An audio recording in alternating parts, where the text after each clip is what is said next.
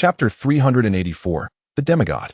The second master of Tianyu Palace has rebelled, and soon after, the true identity of the former second master's disciple was revealed.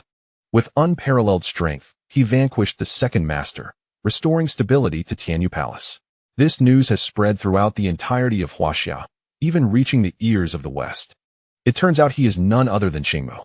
Within the confines of Beijing, Fei from the federal branch, upon hearing this news, could not help but chuckle while shaking his head. However, he was astonished by Mu Qing's terrifying ascension in power. He had rapidly become a top-tier sovereign, now on par with him. In fact, Fei himself harbored doubts about defeating Mu Qing, for he was simply too extraordinary. Suddenly, Fei's communication device vibrated, and he was perplexed as to who it might be, only to hear a familiar voice resonate through the device. "Old man Ku," Mu Qing's voice emanated. "Could you do me a favor? Please elevate my rank in the federal system. I wish to undertake a few missions." Mu Qing chuckled. Essentially, anyone who has had their information recorded in the Federation can accept tasks, but to undertake more advanced missions, one must possess a sufficiently high account level. Mu Qing had barely participated in any tasks within the federal system, thus his account level remained at the lowest tier. "All right, it's a trivial matter." Fei nodded and promptly summoned assistants to elevate Mu Qing's account level to the highest tier. Curiosity piqued, Fei gazed at Mu Qing, puzzled as to why someone with his formidable strength as a top-tier sovereign would still seek to execute Federation missions. The most challenging tasks listed in the federal system were merely sovereign level, and with Mu Qing's prowess, he could effortlessly accomplish them. With a wry smile, Mu Qing admitted that it was not his desire to undertake such missions. The pressing issue was his dire financial situation. To activate the second star in the 10,000 domain star map, he was compelled to accept tasks. With a chime, Mu Qing accessed his personal account and was delighted to discover that his account level had indeed been elevated to the highest tier, adorned with 18 shimmering golden stars. He quickly pulled up the task list, his gaze sweeping over it until it landed on the sovereign-level missions. Eliminate the leader of the fierce beast lair in the southern district. Reward, 300 million. Eliminate the leader of the fierce beast lair in the eastern district. Reward, 200 million. Eliminate the leader of the fierce beast lair in the northern district. Reward, 400 million.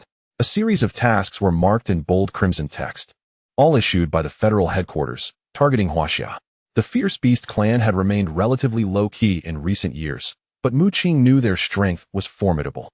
The elder fierce beast encountered during his trip to West Lake was a half-step expert. Within Huaxia, there were numerous fierce beast lairs, each led by powerful beasts, all of which had elimination missions posted. Should one succeed in slaying these beasts, the Federation would bestow generous rewards. However, these fierce beasts possessed immense strength, and typically, ordinary individuals would not dare confront them. Even seasoned sovereigns faced the risk of perishing in such encounters. While top-tier sovereigns could easily eradicate them, they naturally would not lack for money. Thus, the sole top-tier sovereign driven by financial necessity to undertake missions was none other than Mu Qing. Gazing at the array of tasks, Mu Qing hesitated not for a moment. Accept, he set off without delay, exiting the Tianyu Palace. As the spatial power surrounding him rippled and vanished into thin air, within Mu Qing's body, the power of the stars surged robustly. Particularly with over 20 stars now residing in his dantian, the primal force within him pulsating with an extraordinary intensity. He executed a series of spatial jumps, traversing half of Huaxia in just half a day, arriving above a den of ferocious beasts. This lair, located in northern Huaxia, housed a formidable beast. Should Mu Qing slay its leader, he would be rewarded with a staggering sum of 400 million. The most expensive energy elixirs available in the alchemical markets were valued at 100 million each, enabling him to procure 4 if he accomplished this task.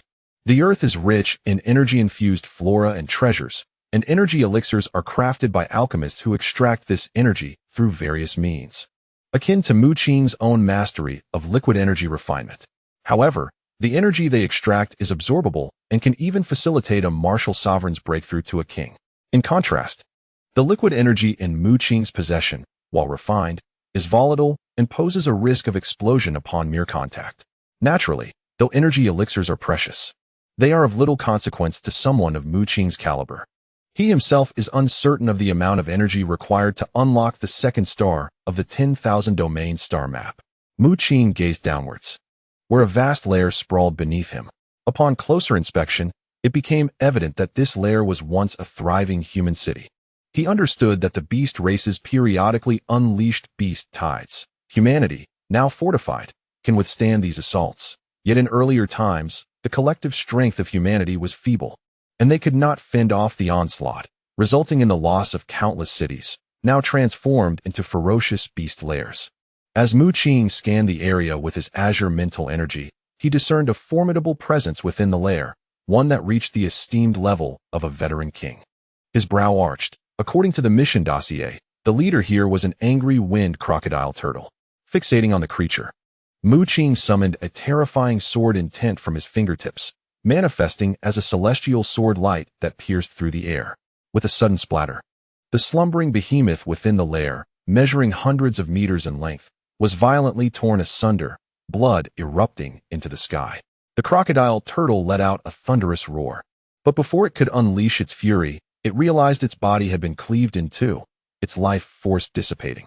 It could never have anticipated being struck down by a top-tier king in such a sudden manner. With the demise of the angry wind crocodile turtle, chaos erupted within the lair as the ferocious beasts emerged. The leader was slain. An enemy approaches. A burly man bellowed, having transformed from a beast. In the next instant, a blade of sword energy surged through the air, piercing through his skull. This lair was no longer needed.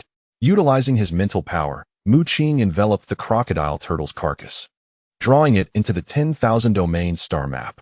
The star map can refine anything, and this body, being that of a veteran king, harbored a wealth of energy. Subsequently, with a sweep of his hand, a fierce wind blew through, transforming the clouds above into a roaring true dragon. With a swift motion of his hand, a tempest of thunderous tribulations brewed in the sky, fierce bolts of lightning cascading down. There were unseen strikes, as well as the ominous yin-yang thunderbolts, and the formidable five-element thunder tribulations. Following this, a deafening roar resounded as an immense ocean materialized, engulfing the entire lair of ferocious beasts, drowning them in tumultuous waves. This lair housed no fewer than 10,000 beasts. Yet now they faced a terrifying calamity. The sky unleashed its thunderous wrath while the ground was swept away by the surging tides. Any attempt to escape the lair was met with a bizarre, ferocious wind that would tear their bodies asunder. Boom! A colossal tsunami surged forth, obliterating the entire lair, with the very essence of the beasts being shattered in the cataclysmic onslaught of the waves. In less than half an hour, this lair had transformed into a mountain range of corpses and a sea of blood, with the pungent scent of carnage wafting through the air from great distances. Suddenly, Mu Qing felt a stirring in his spirit. Tendrils of bloodthirst surged forth, penetrating his body and nurturing the seed of slaughter within him, allowing it to gradually expand. However, this seed of slaughter remained dormant until he had cultivated the Shura Sutra, rendering it merely an object of observation. Mu Qing accessed the federal system, submitting information regarding the completion of his task. With a flourish of his hand, the celestial phenomena dissipated. Given the current density of his primordial force, this expenditure was negligible. He then summoned the celestial map of 10,000 domains, where 36 stars spiraled in the heavens, enveloping the lair and absorbing the energy contained within the lifeless bodies of the ferocious beasts. Ding! To his astonishment, 400 million credits appeared in his personal account, reflecting the federal system's rapid acknowledgement of his task's completion. Without lingering, he initiated a spatial leap towards a distant location. At that moment, the leaders of various ferocious beasts within Huaxia could never have anticipated that a formidable presence was drawing near. In the span of merely 3 days, the lairs of ferocious beasts throughout Huaxia either succumbed to ferocious winds, were ravaged by thunderous tribulations, or were submerged by monstrous tsunamis. You have gone too far. Upon arriving at the final lair, Mu Qing discovered it entirely devoid of beasts, save for an elderly man suspended in the void, gazing at him with indifference. A jolt ran through Mu Qing's eyelids. This elder was none other than the elder of the ferocious beast clan from the Shihu secret realm, possessing the strength of a half-step mighty being. Is this the one who ruthlessly slaughtered our kin? A voice echoed. Beside the elder stood a silver-haired crone, her eyes a fiery orange, casting a glance that ignited into terrifying flames. Another half-step mighty being. Mu Qing's gaze hardened, and he unleashed a punch. Summoning the roar of the azure dragon, a technique of the Titan clan, the Azure Dragon Arm. A tremendous crash reverberated as the flames approached, only to be shattered by his strike. The silver-haired crone's expression shifted in astonishment, seemingly taken aback by Mu Qing's formidable prowess as a top-tier ruler. I shall see what gives you the audacity to slay so many of our kin. The silver-haired crone raised her hand, flames swirling around her as she conjured a staff, directing it towards Mu Qing with intent to strike. Suddenly, the sky transformed into a vivid crimson hue, as everything around ignited into flames. A fiery prison descending upon Mu Qing. It was a testament to my power. A glint of cold brilliance flashed in Mu Qing's eyes. Did he truly consider himself merely an ordinary apex sovereign? With a swift motion of his fingers, he unleashed a sword intent that soared into the heavens. A radiant blade filled with an ethereal aura piercing through the air in an instant. Ascending sword. The terrifying sword light seemed poised to rend the very fabric of the sky, cleaving the fiery prison asunder. The silver-haired matron's expression changed. Her body trembled slightly. Her grip on the flame staff numbing as a trickle of blood seeped from a wound inflicted by the sword's intent. Phoenix dance of the 9 heavens. Enraged, the matron, a formidable half-step powerhouse, felt humiliated to have been wounded by a mere apex sovereign. She summoned the flame staff, which morphed into a colossal flame phoenix, spanning 1,000 meters, soaring across the sky and igniting the heavens. Mu Qing narrowed his eyes, his hands weaving intricate seals as torrents of stellar energy surged forth, transforming into a tempestuous sword aura, forming a swirling vortex. The surrounding spiritual energy converged, infusing the sword vortex. 5 elements returning to origin. 10,000 swords returning to the sect. A myriad of sword auras coalesced into a vortex, enveloping the flame phoenix, producing a spine-chilling sound as the massive creature was gradually torn apart. You seek death. The matron gritted her teeth, a flame deity manifesting behind her, striking towards Mu Qing with a fierce palm. Only then did Mu Qing furrow his brow, his demeanor turning grave. Previously, the matron had underestimated his strength, not unleashing her full power. However, upon realizing her inability to vanquish him, she now wielded her utmost might. The force contained within her palm radiated terrifying flames, exuding intense heat. Mu Qing braced himself, preparing to unleash the full might of the celestial star chart, when he suddenly noticed the elder of the ferocious beast clan making a move. In his hand appeared a whisk, and behind him, a massive azure bull roared, unleashing a terrifying force with a mere flick. Yet, his target was not Mu Qing, but rather the matron beside him. A cascade of azure light erupted, forming a vast net that shielded Mu Qing, dispersing the matron's fiery assault. What are you doing? The matron seethed, directing her ire at the elder. The elder, however, paid her no heed, turning his gaze to a nearby distorted space. There, a cheerful old man emerged, clad in simple attire, wielding an axe. He was a woodcutter. Yet none present dared to underestimate him. Mu Qing, upon recognizing him, was taken aback. For this woodcutter was none other than the elder from the Ping family he had encountered on Qingqing Mountain. His eyes widened in surprise. This was a being of formidable caliber, who had previously made a powerful move before departing with Ping Yi, the captain of the Qingqing Guard. Elder, several of our ferocious beast clan's nests have been destroyed. That is why we chose to strike. The elder of the ferocious beast clan addressed the Ping family elder with respect, fully aware of his strength. The Ping family elder stroked his chin thoughtfully and replied with a smile. You may return. He shall not annihilate any more ferocious beast nests. Upon hearing this, the elder of the ferocious beast clan clasped his hands in salute, retreating alongside the matron. The old woman dared not speak, her countenance filled with terror. For from the moment the elder of the Ping family appeared, she was ensnared by an overwhelming force, rendering her immobile. The 2 individuals, filled with trepidation, retreated without further pursuing the matter of Mu Qing's slaughter of the ferocious beast's lair. Thank you for your intervention, esteemed elder. Mu Qing exhaled a sigh of relief. The elder of the Ping family shook his head, urging him not to dwell on it. I advise you to refrain from excessive slaughter of the ferocious beast tribe. You may target the insect tribe, but as for the ferocious beasts, they have maintained a delicate balance with our human race over the years. It is prudent for the powerful to refrain from excessive engagement. Mu Qing was taken aback and inquired, if we humans possess sufficient strength, why do we not eradicate the ferocious beast tribe? Now at the pinnacle of kingship, He had come to understand certain secrets, aware that some factions were under the aegis of formidable beings. The elder's expression tightened slightly as he replied in a grave tone. Because there resides a demigod within the ferocious beast tribe. Chapter 385, The Annihilation Operation. Once, the ferocious beast tribe was home to a god of terrifying might, yet for reasons unknown, it sustained grievous wounds, even losing its core star. The elder spoke gravely. This is highly classified information. However, that god did not perish entirely. While all believed him to have fallen, he remains concealed within the ferocious beast tribe. Even stripped of his star core, he retains the power of a demigod. Mu Qing was astounded. The deity within the ferocious beast tribe was not dead, but had merely fallen in rank to a demigod. This revelation left him in utter shock. As he considered the possibility, in the cursed realm of Kunlun, only the corpse of the cursed god was found, with no trace of the ferocious beast deity's remains. Gods do not easily perish. The deity of the ferocious beast tribe lives on. What you term the cursed god may also still be alive. The voice of the old butcher echoed in Mu Qing's mind. The means of the cursed god were evidently more sophisticated than those of the ferocious beast deity, as he had divided his power into 3 fragments.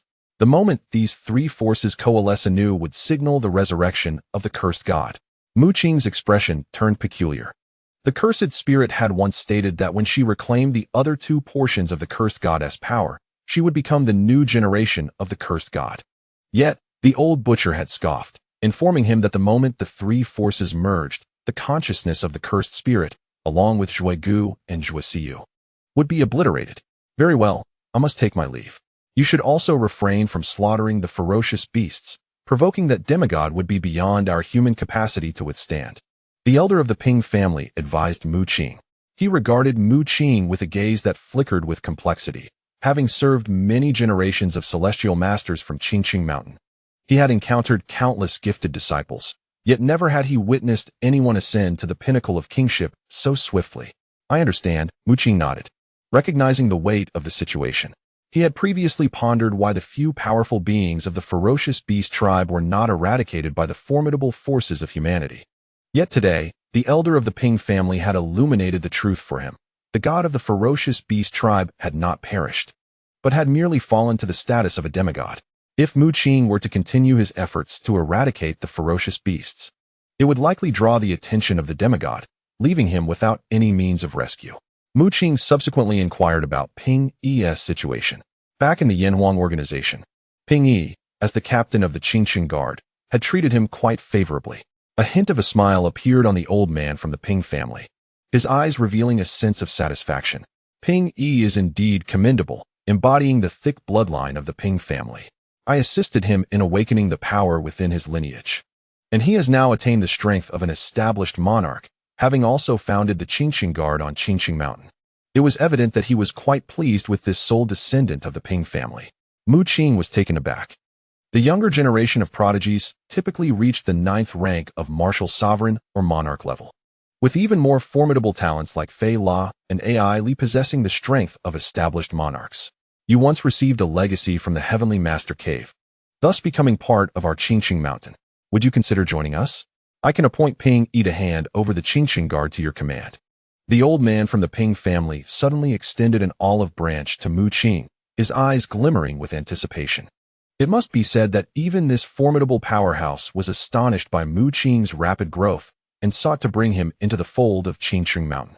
In ancient times, Qingqing Mountain was a sanctuary for cultivation, and although it must now be rebuilt, its foundation remains strong, making further development not overly challenging. The conditions proposed by the old man to have Mu Qing lead the entire Qingqing Guard were undeniably enticing. It is worth noting that the newly re-established Qingqing Guard was no longer just a small team from the Yanhuang organization, but a formidable force that could rival a large-scale faction. After a moment of contemplation, a resolute glint flashed in Mu Qing's eyes as he shook his head, declining the old man's invitation. He had recently become the 9th disciple of the Starry Sky Divine, and Master Tu had advised him to establish his own influence. Although Qingqing Mountain was rich in resources, Master Tu had also informed Mu Qing that the 36 stars within the cosmic star map contained treasures of immense value. Just the first star, the guiding star Hall, was a powerful treasure in the universe, imbued with countless laws of the great Tao. The subsequent stars were even more extraordinary. The second star could even transcend racial boundaries, allowing one to cultivate the bloodline techniques of other races. Very well, but should you contemplate joining Qingmu Mountain, feel free to seek me out. The old man expressed with a tinge of regret. After bidding farewell to the old man from the Ping family, Mu Qing returned to the Tianyu Palace. Regrettably, he could no longer undertake missions to hunt ferocious beasts. Mu Qing sighed. The rewards he had garnered from eliminating the beast lairs over the past few days amounted to billions, yet all of it had been invested into the cosmic star map. In truth, he still had some tasks pending, but alas, he could no longer pursue them. You're back? Just in time to join us. Upon Mu Qing's arrival at Tianyu Palace, he was approached by the Grand Elder and Elder Lin. Previously, the terrifying organization Yinmin allied with the former Second Palace Master to slaughter our disciples at Tianyu Palace. It is now time to seek retribution. The Grand Elder's voice was grave, laced with a hint of murderous intent. Are we here to demand an explanation? Elder Lin inquired with curiosity, noting that this mission had been a sudden decision made by the Grand Master and the Elder. The Elder shook his head, his tone laced with a murderous intent, declaring, "We are to annihilate them completely." Both Mu Qing and Elder Lin were taken aback, gazing at the Elder. The Elder grinned and continued. The significant events occurring within our Tianyu Palace have become widely known throughout Huaxia. It is inevitable that some petty individuals may perceive a decline in our strength and seek to target us. Therefore, this extermination operation must be executed with ruthless decisiveness and unparalleled bloodshed, instilling fear in those forces covertly observing our Tianyu Palace. Mu Qing nodded. The Elder's assertions were indeed accurate. Moreover, considering that the leader of the Yinmin had intruded upon Tianyu Palace, it was only justifiable to provide them with a reckoning. This reckoning would entail the complete eradication of their faction. The Yinmin comprised two top-tier sovereigns, one being Huaxia, and the other his brother, Hong Yin. Initially, there had been hesitation regarding whether to proceed, given that the adversaries were also two formidable sovereigns. However, now that you have returned, they are undoubtedly no match. The Elder smiled at Mu Qing, confident in his extraordinary prowess, which surpassed that of an ordinary top-tier sovereign. When shall we depart? Mu Qing inquired. We shall set off tomorrow. On the following day, several flying ships within Tianyu Palace ascended into the sky, racing towards a designated direction. I have informed your father about your situation, yet he has not responded to any of my messages. Shui Yueshi pouted, her complaints incessant. Mu Qing could only manage a wry smile. His enigmatic father was perpetually elusive, and his activities remained a mystery. Nevertheless, several days had elapsed since he vanquished the members of the alchemy organization, yet they had remained silent and had not troubled Mu Qing, suggesting that Mu Yu had intervened. Otherwise, they would have stormed in the day after learning of their alchemist's demise instead of maintaining their silence. The ancestor of Tianyu had also been in seclusion. Seemingly unaware of the news regarding the death of the second master, Shui Yueshi remarked. Clad in a flowing blue gown, her figure exuded grace. With a sword sheath on her back, emanating a profound sword light, marking her as a formidable presence among top-tier sovereigns. You have already broken through to the realm of a top-tier sovereign. The next step is to materialize the blood spirit. This process requires a substantial amount of resources to facilitate the blood spirit's advancement. Shui Yueshi conveyed some insights regarding the materialization of the blood spirit to Mu Qing. However, Mu Qing's expression darkened. The materialization of the blood spirit demanded considerable energy resources, and unlocking the second star in the 10,000 domain star chart also required extensive energy, leaving him to ponder where he could possibly acquire such an abundance of energy. Not good. The people from Tianyu Palace have come knocking. A man stumbled into a secret chamber, his demeanor frantic, radiating an aura of formidable strength, revealing him to be the leader of Yinmin, Huaxia. Brother, what has happened to Tianyu Palace? Are they truly capable of killing us? Another man responded in disbelief, unable to comprehend his brother's sheer terror. Chapter 386. The Death of the Huaxia Brothers. You do not understand. Huaxia gazed at his younger brother, Hong Yin, opening his mouth as if to speak, but ultimately shook his head. He understood that his brother was arrogant and self-important. Ever since he had ascended to the pinnacle of kingship, he had looked down upon others. Indeed, Hong Yin possessed remarkable abilities, having reached the stage of blood spirit manifestation, even surpassing his elder brother in strength. However, the more confident Hong Yin became, the more anxious Huaxia felt, fearing that his brother would confront Mu Qing. Huaxia had witnessed Mu Qing's prowess firsthand, and it was Mu Qing's presence that instilled such urgency in him. As long as the green hills remain, one need not worry about firewood, he advised. Let us first evacuate the core members. Hong Yin furrowed his brow, perceiving his brother as excessively timid. Brother, what does it matter if they send 3 top-tier kings? Our flame sect is not to be trifled with. We possess our own legacy and are not afraid of them. Upon hearing this, Huaxia became increasingly anxious, attempting to persuade him, yet Hong Yin remained unmoved. The great leader, the second leader. The people from Tianyu Palace have already arrived outside. A member of the flame sect rushed in, panicked. Excellent. Hong Yan's eyes gleamed at the news, and in a flash, he vanished. Huaxia grimaced, realizing the gravity of the situation, and hurriedly followed. At that moment, outside an ancient village, numerous flying ships hovered in the sky, while several martial arts masters stood upon sword energy, coldly surveying the scene below. The village appeared vast and ancient, seemingly dilapidated, and no one could have anticipated that this was the headquarters of the notorious organization, the Flame Sect. Tianyu Palace members, what brings you to our Flame Sect headquarters? Hong Yin suddenly materialized in the sky. A terrifying blaze enveloped him, and the aura of a top-tier king surged around him. Behind him, a cry echoed as a flame bird emerged, transforming into a colossal blade of fire. Hong Yan's momentum reached its zenith, his eyes filled with the fervor of battle. In the sky, Shui Yueshi and the Grand Elder were taken aback. This was not the scenario they had envisioned. Shouldn't the Flame Sect be fleeing in panic? Where had their confidence to confront Tianyu Palace come from? You know full well why we have come. Today, none of the Flame Sect shall escape alive. A glint of malice flickered in the Grand Elder's gaze. Hong Yan's expression darkened, taken aback by the Grand Elder's bluntness. He immediately bellowed, swinging the fiery blade, unleashing 9 fire dragons that spiraled through the heavens. Shui Yueshi's expression tightened. She was about to intervene when Mu Qing restrained her. Mother, allow me, Mu Qing said with a grin, his form distorting through space, appearing mere distance from Hong Yin in an instant. With a flick of his fingertip, over 20 stars within him surged forth with overwhelming stellar energy, all converging into a singular force.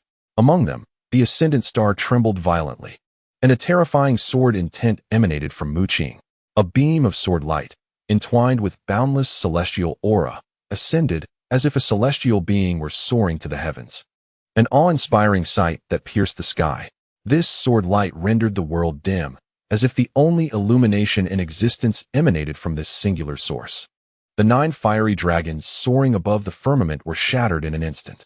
Hong Yin's expression shifted in shock as he swung his blade, unleashing a torrent of flames that finally severed the radiant sword light. His arm trembled violently, the weapon in his grasp vibrating uncontrollably. Indeed, Mu Qing cast a surprised glance at him, realizing that this individual possessed a strength far beyond his initial expectations. Yet, that was merely the extent of it. With a flick of his hand, Mu Qing conjured a vortex of sword energy that enveloped Hong Yin. Hong Yin retaliated with a flurry of strikes, his terrifying flames igniting half the sky. He unleashed a formidable arc of blade light that cleaved through the heavens, shattering the sword energy vortex. However, as the vortex disintegrated, a brilliantly radiant sword light pierced through, exuding an ethereal aura.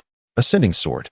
With a spurt of blood, Hong Yin found himself grievously wounded, a long gash marring his chest. Be careful, Huaxia exclaimed in alarm, rushing forward to assist his younger brother. Yet, 2 figures swiftly interposed themselves before him, Shui Yueshi and the Grand Elder. Huaxia's complexion darkened. With these 2 top-tier warriors blocking his path, he was unable to protect himself, let alone aid Hong Yin. Regret washed over him. If only he had not acquiesced to the second palace master, he would not find himself in such a predicament, devoid of any benefits. Meanwhile, the battle between Hong Yin and Mu Qing took on an overwhelmingly one-sided nature. Mu Qing moved with the grace of a leisurely stroll, his movements enigmatic as he traversed through space, occasionally unleashing a sudden, explosive punch, causing the azure dragon to roar. Hong Yin coughed blood repeatedly. Every encounter with Mu Qing sent his fiery blade trembling violently, for the opponent's power was truly overwhelming, far surpassing that of an ordinary top-tier warrior. Behind Mu Qing, over 20 stars manifested, their profound energies coalescing into sword energy. The return of 10,000 swords. A series of sword energy vortices converged upon Hong Yan, interspersed with blinding sword light that carved deep, bone-visible wounds into his flesh. The fiery blade in Hong Yan's hand glowed as he executed a terrifying sword technique, causing the surrounding space to collapse, the entire world becoming a haze of flames. Mu Qing summoned the yin-yang grinding disc and the thunder pool, two thunderous artifacts soaring forth, unleashing a torrent of lightning that shattered the sword technique. With a wave of his hand, an immense deluge surged skyward, a tsunami erupting to extinguish the horrific flames. Mu Qing spread his fingers wide and struck down with a palm. Crack! A terrifying bolt of lightning erupted, the power within his palm fierce as a dragon. Hong Yan was struck by this overwhelming force, spewing blood as he was sent flying. In that moment, he comprehended his brother's anxiety. They were never truly equals in battle, for he was utterly outmatched by Mu Qing. At that juncture, Mu Qing emanated a brilliant light, countless stars materializing around him. One star, entwined in chaotic energy, was ensnared by 100 chaotic chains, within which lay a colossal figure sealed away. This star bore a titan rune, radiating resplendent brilliance as boundless chaotic power coalesced and erupted forth. Boom! A terrifying chaotic divine light pierced the heavens, shaking the very foundations of the earth. In the hands of Hong Yan, the mighty blade cleaved through the heavens, birthing the sun and manifesting the golden crow, akin to a volcanic eruption. Yet, in the next instant, the fiery sword clashed with the chaotic divine light, producing a resounding crack as it shattered. With a gasp, Hong Yan fell back, blood spewing forth as Mu Qing's fingertip unleashed a radiant and ethereal sword light, tearing through his form. No! Hong Xiu bellowed, his eyes ablaze with fury, tears streaming as he beheld the tragic demise of his brother. The Grand Elder scoffed coldly. Had I known this would be the outcome, why act otherwise? He struck Hong Xiu with a palm, injuring him grievously. Immediately, the sword case behind Shui Yueshi trembled, releasing a surge of sword energy that severed Hong Xiu's head from his body. That day, the two leaders of the Flame Sect were vanquished. Within the ranks of the Flame Sect, seasoned kings and warriors wore expressions of terror, with the martial sovereigns and masters sinking into utter despair. They approached, seeking to surrender. But in the next moment, the Grand Elder's sword had already descended upon them. The disciples of Tianyu Palace and the assembled elders surged forward, systematically slaying the members of the Flame Sect. The power of the Flame Sect had waned, their elite kings now absent, rendering them insignificant. High above, Mu Qing observed the rising sword lights, soon inhaling the scent of blood. Noticing some members of the Flame Sect attempting to resist, he furrowed his brow and summoned a mass of dark clouds. Thunder rumbled ominously as bolts of retribution descended, their might so formidable that even seasoned kings would suffer grievous wounds upon impact. Following this, Mu Qing conjured a fierce wind that howled and swept through, diminishing the strength of all Flame Sect members, over 30,000 in total. The most powerful among them saw their prowess halved, while ordinary kings experienced a 70% reduction. Martial sovereigns found their powers entirely stripped away, vanishing without a trace. Weaker members of the Flame Sect were utterly ravaged, their flesh swept away by the gale. Mu Qing wielded the dragon leap technique with remarkable finesse, as a true dragon formed from the mists coiled in the sky, its oppressive presence rendering the air thick and stifling. Shui Yueshi and the Grand Elder exchanged glances, astonished by the might of Mu Qing's abilities, which had rendered the battle astonishingly simple. The disciples of Tianyu Palace gazed upwards, where a youth clad in silver robes stood upon the misty dragon, exuding an aura of unparalleled authority. Their eyes gleamed with reverence, as if beholding a deity. Chapter 387. The Spirit Tribe. The newly appointed Second Palace Master wielded terrifying strength. The disciples of Tianyu Palace held Mu Qing in profound admiration, for his displayed prowess resembled divine intervention, transforming the once formidable members of the Flame Sect into mere shadows of their former selves. Beneath the Flame Sect lies a treasure vault. Your contributions to this endeavor have been paramount, and you shall have your share of the treasures within. The Grand Elder approached Mu Qing, inviting him to first enter the Flame Sect's vault. This gesture served as a form of goodwill, for while the vault housed many treasures, they held little value for a pinnacle king like him. Mu Qing nodded, for he now required a wealth of resources to unlock the second star of the celestial map. With a disturbance in the fabric of space, Mu Qing's figure vanished, reappearing in the depths below. Buzz. The moment he entered the realm, flames erupted around him, a testament to the intricate formation meticulously crafted by Huaxia and Hong Yan. However, this formation was merely adequate for dealing with ordinary peak sovereigns. Mu Qing felt the tremor of more than 20 stars within him, and the terrifying stellar power surged forth, causing the surrounding flames to dissipate. He concentrated the stellar energy in his hand, manifesting a magnificent great halberd, its brilliance soaring towards the heavens as it swept through the air. With a resounding crack, the formation shattered, dispersing into spiritual energy and an array of runes. This was the celestial halberd, forged from the power of the stars. Yet it paled in comparison to the Godslayer halberd. A halberd is a formidable weapon. Like the Godslayer halberd, the more it claims lives, the more fearsome its might becomes. A barrier? After advancing a short distance, Mu Qing halted. Before him stood a crimson barrier, radiating intense heat. Even a martial master would risk incineration upon contact. However, this posed no challenge for Mu Qing, as the water power of the Qingmu clan possessed a terrifying corrosive ability against barriers. Previously, Mu Qing had been puzzled as to why the water power of the black fish could erode various barriers. It was only after the black fish evolved into a Qingmu that he comprehended the truth. Within the Qingmu clan's secret arts, although the primary focus was on spatial techniques, their understanding of water power was equally profound. The Qingmu clan possessed a secret art of the yellow spring, where a single drop of yellow spring water could pierce through illusions. Not only barriers, but also formations and other defenses could be dismantled, wielding immense power. The water power Mu Qing summoned contained merely a hint of yellow spring energy, yet it was still formidable. He activated his stellar energy, channeling the Qingmu star power within, coalescing a droplet of water that pierced forward, unleashing a mysterious force that corroded a large hole through the barrier. Upon stepping through, he was immediately enveloped by a dazzling array of colors, revealing a vast expanse filled with plants radiating special energy, alongside numerous artifacts shimmering with light. Clearly not of mundane origin. His expression brightened. The treasures within the Flame Gate's vault exceeded his expectations. Mu Qing summoned the 10,000 domain star map, an engulfing force enveloping the surroundings as streams of energy were refined and infused into the second star, which remained a mere phantom. After collecting a substantial portion of the vault's contents, he paused.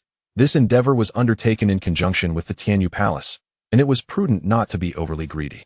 Days later, news of the Tianyu Palace's annihilation of the entire terror organization, the Flame Gate, spread across the internet like wildfire, accompanied by a video that vividly captured Mu Qing's prowess, showcasing his ability to summon winds and rain, conjure lightning, and execute maneuvers akin to those of deities.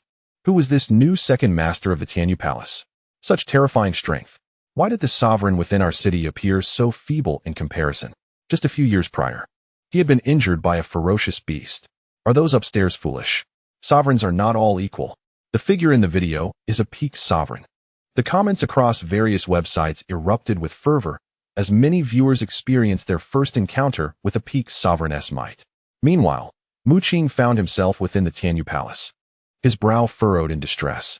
Before him lay a colossal star nucleus, entwined with the formidable force of lightning, harboring an unfathomable power within, its divine radiance shimmering as if on the brink of detonation. This was indeed the lightning star nucleus. Mu Qing had possessed this nucleus for quite some time. Initially, upon his ascension to the rank of king, he was meant to refine it.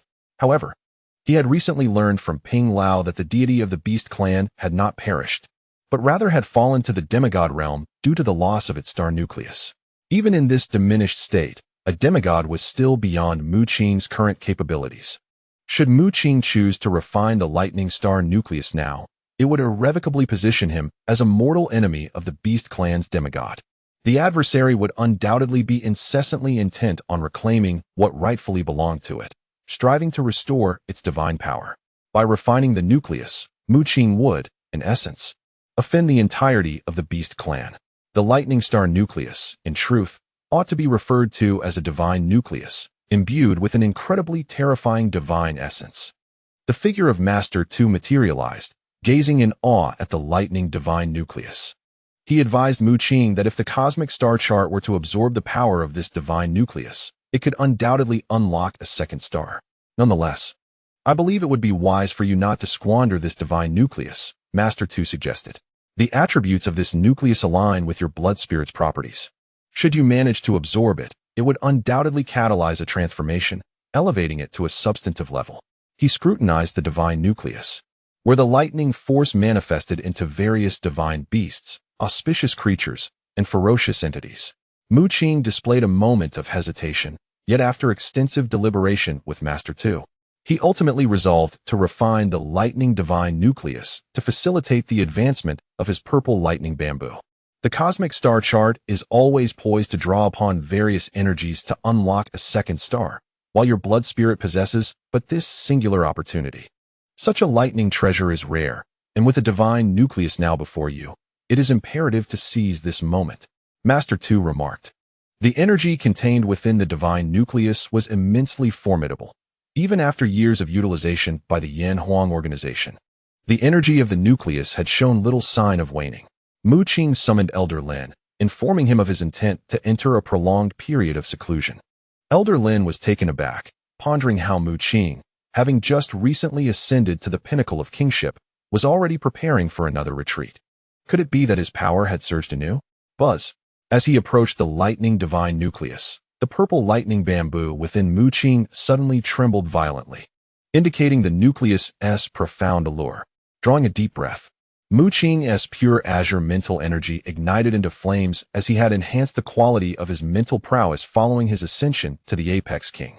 He enveloped the entire lightning divine nucleus with his mental force, drawing forth the energy within. Boom! A bolt of lightning soared skyward, transforming into a colossal phantom in the heavens, a tiger with 18 tails. This thunder tiger bore a fierce visage, unleashing a torrent of thunderous might. "You dare to refine my divine nucleus, young one," roared the 18-tailed thunder tiger. It was the deity of the beast clan. Yet, the thunderous apparition before him was merely a fragment of the deity's will. Once, the members of the Yanhuang organization merely tapped into a fraction of the thunder god's core's power. Such minor consumption would not affect the core in any way.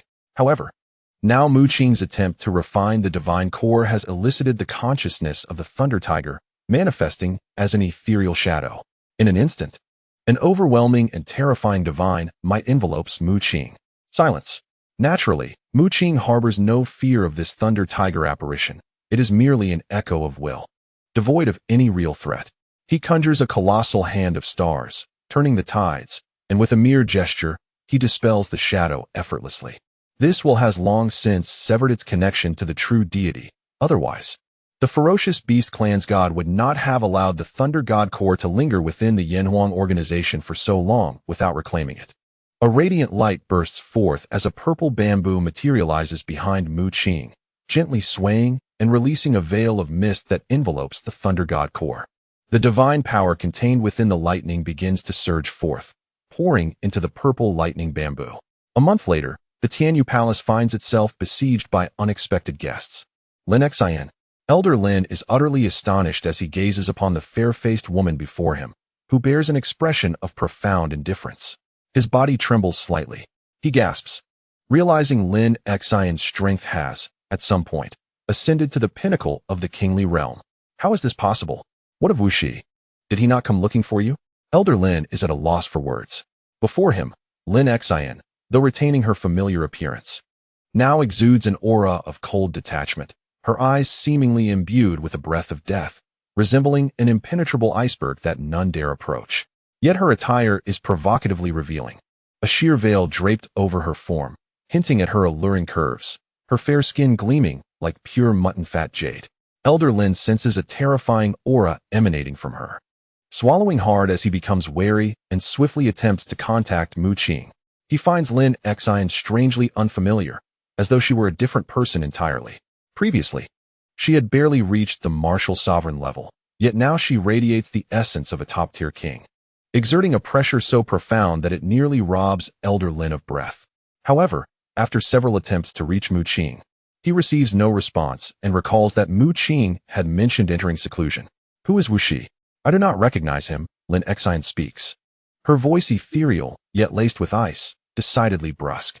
I have heard that Mu Qing from your Tianyu Palace is quite formidable. According to our estimations, he is currently the strongest young genius among your human race on Earth, which is why I have come to witness his prowess. Her gaze fixes upon Elder Lin, instilling an immense weight upon him, as if a mountain has been placed upon his shoulders. Lin Xian's words send a chill down Elder Lin's spine, causing his hand to tremble. What do you mean you do not recognize Wu Shi? Were you not once in a relationship with him? And what about your Earth? Are you not of Earth? Suddenly, a realization dawns upon him, his eyes widening in shock as he regards the icy Lin Xian before him. An extraterrestrial. From Lin Xian's mysterious disappearance to her now inexplicable reappearance with such formidable strength and an unusual demeanor. It is as though she has been transformed into an entirely different being. Elder Lin harbored suspicions that Lin Xian had likely fallen under the control of extraterrestrial beings. In haste, he contacted the Grand Elder and the Grand Palace Master, then cautiously inquired, "Are you of the Zerg?"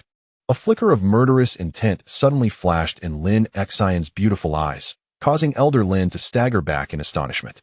"Do not compare me to those filthy Zerg.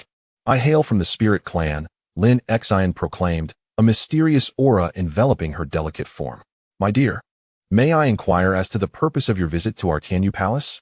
A glimmer of sword light pierced through the air as Shui Yueshi and the Grand Elder arrived. At this moment, Lin Xian's demeanor shifted from indifference to a grave concern as she turned her gaze toward Shui Yueshi. "Are you Mu Qing?" she inquired, clearly having heard of Mu Qing's name, but unaware of their gender or appearance. Shui Yueshi shook her head, replying, "Mu Qing is my son. I am not here for you. I seek Mu Qing." Others from various clans have stated that he is the only one on Earth capable of contending with high-level races. Lin Xian retorted, withdrawing her gaze and vowing to confront Mu Qing.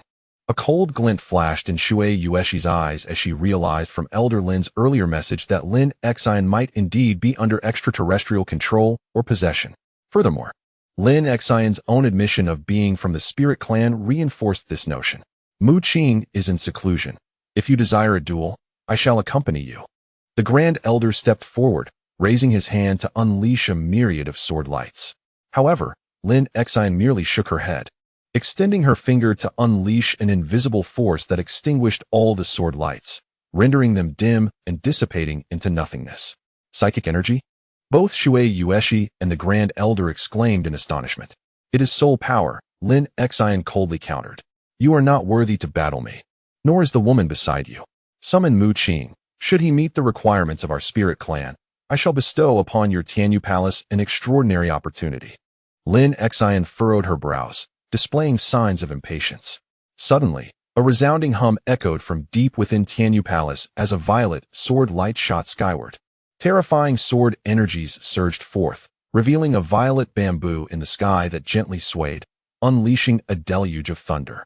A youthful figure clad in silver robes emerged, his face alight with joy.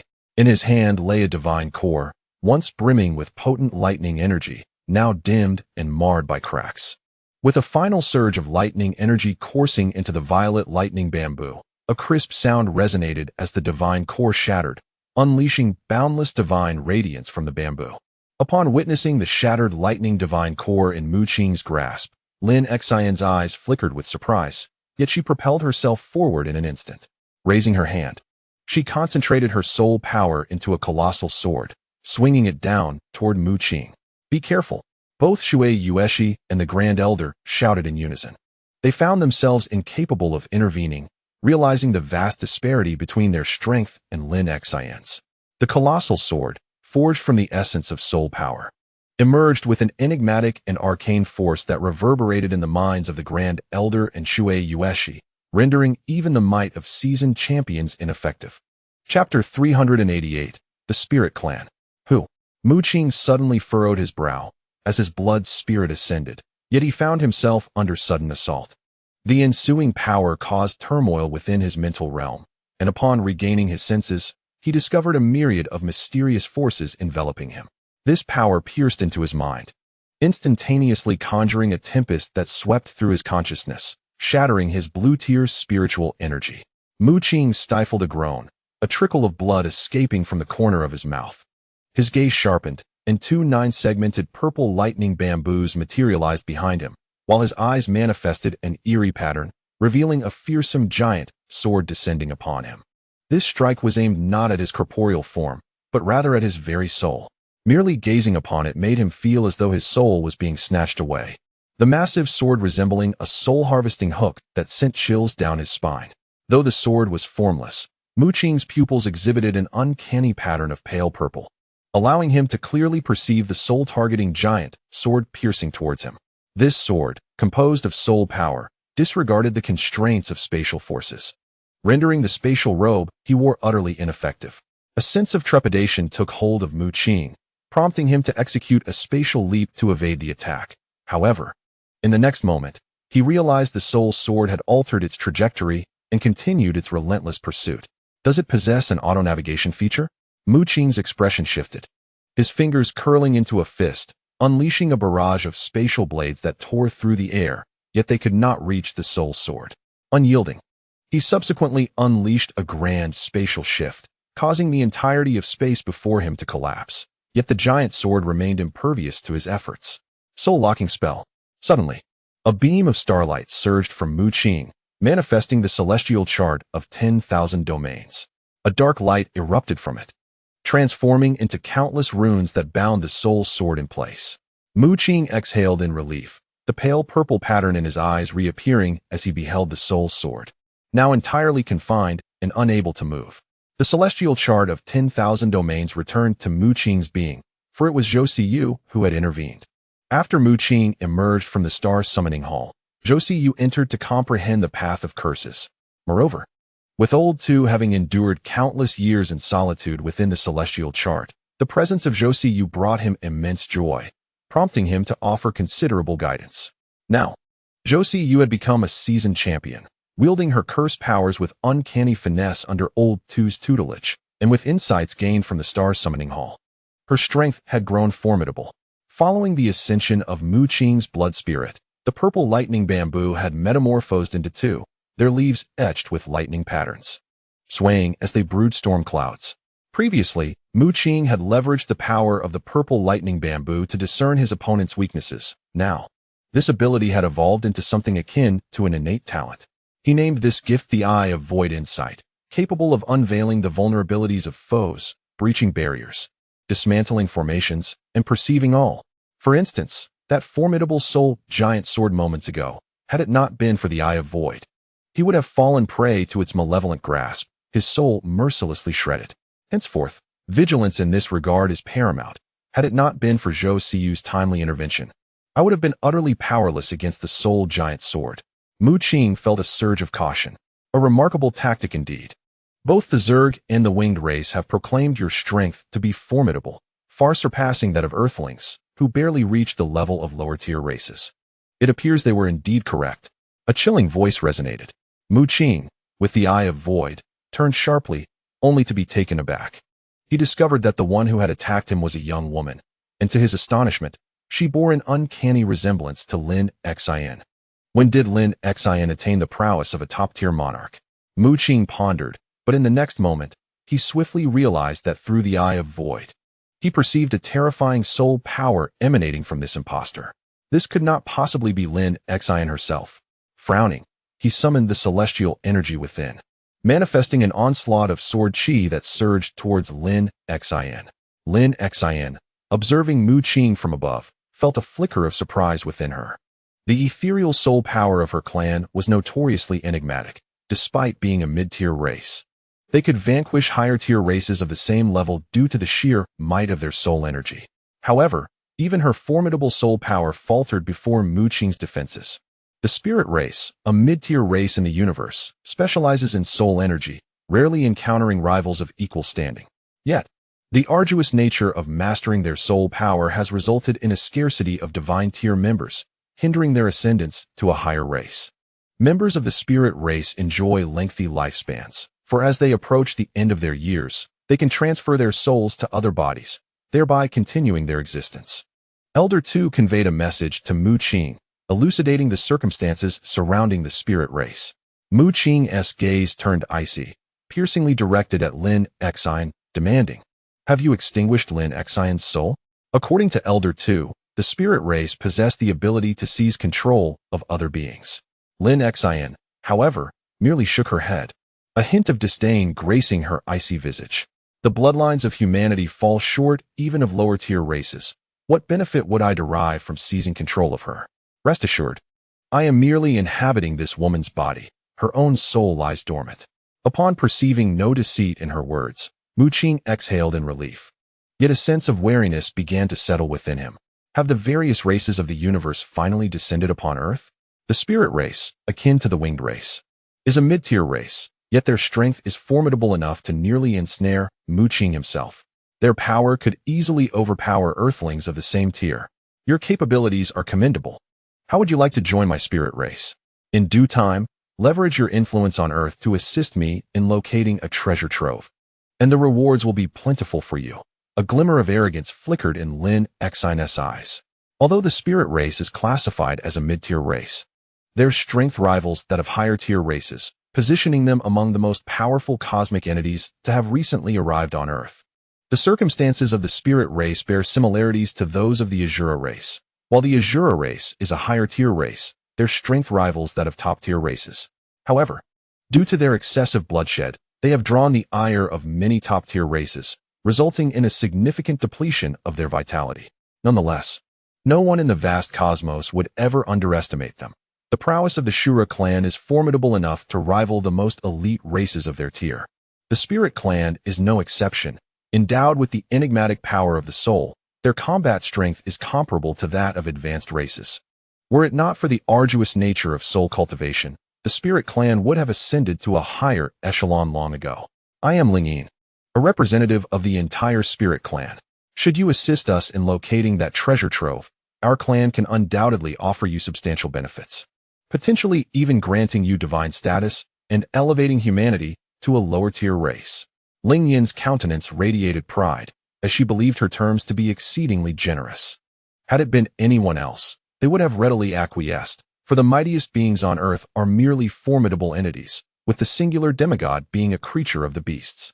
Almost all human powerhouses are in seclusion, striving to transcend their limitations and attain the demigod realm. Ling Yin regarded Mu Qing, acknowledging his strength, and thus was willing to collaborate with a human who barely reached the threshold of a lower-tier race, convinced that her proposition would not be turned down. Alas, she had underestimated Mu Qing.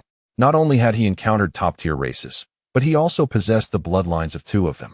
Gazing at Ling Yin, he shook his head and said, "The treasure you speak of should rightfully belong to us Earthlings, and thus only we have the right to unlock it." Arrogance. Ling Yin's expression darkened, and an icy aura emanated from her delicate form. She deemed Mu Qing utterly ungrateful. Typically, even those of intermediate races would show deference upon encountering her, yet here was a mere human, incapable of even reaching the bloodline of a lower-tier race. Audacious enough to refuse her.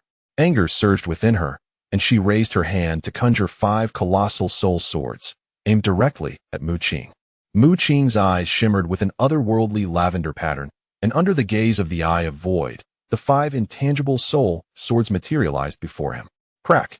A thunderous roar echoed as the 2 violet thunder bamboo behind him swayed, their leaves slicing through the air, leaving trails of electric ripples. A torrent of stellar energy surged forth from within Mu Qing, illuminating him in a radiant glow. As the 2 thunder bamboos transformed into 2 lightning swords that pierced the air, these swords were fearsome, 3 feet in length, exuding a terrifying aura, their violet brilliance illuminating the surroundings. In Mu Qing's eyes, purple lightning flickered, and through the Eye of Void, 2 beams of violet radiance burst forth, rendering the 5 intangible soul swords visible. Buzz! The sound of swords ringing resonated through the heavens, as 2 extraordinarily bright sword lights surged forth, their essence soaring skyward, embodying the spirit of ascension. To be precise, this was the second ascent of the sword. The 2 lightning swords, birthed from the transformation of the thunder bamboo, penetrated the air, intertwining their brilliant lights to shatter the 5 colossal soul swords into fragments. The 2 lightning swords returned, encircling Mu Qing, their sword intent morphing into thunder. This was the manifestation of his blood spirit purple thunder bamboo, razor-sharp and imbued with a terrifying sword aura capable of effortlessly tearing the heavens asunder. How could this be? Ling Yin trembled, her face a mask of disbelief. The strength of their spirit clan lies in the enigmatic power of the soul, which can invisibly shatter the souls of their enemies, making them exceedingly troublesome. Upon merely sensing the soul power, both the Grand Elder and Shui Yueshi felt as if their very souls were at risk of being seized. This soul force required special means of defense. Yet Mu Qing astonishingly raised his hand, wielding 2 lightning swords to obliterate the colossal soul sword. How is this possible? Who exactly are you? A fierce, hostile light suddenly erupted from Ling Yin's eyes. She regarded Mu Qing as if facing a formidable adversary, as torrents of violent soul power surged from her being. It was inconceivable for a human from Earth to possess such strength. Which race do you belong to? She fixed her gaze on Mu Qing, yet he appeared undeniably human. From him, she sensed a faint trace of bloodline energy, so weak that it could scarcely be attributed even to a low-level race. Yet this individual, with a physique lacking even that of a lowly bloodline, managed to dismantle the proud soul attacks of their spirit clan. I am who I am. Who else could I be? Mu Qing harbored little fondness for the various cosmic races. Ling Yin gritted her teeth. Yet she understood that she could not contend with Mu Qing. She was merely inhabiting Lin Xin's body and was unable to unleash her full power. We shall see. Ling Yin resolved to retreat. Many formidable forces existed on Earth, and the winged race had already sought out the church. Since Mu Qing refused to join the spirit clan, she would pursue other options. However, in the next moment, Mu Qing's figure suddenly appeared before her, draped in silver robes, his gaze icy. Did you think I would let you leave? Mu Qing raised an eyebrow as a dense veil of spatial energy enveloped the area, sealing Ling Yin's location. While 2 lightning swords loomed, exuding a terrifying sword aura. Ling Yin, upon witnessing this, chuckled lightly. I concede that you can match my current state. But do you truly believe you can obstruct me? Mu Qing furrowed his brow, still processing the situation when a beam of light surged from within Ling Yin, manifesting a stone sword that shattered the spatial energy, whipping up a gust of wind as it whisked her away. Oh, by the way, that person you mentioned called Wu Shi, I dare say he is nearing death. The insectoids are not merciful like we are. Ling Yin's figure vanished, leaving behind those words. Mu Qing's expression faltered, and he thrust the 2 lightning swords outward, only to tear through a mere afterimage. Wu Shi has fallen into the hands of the insectoids? Mu Qing frowned, then learned from Elder Lin that Wu Shi had departed from Tianyu Palace days prior in search of Lin Xin, and had since mysteriously lost contact. That girl from the spirit clan possesses a wind sword, Elder Tu suddenly interjected. He informed Mu Qing that there are a total of 5 stone swords, each corresponding to the elements of wind, fire, thunder, rain, and earth, with the one in Mu Qing's possession being the thunder attribute sword. Where did Wu Shi last appear? Mu Qing inquired, intent on rescuing him. The insectoids are akin to the spirit clan, both considered elite among mid-level races. The spirit clan is renowned for its enigmatic soul power, while the insectoids are infamous for their terrifying reproductive capabilities. Now possessing the strength of a top-tier monarch, Mu Qing felt assured that as long as the insectoid forces on Mars did not descend, even if the insectoids on Earth launched a full-scale assault, he could safeguard himself. He now fears not the Zerg. Moreover, before the formidable beings of various races in the universe truly descend, humanity on Earth remains in a position of advantage. The blood-sucking king of the Zerg possesses strength comparable to that of a half-step great power. Mu Qing speculates that most of the strongest individuals of other races are akin to Ling Yin, being top-tier monarchs. Yet they are capable of easily slaughtering those of the same rank. It is unclear. He vanished inexplicably, leaving no trace to be found. Elder Lin shook his head. Mu Qing's expression darkened. He sensed that chaos would soon envelop the earth as various races converge for the mysterious treasure trove. Should divine beings descend and engage in a fierce battle, regardless of who ultimately claims the trove, it would be humanity that bears the brunt of the suffering. The prodigy of the Western Church, Ailey, has just conveyed a message to me, expressing a desire to meet you. Shui Yueshi approached Mu Qing, her face reflecting surprise, confused as to when Mu Qing had established contact with the Western Church. Oh, Mu Qing suddenly recalled that Ailey bore the Qinggui curse cast by Zhou Siyu. Chapter 389, Sacred Mountain Wave Island. In the Tianyu Palace, within the grand mansion of the Second Master, Ailey gazed at the young man before her clad in silver robes. His gaze was neutral, yet seemed to contain the profundity of the starry sky, sending shivers down her spine. Her heart was tumultuous. Back in the secret realm of West Lake, this individual had not even reached the level of a monarch. Yet now he dared to stand before her as a top-tier monarch.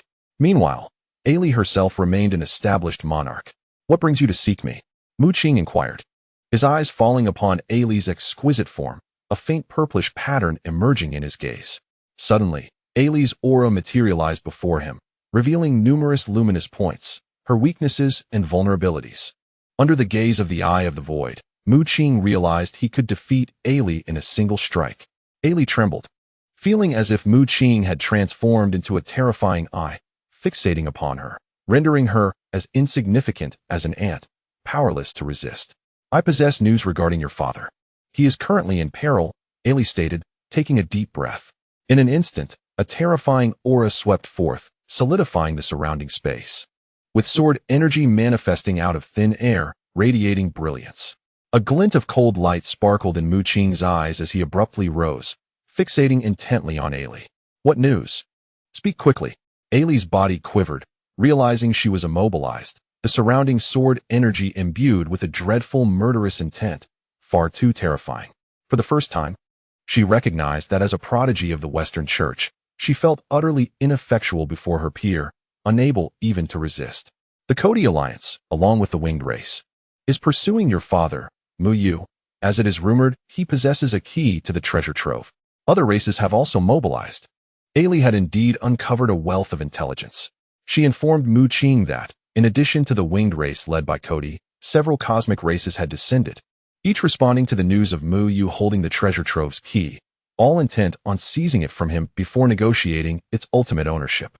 As Ailey spoke, she provided Mu Qing with a location, a place where Cody and various cosmic races had recently congregated. "Can you now lift the curse of the blue demon from me?" Ailey asked cautiously, her gaze fixed on Mu Qing. He nodded, and soon wisps of azure smoke began to emanate from her form, dissipating into the air.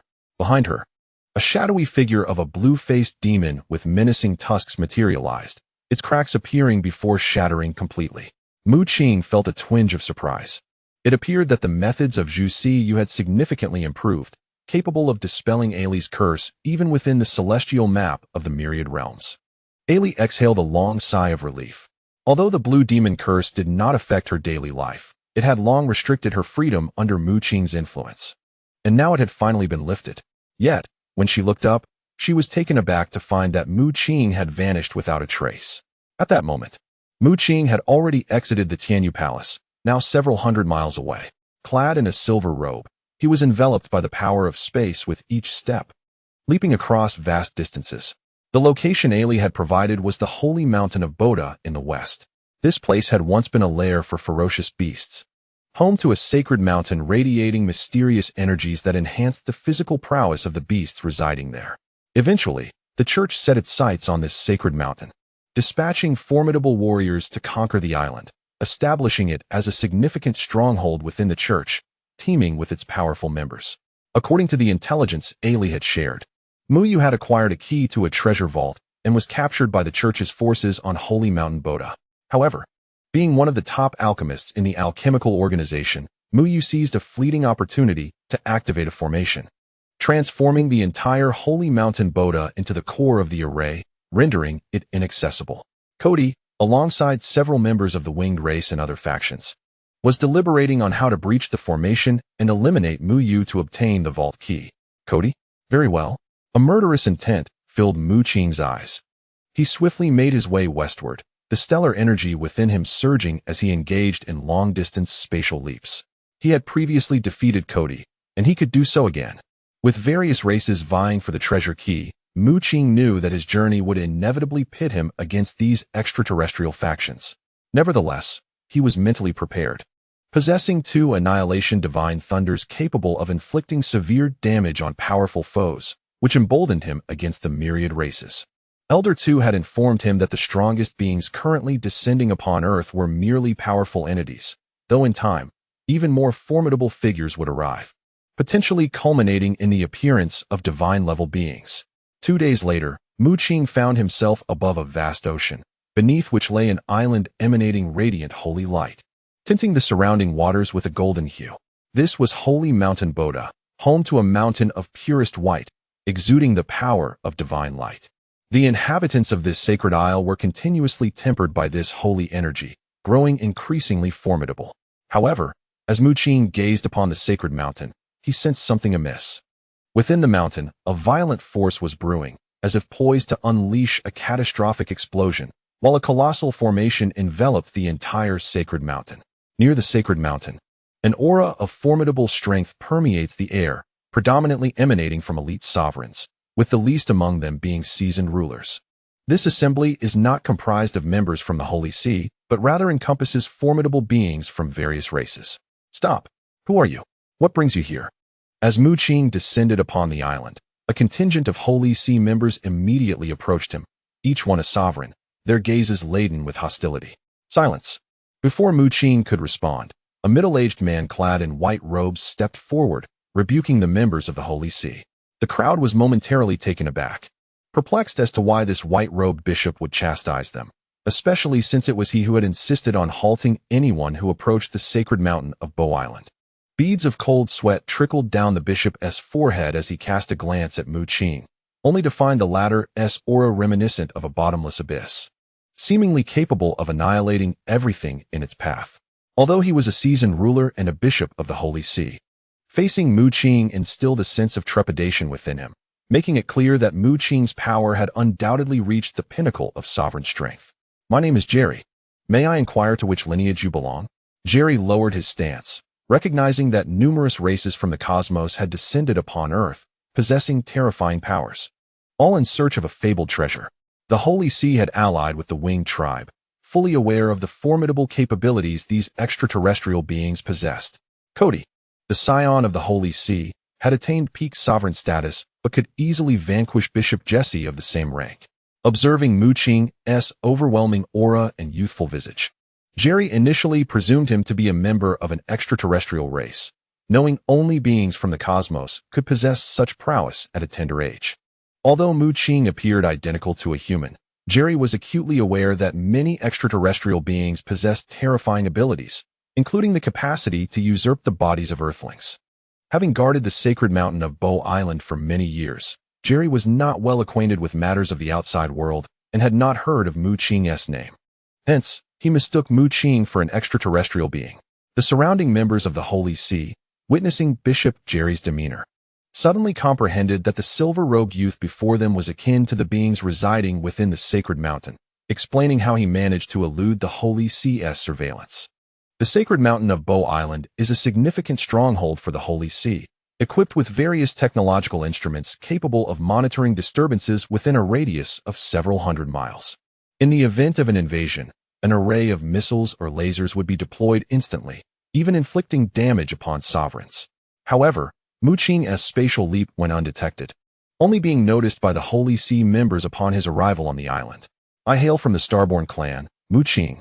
Realizing Jerry had mistakenly identified him as a member of an extraterrestrial race, casually fabricated an identity.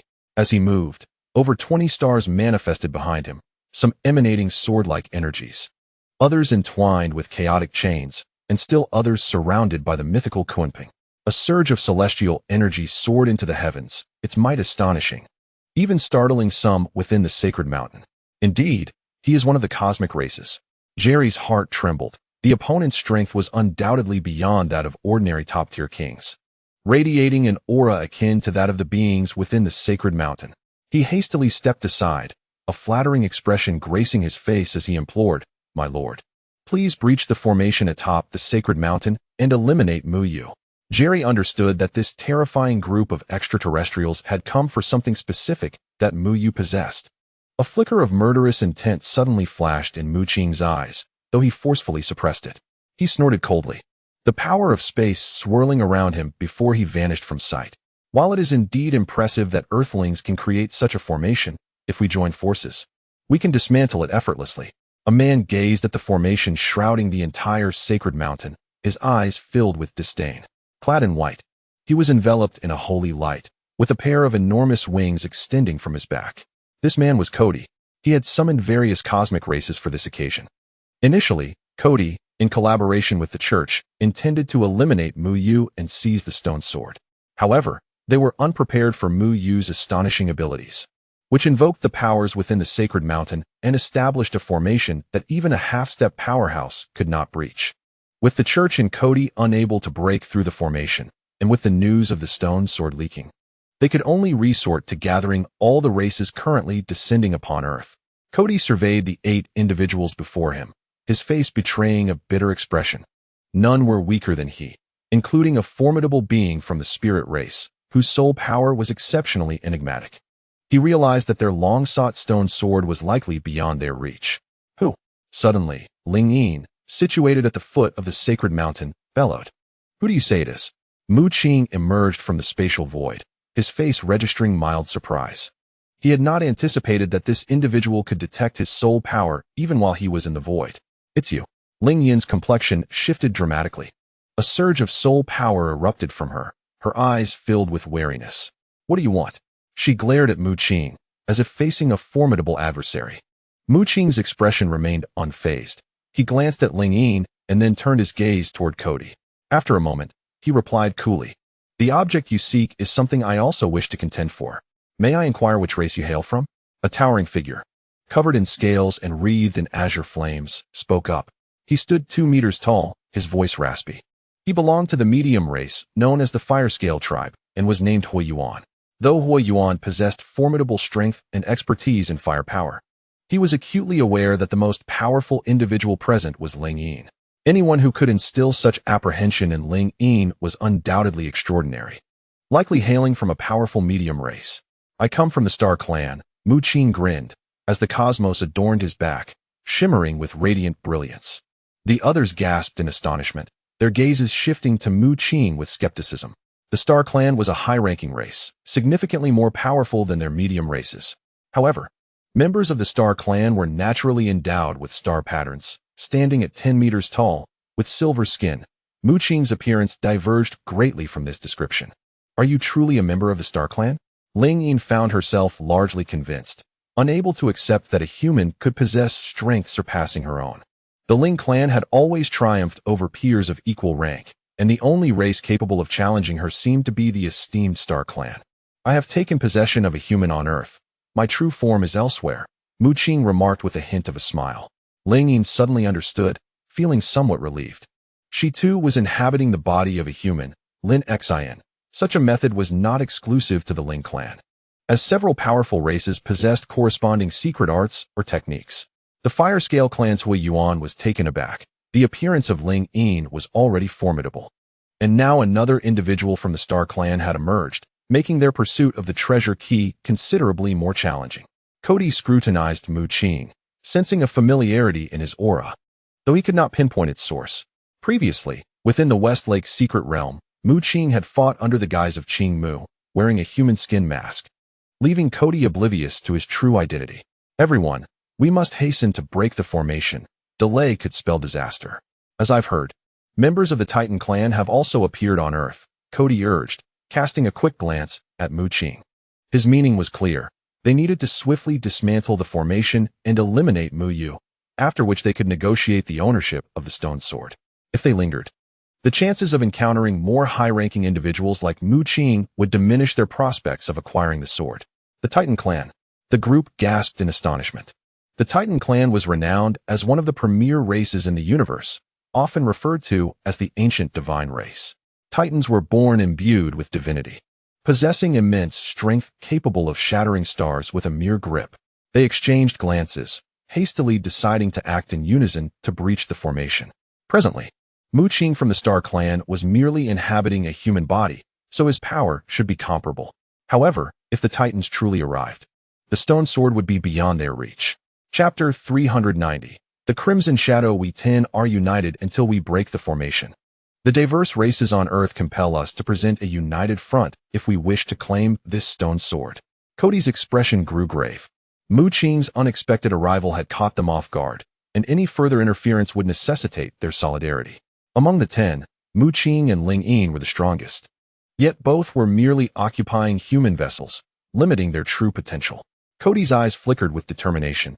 He believed there was still a chance. The others harbored their own ambitions.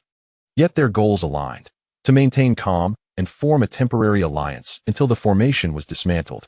If anyone intervened, the weaker ones would be swiftly eliminated, while the stronger would join forces against them.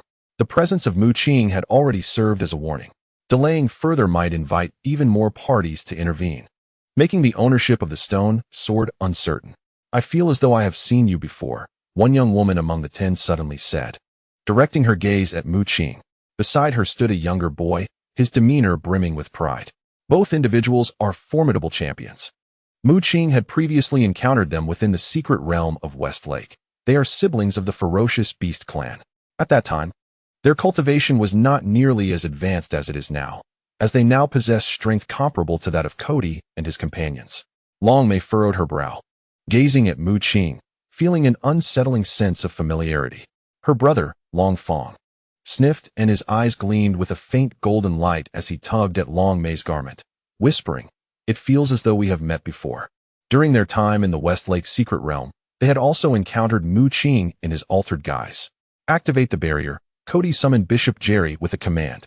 Their winged kin collaborated with the church, and Cody himself held the esteemed title of the church's divine son, placing him in a position of great authority within the institution. Bishop Jerry nodded, and shortly thereafter, a barrier enveloped the entire sacred mountain wave island. Mu Qing's eyes shimmered with enigmatic patterns, allowing him to perceive the formidable power of the barrier, which, if placed on Earth, would be considered exceptionally potent, one that even top-tier champions would struggle to breach. "Quickly dismantle the sacred mountain formation," Cody commanded, and the others nodded in agreement. Among the 10 individuals present, aside from Mu Qing, Ling Yin, Cody, and the siblings of the ferocious Beast clan, there was only one from the Fire Scale clan, named Hui Yuan. The remaining 4 were all top-tier champions. 2 of them possessed limbs adorned with mysterious runes, belonging to the medium-race Giant Power clan. The final 2, shrouded in black robes and engulfed in a dark aura, remained indiscernible in origin. However, since these 2 stood alongside the others, they too were likely of medium-race lineage. The human among them wielded a stone sword of earth attribute, imbued with the power of the earth, which had invoked the energies of the entire sacred mountain to form the formation. To breach it, a collective effort from all of them would be essential. Hui Yuan stepped forward, assessing the formation that enveloped the sacred mountain, and spoke. "It seems I have some understanding of formations. The stone sword, possessing the power of the earth, naturally has formidable defensive capabilities. Coupled with the energies of the sacred mountain, its defense is akin to that of a mighty being. It will take time for us to dismantle this formation. To unravel this formation may require several days. However, if we 10 unite our strengths, we can indeed forcibly breach it," declared Hui Yuan. The individuals present were all formidable entities of medium race caliber, each surpassing the top-tier champions on Earth by a significant margin. Mu Qing stood at the back, his expression placid, yet his mind was in turmoil, pondering whether he should intervene directly to halt their efforts. However, with so many present, should they combine their forces, he would not stand a chance. This group consisted of powerful beings with medium bloodlines. Should they strike together, even formidable entities could be overwhelmed. At that moment, the others began to channel their inner energies. Beams of light shooting skyward, intending to forcibly dismantle the formation. Mu Qing, too, could not afford to remain idle. His entire being radiated light, enveloped in a celestial glow, transforming him into a resplendent star, exuding a terrifying aura as the stellar primordial force surged within him. Suddenly, the entire sacred mountain wave island trembled, and crimson beams of light pierced through from the outside. The barrier, which could intercept top-tier champions, appeared to crumble like paper, easily torn apart by the bloodlight. "Who goes there?" Originally intending to forcibly breach the array, the crowd abruptly halted their actions, their expressions shifting dramatically, for the aura emanating from within was overwhelmingly powerful. The members of the Holy Mountain Wave Island, under the weight of this imposing presence, felt a suffocating sensation, their bodies trembling involuntarily. Mu Qing, too, narrowed his gaze towards the point where the barrier was fracturing, only to behold a terrifying figure materialize, a torrent of bloodlight enveloping the scene. The essence of slaughter permeating the entirety of Holy Mountain Wave Island. This was an exceedingly formidable opponent. Utilizing his Eye of Void, Mu Qing attempted to discern the weaknesses of this figure, but found himself unable to penetrate the shroud of power surrounding them, even causing a trickle of blood to escape from the corner of his eye. The key to the treasury is not something you few can hope to seize. A voice, brimming with dominance, resonated amidst the endless bloodlight. In an instant, the figure unleashed its power, manifesting a vast sea of blood, the surrounding void littered with mountains of corpses. Impudence. Jerry, accompanied by a group of ecclesiastical members, charged forth, for this was a crucial stronghold of the Holy Church, now brazenly violated. They could not afford to lose face. Stop. Cody, witnessing this, felt a surge of anxiety. He inwardly cursed the foolishness of the church members. The enemy's strength was enough to instill dread in all 10 of them. Was it not tantamount to courting death for these kings to confront such a formidable foe? As anticipated, the figure in the sky snorted dismissively and raised a finger. Suddenly, a vast sea of blood surged forth, the finger piercing through the air, revealing a landscape of corpses. With a sickening thud, Jerry, a seasoned king, despite being enveloped in holy light, found his skull penetrated by that single finger. Plummeting from the sky, the expressions of the other ecclesiastical members turned to horror as their bodies shattered upon contact with the bloodlight. Utterly feeble, the figure scoffed, then flipped its hand to unleash a palm strike, an immense wave of bloodlight erupting forth, corpses strewn everywhere, malevolent spirits filling the skies. This palm was aimed directly at Mu Qing. Furrowing his brow, Mu Qing had initially intended to maintain a low profile, waiting until the array was breached to rescue his father, Mu Yu. However, he had not anticipated this adversary would target him the moment they entered. He, of course, could not remain passive. A glint of cold resolve flickered in his eyes as he summoned a celestial spear, the Stardust Great Halberd, which tore through the heavens. A myriad of mysterious and profound runes coalescing into a river of stars. Since Mu Qing identified himself as a member of the Star Clan, he felt compelled to refrain from employing other means, lest others question his identity. Chapter 391. The Azura Clan. The Stardust Great Halberd, once unleashed, unfurled a resplendent starry sky, befitting the identity of the Star Clan. The onlookers were momentarily taken aback by Mu Qing's display, as they sensed the overwhelming celestial energy emanating from him. Indeed, he is worthy of being from the Star Clan, possessing a superior bloodline. His energy far more robust than ours. Fire Yuan mused. The depth of Mu Qing's energy was staggering, affirming their suspicions of his true heritage. A mere earthling could never possess such profound power. Boom. A cataclysmic force erupted, a terrifying wave of energy morphing into a tempest that swept across the vicinity, causing the entire barrier to collapse under the residual force. Mu Qing brandished the celestial spear, its brilliance dazzling enough to seemingly rend the very fabric of the sky. With a single thrust, he pierced through and shattered the blood-red hand. The figure before him was enveloped in a crimson radiance, exuding an unsettling aura as a soft gasp escaped its lips, releasing a potent scent of blood into the air. Which clan do you belong to? The blood-hued silhouette inquired, its gaze penetrating and rife with a dreadful thirst for bloodshed. The Starry Clan, Mu Qing replied, his countenance remarkably serene despite the gravity of the encounter. He sensed that his adversary was indeed a formidable sovereign, with a bloodline of great strength and terrifying power. Yet, from you, I detect the aura of my clan's Azura. The crimson figure stated solemnly, its eyes fixated on the celestial spear in Mu Qing's grasp. Gradually, the sanguine glow surrounding it began to dissipate, revealing its true form, a towering, muscular figure standing 2 meters tall, adorned with a pair of horns.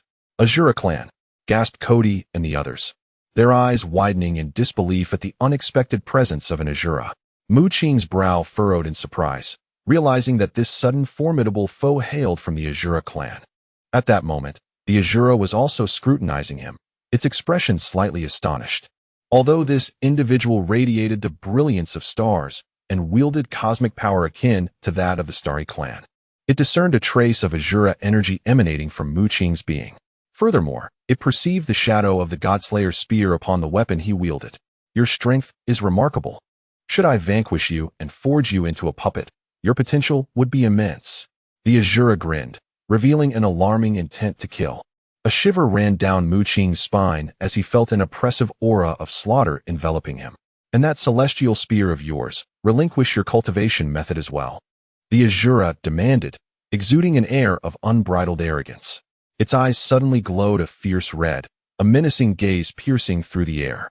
With a swift motion, Mu Qing unleashed the celestial spear, striking the heavens and rending the sky asunder.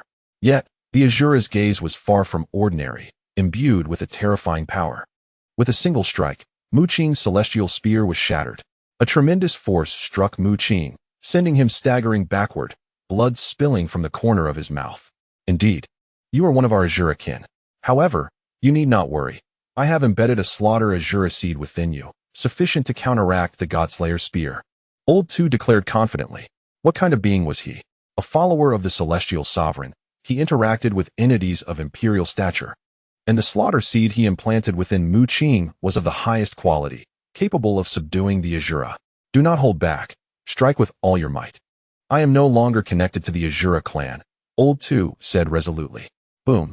The Azura's initial strike was cataclysmic, unleashing a torrent of terrifying blood-red energy that coalesced into a formidable blood god in the sky. The emergence of this dread deity sent waves of crimson surging forth, causing Fire Yuan, Cody, and the others to recoil in shock, wary of the impending blood tide. They understood the vast gulf between their own capabilities as a mid-tier race and the superior bloodline contained within this Azura, whose strength far exceeded their own. Mu Qing let out a soft sigh as he summoned a thunder pool, instantly enveloping the sky in a golden radiance, with menacing bolts of lightning cascading down. Two formidable energies collided violently, seemingly evenly matched. To everyone's astonishment, the members of the Star Clan were adept in thunderous arts as well. The Azura's expression turned peculiar, while Ling Yin and the others were left aghast, realizing for the first time the vast chasm that separated them from the higher races. Who was this individual from the Star Clan? Ling Yin was profoundly astonished. This comparison unveiled the immense disparity between himself and Mu Qing.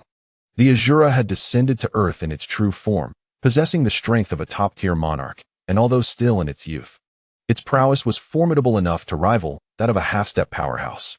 Yet Mu Qing, whose bloodline had not even reached a lower tier, was somehow able to contend with such an Azura.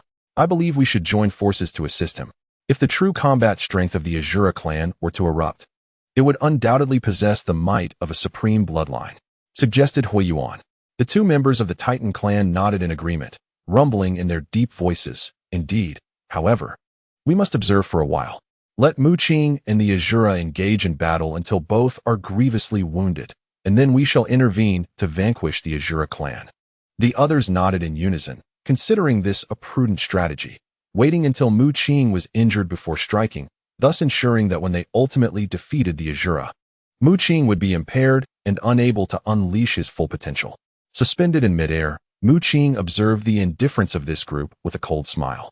Fully aware of their intentions, their talk of alliances and collaboration was mere lip service. The moment their interests conflicted, they would swiftly turn against him. Despite their previous agreement to unite, upon witnessing Mu Qing's formidable strength, they altered their plans, intending to let him and the Azura battle for a time to deplete Mu Qing's energy. Prepare to meet your demise. The Azura, however, paid no heed to anything but the battle, consumed by a singular focus on slaughter. Bloodlight coalesced in his grasp, unleashing terrifying energies as a blood-red spear materialized, emanating an utterly terrifying aura. Godslayer Spear. He unleashed the Godslayer Spear toward Mu Qing with immense force, its power astonishing, as the surrounding blood sea surged, and countless wretched souls wailed in despair. Mu Qing formed a starry great spear, only to have it shattered instantly, the opponent's strength overwhelming. Yet at that moment, a blood-colored seed within Mu Qing's body trembled violently, and the bloodthirsty power that had belonged to the Azura began to surge wildly towards him. What is happening?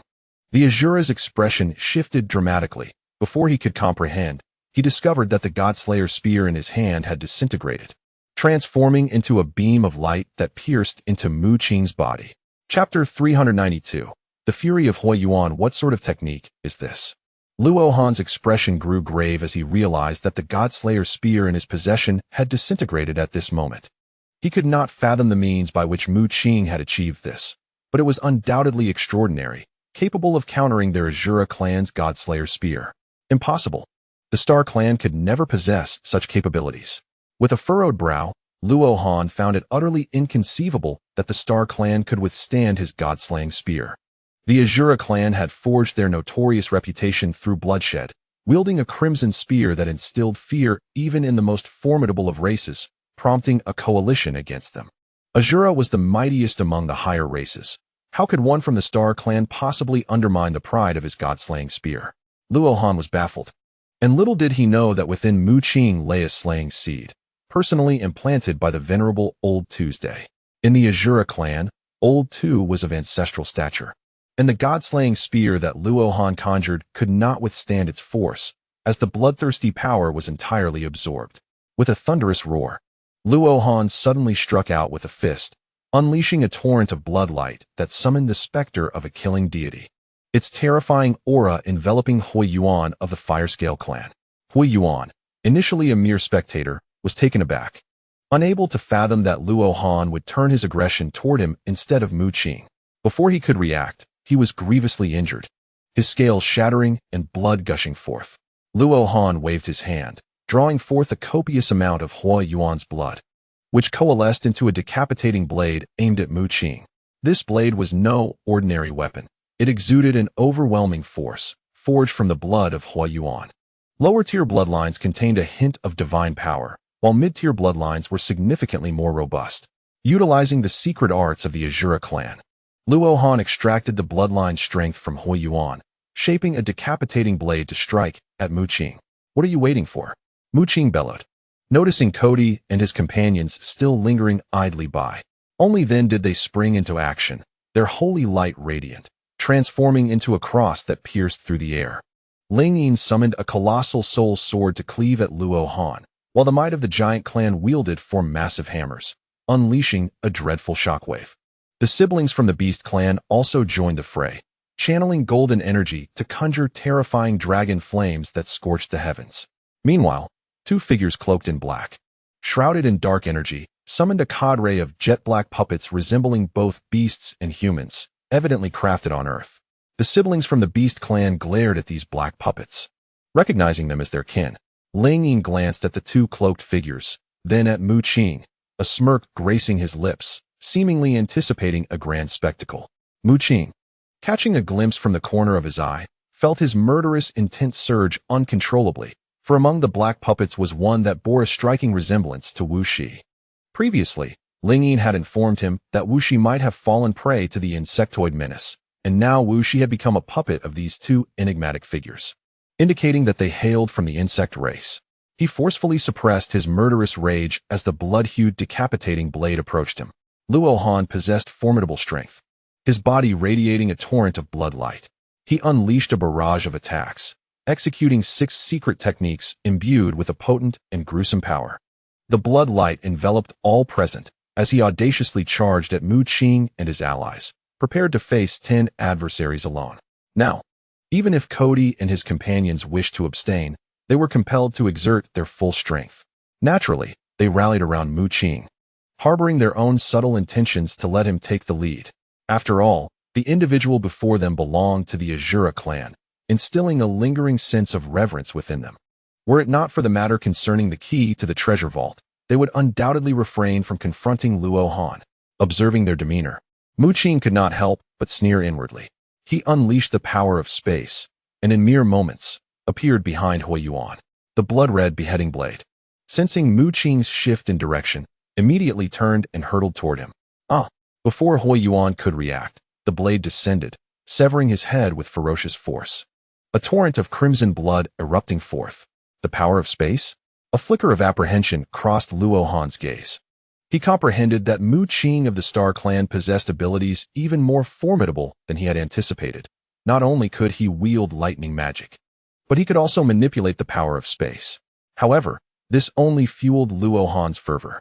Should he succeed in slaying Mu Qing and seizing the secret arts of space manipulation and lightning magic, his own strength would undoubtedly see a substantial enhancement. "Mu Qing, what are you doing?" A furious roar echoed. Astonishingly, Hui Yuan, despite having his head severed, was not dead. He retrieved his head, reattaching it to his neck. As a white flame, vibrant with life force, erupted around him.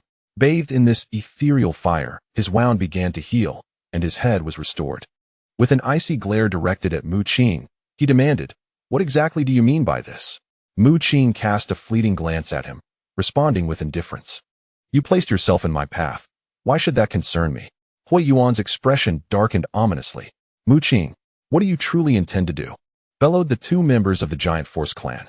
The others also cast glances of barely concealed hostility at Mu Qing. They were supposed to unite against Luo Han. Yet Mu Qing had intentionally redirected Luo Han's attack toward Hui Yuan. Ling Yin furrowed her brows, perplexed by Mu Qing's intentions. Given that Luo Han's strength was evidently the most formidable, Mu Qing's decision to not confront him, while weakening their own forces, struck her as an unwise choice. Yet, she was unaware that from the very beginning, Mu Qing had no intention of allying with them. Alone, he was no match for Cody and the others. But with Luo Han's arrival, the dynamics had shifted. Luo Han's presence, coupled with Mu Qing's deliberate redirection of his attack towards Hui Yuan, created chaos on the battlefield. This turmoil provided Mu Qing the opportunity to act covertly. Hui Yuan roared, disregarding Luo Han, and charged directly at Mu Qing. Possessing a mid-level bloodline imbued with divine essence, he was immensely powerful. Even after having his head severed, he had not perished.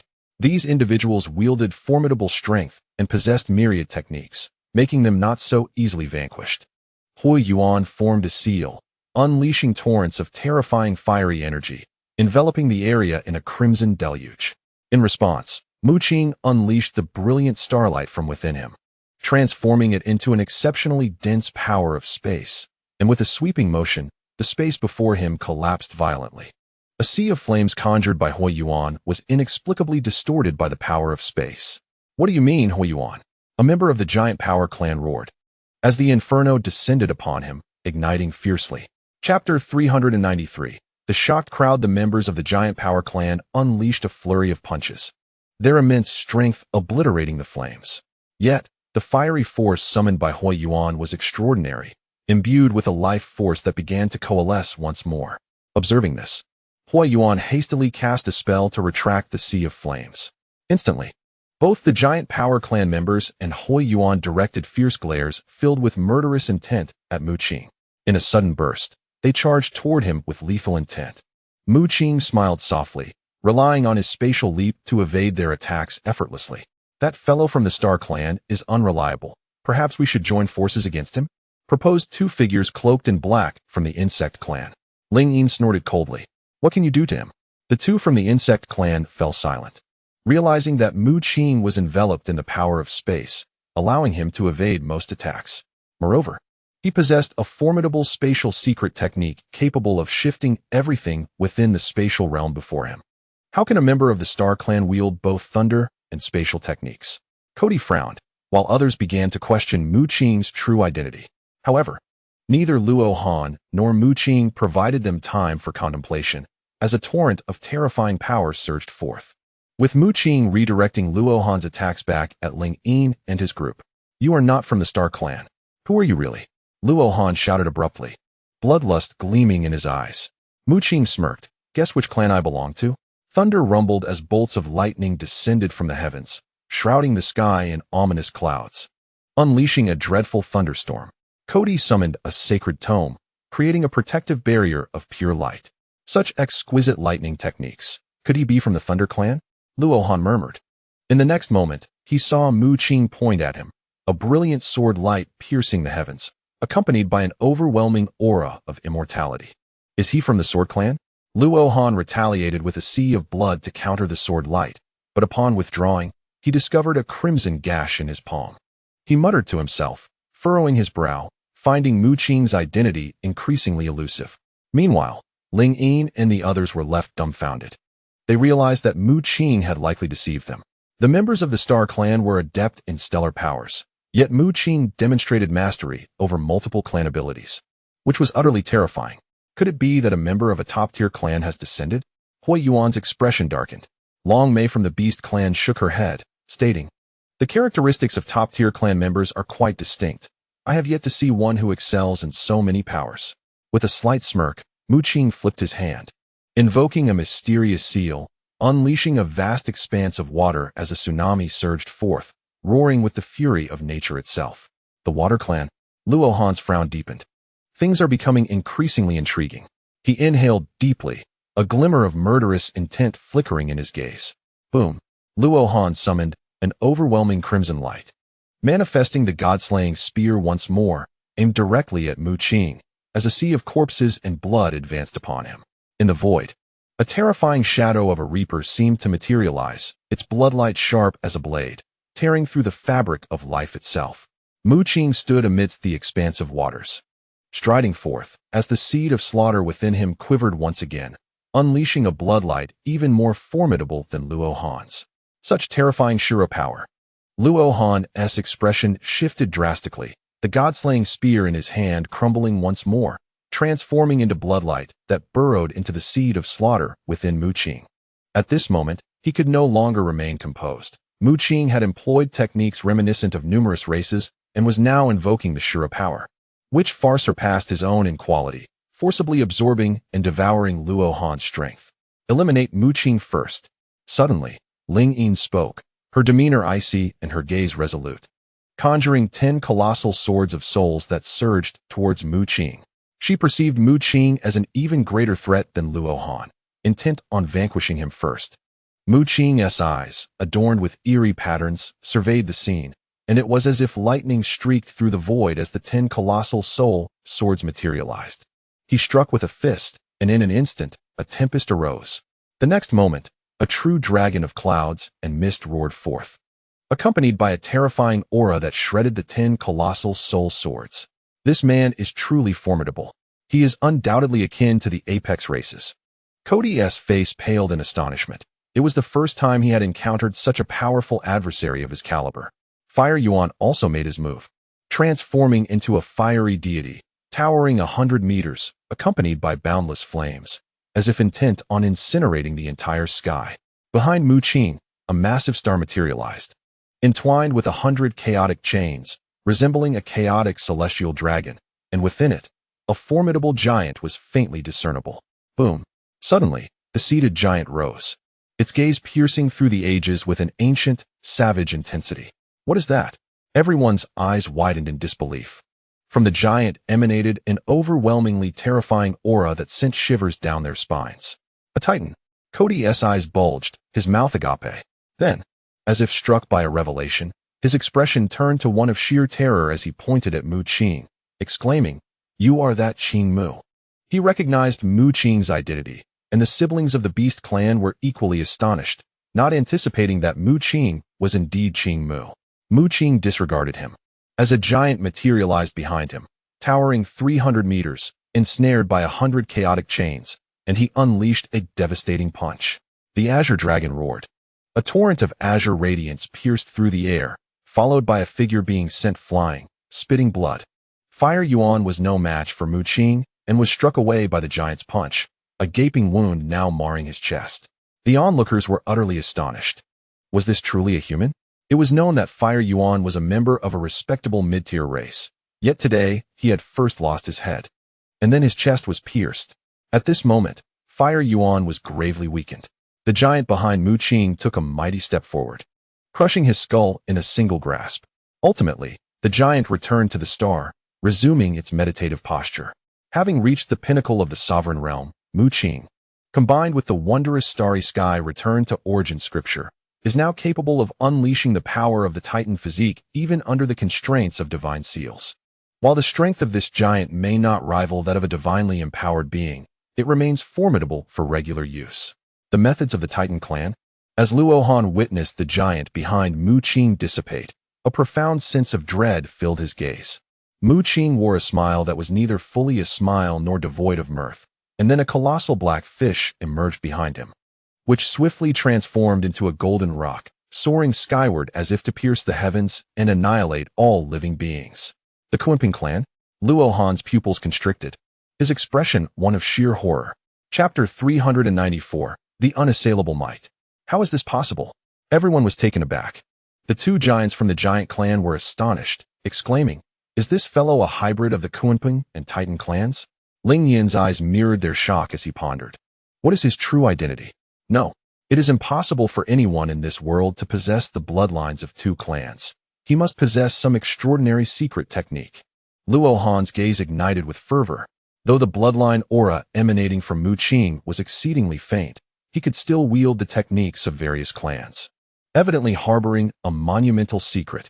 However, Luo Han refrained from immediate action, as Hui Yuan and others had already advanced towards Mu Qing. He stood aside, stirring a sea of blood, merely creating a facade of thunder without substantial impact, intending for Hui Yuan and the others to probe Mu Qing's abilities.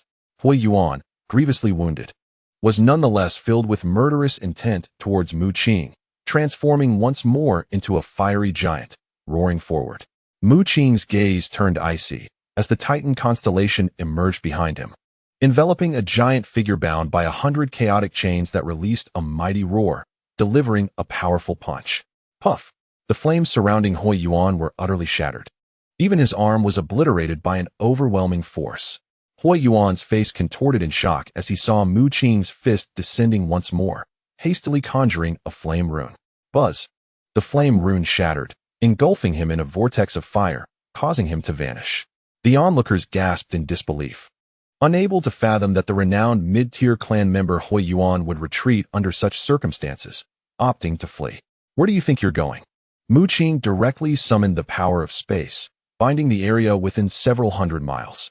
In the next moment, he clenched his fingers and struck forth, a azure dragon roaring as a crimson figure tumbled out, bleeding profusely. From his fingertip burst forth an exceptionally bright sword light imbued with celestial intent, dimming the very heavens. As it crushed Hui Yuan's skull, a powerful being from a mid-tier clan was thus slain by Mu Qing. The crowd was left utterly astonished, and Luo Han's gaze sharpened, ready to act, only to find two figures faster than himself charging forward. Clad in black robes, these two beings hailed from the insect clan, exuding an aura of chilling darkness that elicited revulsion. "I am He Quan, and this is my brother He Zheng," announced the taller figure, his voice raspy, yet laced with a sharpness that was discomforting to hear. The two directed their attention towards Mu Qing, their emerald-hued eyes gleaming with palpable intent to kill. The two figures stood hunched, their voices resonating as if they emanated from the depths of the underworld, chillingly intense, accompanied by a surge of mental energy that pierced the very soul. "Mu Qing, according to our investigation, you are merely a talent from Earth. Yet what secret lies within you that grants such power, enabling you to severely wound the third one on Mars?" The elder known as Huaxia revealed his visage, his skin as dark as obsidian, resembling that of a carapace. Upon hearing this, Mu Qing's mind stirred, and coupled with the voices of the duo, he immediately recalled the terrifying black insect with 8 mouths he had encountered on Mars. That creature wielded formidable strength, had it not been for Mu Qing's divine burst, which allowed him to tear apart the chaotic chains. He might have met his demise there. At this moment, the astonishment of the others was palpable. "He is from Earth? How is that possible? The mighty beings of our clan clearly stated that he hails from the Titan race," Cody exclaimed, disbelief etched across his face. The crowd could hardly fathom how a mere earthling, not even of a lowly species, could possess such might. Given Mu Qing's displayed power, he ought to belong to a higher race, at the very least. We can be certain of this. He is indeed an earthling, not merely a vessel for a strong spirit. He must possess an unparalleled treasure. Heijing rasped, his words drawing the attention of all present toward Mu Qing. Cody, Lingyin, and others breathed heavily. Even Luo Han's gaze burned with intensity. Suddenly, the two from Huaxia struck, conjuring a multitude of runes that filled the sky. A dark tempest swirling ominously, as a fearsome black insect spiraled above, casting its looming shadow over Mu Qing. 8th Wave Soundwave Array. This was a formation of the insect race. Upon its activation, 8 terrifying sound waves surged forth like a tempest, creating a cataclysmic scene. The sound wave storms encircled Mu Qing, imbued with a mysterious force capable of manipulating the hearts of men. This formation was renowned among the insect race, having once controlled several divine-tier beings during a genocide operation. However, the 8th Wave Soundwave Array was not as potent as it seemed. While the sound waves bore a power to control the heart, it wielded little effect on someone of Mu Qing's caliber. A colossal black insect emerged from the array, its visage grotesque, accompanied by a violent tempest. Mu Qing's eyes narrowed. This was the very kind of black insect he had encountered on Mars. Had he not unleashed his divine titan form, he might have perished. Trapped within the formation, The onlookers, including Luo Han, converged upon him with a singular intent to attack. I can temporarily hold off the others for you, but my restored strength is insufficient to last long. A voice resonated within the cosmic star map. It was not the voice of Tu Lao, but that of Zhou Gu. Zhou Gu's mental energy had been usurped by Zhou Ling, and his spiritual essence was wounded. Still not fully recovered even after a lengthy period. That will suffice. Grant me some time, and I shall eliminate these two. A flicker of lightning danced in Mu Qing's gaze. Facing the entire group together, he was undoubtedly at a disadvantage, yet if they approached him one by one, he possessed ample confidence to vanquish them all. The starry sky returned to the origin scriptures has elevated Mu Qing's primordial force to an astonishing degree. Within him, over 20 stars pulsate, each brimming with a surge of primordial energy. Suddenly, a celestial tapestry unfurls, revealing the towering figure of the ancient curse, Zhou Gu.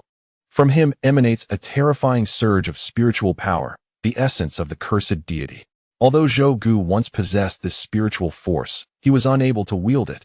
Now, he can barely summon it, yet due to injuries to his essence, he cannot sustain its use for long. The entire sacred mountain wave island is enveloped by this formidable spiritual energy, causing expressions of alarm among Luo Han and the others, rendering them immobile. Divine consciousness. The spiritual force has transformed into divine consciousness, signaling the emergence of a god-tier presence. Lingyin exclaimed. This force restrained the others, yet did not bind the two insectoids. For Zhou Gu's ability to wield divine consciousness had reached its limits. Do you truly believe that by restraining the others, you can eliminate us? The two from the Black Spring sneered, displaying no hint of panic. If a god-tier entity truly appeared, everyone present would have been annihilated long ago, evidently. This was merely a trump card employed by Mu Qing.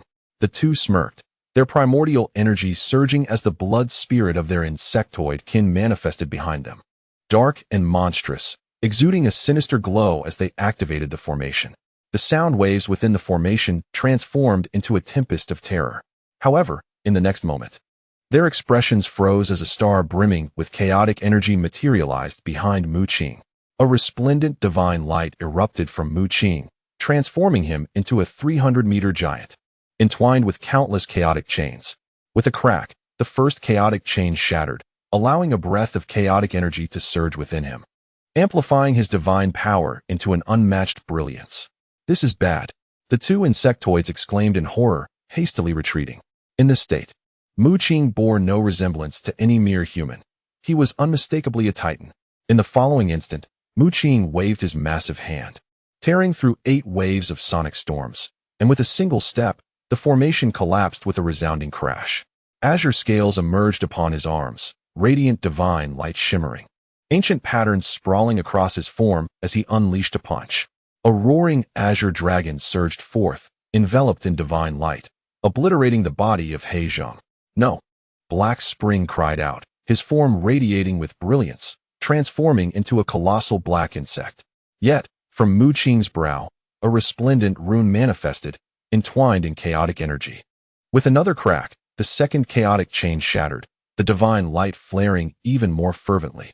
This was the limit of what Mu Qing could endure, having torn through 2 chains. His divine power had reached its zenith. Should he shatter a third chain, his strength would amplify further, but he would subsequently face a period of weakness. However, by merely tearing through 2 chaotic chains, he could effortlessly reconstitute them with his current strength, thus avoiding any aftereffects or weakness. Taking a deep breath, Mu Qing uttered ancient incantations, as a fierce gale suddenly swept in, carrying with it divine symbols. In an instant, a tempest arose, and a true dragon emerged, clutching a celestial sword. This sword was but an ethereal illusion, yet it radiated an aura of terrifying potency. The winds howled, and the clouds billowed. A gust swept up the already obliterated body of the black corpse, drawing in strands of blood that were absorbed into the dragon's celestial sword, solidifying its form slightly.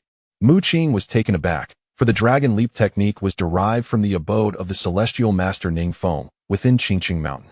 This arcane skill was immensely powerful, granting Mu Qing dominion over the forces of nature. With sufficient divine energy, he could summon the true dragon's celestial sword. Ah! Black Spring screamed in agony, his body enveloped by mist, as his blood was siphoned away, causing his blood spirit to disintegrate amidst the raging winds. He summoned all his strength, unleashing a blinding radiance and luminous clouds. He even called forth his formidable puppets, one of which was the witch She. Alas, his efforts were in vain. The true dragon in the sky, wielding the celestial sword, unleashed a beam of light more fearsome than that of ascension, cleaving Black Spring in two. Subsequently, the clouds swirled, and Black Spring's flesh melded with the illusion of the celestial sword. Mu Qing furrowed his brow, sensing something sinister. With a wave of his hand, the mist dissipated, and the fierce wind ceased. The overwhelming mental force receded like a tide, freeing Luo Han and the others from their restraints. Though subdued, the onlookers were acutely aware of the unfolding events. Mu Qing returned to his normal state, breathing heavily, his body aching, yet devoid of weakness. Within him, the Titan stars, which had previously shattered, began to slowly reforge the two chaotic chains, reconstituting themselves in just a few breaths. The others gazed at Mu Qing, mouths agape, their eyes filled with astonishment. The two members of the insect race had been utterly annihilated. Most terrifying was the celestial sword summoned by Mu Qing, its aura so formidable that even deities would seem vulnerable before its might. This sword, imbued with celestial energy and entwined with the true dragon, exhibited a sinister aspect as it absorbed the flesh and blood of the insect race. Had this individual become invincible? He possessed the capabilities of all the major races, not only transforming into a titan, but also wielding the terrifying technique of the celestial sword's illusion. The siblings of the beast clan were filled with trepidation, discreetly retreating, unwilling to confront Mu Qing. Even Luo Han felt a chill in his heart, questioning whether he could withstand the onslaught of the true dragon's celestial sword if it were aimed at him. Stars materialized, encircling Mu Qing, as the cosmic energy coalesced into Kunpeng's, Titan giants, and Sword Qi. Mu Qing radiated with resplendent starlight, his eyes crystal clear as eerie patterns manifested, the gaze of his void transcending eye sweeping across the surroundings. Members from various mid-tier races took a step back, even Luo Han involuntarily retreating half a step upon meeting that gaze. This was an aura of invincibility. Chapter 395, The Might of the Holy Scripture Rodents. Dare you harm my kin of the insect race? Suddenly, an unparalleled force surged from the outside world, causing all present to pale in astonishment. A resonant dragon's roar echoed through the air, swiftly followed by the emergence of a colossal shadow spiraling in the sky, a gigantic wulong. With a thunderous roar, a stream of inky dragon breath surged forth, striking Mu Qing with terrifying force, unleashing a wave of dread in an instant. His attention had been diverted by those nearby, leaving him unprepared for the sudden arrival of a formidable insectoid warrior. With a violent cough, he spewed forth blood, plummeting to the ground and creating a substantial crater upon impact. A chill swept over Mu Qing as he lifted his gaze, witnessing the wulong radiating brilliance, transforming into an elder figure, cloaked in an ominous hue that emanated a fearsome aura. A half-step great power. Everyone was taken aback, astonished that the insectoid race had dispatched such a formidable entity. Mu Qing's brows knitted in concern as an agonizing pain coursed through him. The black energy that had infiltrated his body was imbued with divine potency, proving impossible to expel. Suddenly, he coughed up blood once more, this time tainted black, revealing that the dark energy within him was a potent toxin. Just as he contemplated invoking the stellar primordial force to purge the venom, he noticed Ling Yin and others casting him wary glances, their expressions foreboding as ominous energies began to coalesce around them. Realizing the gravity of the situation, Mu Qing silently cursed his misfortune. Having been ambushed by the wulong, others would undoubtedly perceive his strength as compromised and might conspire to eliminate him. Fortunately, he could endure the wulong's assault with his physical form, yet the insidious toxin remained a source of trepidation. Suddenly, an invisible force surged towards Mu Qing, striking at his very soul, akin to the Grim Reaper intent on seizing his essence. Activating the Eye of Void, he discerned 10 colossal soul swords piercing through the air toward him. Without hesitation, Ling Yin, witnessing his injury, took immediate action. Mu Qing glared fiercely, channeling the power of the Eye of Void into a blinding flash that unveiled the form of the 10 soul swords. Then, with a swift motion, he unleashed a punch infused with terrifying spatial energy, rending the soul swords asunder. His body trembled as stars manifested behind him, giving rise to a vast expanse of starlit sky. The profound stellar primordial force transformed into a tempest of thunder. With a crackling roar, the thunderous tribulation surged skyward, causing the very heavens to quiver as countless bolts erupted, obliterating the 10 soul swords. The thunder conjured by the stellar primordial force was frightfully potent. Mu Qing summoned a thunder pool, the sky above brimming with tribulations. Had he cultivated a more formidable lightning bloodline technique, his power would have been even more terrifying. Mu Qing swiftly retreated, seeking to create distance. However, at that moment, Cody unexpectedly struck, brandishing a holy scripture from which myriad sacred texts emerged, manifesting a dazzling spectacle in the sky, the radiant light imbued with an air of destruction. The holy scripture of the church. Mu Qing's eyes narrowed. This was the trump card of the Western Church, a formidable artifact. It was perplexing to consider the Church's Pope bestowing such power upon Cody. The others also bore solemn expressions, and Luo Han cast a sidelong glance.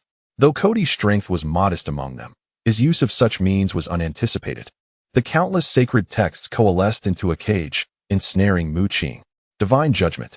Cody let out a fierce roar, and countless sacrificial chants resonated, ancient and profound. The sky was filled with radiant sacred characters, coalescing into a magnificent angelic apparition, dazzling to behold. The angelic figure unfurled a pair of pristine wings, gathering light within its grasp to form a cross, and suddenly, a terrifying white radiance surged forth. The angelic visage wielded the cross and fiercely thrust it towards Mu Qing. The onlookers felt a jolt of apprehension. The power of the cross was formidable, even startling the half-step, transcendent Wu Long. The sacred cross descended with overwhelming force, and the biblical texts surrounding Mu Qing transformed into holy flames, intent on incinerating him. Mu Qing's eyes flashed with a chilling brilliance as a celestial tapestry manifested behind him, wherein a star blazed with brilliant fire, its radiant light surging forth and infusing his being. Behind him, multiple stars appeared, one of which conjured a divine sword, while the others brimmed with sword intent. Mu Qing raised a hand, and the divine sword pierced through the air, cleaving the heavens asunder. Its luminescence rendered the entire world dim, eclipsing the sun and moon, with wisps of celestial essence wafting forth, aspiring to transcend and slay the divine. This was Mu Qing invoking the stellar return scripture, channeling all his might into the ascension sword cannon, resulting in the most terrifying strike he had ever unleashed. The ascension sword, annihilating immortals and slaying gods. Boom. The entire void trembled, with vast sections of space collapsing. The power of the void morphing into a tempest that could tear apart even seasoned monarchs. Clad in a silver robe of spatial essence, Mu Qing absorbed the void's might. However, he was ill-equipped to withstand the sacred force. Struck by a terrifying power, he was sent hurtling backward, coughing up blood, his breath labored, appearing gravely injured. Nevertheless, the cross wielded by the angelic figure was shattered by Mu Qing's sword strike, dissolving into motes of white light and vanishing. Suddenly, Mu Qing sprang into action, his starry primordial energy coalescing into a colossal hand that reached for the sacred scripture. This scripture was a treasure, akin to the ascension sword cannon of the heavenly feather palace, an existence far beyond the realm of humanity. A fervent glimmer flickered in Mu Qing's eyes as he sought to seize this scripture. He recalled that Cody had relied on this very tome to retreat. Otherwise, he might have perished. Cody, witnessing this, gritted his teeth as his sacred primordial energy surged wildly, the wings on his back trembling as he exerted all his strength. He believed Mu Qing was gravely injured, his power significantly diminished. In truth, though Mu Qing was wounded, he was not severely compromised. Rather, it was the rampant poison within him that began to ravage his flesh. He coughed blood in midair, the toxin affecting the stars within his dantian. Yet 3 stars remained impervious to its effects. These 3 stars were the Qingmu, Titan, and Ascension stars, with 2 derived from supreme bloodline techniques and the Ascension star from an advanced bloodline technique. The power granted by these 3 stars was overwhelmingly potent, surpassing even the combined strength of over 20 other stars. In the heavens, under Cody's instigation, the Bible erupted with a more sacred radiance. The angelic specter, its hands glowing, coalesced into a long spear. This winged being of humanity had not anticipated discovering such a treasure on Earth. Observers exchanged glances, their eyes shimmering with intrigue. With a thunderous boom, the spear descended, piercing through the defenses of the spatial robe, unleashing a torrent of magnificent and holy power aimed to impale Mu Qing. Within Mu Qing, the stars ignited with unparalleled brilliance, ascending skyward and exuding a formidable force to resist the sacred spear. Shatter!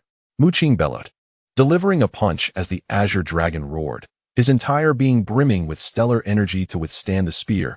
Though he coughed blood, the poison within him surging. His gaze hardened, a titan rune flickering on his brow, and a chaotic divine light suddenly pierced forth. In an instant, the heavens and earth trembled, chaos enveloping the surroundings. And that divine light, both murky and clear, contained incomparable power, directly piercing through the angelic specter. How is this possible? Cody was struck back, spitting blood. Seizing the moment, Mu Qing extended his hand, adorned with azure dragon scales, and grasped the Bible, placing it within the myriad star map. Elder 2, now the spirit of the star map, wielded sufficient power to suppress the Bible, causing Cody's original strength to dissipate entirely. My Bible! Cody shrieked, attempting to reclaim it through their connection, but met with utter silence. Boom! At that moment, others sprang into action, their sights set on the Bible, intent on killing Mu Qing and seizing it. Chapter 396. The arrival of the Federation's powerhouses. A barrage of radiant lights pierced through, as those surrounding launched their assaults. The half-step powerhouses and Luo Han exhibiting terrifying might, overwhelming Mu Qing with a fearsome force aimed to annihilate him. These individuals hailed from various cosmic races, formidable within their ranks, yet they unitedly targeted Mu Qing, the human monarch. The intensity of their collective power was exceedingly alarming. Just then, from a great distance, two figures descended, unleashing an immense aura upon arrival. One wielded formidable strength, comparable to a half-step powerhouse, delivering a punch that shook the heavens and earth, causing the insectoid half-step powerhouse to change countenance. The other was Ku Fei, surrounded by a swirling storm, conjuring apocalyptic scenes as he intercepted Luo Han. Remarkably, the two individuals posing the greatest threat to Mu Qing were instantaneously halted. Upon witnessing this, Mu Qing recognized the one obstructing the insectoid half-step powerhouse to be the speaker of the Federation headquarters, Cheng Zhigua. Having met previously, Mu Qing was aware of his prowess, which now had ascended to that of a half-step powerhouse, capable of contending with the insectoid beings. Ku Fei's abilities were equally astonishing. Despite his appearance as a frail old man, he harbored within him a terrifying storm's might. Mu Qing exhaled deeply. While Ku Fei and Cheng Zhigua might not be able to match the insectoid beings and Luo Han, they would not succumb easily. At the very least, they could withstand a fierce onslaught. He let out a furious roar and turned, unleashing a punch that conjured a titan giant behind him, entwined with chaotic chains, mirroring his strike. After cultivating the starry sky returning essence scripture, Mu Qing had fused the titan bloodline technique and the wild spirit art, transforming into a titan star. This transformation allowed him to directly harness the power of the titan body, equally formidable, reminiscent of the legendary manifestations from ancient Earth. The first to attack him were members of the Power Clan, endowed with four powerful arms, intent on tearing Mu Qing apart to seize the scripture. However, Mu Qing's strength was even more ferocious. The titan giant loomed behind him, towering at 300 meters, and with a single punch, he summoned the manifestation of a blue dragon that roared forth. The two members of the Power Clan were repelled by the overwhelming force, a flicker of apprehension gleaming in their eyes. Suddenly, Mu Qing's body trembled violently, and he coughed up blood, not from the toxic poison within him, but from a force striking his mind, causing his spirit to falter. Gritting his teeth, strange patterns emerged in his gaze as two lightning-like eyes glared fiercely ahead, where a graceful figure stood, coldly observing him. The assailant was Ling Yin. As a member of the Spirit Clan, she specialized in the power of the soul, shrouded in mystery. Even though Mu Qing's void eye could counter her, a momentary lapse had left him wounded.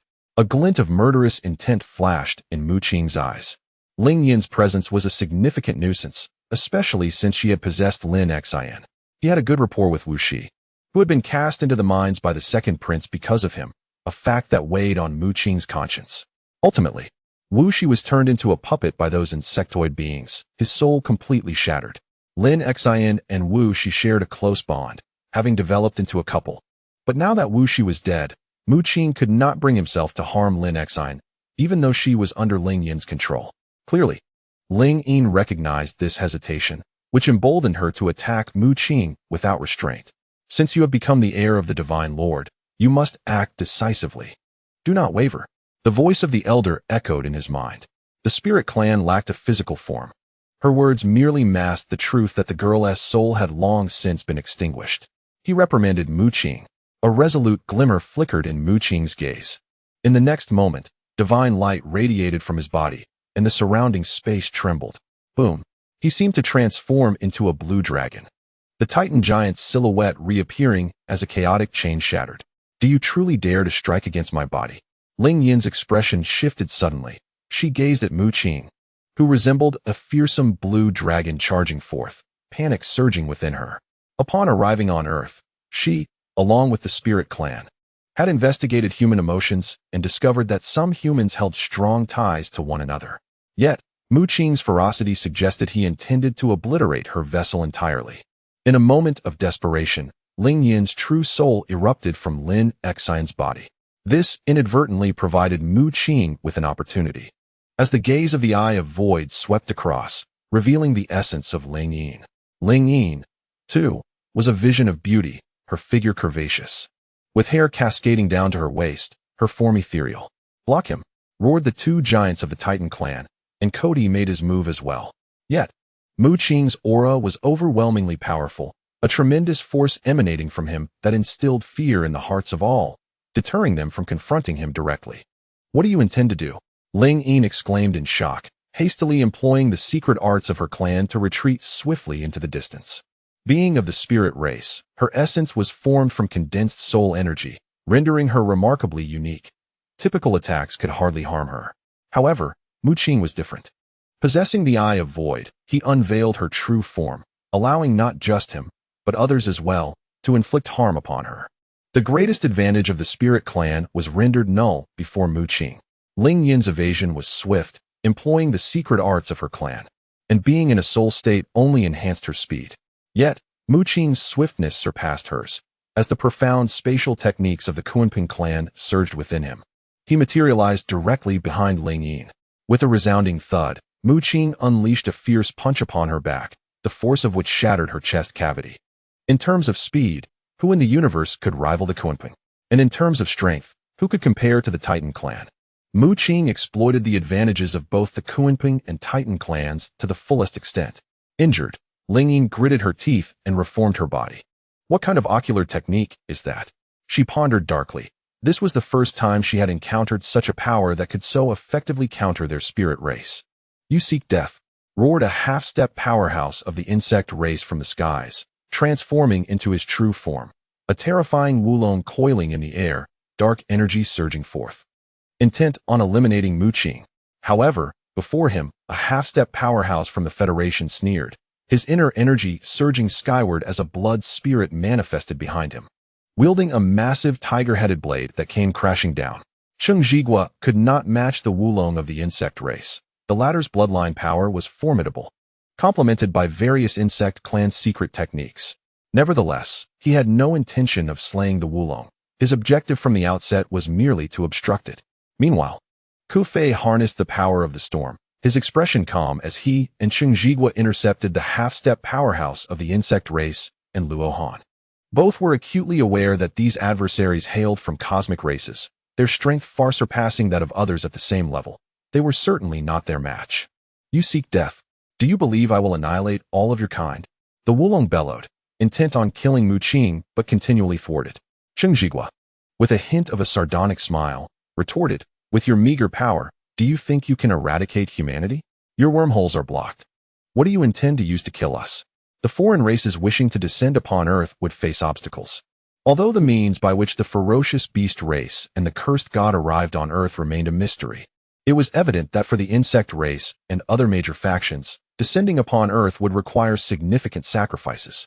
The Zerg, in their relentless pursuit, sought to bring the blood-sucking king worm to Earth. intent on establishing a Zerg presence that would circumvent all restrictions and allow vast numbers of their kind to descend upon the planet. However, the Federation headquarters swiftly detected this wormhole and dispatched a multitude of formidable beings to guard the passage connecting to Mars. Chapter 397, 1 against 6 in the skies. The Wulong circled ominously, his visage marred by distress. Cheng Zhigua had struck a chord with his painful reality. The Zerg's might was immense, yet confined to Mars. After much effort in constructing a wormhole, it had been effectively blocked by the Federation and the alchemical organization. Seeking death, the Wulong bellowed, unleashing a terrifying aura. "Do you possess the ability to slay me?"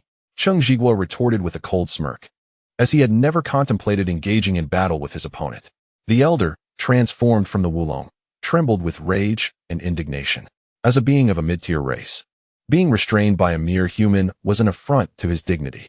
"Do not presume that you can hinder me," the Wulong roared, a dark radiance flickering upon his form. He invoked a dreadful secret technique, and a colossal dragon of black energy surged skyward.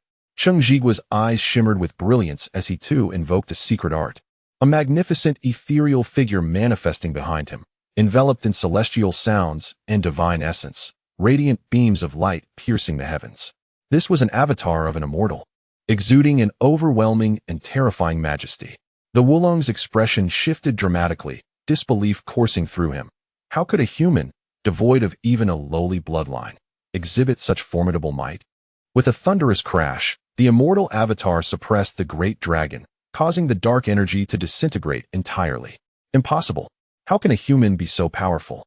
The Wulong howled, unable to accept this reality. With a mid-tier bloodline and the Zerg's bloodline techniques and secret arts, his strength should have far surpassed that of a human of equivalent rank. The mere fact that Cheng Zhigua could contend with him had already astonished him, but now he was utterly taken aback by the terrifying secret art Cheng Zhigua displayed, which could easily rival that of a mid-tier bloodline. The Wulong could not comprehend how such a feeble bloodline could unleash such dreadful power. First, there was Mu Qing, whose strength rivaled that of the pinnacle bloodlines of his rank, and now Cheng Zhigua also proved extraordinary, at the very least, not comparable to a lowly bloodline.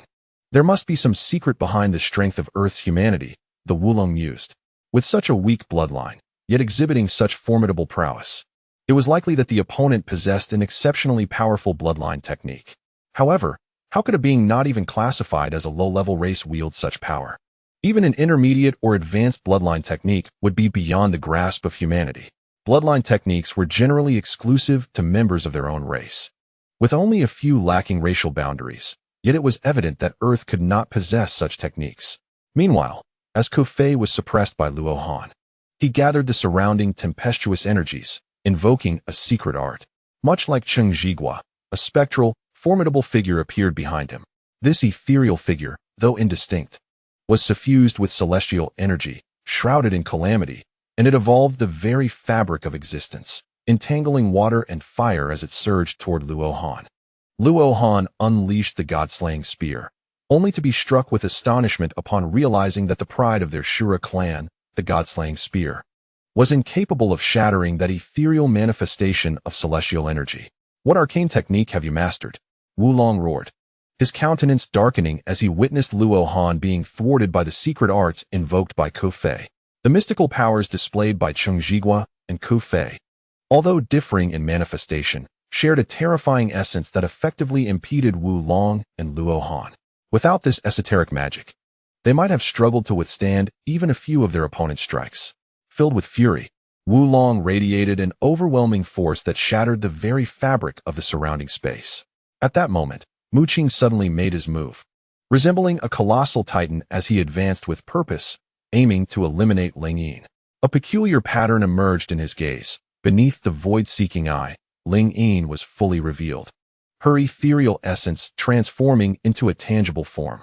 Mu Qing's void-seeking eye exerted a profound dominance over the spirit race. Ling Yin's visage turned frantic as she hastily darted toward Lin Xine, seeking to reattach herself. However, it was clear that Mu Qing would not afford her such an opportunity. A swirling vortex of sword energy enveloped Lin Xine, encasing her without inflicting harm. Ling Yin's divine essence faltered. Although the vortex of sword energy posed no threat to Lin Xine, it would indeed endanger her.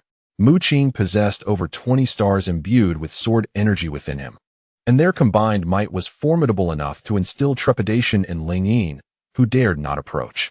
With a thunderous roar, Mu Qing unleashed a punch. The azure dragon breaking the heavens, its roar echoing as if it sought to shatter the very sky. Yet, Ling Yin suddenly summoned a tower, 6 stories high, from which surged a torrent of soul energy, forming an impenetrable barrier. The void trembled as Mu Qing invoked the Titan's might, delivering a punch that was astonishingly repelled. Of course, the soul barrier disintegrated completely. What a wondrous artifact! Mu Qing furrowed his brow, observing the diminutive tower before Ling Yin.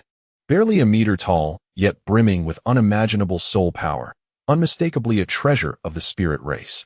He lamented inwardly that the beings of this universe were exceedingly difficult to vanquish. Even the previously encountered Huaxia, arguably the weakest among them, possessed numerous stratagems. And Ling Yin was no different, harboring her own hidden cards. Suddenly, a streak of crimson light pierced through, revealing a long spear entwined with black and red patterns. Emanating a terrifying malevolence, waves of potent energy pulsed forth, capable of piercing the void. The giant race had made their move, for powerful arms wielding a black-red spear, unleashing an oppressive force akin to a mountain's weight. Undoubtedly, this too was a supreme treasure, instilling a flicker of apprehension within Mu Qing's heart. Enveloped by spatial energy, Mu Qing executed a spatial leap to evade the attack. With a resounding crash, the might of the giant race was palpable. The black-red spear was immensely heavy, shattering a section of the sacred mountain wave island, causing the earth to tremble as if a cataclysmic earthquake had occurred. Witnessing this display of power, Mu Qing was taken aback, only to feel a violent surge of energy enveloping him. He turned to find another formidable warrior of the giant race wielding a flaming warhammer, preparing to strike with ferocity. The colossal hammer was undoubtedly of immense weight, requiring all 4 arms of the formidable giant strength clan warrior to lift it. A blazing inferno erupted, with the hammer radiating a terrifying aura, rivaling that of the fiery Yuan. Waves of fiery energy swept across the heavens, resembling a crimson cloud. Mu Qing's eyes sparkled with brilliance. The pair's coordination was impeccable, one advancing while the other followed. Just as he executed a spatial leap, he found himself enveloped in flames, the opponent's aura locking onto him. From the hammer surged an intensely searing light, flames raging like a volcanic eruption, the overwhelming force descending with ferocity. Yet, Mu Qing was undaunted. He summoned the Holy Scripture, from which countless sacred characters floated forth, transforming into an angelic figure, a luminous crucifix coalescing to strike. Boom! A tempestuous wave of energy erupted instantaneously, flooding the realm with its residual force, resulting in a violent explosion akin to a nuclear detonation, leaving a vast crater in its wake. The power of the giant strength clan's hammer was terrifying, crashing down as if an immeasurable mountain were being pressed upon him. Nevertheless, the Holy Scripture summoned by Mu Qing was equally formidable. The angelic apparition heralded the descent of a celestial being, and the divine crucifix struck forth, capable of turning the tides of battle. At that moment, a black-red spear pierced through the air, roaring like a malevolent dragon, its brilliance suffusing the sky. Mu Qing attempted to evade by leaping through space, only to witness the fiery hammer descend, its brilliant light erupting forth. Though the hammer shattered, it unleashed a terrifying divine radiance that obliterated the very fabric of space. A figure plummeted from the void, soon followed by the black-red spear, which also shattered, erupting in unparalleled divine light, manifesting as a true evil dragon. With a sudden gasp, Mu Qing felt the stars manifest behind him, the yin-yang grinding plate shielding him, as the celestial star map unfolded across the void. Yet, he sustained significant injuries, blood spilling from his mouth as he staggered back, crashing to the ground. His chest was drenched in blood, his gaze flickering with cold intensity. The strike had been merciless. The black-red spear and the fiery hammer were evidently treasures of the giant strength clan, unleashed with devastating might at the cost of their integrity, all in a bid to vanquish Mu Qing. However, the celestial star map was no ordinary artifact, and with his titan physique, he had not perished. His eyes gleamed with cold resolve as he unleashed the void eye, summoning bolts of lightning to erupt in the void. "You shall surely perish today." Ling Yin smiled sweetly at Mu Qing, yet her expression concealed an ominous intent. She activated the six-tiered pagoda, one layer shimmering with light, as a fearsome tiger spirit emerged. Exuding an aura of dominance and ferocity, its roar shaking the heavens. Had Mu Qing not possessed the aid of Chengzhigua and Ku Fei, she might have refrained from intervening, waiting for Mu Qing and Luo Han to exhaust each other in their struggle against the insectoid creatures. However, with the support of two human warriors, she no longer held back. Not far away, the siblings of the Beast clan froze in astonishment, exclaiming, "The Jade-killing tiger?" The Jade-killing tiger was a branch of their Beast clan, rumored to be a descendant of the White Tiger, imbued with a murderous spirit and a penchant for slaughter. Although the Jade-killing tiger before Mu Qing was merely a spirit, it exerted immense pressure upon him, as waves of malevolence sliced through the air like blades.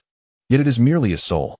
A flash of lightning sparked in Mu Qing's eyes as he moved to strike, but suddenly, a resounding dragon's roar echoed in his mind. His brow furrowed, and he coughed blood violently, directing a fearsome glare at the Beast clan siblings. In the delicate hand of Long Mei rested a small bell, entwined with a golden dragon that bared its fangs and claws. With a gentle shake, it unleashed a terrifying force capable of obliterating souls. The Beast clan finally made their move, for they were, after all, adversaries of humanity. At this moment, a golden dragon seemed to roar within Mu Qing's mind, stirring chaos and causing him to spit blood, as if he were about to collapse and lose consciousness. Not far away, the soul of the Jade-Sha tiger lunged at him, its gaping maw intent on tearing Mu Qing apart. Flash! Mu Qing bellowed, enduring the excruciating pain in his mind. He manifested the Titan runes at his brow, releasing a surge of chaotic energy. Suddenly, a tempest arose, clouds soared, and a true dragon with an ethereal sword appeared. As the spectral sword of the true dragon emerged, it pierced into Mu Qing's consciousness, slicing through the air with a blinding radiance and shattering the golden dragon. Subsequently, the ethereal sword gently trembled, drawing in the fragments of the vanquished golden dragon. Simultaneously, the colossal form of the Titan materialized 300 meters behind him. As Mu Qing channeled all his strength into the Titan constellation within, shattering two chaotic chains of power and delivering a punch. The surroundings glimmered brilliantly, divine radiance soaring into the heavens, as the Jade-Sha tiger was sent flying by Mu Qing's strike, emitting a mournful wail. How formidable! Even while wounded, how could he unleash such power? The Beast clan's Long Fong was astonished, eager to uncover the true magnitude of the strength within Mu Qing. Over 20 stars within Mu Qing trembled, continuously surging forth with power as he single-handedly battled various races. He resembled a war god, enveloped in celestial starlight. In truth, Mu Qing was not fully satisfied with his power, as he had integrated too few bloodline techniques.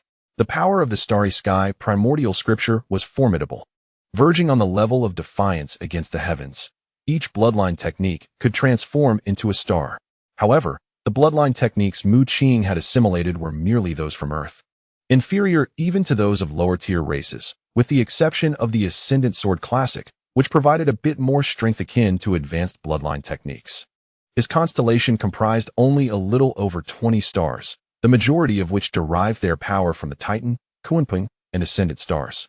Although they seemed to generate endless energy, they could not withstand prolonged consumption. Mu Qing struggled against his adversaries, secretly feeling the strain. He bore several wounds, and a potent toxin within him occasionally flared up, causing him to cough blood. This cannot stand. I must find a way to diminish their power. Mu Qing's gaze sharpened. Boom! A long spear pierced through the air, wielded by a member of the Giant Power clan, who held a black-red spear that, despite its shattered state, still bore considerable might. This time, Mu Qing did not evade. An eerie pattern emerged around his eyes, with lightning crackling in the void. He exerted himself to activate the Eye of Void, depleting a significant amount of his mental energy. Found it. As Mu Qing's mental energy depletes by a staggering 30%, a fierce glimmer ignites in his eyes, and he strikes with sudden ferocity. Harnessing the cosmic power of the stars, he manifests an endless torrent of sword energy, unleashing a terrifyingly brilliant beam of light aimed directly at the member of the Giant Strength clan. Die. Ascending Sword. The radiant blade, imbued with an ethereal essence, swiftly cleaves through the adversary's power, landing squarely upon their neck. With a violent gasp, the opponent's black-red spear pierces Mu Qing's body, causing him to spew forth blood, sustaining yet another injury. Nonetheless, the member of the giant strength clan stares in disbelief, a look of utter incredulity upon their face as a line of crimson unfurls from their neck, leading to the inevitable severing of their head. Chapter 398. The Might of Annihilation, Divine Thunder. Mu Qing continues to cough up blood, his body riddled with venom and various wounds, having just endured a punishing blow that nearly incapacitated him. However, his choice to confront the attack head-on yields significant rewards. He channels all his strength into a singular strike, executing an ascending sword that beheads the giant strength clan member, reducing their form to mere fragments, ensuring their demise. He fears the cosmic races may possess means of resurrection. Recalling how Hui Yuan had survived 2 fatal blows before ultimately falling to Mu Qing's hand, the onlookers are struck with astonishment, while another member of the giant strength clan roars in rage, incredulous that despite their overwhelming numbers, one of their own has been slain by Mu Qing. This revelation strips them of their dignity. They are all from mid-tier races, while Mu Qing is merely a human from Earth. The disparity in their bloodline ranks is vast, yet they find themselves powerless against him. Mu Qing sneers, his laughter laced with blood, yet the cold gleam in his eyes intensifies. The Eye of Void can pierce through all illusions and discern every weakness. Although the opposing giant strength clan member shares his realm, Mu Qing, having expended considerable mental energy and endured a direct hit, finally discerns their vulnerability. With a decisive strike, he targets the weakest point of the giant, severing their head with precision. No being in this world is flawless. Those of mid-tier bloodlines are no exception. Though Mu Qing could not initially perceive their weaknesses, the extensive use of his Eye of Void allows him to catch a fleeting glimpse. Everyone, this individual's power is utterly terrifying. He is merely a human, yet wields the might of a top-tier bloodline. If we do not eliminate him now, we shall be the ones who perish. Linging shudders, intimidated by Mu Qing's prowess. She shouts loudly, casting a sidelong glance at the Beast Clan siblings, who have yet to engage fully, merely observing the battle. Dragon Mei and Dragon Fong of the Beast Clan ponder for a moment before finally deciding to act. Their blood spirits manifest behind them, revealing not true dragons, but white serpents, unleashing waves of chilling ice energy. The Panlong bell vibrates, sending forth a vast ripple that surges toward Mu Qing. Yet, Mu Qing's titan form materializes behind him, towering 300 meters high, radiating divine light as he unleashes a fist brimming with terrifying power, shattering the very fabric of the void. Kill. Cody also took action. Although his Bible had been seized, it was merely a treasure acquired from the Vatican. He hailed from the winged race and possessed other extraordinary artifacts. He produced a feather, entirely black, exuding an aura of annihilation and death. With a hum, a brilliant radiance emerged as Cody activated the dark feather, transforming it into a formidable demonic sword aimed at slaying Mu Qing. The titan giant behind Mu Qing roared, divine light dazzling, as it unleashed a titanic punch imbued with the power of the Azure Dragon, shaking the heavens and earth, sending the feather flying. Yet, the titan's form was also injured, a surge of dark energy striking it and tearing a gash. Mu Qing's complexion paled as he was affected, coughing blood and retreating. The titan giant was a manifestation of the Titan constellation, but it was nonetheless a body he had cultivated. It merely represented a different expression of the power derived from the celestial return scripture. Essentially, it remained akin to his physical form. Thus, when the titan's body sustained damage, Mu Qing was injured in tandem. However, at this moment, a fierce glint flashed in Mu Qing's eyes. The titan giant behind him bellowed, shattering the third chain of chaos. With Mu Qing's current titan form, his limit was 2 chains of chaos, and breaking the third signified a breakthrough beyond his limits. Though it would come with repercussions and a period of weakness. Boom! Divine light surged into the heavens, enveloping the titan form in endless radiance as it strode forth, delivering a palm strike that rent the void. Cody's expression shifted dramatically. He dared not confront the titan giant in close quarters. Yet, the spatial force surrounding the titan surged, executing a spatial leap and appearing directly before him. His pupils constricted. At this moment, escape was futile. He summoned the dark feather, transforming it into a demonic sword that soared across the skies. In a matter of mere breaths, Cody engaged in combat with the titan form for no fewer than 300 exchanges, employing various secret techniques of the winged race. Yet, The Titan form responded with sheer might, a single punch extinguishing myriad techniques. Suddenly, Mu Qing's figure materialized, one hand wielding a thunder pool, the other a grinding disc. As torrents of thunder calamity descended upon Cody, Cody screamed in agony, the demonic sword derived from the black feather sent flying by a punch from the Titan form, its radiance trembling. Others sprang into action. Ling Yin brandished a 6-layered treasure tower. The siblings of the Beast clan summoned a dragon bell, while the members of the Giant Power clan wielded their shattered hammers. However, Mu Qing did not turn back. He tossed forth an item, the Bible. A wave of sacred light surged forth, yet it contained a terrifying destructive force. The expressions of the onlookers hardened, and in the next moment, Ling Yin's face shifted as he screamed, "Get back!" Boom! An immensely brilliant light erupted, the Bible shattering into a fearsome power that swept toward Ling Yin and the others. This was a technique previously employed by 2 members of the Giant Power clan, sacrificing their damaged artifacts to unleash greater strength.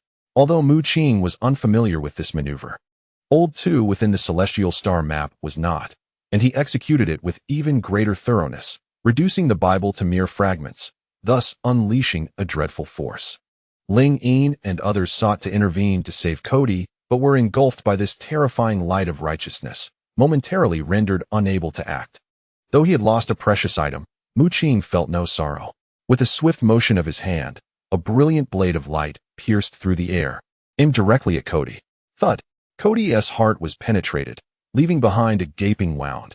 Yet in the next moment, a surge of green light enveloped him, miraculously healing his injuries and opening a spatial rift for his escape.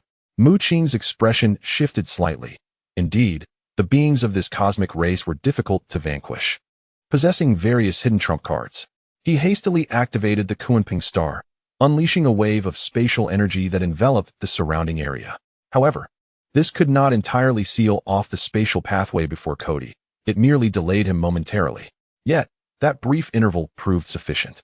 With a decisive clap of his hands, bolts of lightning erupted forth. These bolts traveled at an astonishing speed, nearly matching Mu Qing's own spatial leaps, and within the blink of an eye, struck Cody. Cody smirked, resorting to his last resort by opening the spatial passage. He believed these lightning strikes posed no threat to him. However, his expression soon morphed into one of horror as 5 golden bolts of lightning struck him. While they inflicted no physical harm, they contained an unparalleled, terrifying energy. Boom! A dazzling brilliance erupted as 5 spheres of horrifying energy detonated, causing the space around Cody to collapse, sending light soaring into the heavens. The onlookers, restrained by the explosive power of the scriptures, turned their gaze towards Cody, their faces shifting dramatically, fear etched in their eyes. The energy bursts were blinding and terrifying, annihilating a significant portion of Holy Mountain Wave Island, even causing the previously stable spatial passage Cody had opened to collapse. A collective gasp of astonishment echoed among the crowd. What manner of force was this? It was a power that could rival a full-force strike from a half-step grandmaster. Cody's body was utterly obliterated, leaving no trace of ash behind. He was irrevocably dead. Mu Qing waved his hand, retrieving an object from the void, the pitch-black feather that Cody had summoned earlier. He cast a glance at the crumbling spatial passage, where a formidable presence roared from the other side. This marked the first time the Annihilation Divine Thunder had been unleashed in battle, and its effectiveness exceeded his expectations. It was indeed formidable. Chapter 399, Suppressed Roar. A series of dragon-shaped ripples surged into Mu Qing's mind as the formidable beast's siblings withstood the aftermath of the scripture's explosion, shaking the coiling dragon bell. However, at that moment, a phantom of the true dragon immortal sword resided within Mu Qing's consciousness, trembling lightly and effortlessly shattering all opposing forces, absorbing their essence.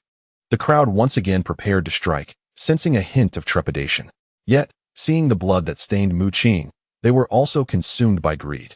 How could an ordinary earthling possess such overwhelming strength? They all understood that Mu Qing harbored astonishing secrets.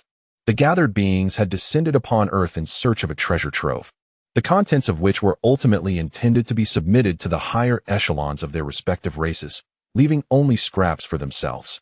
However, Mu Qing was different. Should they succeed in seizing the opportunities that lay within him, it would truly belong to them, requiring no tribute. As Mu Qing's prowess intensified, So too did the fervor within their hearts. After all, it appeared that Mu Qing was gravely injured. Should they descend to offer assistance? In the lofty expanse, Cheng Zhigua and Ku Fei, having employed their secret techniques, effortlessly repelled the attacks of the Wulong and Luo Han. Cheng Zhigua cast a concerned glance at Mu Qing, while Ku Fei shook his head, stating, "He has withstood the onslaught of so many before, and now only 4 remain. Even if he does not prevail, he can certainly protect himself." Ku Fei had witnessed Mu Qing's capabilities firsthand. During their time in the Westlake secret realm, Mu Qing, under the alias Qingmu, had demonstrated astonishing abilities, transcending into a pinnacle monarch. Ku Fei was aware that Mu Qing had yet to unveil his true trump card. Cheng Zhigua nodded in agreement, acknowledging that their encounter with Mu Qing was indeed fortuitous. Initially, it was supposed to be their duty to halt this group of cosmic beings, but Mu Qing had preempted them. Cheng Zhigua felt little trepidation for Mu Qing's safety, for it was only a matter of time before reinforcements from the Federation would arrive, possibly even experts from the alchemy organization. The intentions of the cosmic races had been discerned by some of Earth's elite forces, with the Federation being particularly informed about the treasure they sought, which required 5 keys. When Mu Yu was ensnared with one of the treasure keys, the Federation dispatched operatives post-haste, and as Mu Yu was associated with the alchemy organization, they too would send formidable allies. Could it be that this individual was truly invincible? Ling Yin gritted his teeth as the 6-layered pagoda descended upon them. The siblings of the Beastkin clan exerted all their strength to activate the Panlong Bell, unleashing waves of golden dragons to assault Mu Qing's consciousness. Alas, ensconced amidst the celestial stars, Mu Qing's eyes sparkled with enigmatic patterns, his entire being radiating divine light. Even drenched in blood, an aura of invincibility began to coalesce around him. The Panlong Bell, a treasure of immense value, bore a resemblance to the techniques of the Ling clan, targeting the souls of others. With a single chime, those who heard the dragon's roar found their souls shattered in an instant. Yet, Mu Qing's methods were far more terrifying, harnessing chaotic divine power. He invoked the Dragon Leap technique, summoning the ethereal form of the true dragon immortal sword to guard his mind. No matter how fiercely the Beastkin siblings wielded the Panlong Bell, they could not inflict significant harm upon Mu Qing. Ling Yin devoted himself entirely to manifesting the 6-layered pagoda, each tier releasing malevolent souls from various races, each possessing formidable strength. Boom! Malevolent energy surged forth as the soul of the Jade Malevolent Tiger charged at him.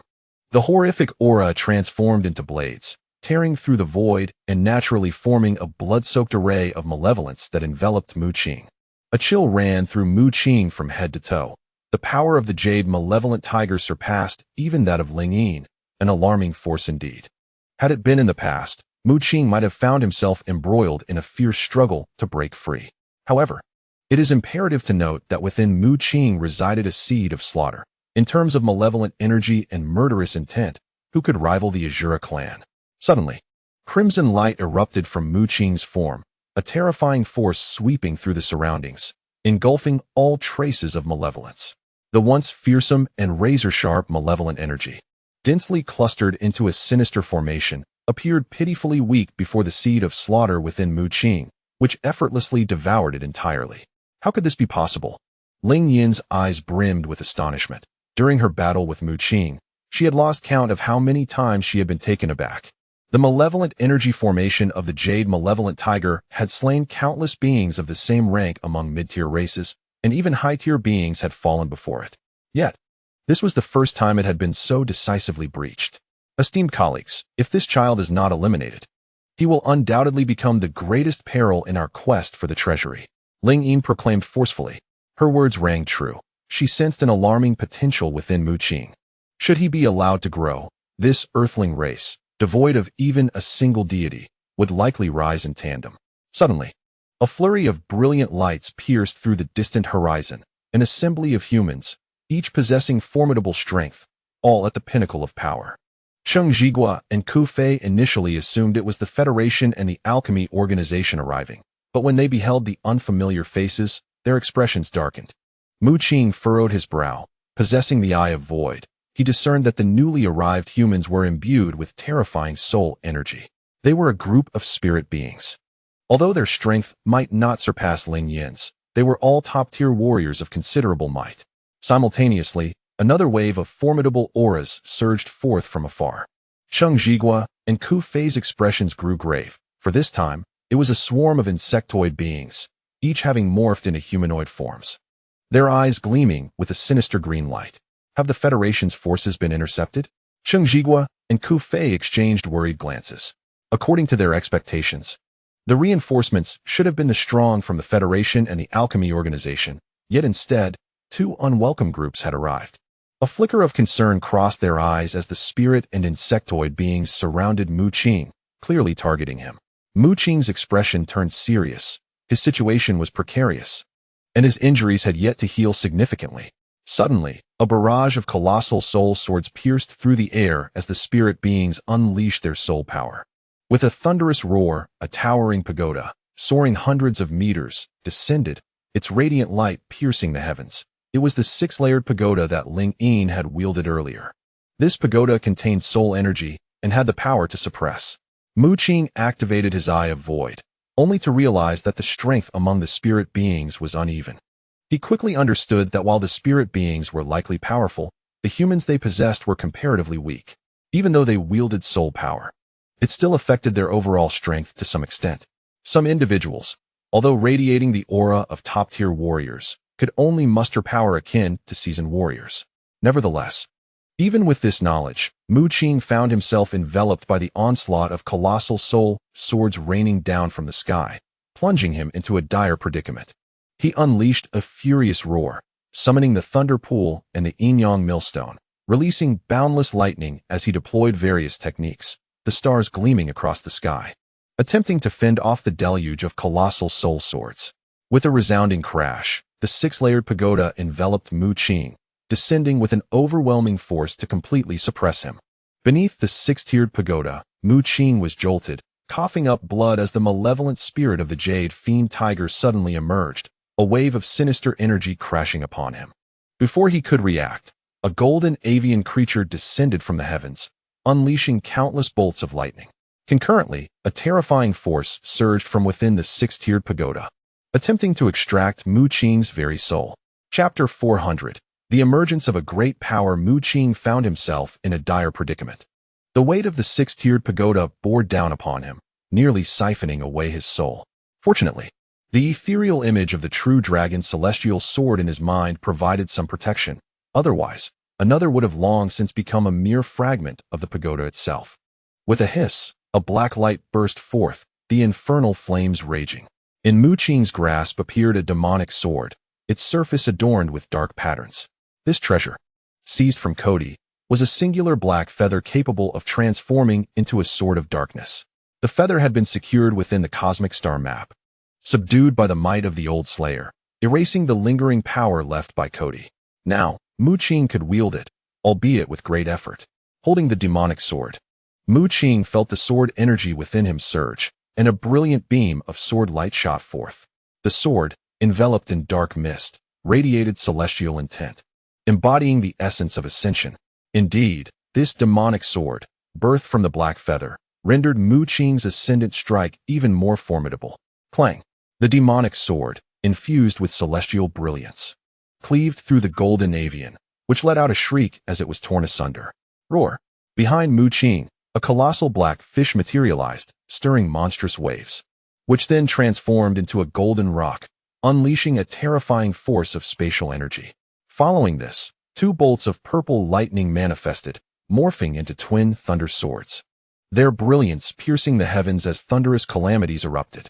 The soul of the Jade Fiend Tiger was pierced by the demonic sword, and soon after, the two thunder swords descended, intertwining their electric might and utterly obliterating the foe. Buzz! Once more, a surge of power emanated from the six-tiered pagoda, revealing four fearsome souls, those of the Beast Clan, Insect Clan, Titan Clan, and Firescaled Clan. This six-tiered pagoda was a formidable treasure of Ling Yin, housing the souls of those she had slain and subdued. Seeing the four souls from diverse races converge upon him, Mu Qing's lips curved slightly. Ling Yin believed that by subduing Mu Qing with the pagoda and harnessing the six souls within, she could completely extract his essence. After all, the power of the six-tiered pagoda was immensely potent. Once suppressed, Even a great power would be hard-pressed to escape its grasp. Ling Yin seized the moment to suppress Mu Qing, intending to extract his soul and unveil the secrets he harbored. Little did she anticipate that Mu Qing was, in fact, a nemesis to their spirit race. The Eye of Void could reveal souls before Mu Qing, while the ethereal image of the true dragon's celestial sword, conjured through chaotic divine power, could shatter all existence and absorb everything. At this moment, the true dragon's celestial sword held dominion over Mu Qing's mind, rendering the six-tiered pagoda incapable of seizing his soul. Boom! Brilliant lightning cleaved through the sky as Mu Qing wielded the demonic sword, with two thunder swords entwined around him, executing the sword techniques from the ascension sword cannon, obliterating a soul with a single strike. Afterward, Mu Qing concentrated the power of space around him, sweeping his hand to cause a collapse in the fabric of space, annihilating one of the souls. The remaining two souls howled in fury, but they were no match for Mu Qing.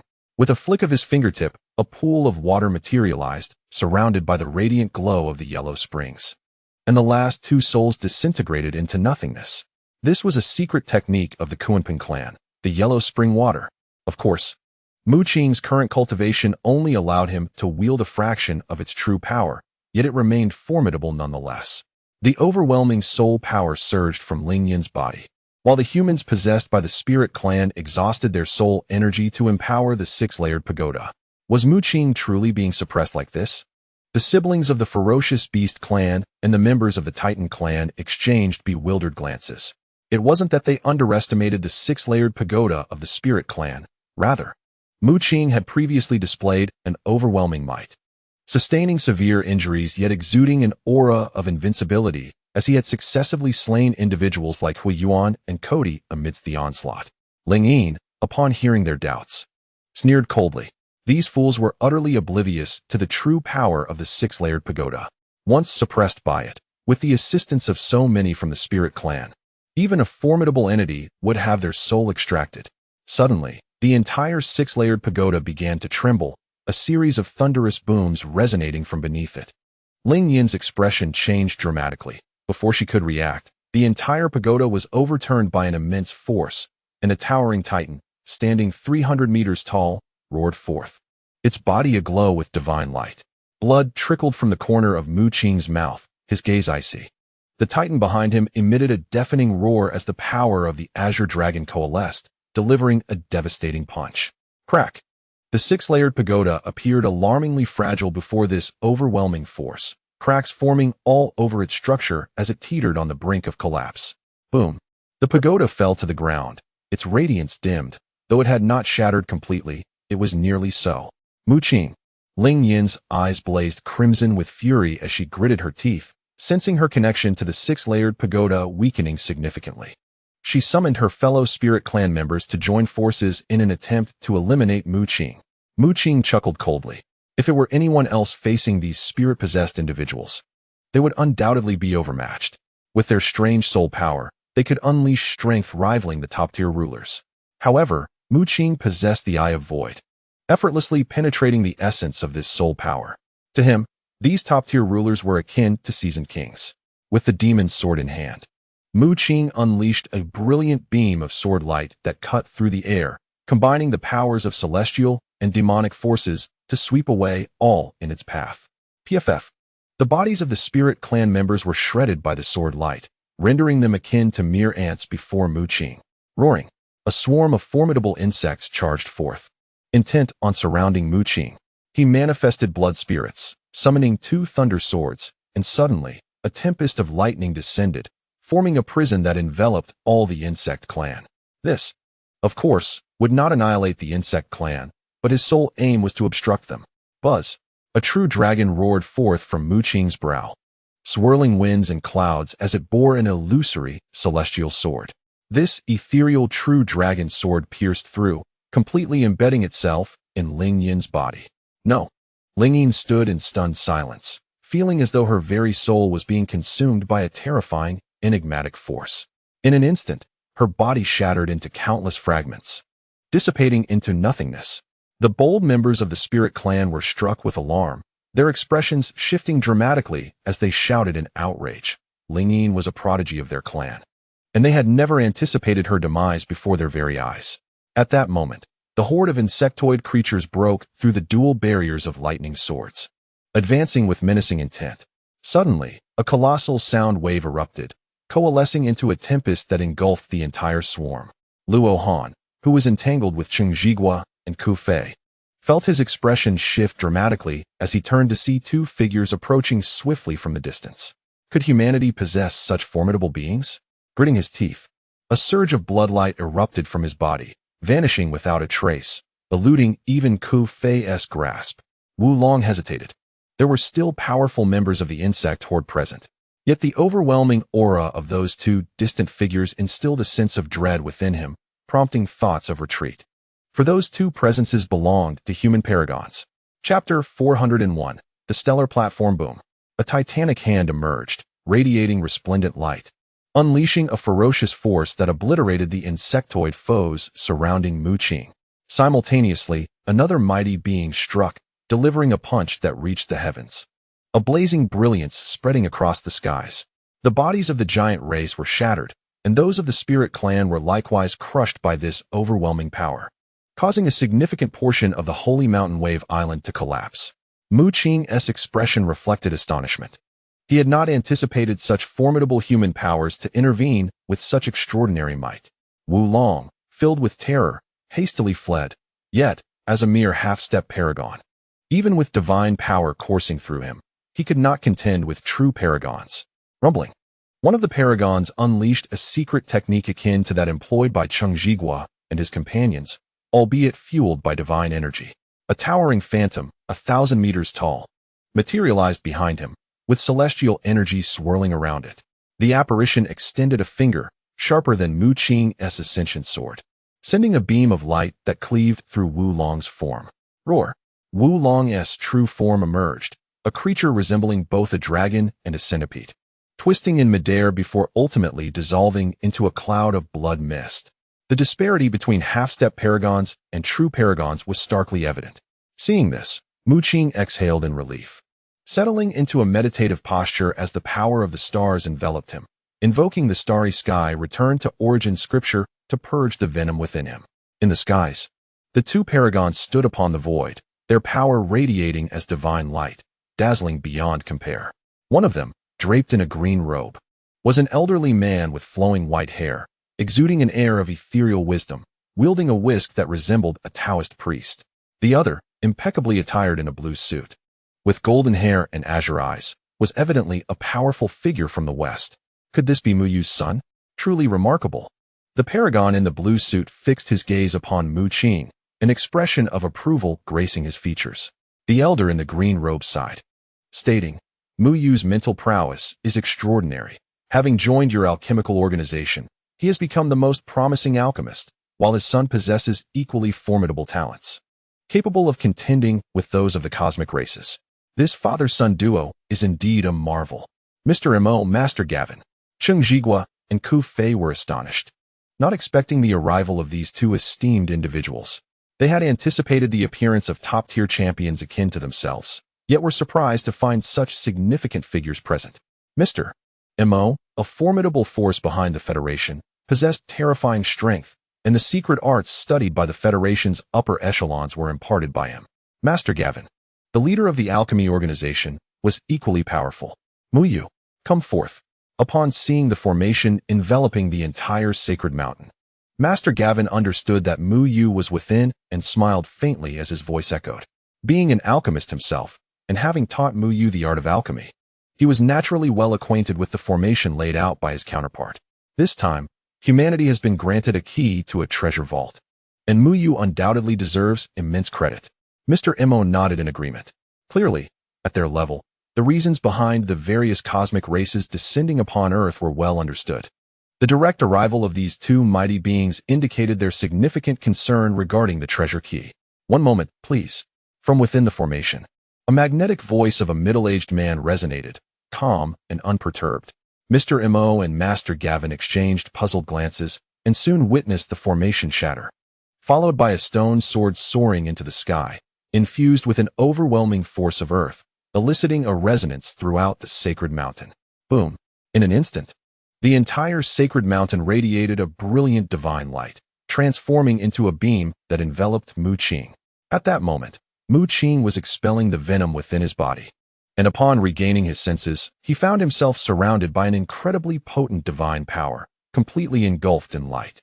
Young man, your father possesses remarkable skills. He has managed to harness the power of the Earthstone Sword to summon the strength of the sacred mountain, aimed at propelling your cultivation to the threshold of a mighty being. The voice of Old Two echoed in his mind. After a few contemplative moments, he remarked, "This sacred mountain is indeed enigmatic, its depths harboring substantial divine power. If a being on the brink of greatness were to absorb it, they might very well break through to full power. However, I advise against absorbing this divine energy." Old Two's words startled Mu Qing. Are these powers problematic? He had not anticipated his father's capabilities to be so astonishing. Just as he was about to absorb the energy, Old Two intervened. "No. How long has it been since you ascended to the pinnacle of champions? This energy can only elevate you to the threshold of a mighty being. Yet, should you utilize it to unlock the second star in the cosmic star map, it could indeed elevate your strength to that level." Old Two intended for him to channel this power into the cosmic star map. At this moment, Mu Qing comprehended. The second star within the cosmic star map, according to Old Two, contained methods to transcend racial limitations and practice the bloodline techniques of other races. He had witnessed the might of the Shura clan's god-slaying halberd, which was tremendously powerful. If he were to cultivate the bloodline technique of the Shura clan, his strength would undoubtedly increase significantly. Resolute in his decision, Mu Qing summoned a celestial scroll from within, fervently absorbing the divine energy. The cosmic star map's capacity to absorb energy far exceeded Mu Qing's own. In less than half an hour, the divine power of the entire sacred mountain was entirely devoured. Buzz. Upon the celestial map of 10,000 domains, the second star's ethereal projection solidified, radiating a brilliant luminescence. Mu Qing's figure vanished, enveloped by the starry expanse. I had presumed you would await the unveiling of the treasure trove to seize some benefits before activating it. Yet, it is astonishing how swiftly the second star was ignited. Elder Two stood beside the star induction hall, stroking his beard, a look of profound reflection upon his face. Within the hall, someone was engaged in contemplation, Zhou Siyu, who was deeply immersed in the understanding of the cursed path. Elder Two, accompanied by Mu Qing, traversed the golden sands for a considerable distance until a portal, entwined with divine radiance, materialized before them. He ushered Mu Qing through it, leading them to another desolate planet. This realm remained vast, yet it was strewn with ruins. Slightly better than the first star, some dilapidated structures still lingered. On this celestial body, nearly all edifices lay in ruins, the only notable relic being the 10,000 stars platform, a treasure forged by the esteemed deity himself.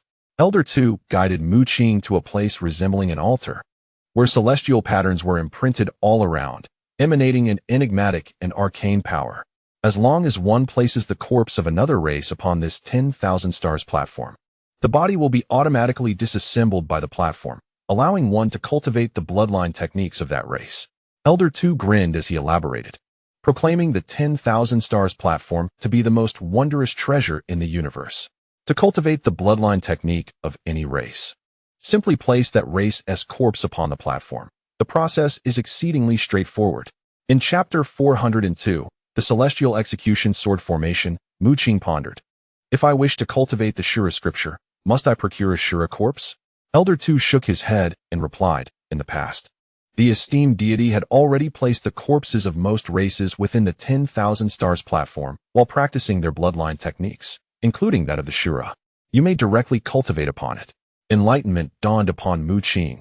The celestial sovereign had made thorough preparations for the cultivation of various bloodline techniques, thus affording him this advantage. He could simply practice directly on the 10,000 stars platform. In an instant, Mu Qing found himself upon the platform, immediately feeling waves of mysterious power surging within him. The Shura scripture, previously imparted by Elder Two, surfaced in his mind as he commenced his cultivation, and suddenly, a surge of crimson light erupted from within him, enveloping him in an aura of insatiable slaughter. Elder Two had previously implanted a seed of slaughter within Mu Qing, which, after absorbing the murderous energy from Luo Han, had gradually matured. At this moment, the seed transformed into streams of blood light, merging with Mu Qing's essence, propelling the Shura scripture to a heightened level. Abruptly, two beams of blood-red light, imbued with lethal intent, erupted from Mu Qing's eyes. In his grasp materialized a blood-colored halberd, exuding the terrifying visage of a mountain of corpses and a sea of blood, as anguished souls wailed around him, and the aura of slaughter surged. This weapon was the Shura clan's Godslayer halberd, reputed as a martial technique rivaling divine abilities. Mu Qing retracted the Godslayer halberd, and with celestial light swirling around him, he once again activated the stellar return scripture. Suddenly, streams of blood light surged into his dantian, coalescing into a scarlet star, the Shura star. The crimson star suddenly ascended to the heights of the Qingmu and Titan stars. This bloodline technique of the Azura clan evidently transcended the realm of advanced bloodline arts, rivaling those of the most formidable races. Mu Qing's body trembled, and the stellar primordial force within him surged dramatically, increasing by more than 30%.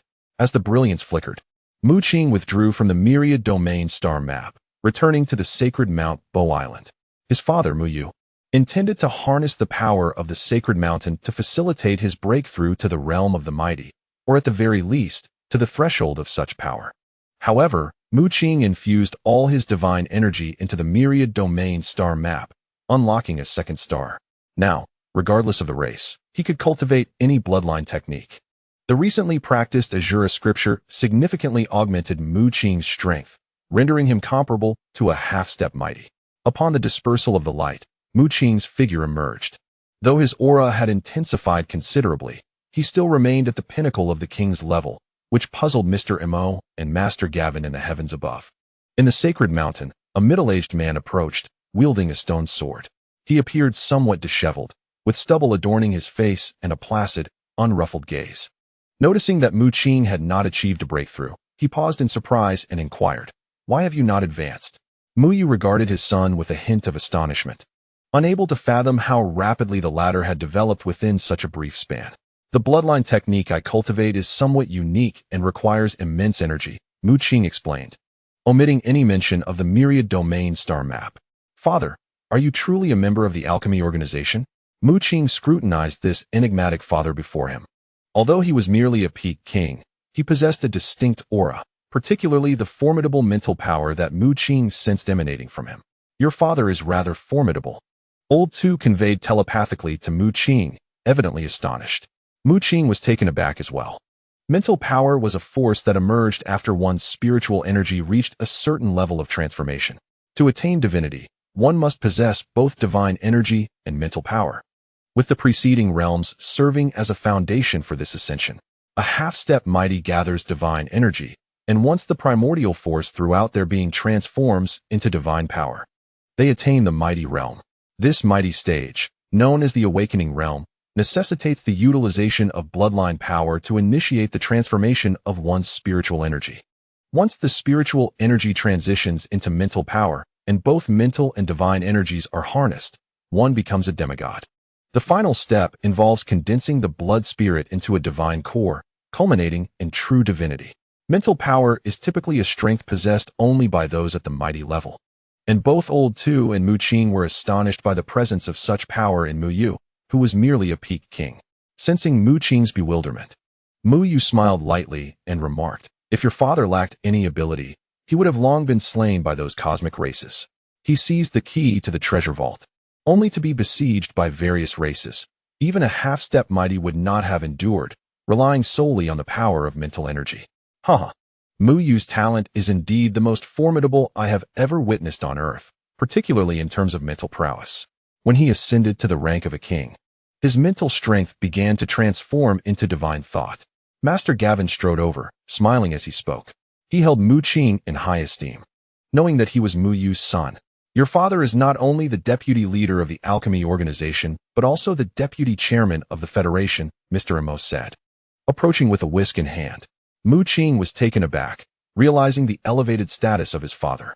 No wonder, during times of trouble, influential figures from the Federation had intervened on his behalf. It turned out that this person was indeed his father.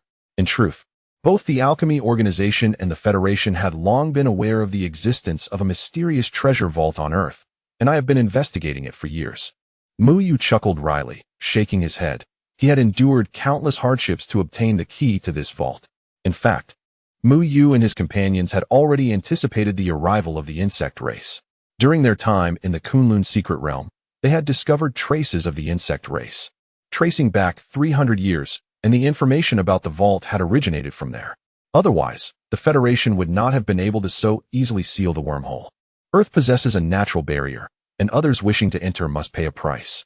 Moreover, to obtain the treasures within the vault, even truly formidable beings would refrain from acting, lest they shatter the earth and destroy the treasures, leaving them with nothing. With a stone sword in hand, Mu's eyes gleamed with an unusual light. He informed Mu Qing that humanity now possessed a stone sword, granting them a slight advantage. Mu Qing smirked, shaking his head in amusement, and replied, "Our advantage is not merely this small edge." To the astonishment of those around him, Mu Qing drew forth his stone sword, which crackled with arcs of lightning. The expressions of Mu and the others brightened. Wonderful. Now we possess not only the earth stone sword, but also the lightning stone sword. Securing 2 keys to the vault, Mu Qing willingly handed the lightning stone sword to Mu, acknowledging that with his strength, the sword would not significantly enhance his power.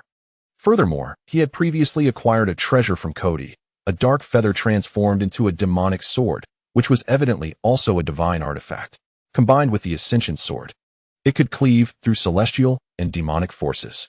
As I understand it, this stone sword is remarkable and should be classified as a divine artifact.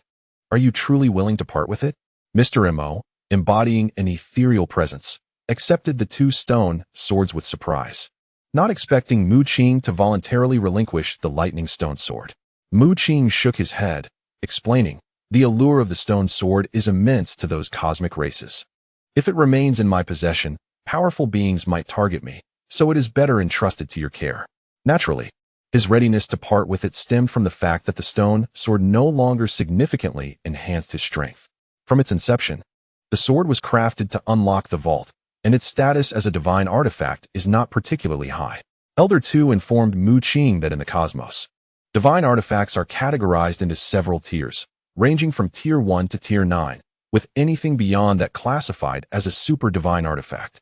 According to the esteemed Master 2, the stone lightning sword is merely a low-tier divine artifact, while the feathered demon sword wielded by Kadi is classified as a mid-tier divine artifact. Evident from the 2 divine inscriptions visible upon closer inspection, I cannot accept your stone lightning sword without reason. Within the Federation, there exist 2 bloodline techniques, rumored to have been passed down by the Supreme Lord Laozi. However, given your father's status, it stands to reason that he could procure them for you directly. Noting your previous display of swordsmanship, I shall impart to you a sword formation, one of the 3 most precious treasures within the Federation.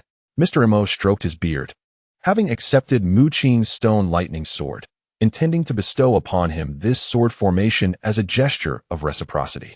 Mu Qing hesitated, as his own cultivation of the ascension sword canon rivaled that of advanced bloodline techniques, encompassing a variety of sword arts and formations.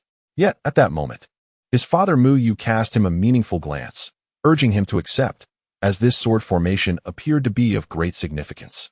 Mo Chung, the venerable Mr. Mo, holds the highest position within the Federation. Of the 3 most treasured artifacts, we have access to only 2 bloodline techniques. The last is solely under Mr. Mo's jurisdiction. Mu communicated discreetly. Mo Chung chuckled softly, waving his dust whisk, and a stream of azure light pierced through, entering Mu Qing's brow. Startled, Mu Qing's body trembled, his eyes widening in disbelief. A torrent of information flooded his mind, revealing a sword formation known as the Extermination of Immortals Sword Formation. Chapter 403. The terrifying beast god. How could such a profound and fearsome sword formation exist on Earth? Mu Qing was astounded. The Extermination of Immortals Sword Formation was extraordinarily formidable, and he surmised that if he could successfully condense it at its initial stage, it might even vanquish an extraordinary being. This sword formation, passed down from humanity's ancestors, was rarely mastered, and its terrifying power would depend on the wielder's capability. Mo Chung sighed, admitting that while he too knew this formation, its consumption was too immense for him to wield effectively. Taking a deep breath, Mu Qing sensed a certain mystery surrounding humanity on Earth. The Ascension sword canon also stemmed from the ancestral bloodline of Tianyu Palace, comparable to advanced bloodline techniques. And in his eyes, the extermination of immortals' sword formation eclipsed even the god-slaying spear in its terror. We must return to headquarters. The commotion here will undoubtedly attract the attention of the Western Church, Cheng Zhiguo remarked. Master Gavin scoffed, evidently disdainful of the Church. Though he was a formidable presence in the West, he disapproved of the Church's collusion with the winged human race. What should we do about those two beast-kin? Mo Cheng inquired, looking at the siblings, Long Mei and Long Fong, who appeared somewhat awkward, not having anticipated the intervention of human powerhouses. Despite possessing hidden cards, they were wholly inadequate before the might of awakened beings. Let them go. Mu seemed to sense something, speaking up suddenly. Master Gavin's expression shifted, his gaze drawn to the distance. There, a colossal dragon, towering thousands of meters high, surged forth in an instant, exuding an overwhelmingly terrifying aura. Its crimson vertical pupils swept across the surroundings, ultimately resting upon Mu Qing. Mu Qing's body quaked as he realized, with horror, that he was ensnared by an unimaginable force. He was profoundly astonished within, pondering the nature of this formidable power, far more terrifying than the cursed spirits he had previously encountered. Suddenly, Mu stood before Mu Qing, an overwhelming surge of mental energy emanating from him, enshrouded in divine light, radiant beyond measure. This was divine consciousness. Under the veil of this divine thought, a barrier was formed, allowing Mu Qing to finally exhale in relief as the pressure weighing upon him dissipated. Was the beast god about to intervene here? Mu remained calm, his gaze fixed upon the ferocious dragon in the sky. A thunderous laughter erupted, and in a flash, the dragon transformed into a middle-aged man clad in a black robe. His eyes a menacing crimson, with patches of black dragon scales adorning his face. He laughed heartily, yet an icy demeanor lingered in his mirth. Upon hearing Mu's words, Mu Qing was struck with disbelief, realizing that this man, who had taken the form of the dragon, was indeed the deity of the beast clan. This deity had once battled against the cursed god, who ultimately fell, yet he survived, even devoid of his divine core, still possessing semi-divine prowess. This boy exudes an aura that I find repugnant, and it seems my divine core is also present. The beast god's crimson gaze fell upon Mu Qing. Having absorbed the lightning divine core, Mu Qing had advanced his purple thunder bamboo, not realizing that remnants of that essence remained, leading to its detection. In response to the beast god's gaze, Mo Cheng and Gavin, two formidable awakened beings, promptly stepped forward, their formidable auras surging as they remained vigilant. Fear not. I shall not lay a hand on him. If that divine core were truly of such significance to me, I would have reclaimed it long ago, the beast god declared, retracting all his imposing aura and smiling with a shake of his head. He harbored no murderous intent towards Mu Qing. This revelation astonished not only Mu Qing, but also Mu Yu and the others. At that moment, Mu Qing sensed something amiss. The beast god was a terrifying entity of semi-divine rank, even more formidable than the awakened beings. How could he be unaware that his divine core lay in Hu Hai's possession? If he had intended to reclaim it, he would have done so long ago. For the semi-divine realm represents the apex of power on earth at present. Mu Qing furrowed his brow, finding the beast god perplexing, even after falling from grace. He chose not to reclaim his divine core, and allowed Mu Qing to absorb it without harboring any intent to kill. At that instant, the beast god appeared somewhat impatient, waving his hand dismissively. All right, do not regard me with such suspicion. I merely intend to take two young ones with me. With that, the beast god gestured grandly, unleashing divine power that swept up Long Mei and Long Fong. He did not depart immediately but raised his hand, summoning a fierce wind from the void, a stone sword, entwined with the force of a tempest. This stone sword was unmistakably one of the keys to the treasure vault, the hurricane stone sword. Mu Qing's eyes widened in astonishment. He had previously slain Ling Yin but had not found this sword on him, and now it appeared in the beast god's possession. The beast god flashed a grin at the assembled crowd, then enveloped himself and the siblings in a shroud of divine energy, vanishing from sight. It seemed he had been quietly observing for quite some time. Gavin's expression grew grave as he spoke in a deep tone. Mo Cheng sighed and shook his head, saying, "After all these years, I am still unable to fathom his thoughts. He could easily lead the beast clan to annihilate us humans, yet he chooses to establish a pact, achieving a balance between both sides." Upon hearing this, Mu Qing opened his mouth in surprise, realizing such matters existed. It was quite astonishing. Who would have thought that within this small earth, there existed such formidable figures? Suddenly, Old Two spoke up. The earlier methods of the curse god had already left one astounded, and now this beast god seemed poised to rise once more, potentially reclaiming divinity. If I am not mistaken, he has ascended to godhood 8 times already. How can that be? Mu Qing exclaimed, utterly astonished. 8 times of ascending to godhood. What does that even mean? Old Two replied with conviction. This is a terrifying method. Very few in the entire universe dare to attempt it. After achieving godhood, one must self-destruct their realm, making it nearly impossible to break through again. Each ascension becomes exponentially more challenging. The aura emanating from the beast god was unfathomably terrifying. And he was on the verge of his 9th ascension. Should he succeed, the realm of the emperor would be within reach. His potential ascending to that of a supreme god. Supreme god? Does that not equate to the same realm as the celestial supreme god? Mu Qing's pupils contracted, realizing that the beast god of the beast clan was indeed such an existence. However, one must consider his strength. 8 ascensions to godhood is the limit, and very few can truly survive the 9th divine tribulation. Many throughout the universe dare to attempt such methods of ascension, yet only one has achieved the ultimate unification of the 9 realms. That individual has already attained the realm of the supreme god. Old Two exclaimed, equally astounded, as he had not expected to encounter such a person on earth. To be frank, I initially wished for you to use this method. I did not seek the 9-fold ascension. Overcoming the 7th or 8th divine tribulation would suffice. He informed Mu Qing that such an endeavor could render one's divine power incomparably profound. It is worth noting that the celestial supreme god's stellar return scripture is a fusion of various bloodline techniques, evolving the bloodline of the stars. Mu Qing's current primal force is already several times more robust than that of his peers, and if he were to pursue such a method of ascension in the future, the magnitude of his divine power would be beyond imagination. Gazing in the direction the beast god had departed, Mu Qing took a deep breath, acknowledging that this was undoubtedly an opponent he could not currently contend with. Chapter 404, The Qingmu Sword. Mu Qing accompanied his father to the federal headquarters. It is rumored that the federal headquarters hovers above the Pacific Ocean, perpetually engaged in a struggle against the beast clan. However, upon Mu Qing's arrival, he discovered something different. The beast clan's lair was originally situated in the Pacific, yet he saw no trace of any beast here. Mu Yu smiled calmly and informed him, in the past, the beast clan's invasion was nearly insurmountable for humanity, but later, the beast god approached the federal hierarchy and established a pact. Although battles between humans and beasts continue, the true powerhouses refrain from intervening. How has Yushi been? Mu Yu suddenly inquired, a hint of tenderness appearing in his eyes. Mu Qing shook his head, responding, she is doing quite well. There was a crisis previously, but it turned out to be more of a scare than a real threat. Mu Yu nodded, saying, the barrier bracelet I gave her is sufficient to withstand a half-step great power. Yet I did not expect that the second princess could enlist the help of individuals from our alchemy organization. However, you need not worry.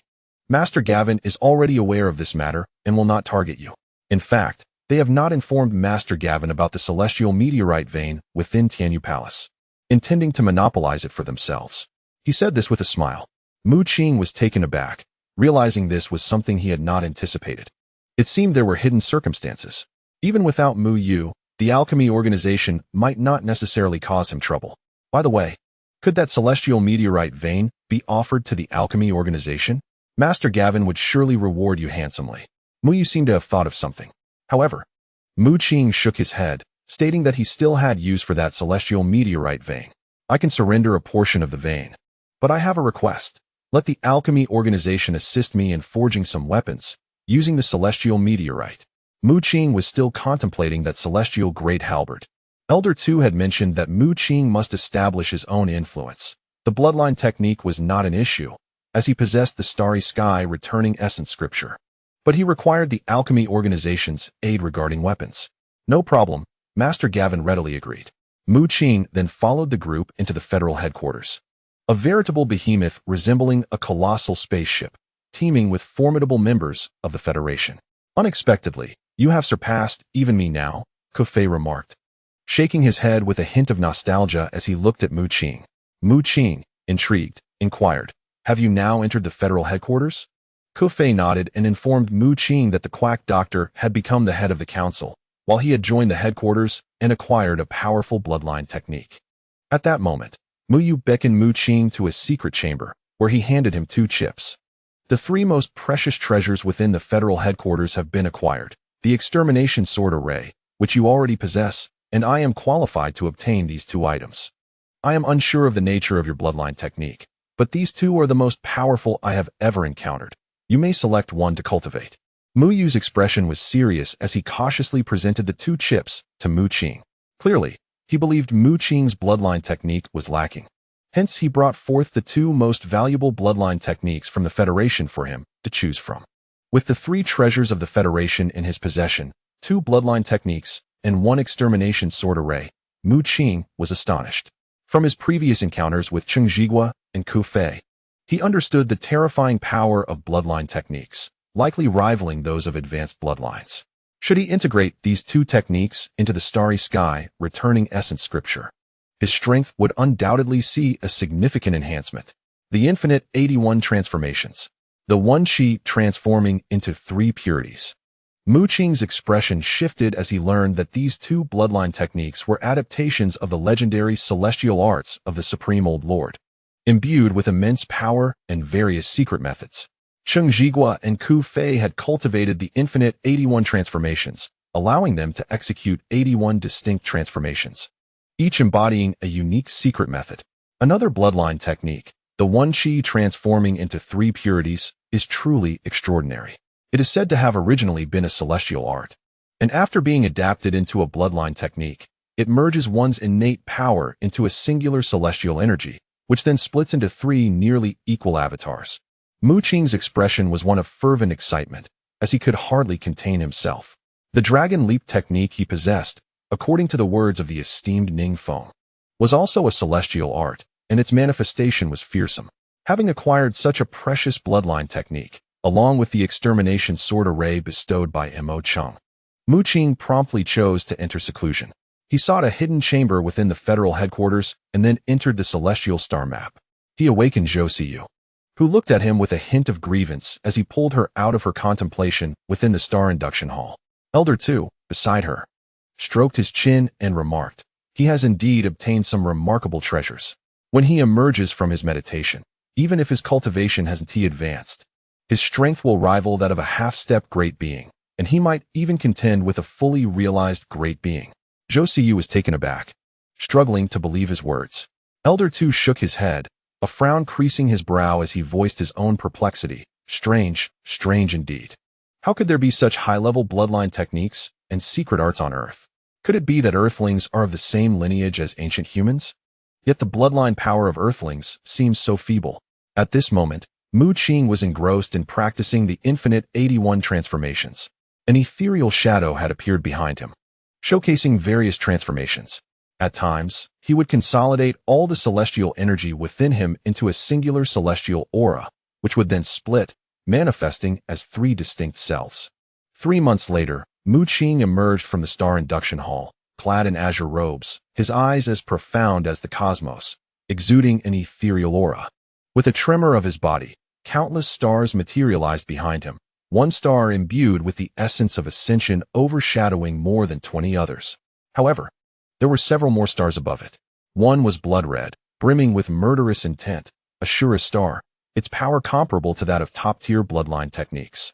In addition to the Kunping star and Titan star, he now possessed 2 more stars of the highest caliber, one imbued with 81 transformations, radiating an array of colors with a peculiar aura, and the other vaguely revealing 3 silhouettes. The addition of these 2 stars had more than doubled his strength. Elder Tu, witnessing this, wore an expression of astonishment. The bloodline techniques Mu Qing had obtained truly rivaled the finest. It is worth noting that even during the cultivation of the celestial return to origin scripture, the starry god did not possess such terrifying capabilities. Most fused bloodline techniques were of low to medium grade, with only a few being advanced. It was only later, upon reaching the Emperor realm, that one might acquire a top-tier bloodline technique. Your starting point is vastly superior to that of the esteemed deity. Elder Tu marveled. Mu Qing smiled slightly, and then a beam of light surged from his back, transforming into a colossal black fish that roared towards the heavens, morphing into a sword embryo. Entirely black and emanating a terrifying aura. In an instant, a radiant golden light surged forth, revealing a majestic rock soaring into the heavens. It plunged into the sword embryo, transforming into intricate golden patterns that entwined around it. The essence of the Qingmu manifested. This was a formidable weapon, the Qingmu sword, resplendent in black and gold, harboring unfathomable power. Chapter 405. Li Yuan Mu Qing retracted the Qingmu blood spirit. Both of his blood spirits had now materialized, paving his path towards transcending into a greater being, enabling him to condense divine power. A greater being signifies the awakening realm, where the strength of one's bloodline communes with the universe, gathering divine might. Having departed from the 10,000 domain star map, Mu Qing returned to his secluded chamber, commencing his comprehension of the power within his bloodline. At this juncture, to condense divine energy, one must perceive the cosmos through the lens of their bloodline strength. When half of the primordial energy within transforms into divine power, it signifies that one has ascended to the threshold of a greater being. At this moment, the significance of the bloodline is underscored. Even lower-tier races possess an inherent trace of divine power within their blood, allowing them to rapidly accumulate divine energy upon reaching peak dominance, thereby breaking into the awakening realm. For higher and elite races, the situation is even more daunting.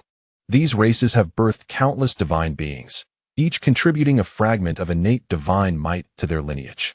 For these advanced or elite races, the awakening realm is often the stage where they most effortlessly enhance their strength, as the bloodline power within them brims with unparalleled divine energy. Condensing divine might with the ease of sipping water, Mu Qing commenced his endeavor to condense divine power. However, after nearly half a month, he had only succeeded in gathering a wisp of divine energy lingering in his dantian. Indeed, Earth's humanity had never witnessed the emergence of a divine being, and the bloodline power within the entire human race lacked even a trace of divine essence. Condensing divine might was an arduous challenge. Mu Qing bitterly shook his head. The fact that he managed to condense a wisp of divine power in half a month was attributable to his prior absorption of divine runes on Mars, which had granted him a modicum of divine strength, coupled with his frequent utilization of divine outbursts, rendering him somewhat familiar with divine power. Were it an ordinary individual, they might struggle for a month to achieve even a wisp of divine might. Your bloodline is exceedingly feeble, and with the resources on Earth being so scant, transcending into a greater being is a formidable task. The only opportunity lies within that treasury. Elder Tu interjected, offering a piece of advice. He informed Mu Qing that he had previously employed the power of the 10,000 domain star map to scour the entirety of Earth, pinpointing the exact location of the treasury, and sensed an overwhelming aura emanating from within. To transcend into a greater being, that treasury represented the sole shortcut. Should one seize the opportunity, they might have a chance to awaken. Elder Tu's voice resonated with confidence. I am uncertain of the precise timing of the treasury's emergence, yet I am aware of its location. We possess the advantage. Suddenly, a voice erupted. Who is Mu Qing? Step forward. A surge of potent energy enveloped the space outside Mu Qing's chamber. As Mu Qing sat in meditation, honing his divine power, he was jolted awake by this formidable presence. His countenance shifted in surprise. The aura unmistakably belonged to a being on the brink of transcendence. What perplexed him was that upon arriving at the federal headquarters, he immediately retreated to a secret chamber for cultivation, without even having encountered any of the formidable beings within the headquarters. How could he have offended a half-step grandmaster? Mu Qing opened the door, revealing two figures before him. One of them was somewhat familiar, a former member of the federal branch, Li Chao. Li Chao now possessed the strength of a top-tier monarch, having completed the manifestation of his blood spirit, and was on the verge of entering the realm of half-step grandmaster. Much like Mu Qing, beside him stood a small elder, garbed in a black robe, his eyes ablaze with fury. Are you Mu Qing? Did Mr. Mo Chung bestow upon you the Excalibur sword array? The elder inquired, his demeanor far from cordial. Li Chao, somewhat taken aback, approached Mu Qing to explain the elder's background. The elder, named Li Yuan, was Li Chao's elder relative, and he could be considered a veteran of the federal headquarters. You are merely a top-tier monarch. Yet to even touch the threshold of the awakening realm, by what right do you possess such a sword array? Li Yuan's intentions were evidently malevolent. Mu Qing finally understood. The elder had come for the Excalibur sword array. Mu Yu had previously informed him that there were 3 treasures within the federal headquarters, one of which was the Excalibur sword array. Due to the considerable resources it consumed, only a handful within the headquarters could wield it.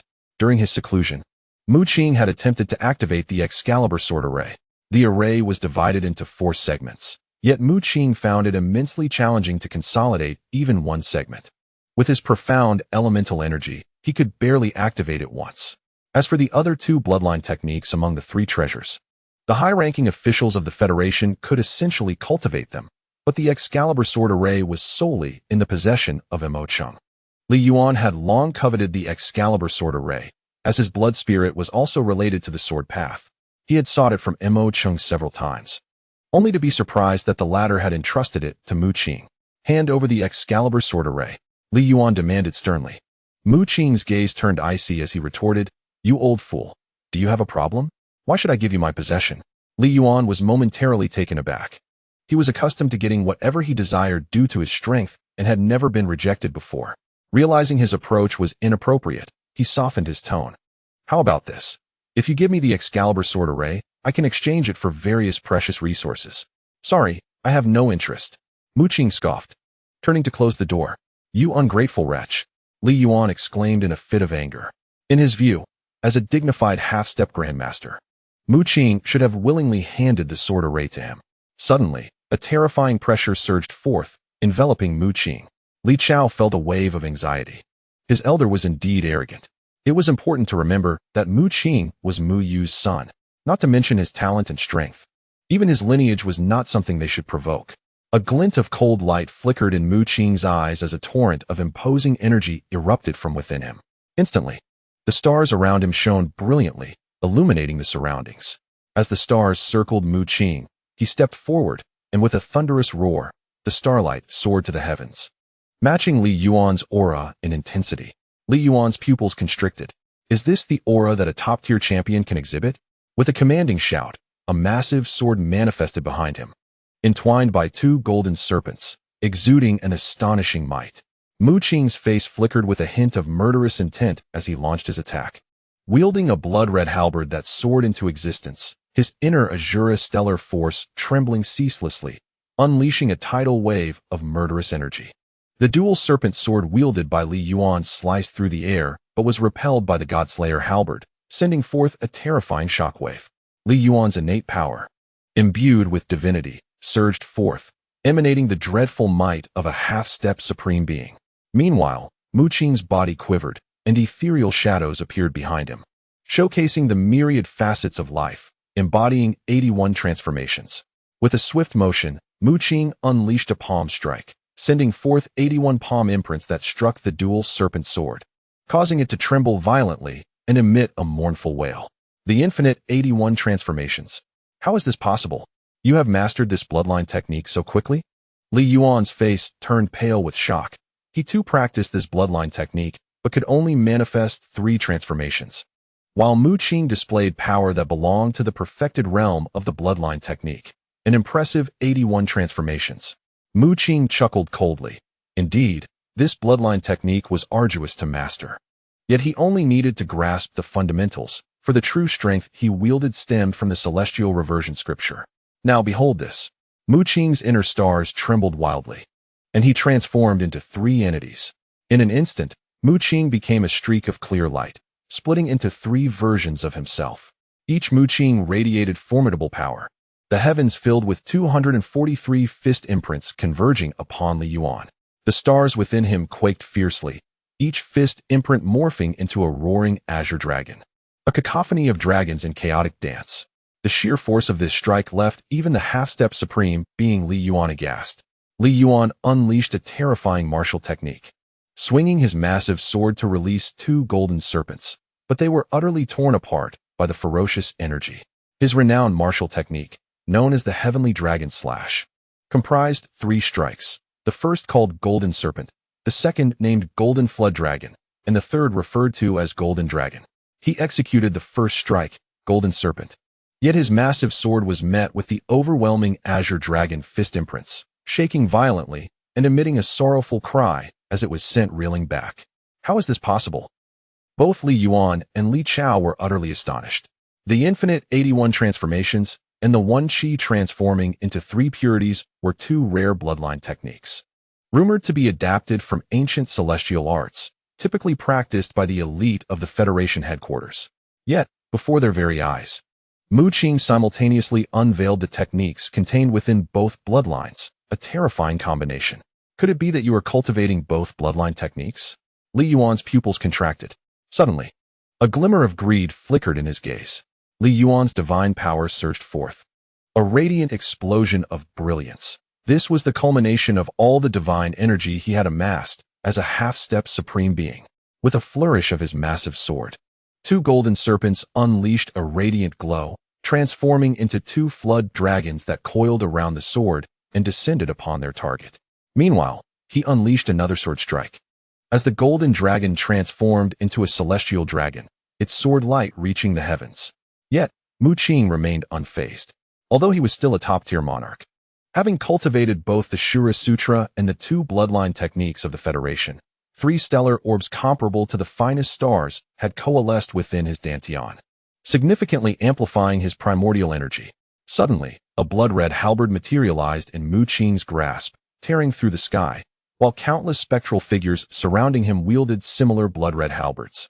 In an instant, a deluge of blood-red halberd shadows descended, conjuring a terrifying scene reminiscent of a mountain of corpses and a sea of blood. The acrid scent of blood wafting through the air, even causing the top-tier monarch Li Chao to feel a wave of nausea. The executioner halberd harbored a cataclysmic power, effortlessly shattering the golden dragon struck forth by Li Yuan. Then, a cluster of pitch-black feathers materialized between Mu Qing's fingers, transforming into a demonic sword in the next moment. Ascending sword. The world dimmed as the demonic sword in Mu Qing's hand unleashed an endless torrent of demonic energy, followed by an intensely radiant sword light piercing through, infused with ethereal, celestial intent. The dual forces of celestial and demonic energy converged, culminating in the celestial demonic sword. With a piercing sound, the 2 golden celestial dragons were obliterated by the terrifying sword aura, dissipating into nothingness. Li Yuan coughed up blood and staggered backward, incredulously gazing at Mu Qing. There stood his opponent, clad in azure attire, surrounded by swirling stars, his eyes as tranquil as an ancient well, and his black hair shimmering with starlight. He could hardly fathom how Mu Qing, merely a top-tier monarch, could unleash such formidable power that even he, a half-step grandmaster, could not withstand. What is the matter?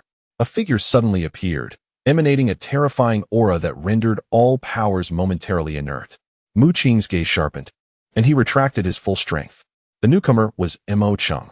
Mo Chung furrowed his brow, his gaze fixed on Li Yuan, and after a moment, he grasped the situation. His expression darkened as he admonished, "Don't stir up trouble if there's nothing at stake. We are at a critical juncture for humanity. And you still wish to incite infighting?" Li Yuan was punished by Mo Chung and sent to the wormhole to block the insectoid race attempting to invade Earth from Mars. Mu Qing then sought out his father. "What do you need all these bloodline techniques for?" Mu Yu asked, regarding his son with curiosity. Mu Qing approached him to request assistance in acquiring some bloodline techniques using Mu Yu's status within the Federation headquarters and the alchemy organization for cultivation purposes. Mu Qing refrained from elaborating further. After a moment of contemplation, Mu Yu did not pry further and, utilizing his influence, had someone procure a chip. "All the bloodline techniques within the Federation are contained here," Mu Yu said, handing the chip to Mu Qing, informing him that it held over 120 bloodline techniques. Mu Qing's expression brightened as he accepted the chip. Even the smallest mosquito is still meat. Although the quality of these bloodline techniques did not reach even the low-level tier, mastering them all would significantly bolster his primordial energy. Mu Qing immediately entered seclusion once more, realizing that integrating over 100 bloodline techniques into the Stellar Return True Sutra would require considerable time. Months later, Mu Qing emerged from his seclusion.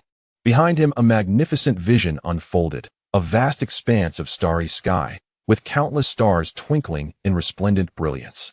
His strength had once again ascended, now comparable to that of a half-step supreme being. However, this so-called half-step supreme being referred to those from the cosmic races, not humans. Should it be humans of that caliber, Mu Qing would effortlessly triumph over them. Bidding farewell to his father, he engaged in spatial leap towards the direction of Tianyu Palace. The second palace master has returned? Upon seeing Mu Qing, Elder Lin and the others exhaled in relief. They had also become aware of certain matters concerning the various cosmic races and had initially harbored concerns about Mu Qing encountering danger. Yet they were astonished that he returned unscathed. Gather a group of individuals to mine the starfall iron or veins in due time. Members of the alchemy organization will assist us in crafting artifacts.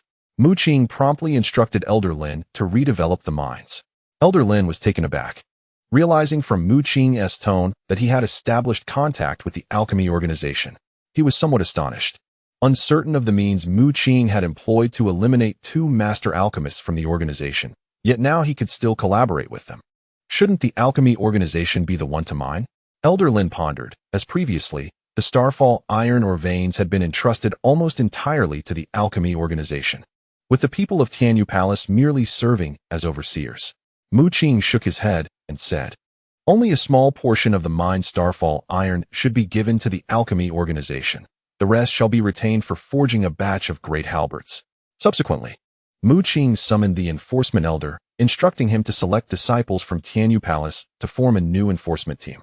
All original enforcement disciples were to be eliminated, retaining only those with high loyalty and considerable talent, and expanding from there.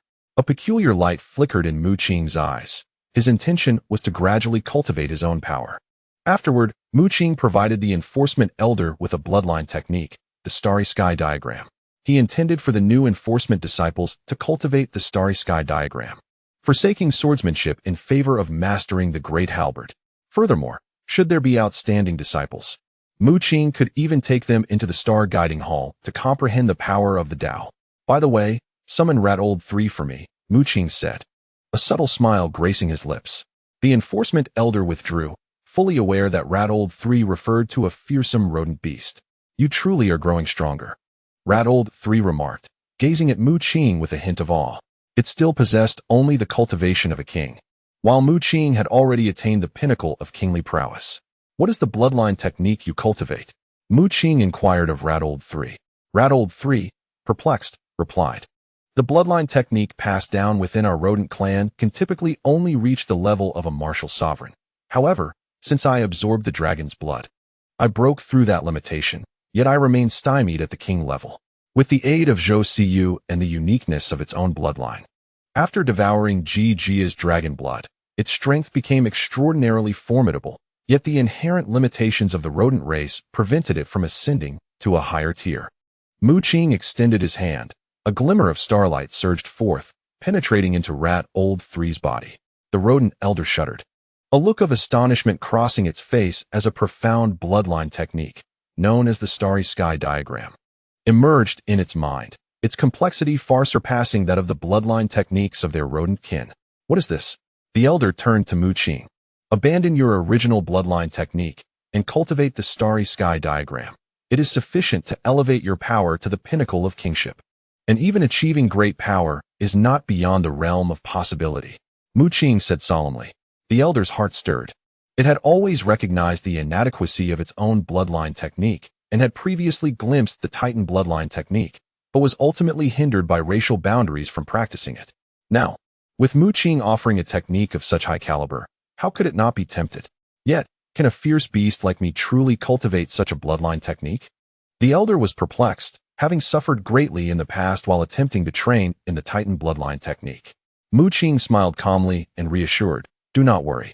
The Starry Sky Diagram imposes no racial limitations. All races can cultivate it."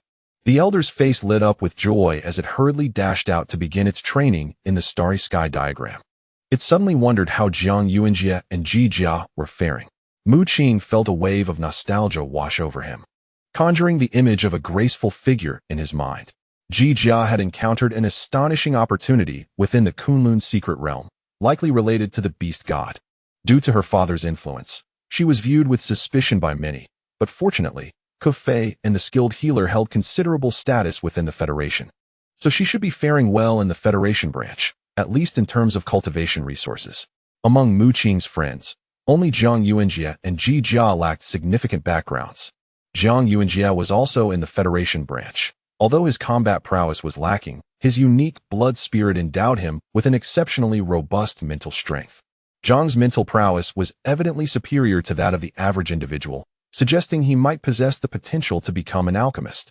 Mu Qing's thoughts turned, and he contacted Mu Yu through his communication device to introduce Jiang Yuanjie.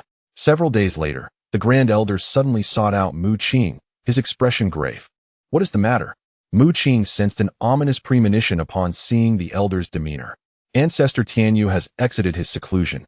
He wishes to see you," the Grand Elder sighed. Realizing he could not evade this moment, Shui Yueshi rushed over, her face filled with concern. "Should we summon Master Gavin and Elder Imocheng?" The Grand Elder nodded, agreeing with the idea. Ancestor Tianyu's strength has reached the level of a great power, but he should not surpass the two figures behind the Alchemy Organization and the Federation. "Is that so? My esteemed ancestor is perceived as inferior to others in your eyes?" Suddenly, a terrifying aura enveloped the entire room, causing the air to feel as though it had solidified. Mu Qing and the others trembled, struggling to breathe as a figure slowly approached. It was a middle-aged man with graying hair at the temples, an ancient sword slung over his back that appeared somewhat worn, yet emanated an overwhelming sword intent. Ancestor Tianyu. Clad in a white robe, the man approached with a smile, yet his eyes held no warmth, exuding an icy indifference. Mu Qing felt a sudden sting on his skin as the opponent's power surged towards him, enveloping him in a suffocating aura of sword intent. Although the Heavenly Feather ancestor appeared to be middle-aged, Mu Qing was already aware from the Grand Elder that he had lived for centuries, having cultivated the Ascension sword cannon to its utmost perfection. "You have slain Tsonger," he remarked, through sheer inadequacy. "Yet, you have assumed the position of the second palace master without my consent. For the sake of Tianyu Palace, I must ascertain whether your methods warrant such a title." As the Heavenly Feather ancestor spoke, his voice resonated with sword intent, producing a resounding clang that caused the Grand Elder and Shui Yueshi's swords to tremble. Tsonger, whom he referenced, was the former second palace master and his illegitimate son. Mu Qing chuckled coldly, undeterred. "You still harbor murderous intent towards me," grasping at flimsy excuses. The Heavenly Feather ancestor's expression remained impassive, yet his hand brushed against the ancient sword at his back, an unparalleled sword intent brewing within him. As if on the verge of eruption, "Let us step outside to fight," Mu Qing declared in a deep voice, his figure enveloped by spatial power, vanishing from sight. Upon witnessing this, the Heavenly Feather ancestor's eyes widened in astonishment at Mu Qing's mastery over spatial power. He wielded his sword Qi and ascended, leaving the premises to hover above Tianyu Palace. Taking a deep breath, Mu Qing gazed at the Heavenly Feather ancestor, whose sword intent loomed like an abyss, perpetually imposing upon him with terrifying pressure. The Heavenly Feather ancestor gestured towards Tianyu Palace below, and with a resonant hum, a magnificent array rose, safeguarding the entire palace. "Who would have thought you were concerned for the disciples of Tianyu Palace?"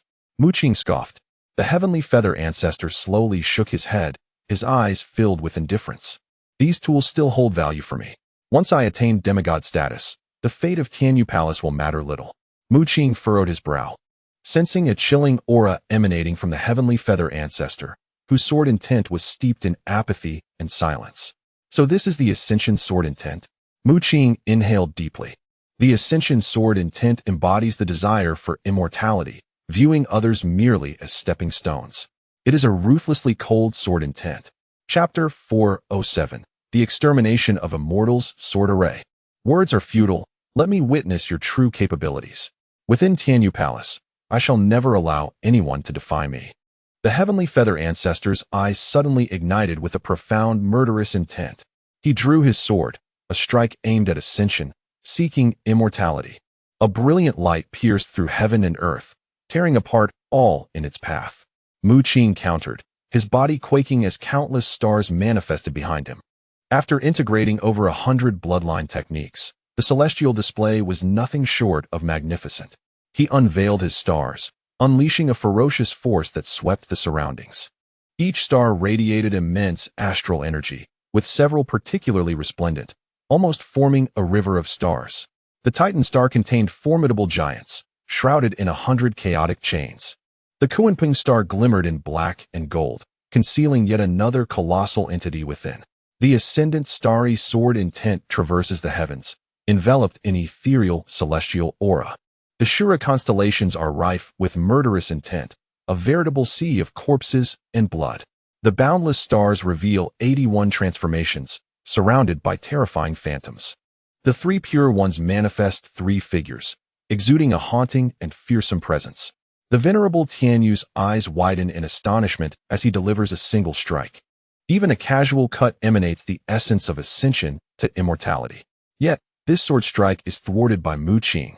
Mu Qing radiates brilliance, his entire being adorned with chaotic chains, as a colossal titan, towering 300 meters, materializes behind him, instantaneously tearing apart 5 chains, releasing a dazzling surge of divine light. The titan roars and unleashes a powerful punch, repelling the sword strike, though it leaves a slender gash upon its own form. Mu Qing furrows his brow. He realizes that the venerable Tianyu is undoubtedly the most formidable adversary he has ever encountered, compelling him to sever 5 chaotic chains at the first opportunity. However, he did not anticipate that even in this state, the titan would still fall short against the venerable Tianyu, who effortlessly inflicts a grievous wound upon the titan with a mere sword. The venerable Tianyu remains silent, his demeanor chillingly formidable, as an overwhelming celestial aura pervades the air. Sword energy swirling around him, radiating with resplendent brilliance, as if he were an immortal sword piercing through the heavens. Mu Qing's raven hair billows, his gaze sharp as a blade. He remains undaunted even in the presence of the most gifted individuals from various races, and he does not flinch before the venerable Tianyu. Deep within, a flicker of anticipation arises. What level has his own power attained? With a resounding roar, Mu Qing engages in his inaugural battle against a powerful entity. Though the venerable Tianyu may not rival the likes of Mo Qing and others, he is far beyond the reach of mere half-step powers. Thunderous roars fill the sky, and disciples of the Tianyu Palace gaze upwards in alarm. Some tremble, bewildered, exclaiming, "How can there be such a commotion? Is the sky collapsing?" Shui Yueshi and the Grand Elder are filled with anxiety. Although Mu Qing is formidable, he cannot possibly contend with the venerable Tianyu. They attempt to contact Mo Qing from the Federation and Master Gavin from the Alchemy Organization, seeking their intervention. Mu Qing strides through the air, surrounded by spatial forces, his azure robes transforming into a resplendent silver Taoist robe. Suddenly, the surrounding space erupts, the thunderous sounds resembling divine thunder from the heavens, echoing endlessly. He summons the profound spatial recording of the Qingmu clan, an overwhelming spectacle, as a star behind him morphs into a Qingmu, the black gold power sweeping forth, causing the space to tremble violently. Boom! Mu Qing channels spatial energy, compressing the surrounding space, triggering a series of explosive detonations, particularly at the location of the venerable Tianyu, where dark voids emerge. Bang! The heavens and earth tremble as Mu Qing unleashes a palm strike, mastering the spatial forces to their utmost potential, compressing all space within his grasp, as if intending to swallow the entire world. The venerable Tianyu erupts with a radiant sword light, dazzling to the extreme, infused with divine light and celestial intent. Yet beneath Mu Qing's palm, all vitality was compressed into a singular mass, enveloping the blade of light, which continued to shrink and constrict. Ultimately, with a resounding crack, that beam of sword light shattered, along with the surrounding space that spanned hundreds of yards. Mu Qing breathed heavily, beads of sweat forming on his forehead as he gazed at the venerable Tianyu. His hand trembled, and blood dripped down. A subtle smile graced the lips of the venerable Tianyu, who realized that this young fellow's strength surpassed that of ordinary individuals by a considerable margin.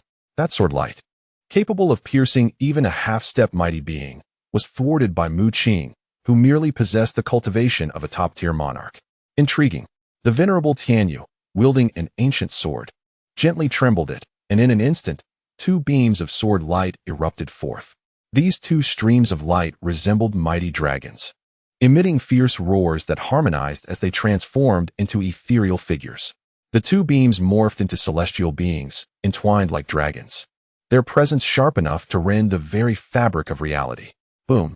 In an instant, the 2 figures closed in, launching an assault upon Mu Qing. He struck out with a fist, only to find it met with an unyielding force akin to the hardest meteorite, accompanied by a jolt of pain.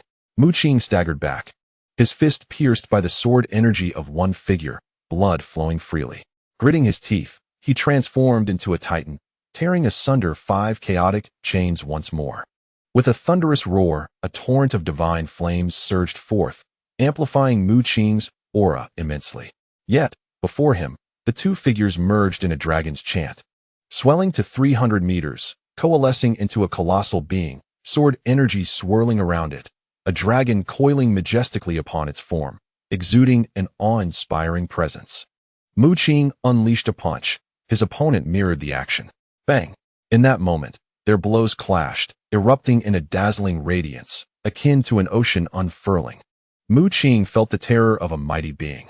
Merely 2 beams of sword light had manifested such a giant, capable of contending with him.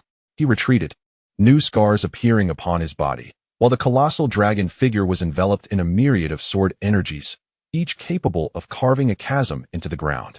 Boom! Mu Qing struck once more, starlight shimmering as boundless divine power coalesced within his fingertips, bursting forth as a myriad of runes. Channeling the strength to tear apart 10 chaotic chains, he unleashed a terrifying punch, which the dragon giant could not withstand. With a resounding crash, it shattered completely. However, as the dragon giant crumbled, a deluge of sword energy surged forth. In an instant, Mu Qing found himself marked with numerous wounds.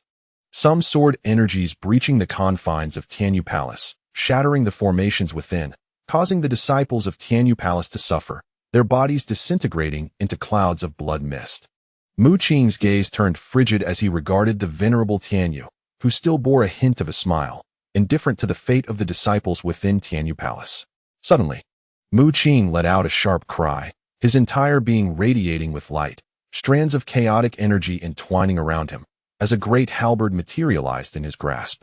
In an instant, a crimson hue descended, and the world manifested a phantom of mountains of corpses and seas of blood. The gaze of the ancestor Tianyu sharpened, for he perceived the formidable strength embedded within Mu Qing's technique. It seemed as though you harbored an abundance of secrets. Alas, under the weight of absolute power, everything appears so fragile. Ancestor Tianyu shook his head. Once more, the ancient sword in his hand erupted with a radiant beam of sword light, as dazzling and brilliant as ever, infused with celestial intent, piercing fiercely towards Mu Qing. In response, Mu Qing wielded the god-slaying halberd, tearing through the air as the primordial force of stars surged from within him, shattering that beam of sword light. Yet, he suffered injuries, coughing blood as he staggered backward.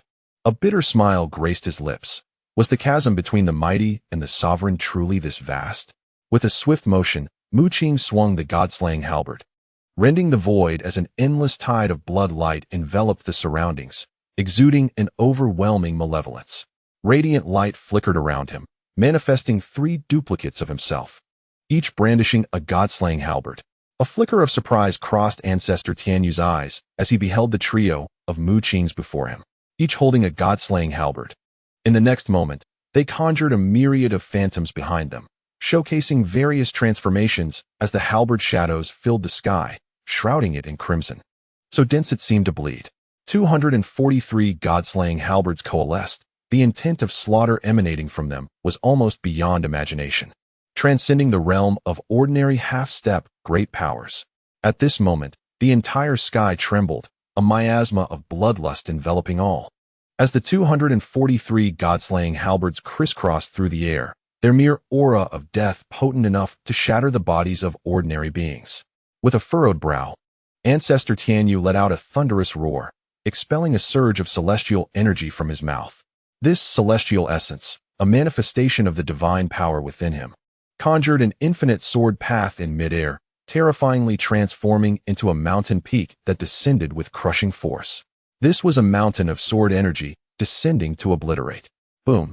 In that instant, it felt as though the heavens themselves had been torn asunder.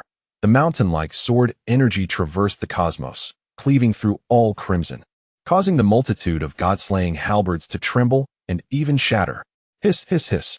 The intersecting sword intent, a blinding expanse of sword energy, erupted like a volcanic eruption, a deluge overwhelming the heavens, as that mountain-like sword energy descended with a thunderous crash. A horrific radiance burst forth as the god-slaying halberd collided violently with the sword energy. sword light intertwined. Sword energy permeated the air, with a murderous intent rising, bloodlust surging skyward. Mu Qing's expression turned grave. Ancestor Tianyu's sword intent resembled that of an authentic celestial being, nearly invincible. He wielded the god-slaying halberd of the Shura clan, integrating the Qi transformation into the three purities and the boundless 81 transformations, launching an onslaught that blanketed the sky, yet still found it arduous to withstand. Ultimately, all the god-slaying halberds detonated, 243 of them shattering into wisps of blood energy, vanishing from sight. The mountain of sword energy loomed overhead, crashing down. The sword energy striking Mu Qing's titan-like form, staining the heavens with blood. "Shatter for me," Mu Qing roared, unleashing a punch, his arm coiling like a green dragon. Divine light surging mightily, finally managing to forcibly shatter that mountain of sword energy. Ancestor Tianyu's brow furrowed. He had not anticipated that Mu Qing would prove so difficult to kill, as he wielded the ancient sword to carve out an unending series of peaks. A wondrous vision emerged in the sky, a tapestry of magnificent mountains and rivers, ethereal and enchanting, imbued with a celestial essence. With a single stroke, the landscape transformed, the divine presence becoming ever more elusive. A torrent of brilliant sword light surged forth, signaling that the venerable Tianyu was unleashing his utmost power. The divine energy within him erupted, and under the weight of this sword, even a being at the cusp of greatness would be instantaneously obliterated. Mu Qing gritted his teeth, inhaling deeply as a plume of jet-black feathers manifested in his grasp, morphing into a demonic sword. In an instant, the blood spirit behind him materialized. Two bolts of thunderous bamboo reaching skyward, encircled by storm clouds, transmuting into twin thunder swords. A resounding roar echoed as a kunpeng burst forth, transforming into a black gold divine sword. "Celestial entrapment," Mu Qing uttered coldly, as the primal force within him surged wildly, continuously absorbed by the thunder sword. A resonant hum filled the air, and the thunder sword shot skyward, emanating strands of celestial light, dazzling and resplendent. The venerable Tianyu furrowed his brow. Sensing a hint of threat, without hesitation, Mu Qing hurled the second thunder sword into the heavens, his hands forming intricate seals as mysterious runes entwined around the thunder sword. "Absolute celestial," he declared icily, nearly exhausting his primal energy. Yet, he clenched his jaw, a steely resolve igniting in his gaze, as the colossal titan behind him manifested. Its chaotic chains once again torn apart by five. With a thunderous roar, a torrent of divine light surged forth. The potent divine energy flooding into the demonic sword forged from the black feathers. Mu Qing formed seals anew, inscribing profoundly intricate patterns upon the demonic sword. "Slay the celestials." The demonic sword quivered gently, ascending into the sky, an overwhelming intent to kill radiating from it. With a furious shout, Mu Qing shattered the chaotic chains once more, this time fracturing 10 in a single blow. A deafening crash resonated as divine power nearly became tangible, flooding into the kunpeng divine sword, forming a celestial river from the titan's divine energy, continuously pouring forth. Mu Qing coughed blood, his eyes flashing with a chilling light, once again fracturing the chaotic chains. The thundering echoed persistently as he severed a total of 35 chaotic chains, finally coming to a halt, blood coursing from his body. The divine energy within him surging perilously close to explosion. He dared not shatter any more chains. Even a single fracture would unleash divine force potent enough to obliterate his corporeal form. All of this divine energy coalesced into a beam of light, surging into the kunpeng divine sword. Gritting his teeth, Mu Qing endured the excruciating pain, inscribing complex runes and patterns upon the kunpeng divine sword. "Exterminate the celestials." As an incredibly blinding radiance erupted from the kunpeng divine sword, Mu Qing roared, channeling all his divine energy into the sword. A resonant clang resounded as the kunpeng divine sword ascended, establishing a connection with the other three swords. The extermination of celestials sword array, comprising the extermination sword, the slaying sword, the absolute sword, and the entrapment sword. Each segment of this array demanded immense energy from Mu Qing, yet to confront the venerable Tianyu, he had no choice but to deploy the complete extermination of Celestial's sword array. As Mu Qing completed the assembly of the exquisite Sword of Immortality, his primal energy was utterly depleted. He was left with no choice but to unleash the terrifying divine power of the Titan clan, continuously stimulating the latent potential of his Titan physique to channel an abundance of divine energy into the exquisite sword formation. Ultimately, the four swords of extermination returned to their rightful places, and the power of extermination surged forth, enveloping the heavens and the earth. Chapter 408. The Ancestor of Tianyu Flees. A resounding roar echoed through the skies as the four celestial swords soared, erupting with brilliant rays of light, surrounded by auspicious omens, and exuding an ethereal essence. The exquisite sword formation. Buzz. A dazzling divine radiance shot skyward, and at that moment, everyone within the Tianyu Palace witnessed the four celestial swords piercing the heavens, their terrifying sword aura tearing apart everything in its path. The sky was truly collapsing. The entire firmament shattered under the power of extermination, vast expanses of space crumbling. As the exquisite sword formation unleashed its overwhelming might, resembling a blazing sun radiating boundless power. Sensing this fluctuation, the face of the ancestor of Tianyu shifted slightly. In his hand, the ancient sword transformed into myriad ethereal shadows, and his body was enveloped in divine light as he summoned every ounce of strength to unleash a strike. Radiating celestial light, the ancestor of Tianyu transformed into a transcendent being, embodying the essence of a celestial spirit devoid of any emotion. Surrounded by an endless radiance of white light, his supreme sword intent surging forth. This was no longer merely a strike of ascension. It was the sword of a celestial being. The ancestor of Tianyu had indeed perfected the sword canon of ascension, his sword intent aimed directly at the celestial realm. Yet, the stronger the celestial aura emanating from the ancestor of Tianyu, the more resplendent the divine light of the exquisite sword formation became. The formation itself was designed to slay celestial beings. Thus, even as the ancestor unleashed a strike approaching the realm of immortality, he was engulfed by the endless divine radiance of extermination. Puff! The sword light unleashed by the ancestor of Tianyu was shattered. The exquisite sword of extermination surged forth, and with a horizontal slash, he was sent flying. Immediately thereafter, the exquisite sword erupted with blazing rays of light. 9 heavens of thunder descended, and a strike was unleashed, casting a terrifying aura of annihilation over the surroundings.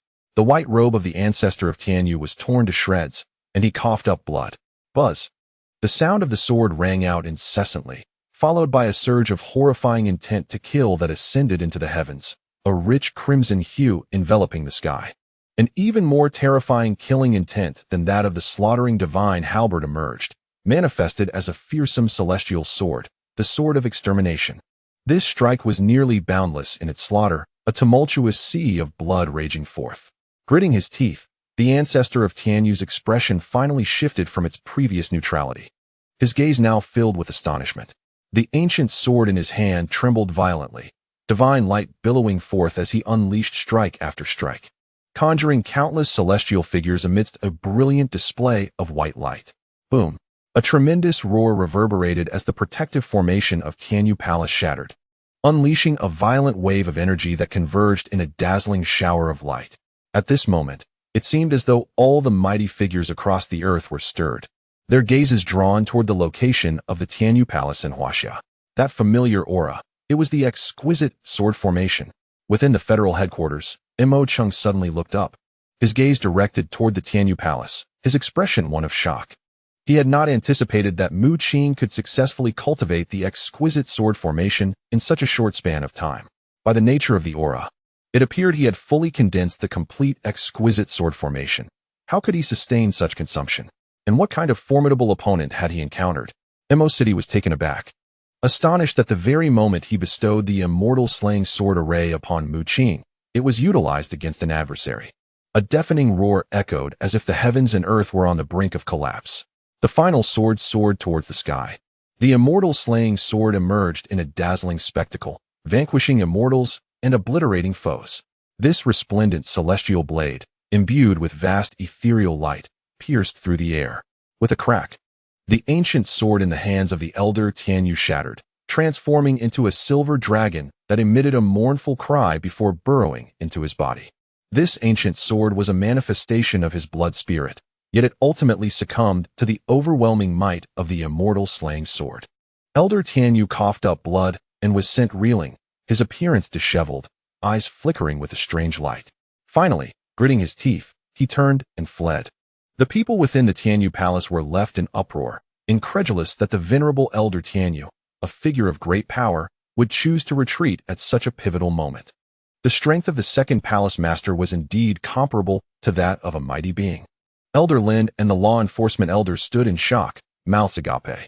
This was undoubtedly news capable of shaking the world. Elder Tianyu, a formidable entity, was forcibly driven away by Mu Qing. Yet Mu Qing's cultivation remained that of a top-tier sovereign, not even a half-step into the realm of the mighty. At that moment, Mu Qing's aura suddenly diminished, rendering him exceedingly weak, as blood erupted from his body, ultimately leading him to collapse onto the ground. He had succumbed to unconsciousness, having torn through countless chaotic chains.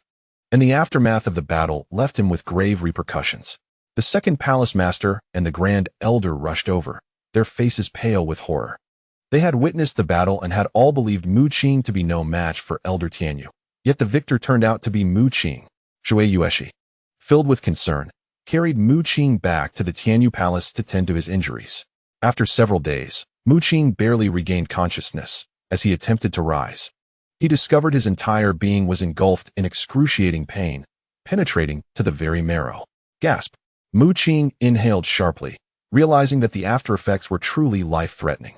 You are not a match for that individual, yet through the sword array, you managed to repel him. The figure of Old Two suddenly materialized, having unlocked the second star. As the spirit of the 10,000 domain star map, Old Two's strength had also been partially restored. His gaze was similarly filled with astonishment and disbelief. Even before the battle commenced, he had prepared to use the 10,000 domain star map to escape with Mu Qing, but unexpectedly, Mu Qing had unleashed his divine nature through the Titan's physique to establish the immortal slaying sword array, ultimately triumphing over Elder Tianyu. Elder Tianyu's ancient sword, born of his blood spirit, was shattered by the might of the immortal slaying. Yet as a mighty being, he would not suffer greatly, though he would require time to restore his blood spirit. It could be said that in this battle, Mu Qing emerged victorious.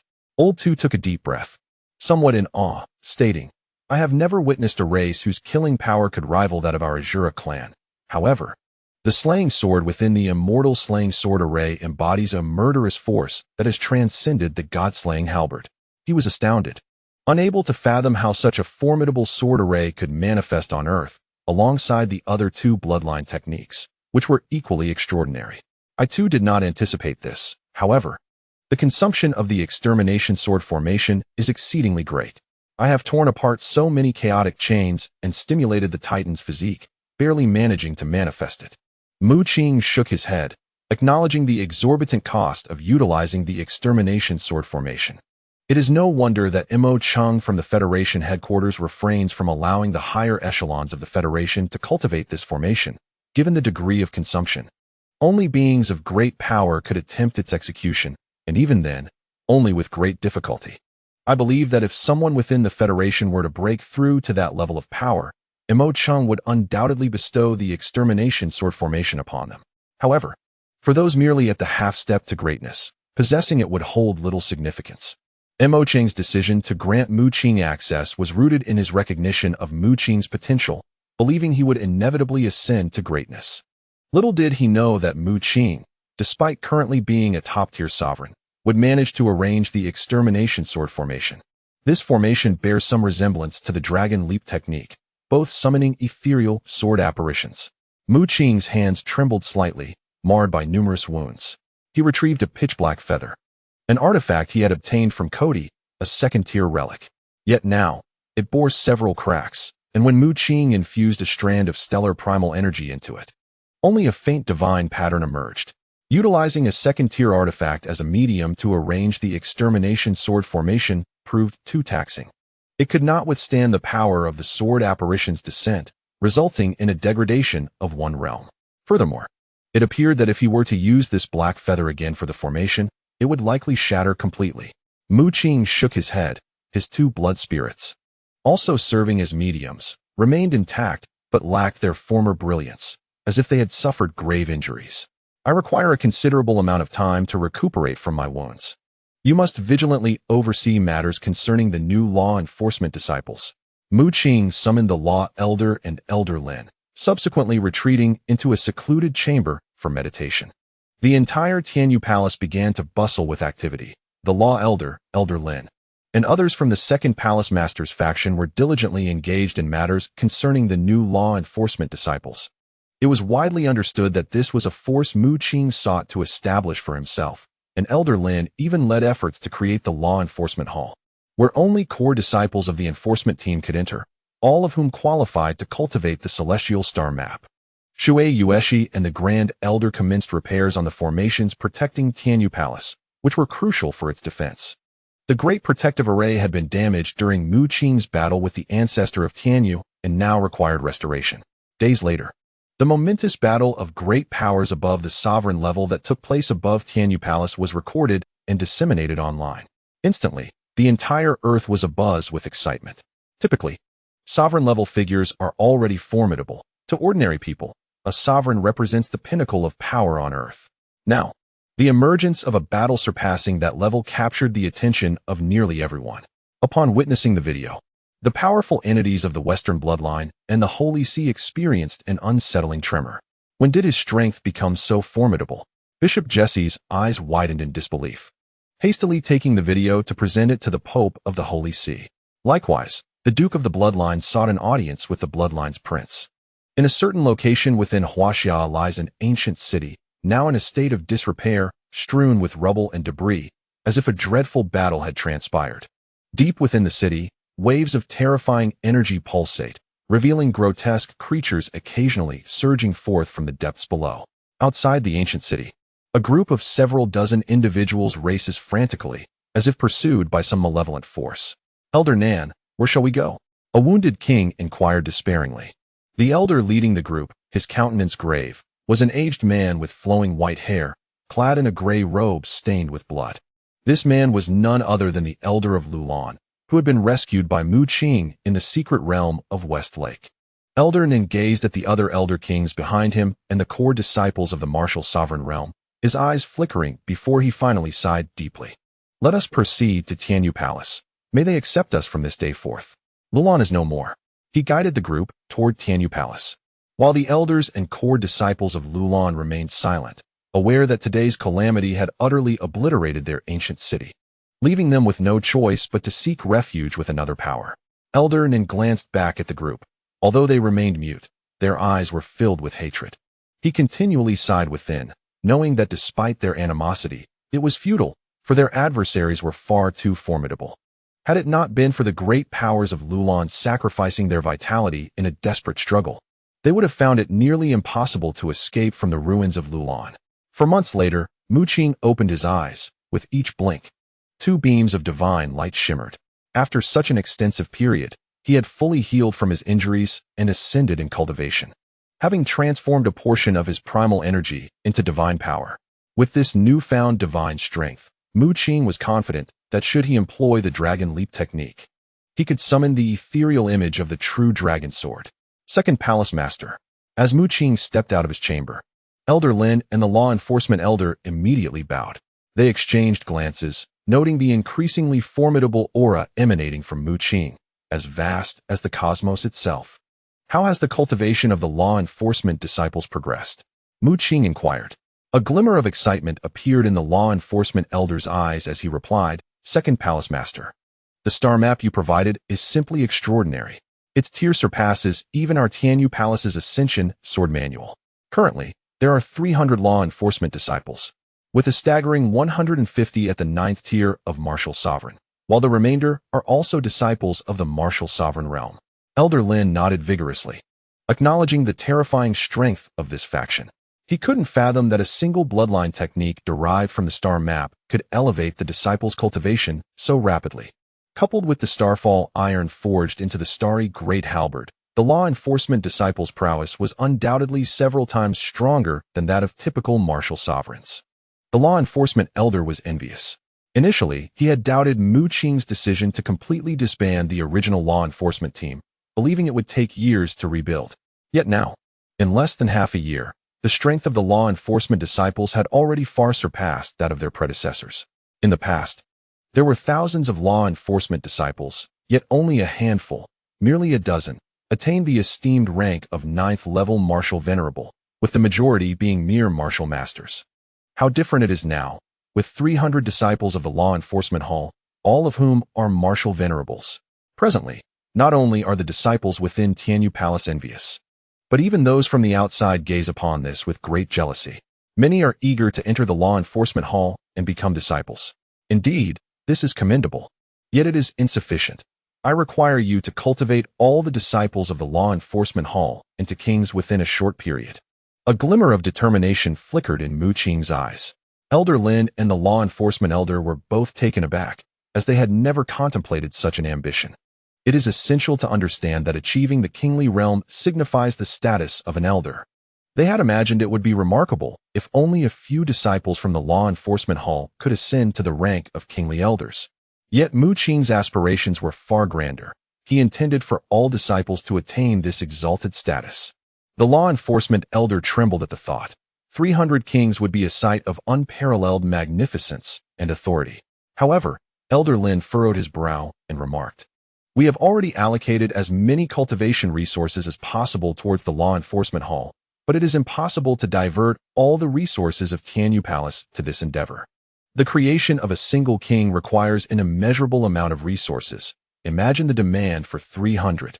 The law enforcement elder regained his composure and added, "Indeed, ordinary disciples also require resources. It is unfeasible to concentrate all resources within the Law Enforcement Hall, for that would spell disaster for the entire Tianyu Palace."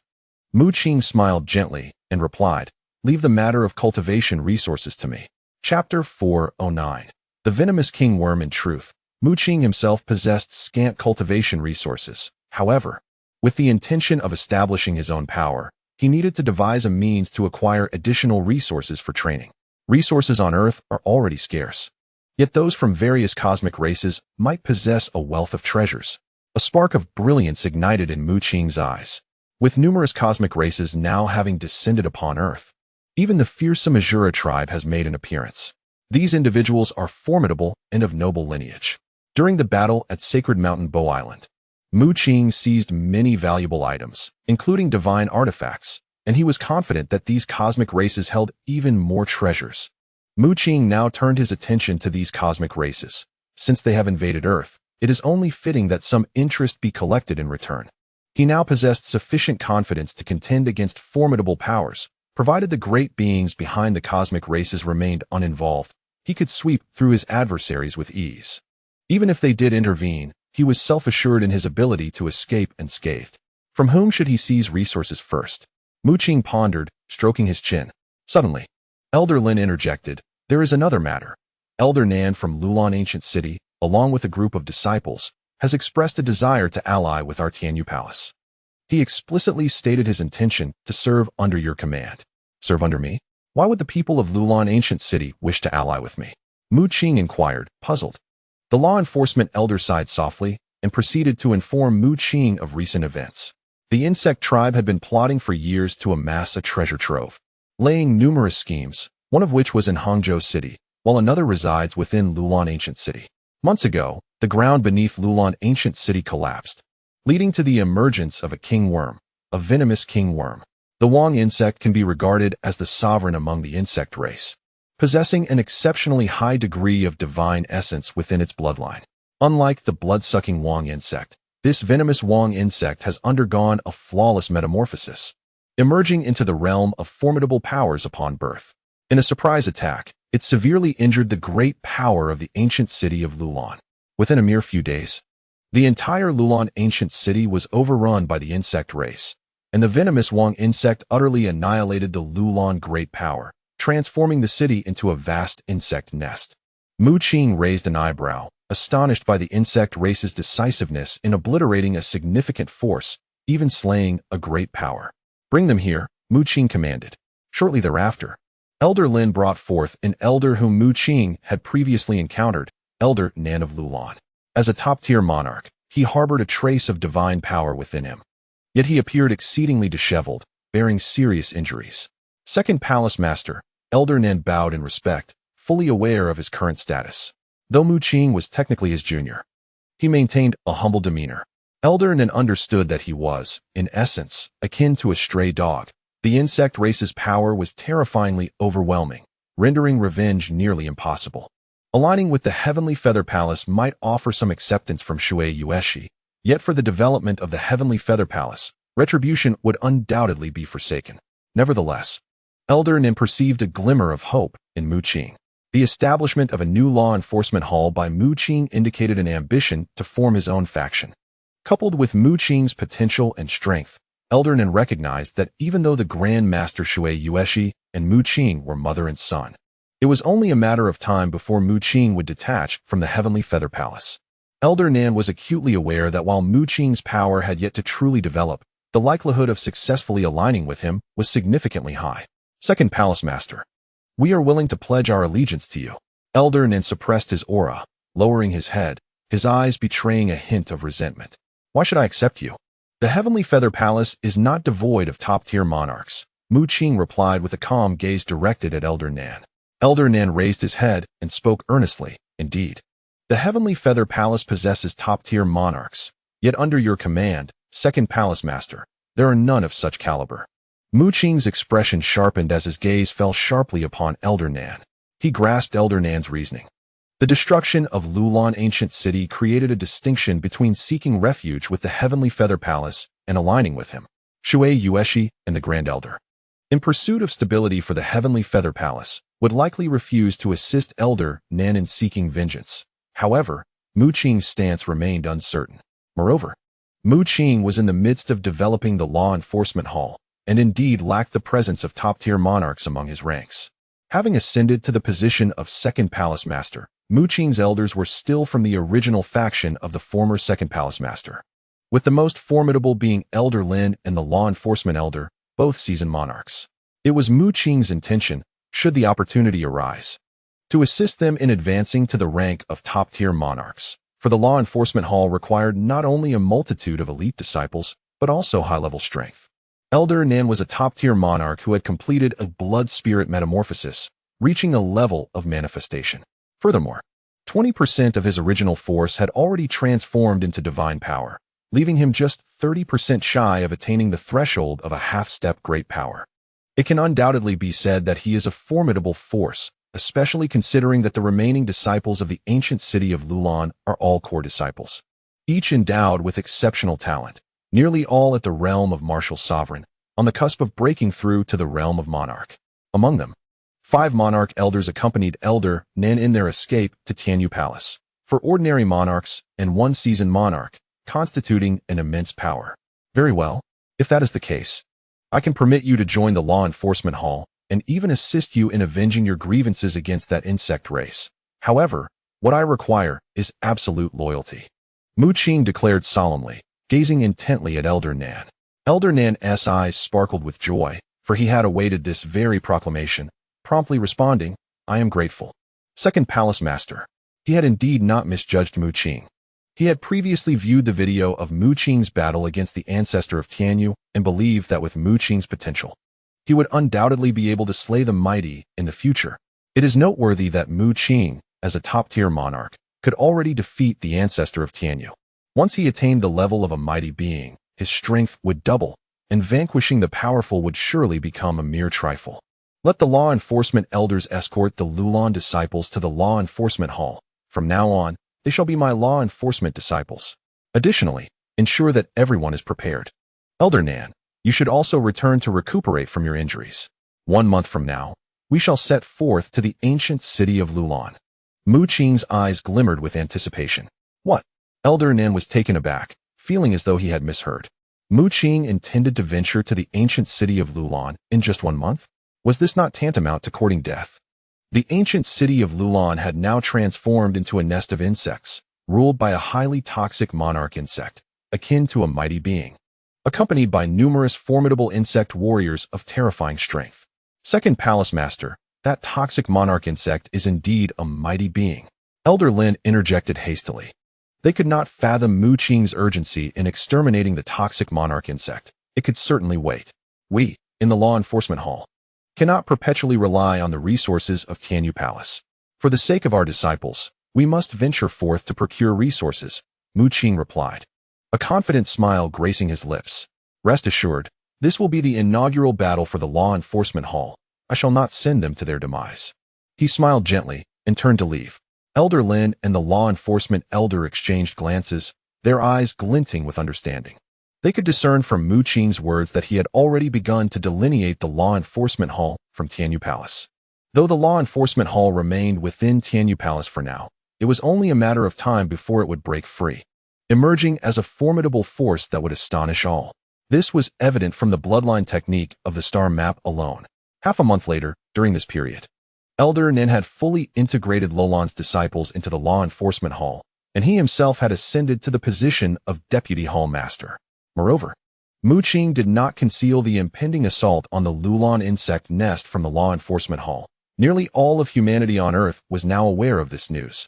However, despite Mu Qing's prior prowess that could contend with the ancestor of Tianyu, many remained skeptical about this battle. Not only Western powers, but even various factions within Huaxia questioned Mu Qing's capabilities.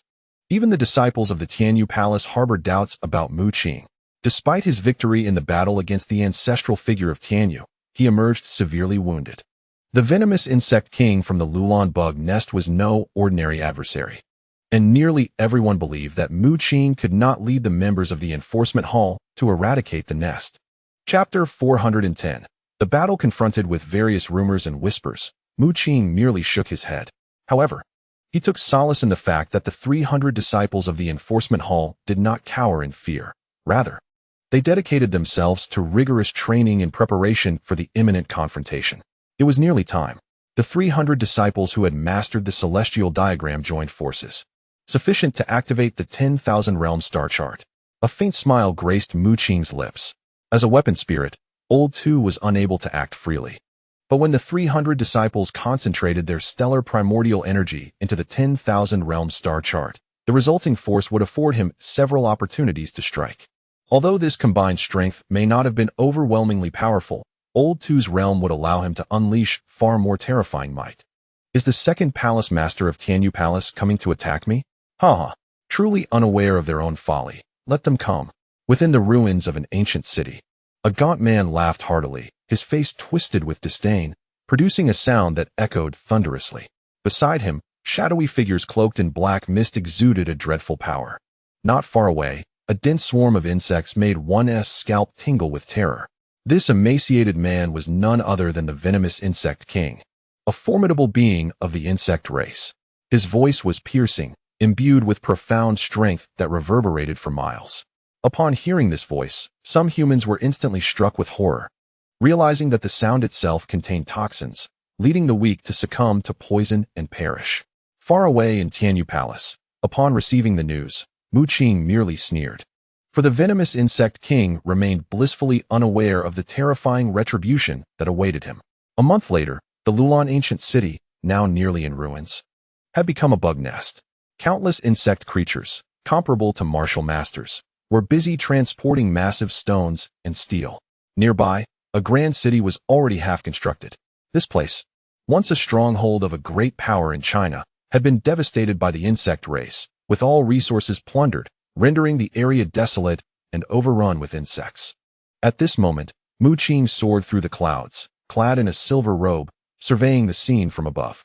Behind him, an expanse of mist billowed, with over 300 disciples standing in his wake, surrounded by swirling winds and fog, like celestial warriors. Mu Qing practiced the dragon leap technique, mastering the power of wind and clouds. Although the disciples of the enforcement hall could fly, their speed was relatively slow. Fortunately, he conjured a vast expanse of mist, transporting all the disciples of the enforcement hall to this location. The disciples were filled with awe, experiencing such rapid flight for the first time, traveling from Tianyu Palace to this place in a mere half hour.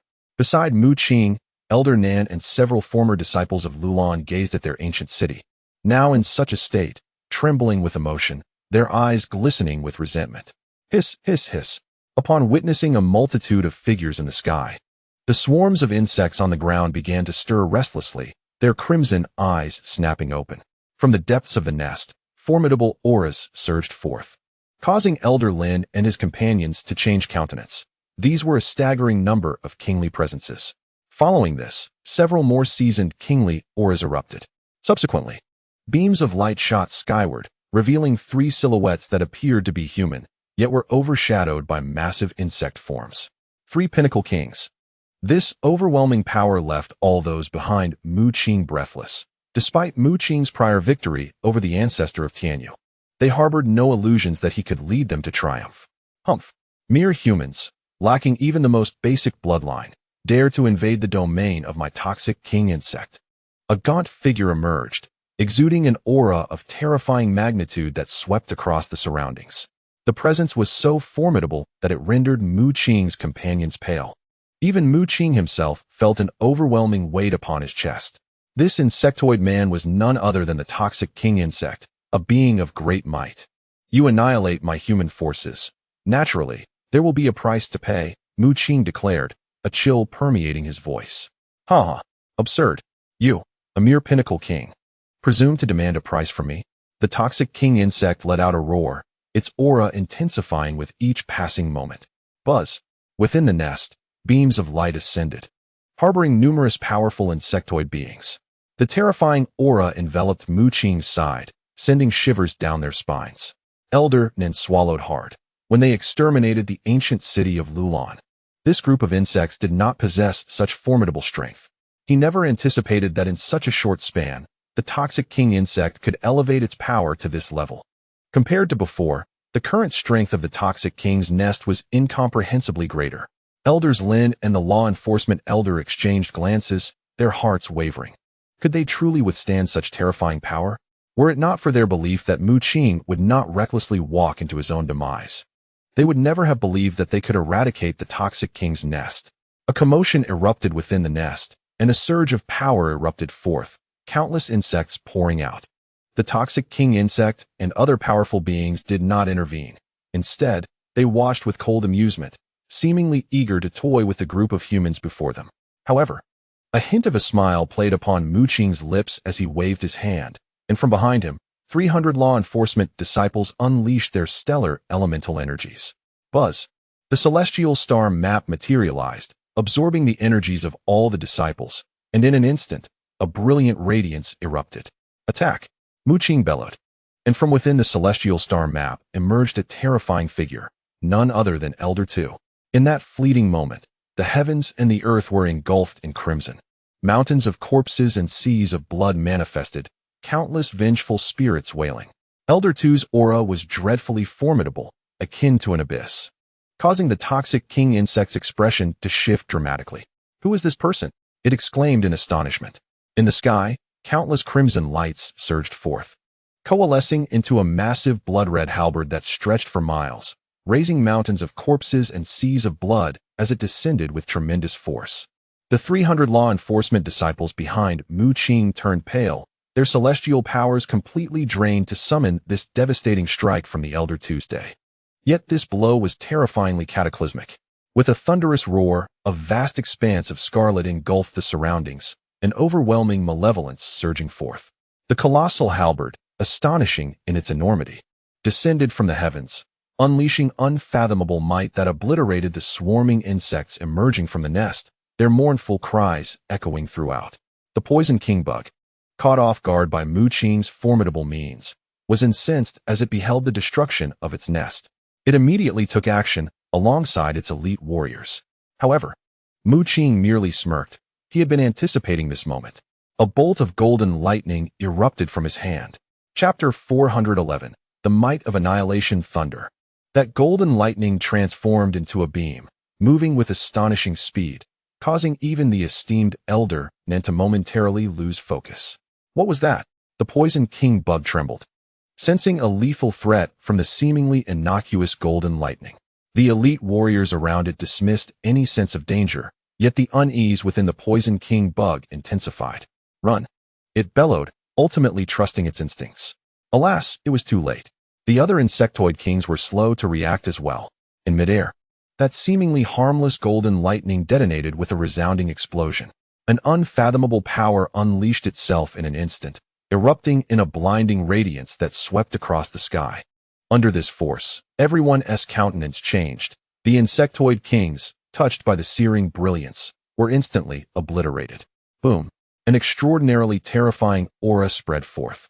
A blinding light forming a mushroom cloud, its brilliance crashing outward like a tidal wave, annihilating a significant portion of the insect swarm within the nest.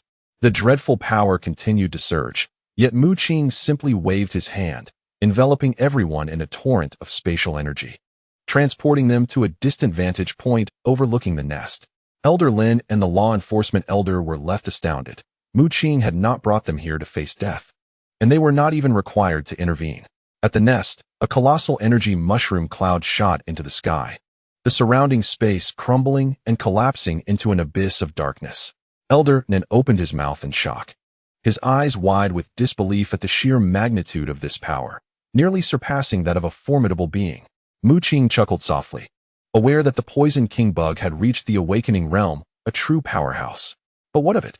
With the special annihilation thunder, he still possessed two more, capable of severely wounding even the mightiest. Boom! A constant humming filled the air, and from the direction of the insect nest, a brilliant light erupted, soaring skyward as if a sun had fallen there. The radiance was blinding, and the energy it contained was terrifying. In the face of such overwhelming power, even the king-level insects, including seasoned and elite rulers, were obliterated in an instant. The venomous king insect let out a thunderous roar, revealing its true form as a massive poisonous spider, exuding a dense green mist that formed a protective barrier. Each wisp of this toxic vapor contained divine runes. Even a half-step powerhouse would meet their demise upon contact. Yet, under that terrifying brilliance, all runes shattered, the toxic mist dissipated, and an unparalleled force struck its body with a resounding impact. With a sickening sound, the colossal spider erupted with wounds, its legs shattering into clouds of blood mist. The venomous king insect emitted a heart-wrenching scream, transforming into a beam of light and fleeing desperately. It possessed a keen awareness of its own vulnerability. This force was overwhelmingly powerful, having severely injured it in an instant. Remaining any longer would surely invite its downfall. The venomous king insect had fled. Elder Lin and the disciples from the law enforcement hall stood in stunned disbelief, their mouths agape and eyes wide. In less than half a year, Mu Qing had repelled another formidable entity. This was the second powerhouse to escape severely wounded from his hands. Elder Lin swallowed hard, his expression one of astonishment as he gazed at Mu Qing. Could it be that he was merely a top-tier ruler? Although he too was a top-tier ruler, with slightly higher cultivation than Mu Qing, he knew he would not stand a chance against these elite insect rulers, let alone the venomous king insect. Yet Mu Qing remained unfazed, raising his hand to unleash a bolt of lightning that obliterated much of the insect nest. Was he truly just a top-tier ruler and not a terrifying being of semi-divine stature? Why are you still dawdling? Hurry and clean up. Mu Qing admonished the disciples from the law enforcement hall, who were still in a daze. Elder Lin and the others quickly regained their composure. The venomous king insect had escaped, and the remaining elite insect rulers had been annihilated by Mu Qing's fearsome golden lightning. Only a scattering of lesser insects remained in the nest, some of which lacked even basic intelligence. With a wave of his hand, Mu Qing summoned a torrent of spatial power that enveloped everyone, transporting them above the insect nest. The disciples from the law enforcement hall rushed into the nest, which not only housed resources from the insect tribe, but also treasures that belonged to the ancient city of Lulan. Elder Nan's expression was complex. He had not anticipated that they would avenge their grievances against the ancient city of Lulan in such a manner. Everything before him felt so surreal, so unreal. Gather all the resources and transport them back to the law enforcement hall. After that, you need not concern yourselves with me. Simply return to Tianyu Palace. Mu Qing instructed before stepping into the void and vanishing from sight. Arriving at a distant height, Mu Qing found two figures waiting for him. He grinned and nodded, saying, "That fellow has been severely injured." Both Mo Chung and Gavin were taken aback. "Did you truly injure that venomous king insect?" The two of them were utterly astonished, unable to fathom that Mu Qing had truly accomplished it. In fact, when Mu Qing intended to annihilate the insect nest, he had already established contact with Mo Chung and Gaiwan. Had Mu Qing failed to severely injure the venomous king insect, these two formidable beings would have intervened immediately. Their immense power alone would suffice to contend with, if not vanquish, the venomous king insect. According to Mu Qing's strategy, if the venomous king insect were indeed gravely wounded, Mu Qing and Guy One would unite to eliminate it together. Both the Federation and the Alchemy Organization approached the extermination of such powerful beings with utmost caution. For with various cosmic races descending upon Earth, the planet harbored innumerable formidable entities from different races. Should humanity unite to eradicate a mighty being, others would undoubtedly intervene to thwart their efforts. In the eyes of the cosmic races, humanity's status was akin to that of mere servants. Possessing a bloodline power that was exceedingly low, they would never permit Earthlings to instigate a rebellion. Killing a mighty being was no trivial task. Had Mu Qing not possessed absolute certainty in gravely wounding the venomous king insect, Mu Qing and Guy One would not have acted hastily. At most, they would have merely assisted Mu Qing in fending off the insect's attacks.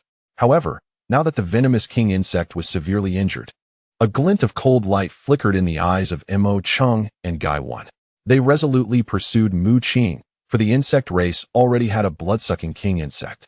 Allowing the venomous king insect to return alive would undoubtedly bolster their strength. Therefore, regardless of their allegiance, they had to take action. Chapter 4:12. The emergence of the blood-sucking king insect. Well done. You humans dare to unite against me.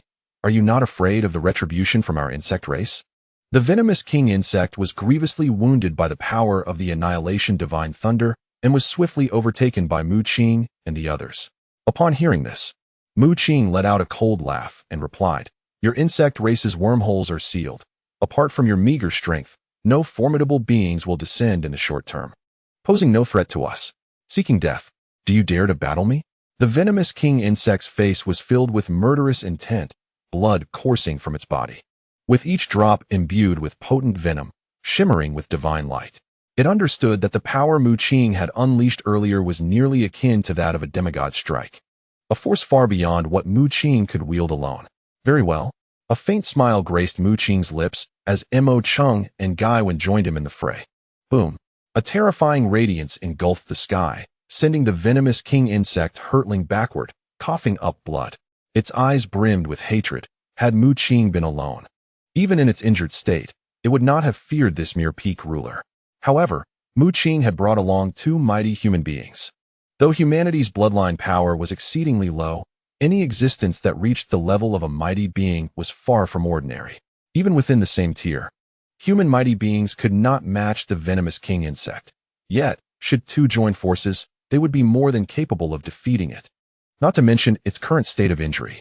As terrifying beams of light pierced through the air, the venomous king insect was consumed by an overwhelming fury, tinged with a hint of despair. He understood that his opponent approached with the unwavering confidence of a killer, vowing not to leave without claiming his life. The toxic king insect roared furiously, black mist swirling around its enormous form, emanating terrifying energy waves that shook the very earth and sky. Mu Qing's expression grew grave, his eyes widening in astonishment. Indeed, this was the presence of a formidable entity, one who, despite being severely wounded, far surpassed the strength of a mere half-step powerhouse. The toxic king insect had fled earlier out of fear of Mu Qing and the annihilation divine thunder, not because it truly feared Mu Qing. Should Mu Qing confront the injured toxic king insect, he might very well face defeat. His only glimmer of hope lay in the extermination sword array. However, the cost of the extermination sword array was exorbitant, as the aftermath and subsequent weakness from the divine power's eruption had required Mu Qing a full 4 months to recover. Buzz. Waves of light radiated from the toxic king insect, and a horrifying miasma seeped forth, corroding the very space around it. An utterly terrifying sight. Even Mu Qing and Guy One, two formidable beings, wore solemn expressions. With a flourish of his whisk, Mu Qing unleashed a burst of celestial light. Powerful waves of energy cascading outward, coalescing into an ethereal sword's silhouette. Mu Qing's gaze sharpened. This was the trapping, immortal sword. Mu Qing had disassembled the 4 swords of the extermination sword array, wielding the might of the celestial sword to cleave through the air. The toxic king insect was taken aback. What manner of power was this? Such a fearsome sword was unlike anything it had encountered before. It realized that these two human warriors were not as feeble as it had initially presumed. With a thunderous roar, the toxic king insect inhaled all the poison miasma, then unleashed a surge of dark energy entwined with toxic runes. A torrent of power erupted, crashing toward the trapping immortal sword. With a resounding boom, the heavens shook, as if they might shatter entirely. Brilliant light erupted, blinding in its intensity.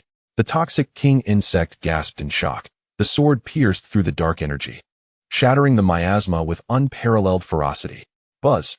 At that moment, Mu Qing made his move, brandishing the Qingmu divine sword, a continuous flow of stellar primal energy surging into it, even depleting the divine power he had cultivated in his dantian.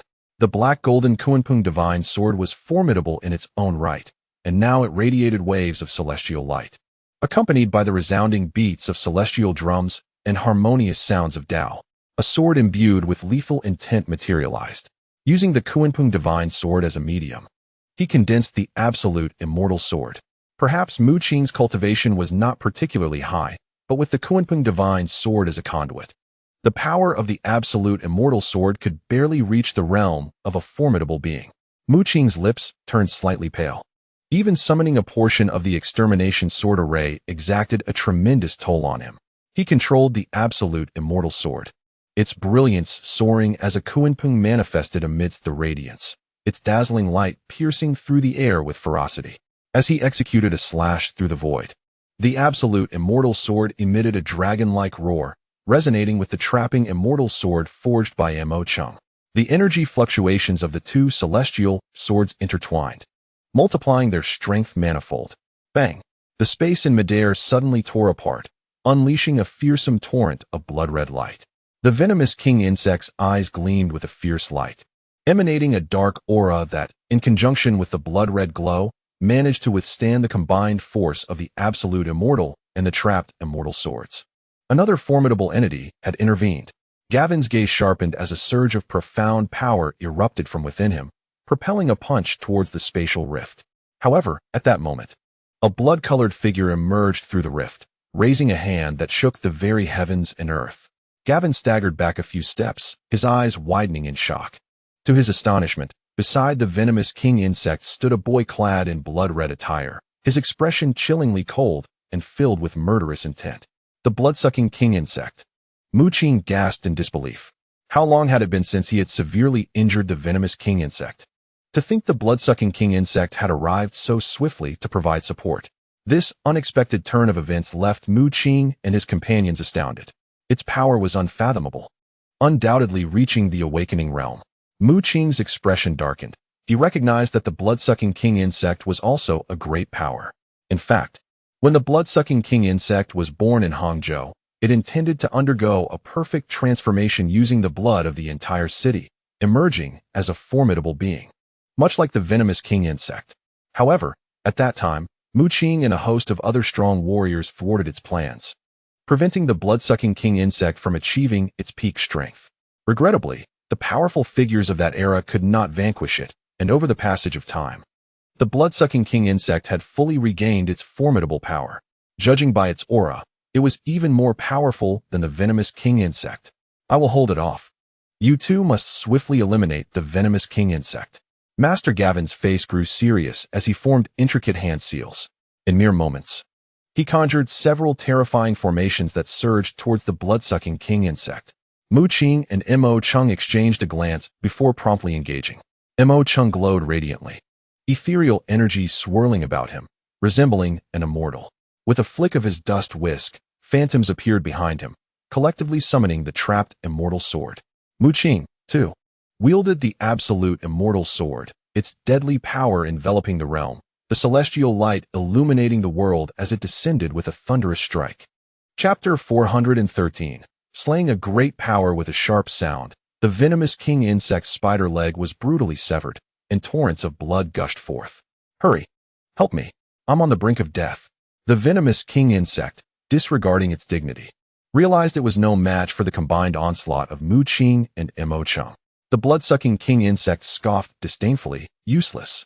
An endless surge of blood light erupted from its body, coalescing into a sea of blood, only to be thwarted by Master Gavin.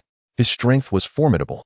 With a wave of his hand, he conjured countless radiant formations, sufficient to impede the blood-sucking king insect even if he was not its equal.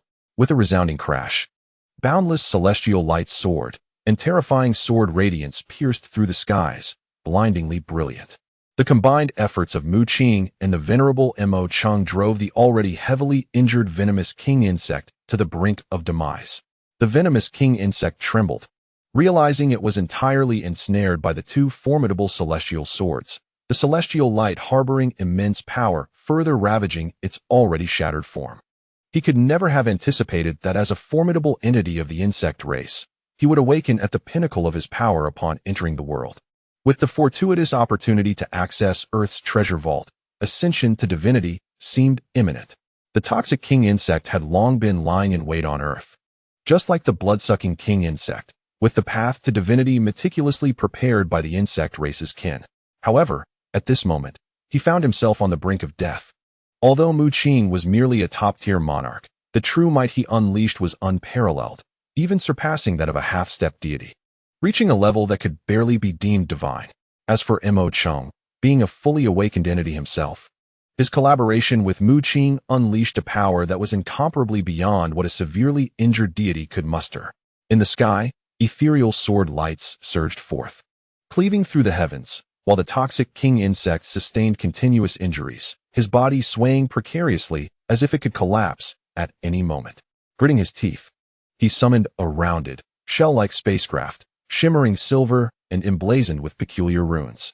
Streams of light entwined around it, exhibiting remarkable resilience. The onslaught of sword lights shattered upon impact, failing to breach its defenses. This spacecraft was evidently not of Earth's making. It possessed an air of mystery, successfully withstanding innumerable terrifying sword strikes. With a thunderous resonance, the Xian sword and Ju Xian sword emitted earth-shattering sounds, their luminous blades cascading like a tidal wave, accompanied by a series of explosive booms that sent tremors through the ground. Mu Qing inhaled deeply, once more channeling the scant divine power within him to summon a tempest. As the fierce wind swept by, the peculiar runes on the shell-like spacecraft began to dim, revealing faint cracks. A dragon's roar erupted from nowhere, and a terrifying sword radiance soared into the heavens as the phantasmal image of a true dragon emerged, roaring while clutching a celestial sword. Its radiant divine light piercing the clouds. The sword surged forth, penetrating the rounded spacecraft, which exploded into fragments. The toxic king insect let out a harrowing scream as the Ju Xian sword and Xian sword struck down, piercing his body and creating two gaping wounds. "Come help me. I am truly on the verge of death," the toxic king insect howled, struggling to hold on. At that moment, a graceful, purple silhouette appeared before Mo Qing and Mu Qing. This was yet another colossal spider, resplendent in gold, yet its upper half manifested as an exquisitely beautiful woman, enveloped in a purple mist. Mu Qing's pupils constricted in shock. The Spider Queen. A formidable force intercepted Mu Qing and Mo Qing's lethal assault against the toxic king insect, as waves of purple energy surged forth, exuding a terrifying aura. She too was a deity. Mu Qing could scarcely fathom that the Spider Queen possessed such strength. Taking a deep breath, he surmised that her formidable power was likely the result of the cursed spirit's influence, forcibly elevating her cultivation to divine levels. With such astonishing capabilities, the cursed spirit's power must be nearing that of a demigod. At this moment, the toxic king insect indeed wore a face of delight, astonished that someone would intervene on his behalf. "Surrender Zhugu and Zhuasiyu, and I will leave immediately," the Spider Queen said with a charming smile, her intentions clearly directed towards the other two forces of the cursed god. When the curse of the fallen deity occurred, the mental faculties, memories, and divine powers transformed into three distinct entities. Now, the cursed spirit seeks to amalgamate these two powerful forces to attain greater strength. Mu Qing, with a cold smirk, refrained from responding. Ever since he entrusted the Thunderstone sword to Mo Qing, the Curse Ancient had immersed itself in the vast domain star map for cultivation. Both the Curse Ancient and the Curse Spirit Yu understood the terrifying nature of their foes, thus dedicating most of their recent time to enhancing their skills and prowess. She did not ascend to the realm of the mighty in a conventional manner, yet her strength was formidable. She could be obstructed but not easily defeated. With a flourish of the feather duster in Mo Qing's hand, the ensnaring immortal sword pivoted, piercing towards the spider woman. Mu Qing's expression turned solemn as he nodded, surprised that the heavily injured venomous king insect could summon such powerful beings. Even Mu Qing and Gavin had not anticipated the rapid arrival of the blood-sucking king insect, followed closely by the intervention of the Spider-Woman. Clang! The sword light soared to the heavens, pointing towards the azure skies. The ensnaring, immortal sword entwined with celestial radiance. Piercing forth, Mu Qing stepped upon the void, clad in a silver robe, brandishing the ensnaring, immortal sword. His celestial intent surged, radiating brilliance as he stood against a dazzling starry backdrop. The light in the sky was almost blinding as celestial energies twirled around. When the ensnaring, immortal sword descended, it resembled a river of stars cascading down, vast and boundless. The venomous king insect gasped, realizing that with his current injuries, he might not stand a chance against Mu Qing. Transforming into human form, he spat out a mouthful of essence blood, toxic gas swirling around him. As terrifying energy coalesced into a multitude of spiders. Boom! The earth trembled as fierce shockwaves erupted, with dazzling light illuminating the surroundings. The sword energy tore through the heavens and the earth, shredding all the poisonous spiders. At that moment, the venomous king insect appeared no more formidable than an ordinary half-step mighty being in Mu Qing's eyes. The ensnaring immortal sword in Mu Qing's grasp emanated a dreadful annihilation force, with blazing celestial energy enveloping it. The sword light pierced forth, engulfing the realm with an aura of annihilation. The venomous king insect retrieved a pitch-black orb, infused with terrifying venom, adorned with 5 divine patterns. This was a 5th-tier divine artifact. As the venomous king insect activated the venomous orb, a horrific power surged forth, releasing waves of black toxic gas. Mu Qing narrowed his eyes and raised his hand, unleashing a barrage of golden lightning. The venomous king insect trembled, his gaze filled with dread. His downfall was attributed to this golden lightning. Instinctively, fear and trepidation surged within him, prompting him to use the venomous orb for defense, yet he exposed a critical vulnerability. With a swift thrust, a beam of celestial light pierced through, and the ensnaring immortal sword cleaved ahead from its shoulders. Rumbling, the golden lightning erupted, unleashing a terrifying wave of energy that enveloped the surroundings. Though this power was formidable, even capable of threatening top-tier monarchs, it evidently posed no danger to the venomous king insect. These were merely ordinary annihilation divine thunders, yet the venomous king insect, stricken by fear, fell into Mu Qing's calculated trap. Finally, he had slain it. Mu Qing exhaled deeply, his complexion pale as he reined in his breath, feeling utterly drained. To vanquish a formidable being, even if merely to inflict grievous wounds upon such a powerhouse, proves to be a challenge far beyond his initial expectations. The severed head of the poison king worm lay cast aside, its visage rife with resentment and bitterness. As a distinguished monarch of the insect race, it was born into greatness, its path to divinity already paved, only to meet its demise at the hands of another. With a resounding hum, the celestial radiance from the Qingmu divine sword coalesced into a singular beam, penetrating Mu Qing's being. A thunderous crash reverberated as the poison king worm's form crystallized post-mortem, crashing to the ground, its blood pooling around it. Within that sanguine essence flickered a luminous glow, a testament to its divine lineage of exceptional caliber. Mu Qing and Gavin had been intently observing the battle, and upon witnessing the complete annihilation of the poison king worm, they exhaled in relief. At last, they had subdued this insectoid powerhouse. A being of immense prowess, on the verge of transcending to semi-divine status, had not succumbed to a rival of equal standing, but rather to Mu Qing, a top-tier sovereign. Fool! The blood-sucking king worm quaked, shattering the array of barriers surrounding it, snorting dismissively before making its exit.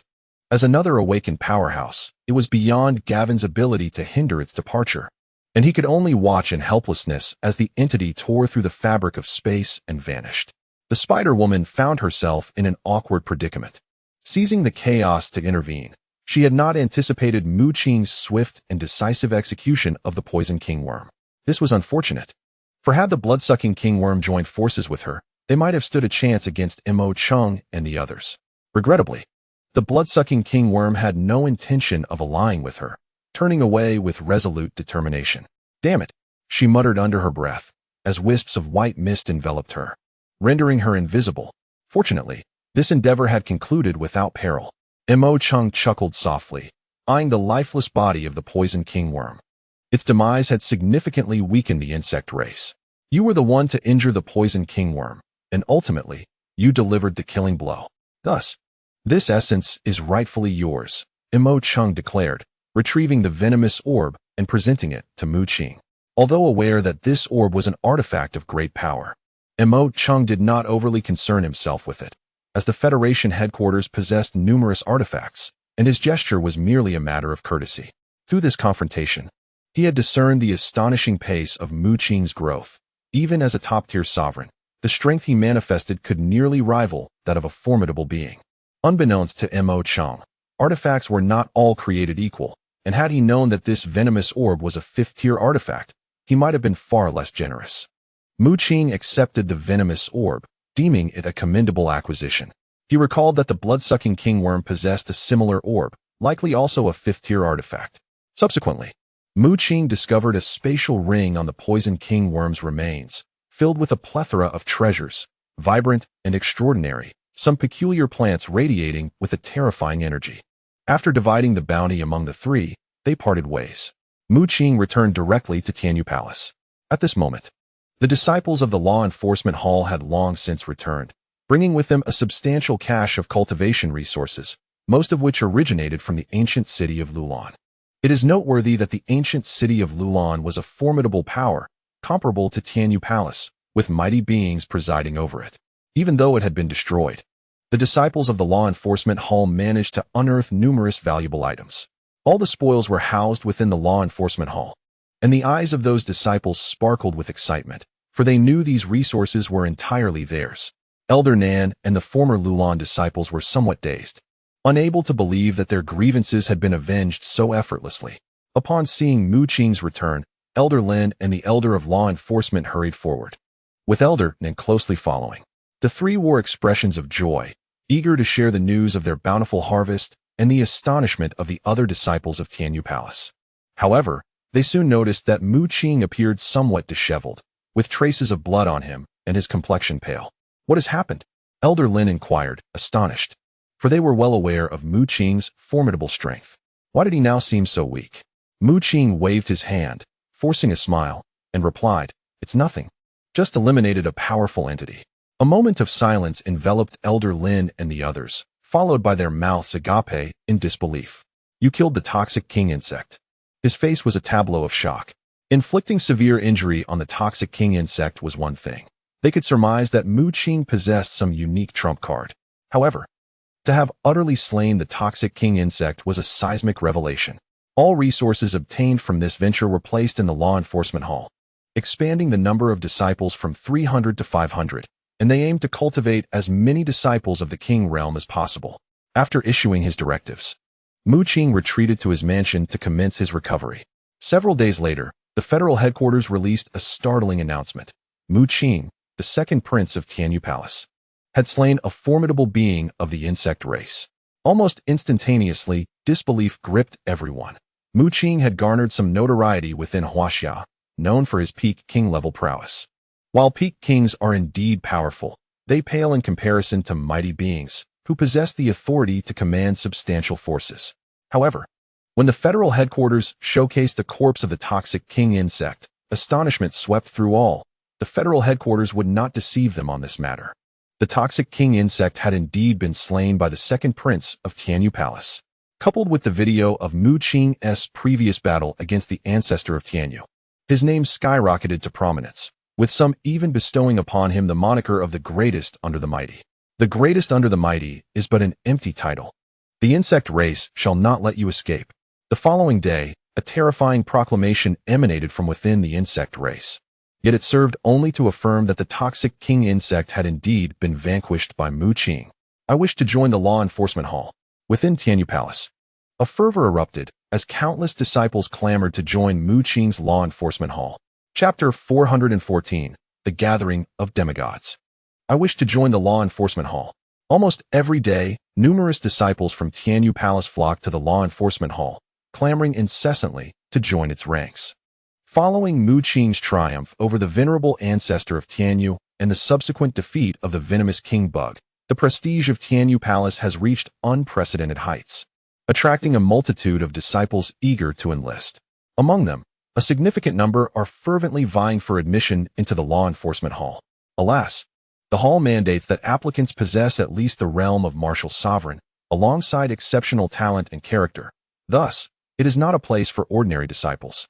Moreover, the law enforcement hall is only expanding its ranks by 200 disciples, making entry exceedingly challenging. Stand in line, all of you. Anyone who dares to cut in will face dire consequences. A hunched rat-like creature stood at the entrance of the law enforcement hall, unleashing a fierce roar that silenced the surrounding clamor. The disciples, filled with trepidation, cast wary glances at Rat Old 3 and promptly formed an orderly queue. Those from Tianyu Palace were well aware that the second palace master was accompanied by a formidable beast, Rat Old 3, whose status was akin to that of an elder.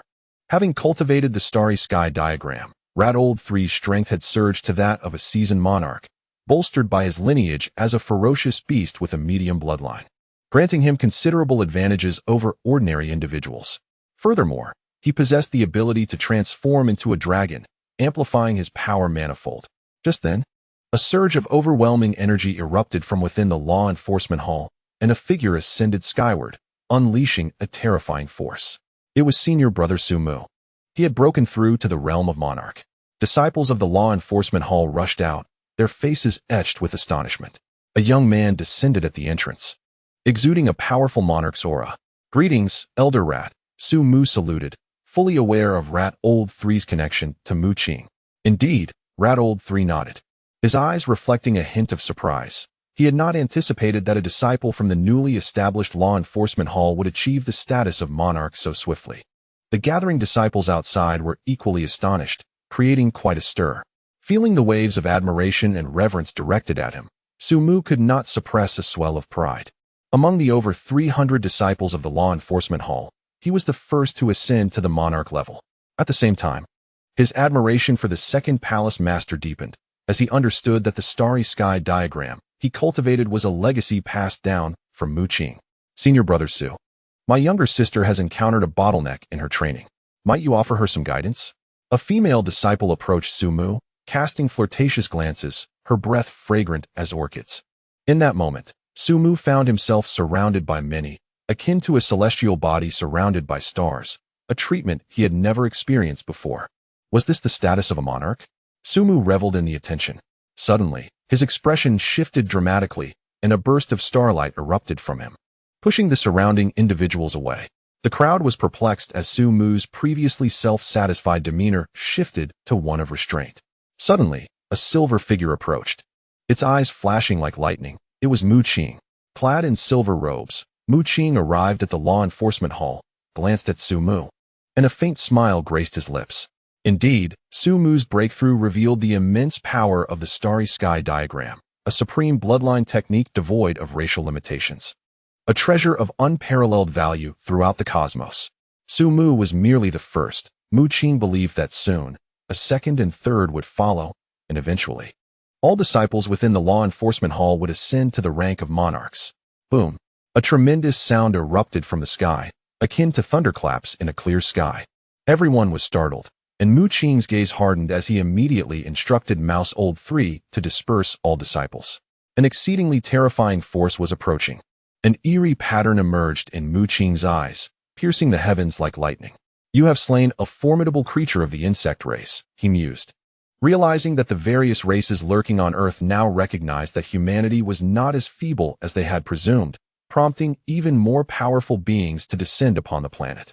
Elder 2 revealed that this force originated from a demigod, indicating that a being of such caliber was indeed at work. It should not descend so swiftly.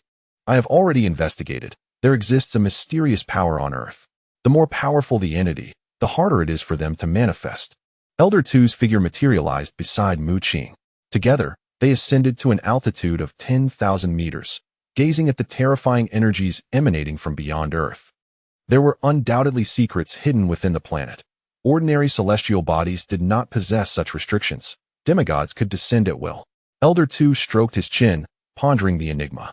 However, for Mu Qing and humanity, this was fortuitous news. The inability of a demigod to arrive immediately afforded them precious time. Damn it! What power is this? In the vastness of outer space, a horrifying energy erupted, as a resplendent figure, radiant with divine light, bombarded the earth. With each strike, a profound soul force surged forth, swirling with divine might, yet it could not fully impact the planet. Each time this dreadful force crashed against Earth, intricate patterns sprang forth, repelling the terrifying energy of the demigod. This mysterious power on Earth was peculiar. It did not interfere with humans, yet it did with other races. At that moment, the figure in the cosmos was a demigod from the spirit race, gritting its teeth and unleashing overwhelming power, yet unable to breach the planet's defenses. Whose design could this be? A dragon's roar echoed as a divine light-wreathed dragon surged forth, its voice booming. Another demigod had arrived. Following closely, a massive azure bird soared through the skies, equally radiant with divine light. Yet another demigod from the beast race. The spirit race demigod's expression hardened. 2 demigods from the beast race have appeared.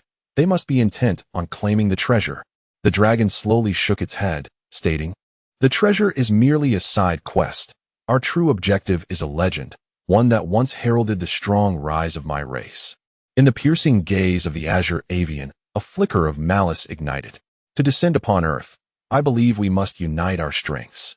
From the depths of space, divine radiance once more emerged, heralding the arrival of a formidable flame war deity, enveloped in scales, a demigod of the fire scale clan.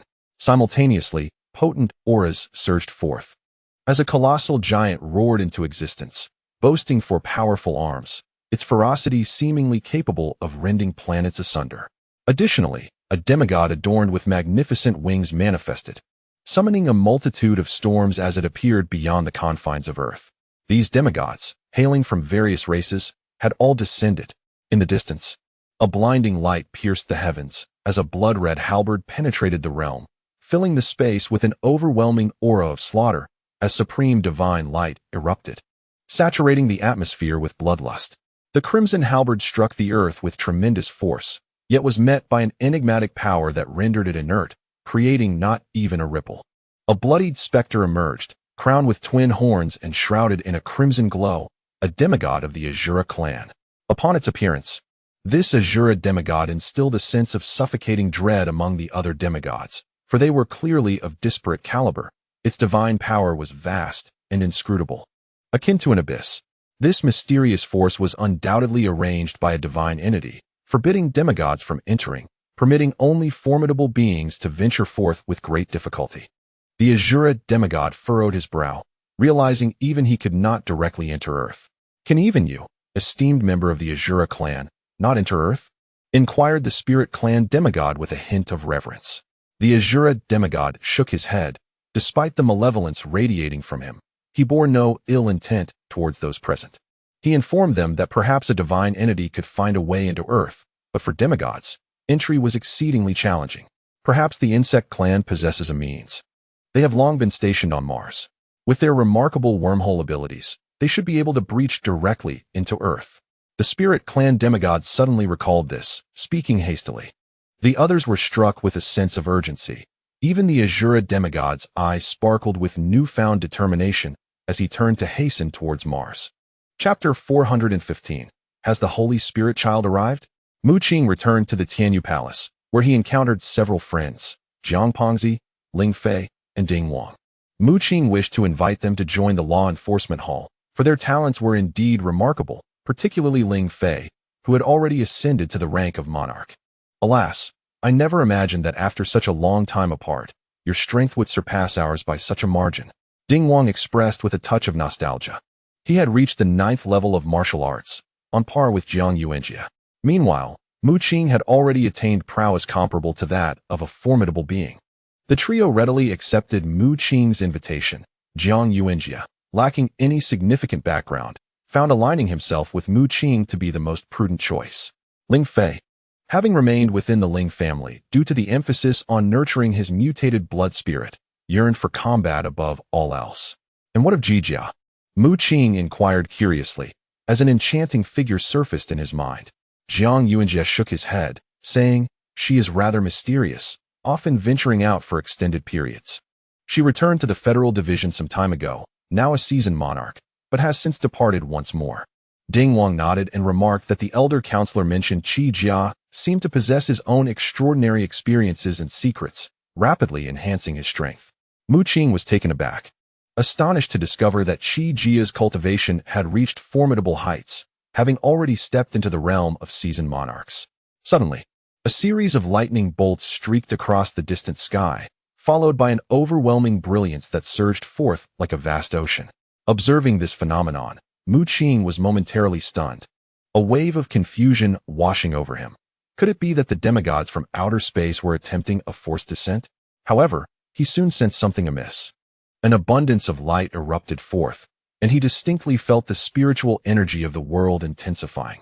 What could this mean?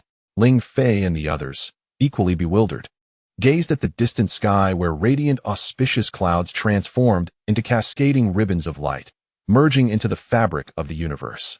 Zhang Yuanjia, like Mu Qing, perceived the changes surrounding them and exclaimed in astonishment that the spiritual energy in the entire realm had more than doubled and was still on the rise. This is a sign of the treasury's emergence. The voice of old Tu suddenly resonated in Mu Qing's mind. The treasury is located in the Antarctic. There has been a disturbance there. He urged Mu Qing to prepare himself, for this was a precursor to the treasury's appearance, indicating that it would soon unveil itself before all. The sky was alive with phenomena, and the auroras emerged in resplendent glory, as the spiritual energy of the earth surged at a terrifying pace. Mu Qing even noticed that the grassy area beside Tianyu Palace had sprouted peculiar plants, each brimming with potent energy.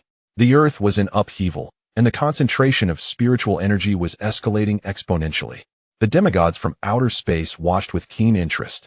Now that the treasury was approaching its emergence, it was indeed a season fraught with challenges. Mu Qing's expression grew grave, for this news was utterly unexpected. He had only just begun to develop his own power, and even with the combined strength of Tianyu Palace, they remained feeble in the face of the various races. What on earth was this phenomenon? Zhang Yuanjia looked on in disbelief.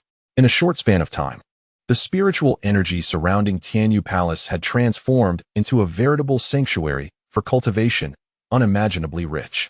This was not merely the case for Tianyu Palace.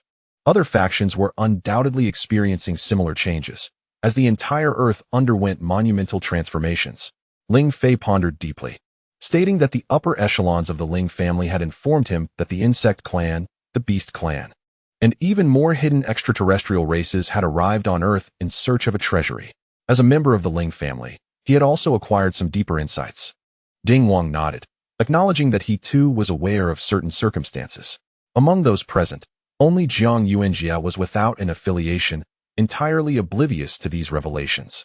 Indeed, various extraterrestrial races had covertly descended upon Earth in search of a treasury.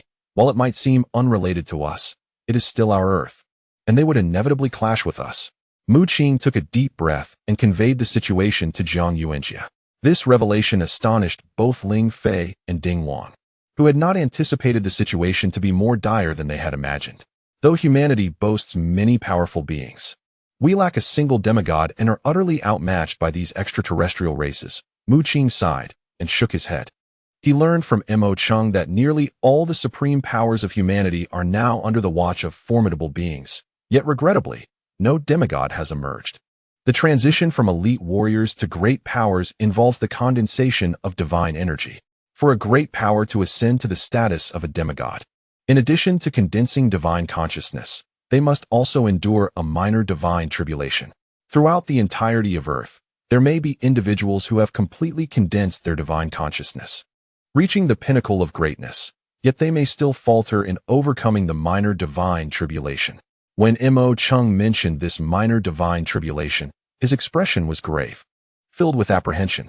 Furthermore, Elder Tu informed Mu Qing that although the power of the minor divine tribulation is but a fraction of the true divine tribulation, it is not to be underestimated. Typically, any race above the lower tier would have designated platforms for transcending tribulations, significantly enhancing the probability of breakthrough.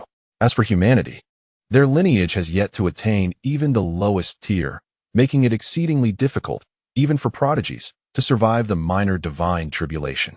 Perhaps the only demigod humanity has ever known is the celestial master of Qingxing Mountain, as mentioned by Ping Lao. You may cultivate in Tianyu Palace with peace of mind. I shall step out for a while. Mu Qing ascended into the air, heading towards the direction of the Federation headquarters, with the heavens and earth undergoing unusual phenomena. The treasure vault is on the verge of emergence, a piece of news that all major races are surely aware of, and they will undoubtedly take action. Upon reaching the Federation headquarters, Mu Qing intended to discuss strategies with Mo Qing. However, midway, he was intercepted by an individual. The person was a young girl. Appearing indistinguishable from a human, her smile radiant, her pearly white teeth glimmering, her figure graceful and delicate, clad in a flowing white gown that exuded an aura of purity. This enchanting woman seemed to possess an unparalleled beauty, yet Mu Qing furrowed his brow, filled with suspicion, for her aura was as unfathomable as an abyss. When Mu Qing's spiritual energy reached out, he found himself unable to fully discern her precise cultivation level. Activating his eye of void, intricate patterns emerged within his gaze, and he was abruptly startled to discover that a blazing holy light enveloped the woman, who bore a pair of white wings upon her back. Yet, her actual strength remained elusive. Indeed, she was worthy of being remembered even by Luo Han. There was more to her than meets the eye. The woman in white smiled. Her eyes crescent-shaped, her exquisitely crafted face seeming to radiate a soft glow, with her delicate feet, bare and shimmering, gracing the void beneath her. "Are you of the winged race?" Mu Qing's eyes flickered with killing intent as a blood-red spear materialized in his grasp, the cosmos shimmering behind him. An overwhelming power reinforcing his being. The god-slaying spear of the Azura clan? The white-clad woman appeared slightly taken aback. A hint of intrigue played upon her lips. For Mu Qing was increasingly captivating her interest. "I am Linger," she exclaimed cheerfully, with her golden hair cascading to her waist, her skirt billowing as her feet danced upon the void, sparkling with brilliance. Sensing that Linger bore no ill intent, Mu Qing subdued his aura, primarily because he believed that even at full strength, he might not be her match. "What do you seek from me?" Mu Qing inquired. He harbored no fondness for these extraterrestrial beings, knowing that a confrontation was inevitable between their races. "How about we collaborate?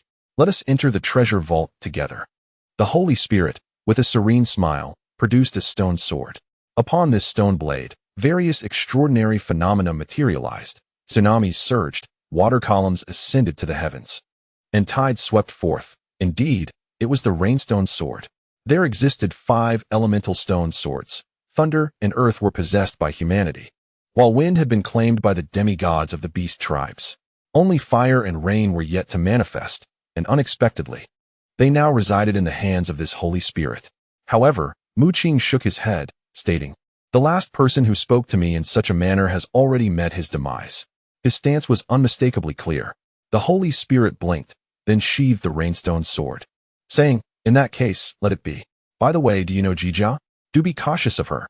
With a playful smile, her white dress billowed, untainted and ethereal, as she gracefully departed with her long, fair legs, vanishing in the blink of an eye. Mu Qing narrowed his eyes. What did this mean? This remarkable woman from an unknown race seemed to have come solely to warn him to be wary of Jijia. Chapter 416. Divine Corpse. Who exactly is this Holy Spirit? Mu Qing furrowed his brow, perplexed by her intentions. Had she approached him merely to utter a warning about Jijia? Was it an attempt at sowing discord? He shook his head, struggling to comprehend. She is likely not of the winged tribe, but rather of the angelic tribe. Elder Tu transmitted his thoughts. Mu Qing was taken aback. It seemed he had heard of this race from the mouth of Zhou Siyu. Elder Tu continued, "The angelic tribe, much like our Azura tribe, was once a sovereign among the advanced races. However, while we Azura revel in slaughter and chaos, the angelic tribe has cultivated vast connections and subsequently ascended to the pinnacle among races. In truth, many powerful advanced races practice bloodline techniques that are not inferior to those of the top-tier races. The only disparity lies at the level of the emperors." Elder Tu informed Mu Qing that the Azura tribe once boasted quasi-emperor level warriors, but due to excessive bloodshed, they faced a collective assault from numerous enemies during their attempts to break through, resulting in the loss of everything. This ultimately prevented the Azura tribe from achieving a status among the top-tier races. In contrast, the angelic tribe faced far fewer adversaries, their sole opponent being the demon tribe. Their path to the apex was remarkably smooth. By the way, are you not an emperor? Logically, with your presence, the Azura tribe should be a top-tier race. A flicker of doubt crossed Mu Qing's mind. Elder 2, also of the Azura tribe, undoubtedly possessed true strength at the emperor level. The standard for a top-tier race is the presence of an emperor to preside over it. Once an emperor emerges within a race, it can be said that all will thrive. The bloodline power of each individual will undergo a tremendous transformation, imbued with divine potency, thus qualifying them as a divine race.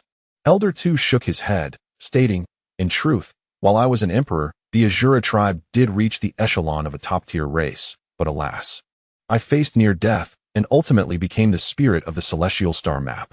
The Azura tribe subsequently fell from that elite status.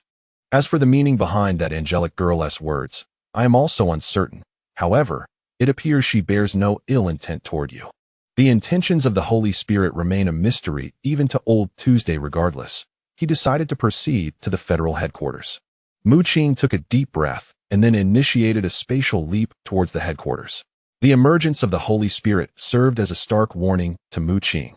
It became evident that the races descending upon Earth were not limited to mere mid-tier species, as even the angelic and Azura races had made their appearances. He sensed that his current strength was far from sufficient. To ensure his own safety, he needed to strive to elevate himself to a higher level of power. His status as a top-tier sovereign was insignificant in the face of the various extraterrestrial races. "You have arrived." Upon Mu Qing's arrival at the federal headquarters, Mu Yu was already there to greet him, accompanied by Mo Chung and Gavin, who appeared unsurprised by his presence. A cosmic anomaly had occurred, heralding the imminent emergence of the treasure sought by various cosmic races. Mu Qing wasted no time and directly disclosed the cause of the celestial phenomenon to those present. Their expressions changed dramatically, although they had suspected a connection between the anomaly and the cosmic races. They had not anticipated that the treasure was on the verge of being unveiled. In light of this, we must prepare ourselves in advance. We possess 2 keys to the treasure and are thus able to access it. While the number of powerful beings from other races is considerable, we, as humans, shall not cower. An elder approached, clad in simple garments and a straw hat, none other than Old Ping. He was indeed a formidable being. There are several other powerful beings on Earth. Unfortunately, many are unwilling to ally with us, and some have even covertly sided with the extraterrestrial races. Mo Chung remarked with a shake of his head. In truth, numerous powerful beings had chosen to align with the extraterrestrial races, such as the Western Bloodline and the Church, believing that the might of these extraterrestrial factions far surpassed their own, and that aligning with them would yield greater rewards. "As long as no demigods from other races descend, we still have a chance," Old Ping mused, stroking his chin, clearly aware of the current situation. While the extraterrestrial races were indeed powerful, they could not afford to bring forth too many formidable beings. 1 or 2 was their limit. Moreover, they did not believe that all extraterrestrial races would unite against humanity. There would inevitably be friction and a balance of power among them. "Mr. Mo Chung, the divine corpse has been recovered." Chung Zhigui suddenly entered. "The divine corpse has finally been obtained?" Mo Chung and Gavin's eyes brightened with excitement. Mu Qing and Old Ping exchanged puzzled glances, unsure of what was happening. Recently, personnel from the federal headquarters had discovered a divine corpse at the bottom of the Pacific Ocean and had been attempting to recover it. Seeing their confusion, Mu Yu chuckled and provided clarification. "Recovering a divine corpse is no easy task. It is worth noting that when the cursed god was slain, it could still divide its power into 3 forms, giving rise to life forms. The divine corpse being recovered by the federal headquarters had been fallen for a long time. Yet its divine power still emanated, forming a web of energy capable of effortlessly tearing apart sovereigns. A long-fallen divine corpse? How could there be a divine-level fallen being in the Pacific? Mu Qing felt a surge of curiosity. According to the information he had gathered, there should only be 2 divine beings on Earth, the cursed god and the beast god. However, among these 2 deities, one has utterly fallen while the other has been reduced to a demigod. According to the esteemed Elder 2, the beast god's cultivation level was a result of his own descent, a sacrifice made for the purpose of achieving divine ascension 9 times, thereby unleashing unparalleled potential. Indeed, we have discerned traces of divine cores. Mu Yu expressed his conviction. He then smiled and inquired, "Can you guess who felled this divine being?" "It was the beast god, and he accomplished this feat while still in the demigod realm." Mu Yu sighed, feeling the vast chasm between humanity and extraterrestrial beings. The beast god had slain a deity with the power of a demigod, a feat beyond the capabilities of humankind. Mu Qing, astonished, asked, "Is the beast god that powerful?" Soon, he grasped the situation. Even Elder Tu acknowledged the beast god's strength, stating that those capable of achieving divine ascension 9 times are extraordinary individuals. The beast god had already ascended 8 times, making him formidable. Should he succeed in his final trial, it would signify that he possesses potential surpassing that of the great emperors. As Mu Qing joined the others, his expression shifted to one of shock. The divine corpse.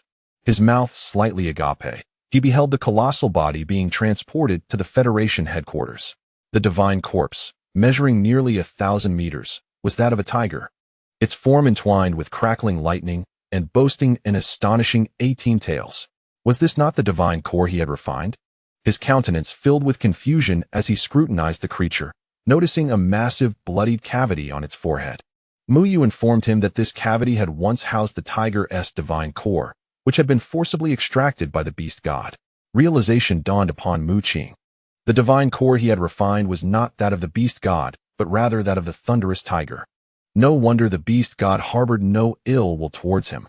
Mu Yu chuckled heartily, stating, "Had that divine core truly belonged to the beast god, I would never have allowed you to refine it. I was well aware that its owner had been slain, which is why I encouraged you to pursue it. Knowing that even if you refined it, you would not attract trouble. This divine corpse holds tremendous value for me. Should the opportunity arise, I might even transcend to the awakened state." Suddenly, Mu Yu's expression turned serious as he recognized that the Federation headquarters had recovered the divine corpse with the intention of aiding his ascension to greatness. Indeed, Mo Chung and Gavin approached, smiling. Mu Yu's psychic talent is extraordinarily formidable, even before reaching great power. His mental energy has already undergone 90% transformation into divine thought. If he were to break through to great power, he could very well be humanity's most promising candidate for achieving demigod status. With the emergence of the treasure vault imminent, they were compelled to exhaust all means to enhance their collective strength. Time was of the essence. I shall assist Mu Yu in refining this divine corpse. Should any significant developments arise, do not hesitate to inform me. Master Gavin's demeanor turned grave as he waved his hand, retrieving the divine corpse. And he and Mu Yu retreated to the Federation headquarters for seclusion. The entire realm was in flux. Should we surpass this calamity, the overall strength of humanity would multiply. Sensing the profound spiritual energy permeating the world, Ping Lao sighed and departed. Chapter 417, The Onset of Carnage.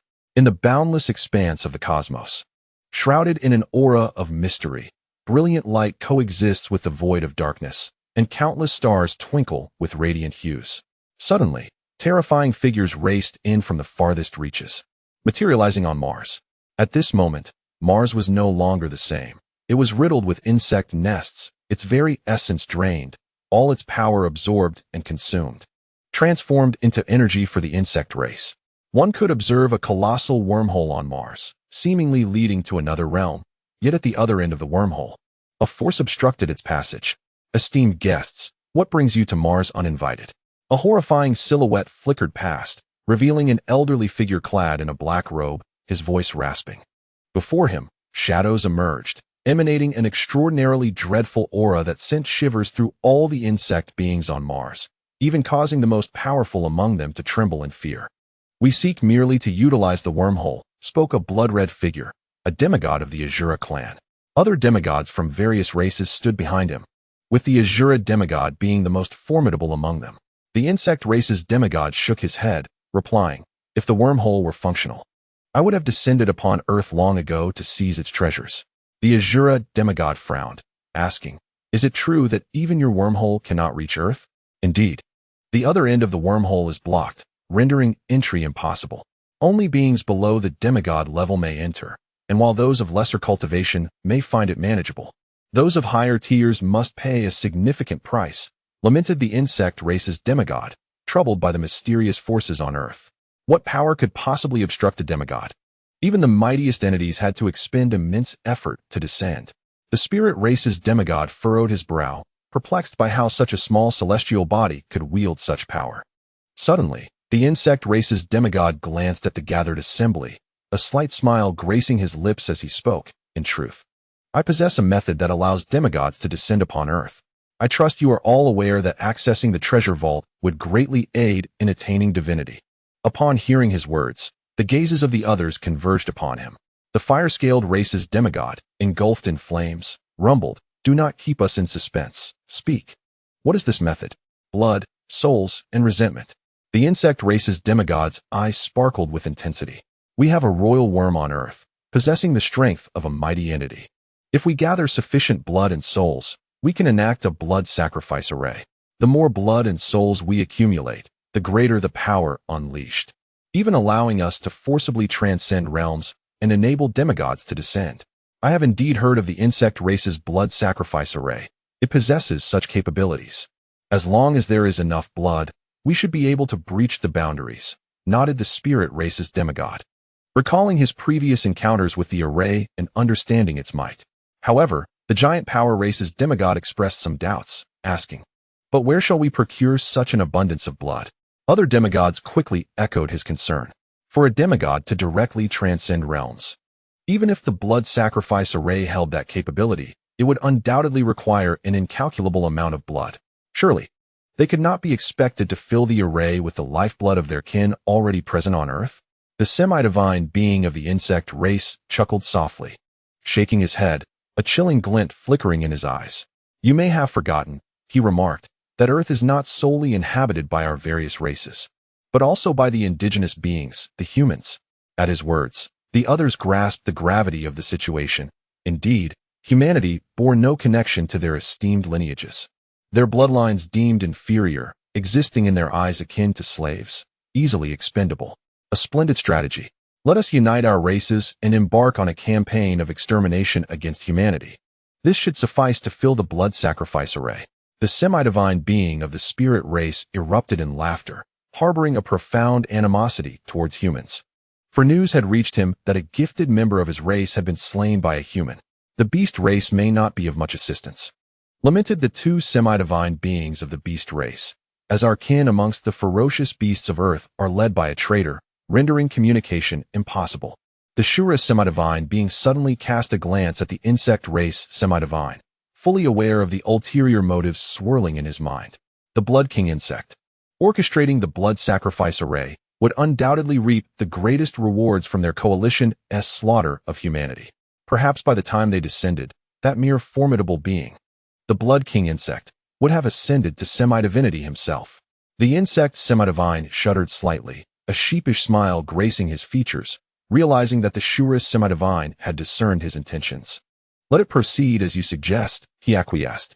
Ultimately, the Shura semi-divine agreed. For it was as the other had articulated. They were the most promising candidates for ascension within their respective races. An entry into the treasury would significantly enhance their chances of becoming divine. Most races possessed a protective altar, yet the trials of divine tribulation were exceedingly fearsome. Even the most formidable races could not guarantee the survival of their kin. The treasury not only offered opportunities, but also assured a greater probability of ascension, presenting immense advantages for their future endeavors. The semi-divine beings exchanged furtive glances, each employing their means to establish contact with their kin on Earth, urging them to unite with the insect race and commence their onslaught against humanity. A month later, it began. Insect nests floated ominously in the sky, populated not only by the insect race, but also by the spirit race, the fire-scaled race, the mighty race, and the winged people. When the semi-divine beings from Mars issued their commands, the members of these cosmic races allied with the insect race, poised to unleash a massacre upon humanity. "Your Excellency, must we truly take action? This would equate to betraying all of humanity." Inside the insect nest, Bishop Jesse gazed at the golden-robed Pope beside him, perceiving a hint of madness in his demeanor.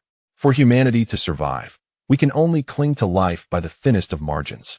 We do not even rank among the lower races. How can we possibly contend with these mid-tier or even higher-tier races?" The Pope sighed deeply, sharing in the gravity of the moment. He had not wished for this, and when he learned of the intent to annihilate Earth's inhabitants from the winged race, he was utterly taken aback. Yet, he knew he must submit, for this time it was not merely one or two races, but a coalition of all races, uniting against humanity. The Pope must submit to the winged ones if he wishes to spare a portion of humanity, though these survivors will undoubtedly be members of his own clergy. Bishop Jesse opened his mouth, left speechless. He was uncertain whether the Holy See's alliance with the winged ones was a boon or a bane. He could not even ascertain if the winged ones would honor their promises and spare the lives of the clergy afterward. What is the purpose of gathering so many of your clergy? If not, you might as well slay them all. It would provide substantial energy for the blood sacrifice ritual.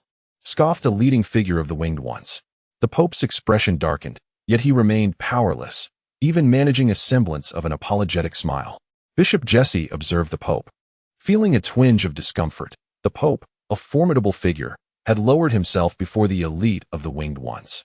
Externally, they proclaimed a union with the winged ones. Yet in truth, they occupied a subordinate position, largely ignored by the winged ones themselves. Bishop Jesse sighed inwardly. Truth be told, he envied the Blood Clan, for they had allied with the Azura tribe. The Azura tribe did not place excessive value on bloodlines. The Blood Clan, steeped in blood energy, was more to their taste, resulting in a partnership of equals. Suddenly, a cacophony erupted outside the insect nest. The Pope and Bishop Jesse exchanged glances, a bitter smile gracing their lips. It had begun. In a secluded part of the West, an area neither belonging to the Church nor the Blood Clan, enormous insect nests loomed over the city, unleashing a terrifying force as swarms of insects surged forth, tearing apart human bodies. Whenever a human powerhouse appeared, warriors from various races would strike, eliminating them with ruthless efficiency. The combined might of the alien races and the insect horde was an overwhelming force, rendering the scene nearly one-sided, strewn with corpses and rivers of blood. Chapter 418. The Crisis of the Federation. The entire Earth was engulfed in war, as numerous alien races united to perpetrate a horrific massacre against humanity. In a bid to summon demigods, insect nests emerged across the globe, vast swarms pouring forth, accompanied by powerful beings from various alien races. Even the Azura tribe made their appearance, relishing in slaughter and leaving behind a sea of blood. From the west to the east, insect nests emerged in every corner of the earth, each emblazoned with crimson patterns, absorbing the blood from the ground. Once the blood sacrifice ritual commenced, all insect nests worldwide would be activated simultaneously, forming a colossal array to summon the demigods from Mars. The one who stood to gain the most from this ritual was the Blood King insect, who would likely ascend directly to the status of a demigod. Why had these races suddenly joined forces? Within the headquarters of the Federation, the atmosphere was grim. Cheng Jigua erupted in anger. They had never anticipated that all alien races would conspire with the insect horde to slaughter humanity. Reports indicated that in 10 days, the insect nests would reach the headquarters of the Federation. Mo City furrowed his brow, realizing that their adversaries were not only a vast swarm of fearless insectoid creatures, but also possessed numerous powerful beings from various races, including several formidable entities. The Pope and the Bloodline Prince, those scoundrels. Master Gavin slammed his palm down, shattering the table, his face a mask of fury. The two dominant Western factions, the Church and the Blood Clan, had chosen to ally with these extraterrestrial races, committing horrifying acts of slaughter against their fellow humans. Their objective, it seemed, was the two keys to the treasure vault in our possession. Mu Qing's expression turned grave. The others nodded in understanding. They were all acutely aware of the true intentions of these powerful beings. Since they had decided to unite and eradicate humanity, their eyes were naturally set on the two stone swords held by the Federation. Currently, we only have 3 formidable warriors, along with Mu Yu. I have already set up a dozen formations to assist him in refining the divine corpse, but it is uncertain whether he can emerge within 10 days, Master Gavin stated. The atmosphere grew tense. Even with Mu Yu, they had merely 4 formidable beings, while the insect nest undoubtedly boasted a greater number of powerful entities. Boom. 10 days later, everyone at the Federation headquarters stood on high alert, gazing into the distance where incessant rumbling echoed. A multitude of insect nests hovered ominously, approaching. The extraterrestrial races had arrived. Prepare for battle. The faces of the Federation kings were solemn as countless strong individuals gathered. They were all aware that recently, the alien races had been slaughtering humans across the globe, obliterating numerous factions, and now it was their Federation's turn. The Federation headquarters, renowned as the foremost power on Earth, contained records of all martial artists, serving as the official repository. Should the Federation headquarters fall, the human race on Earth would face dreadful despair. In a chamber within the Federation headquarters, Mu Qing suddenly stood up, eyes wide open. Divine light enveloped him as the divine power within him coalesced to 40%. It would not be long before he reached the threshold of a half-step formidable being. His eyes crackled with electric light, revealing strange patterns as he perceived the situation from afar. A staggering 20 insect nests for formidable beings and countless powerful warriors. Mu Qing sensed an intense sense of crisis. Such overwhelming force was surging toward the Federation headquarters, and there were likely even more powerful beings lurking in the shadows. He was uncertain if the Federation could withstand this calamity. As the 20 insect nests fully descended, swarms of insects erupted forth, launching a terrifying assault without any prior communication. Among the insect horde, members of the Giant Strength clan, Fire Scale clan, Winged People clan, and others were intermingled, their united strength utterly terrifying. The blood of powerful beings would enhance the efficacy of the blood sacrifice formation. Within the Federation headquarters, there were even formidable beings. If the blood of awakened formidable beings were poured into the blood sacrifice formation, it could significantly shorten the time required. A member of the Winged People fluttered its wings, eyes filled with murderous intent. They had all received orders from their respective demigods to fill the blood sacrifice formation before the treasure vault truly emerged, or the consequences would be dire. Within one of the insect nests, dozens of powerful beings sat in meditation, hailing from various races, each possessing top-tier strength or even half-step formidable being capabilities. This formidable force, regardless of its location, can be deemed astonishing beyond measure, with the mere intent to charge forth. What is there to fear? A formidable being from the Giant Strength clan rose, his physique robust, his voice resounding like a great bronze bell. Let the younger generation take the lead. It is time for these humans to witness the prowess of our race. A top-tier sovereign of the Spirit clan spoke with authority. Immediately, beams of light surged forth from a nest of insects, and members from various clans sprang into action, numbering in the hundreds, with a powerful aura enveloping them. This was merely the vanguard, yet their combined strength was immensely potent, far surpassing the factions on Earth. Two figures materialized outside the federal headquarters, Cheng Jigua and Li Yuan, both of whom were half-step great powers with formidable might. Upon their appearance, a tempestuous energy erupted from within them, casting an ominous presence around. Do not squander your strength in vain. Before us, you humans are nothing but a wretched race that fails to even attain the status of a lowly bloodline, utterly incomparable to our kind. The seasoned sovereign of the winged race laughed heartily, showing no trepidation even in the face of half-step great powers.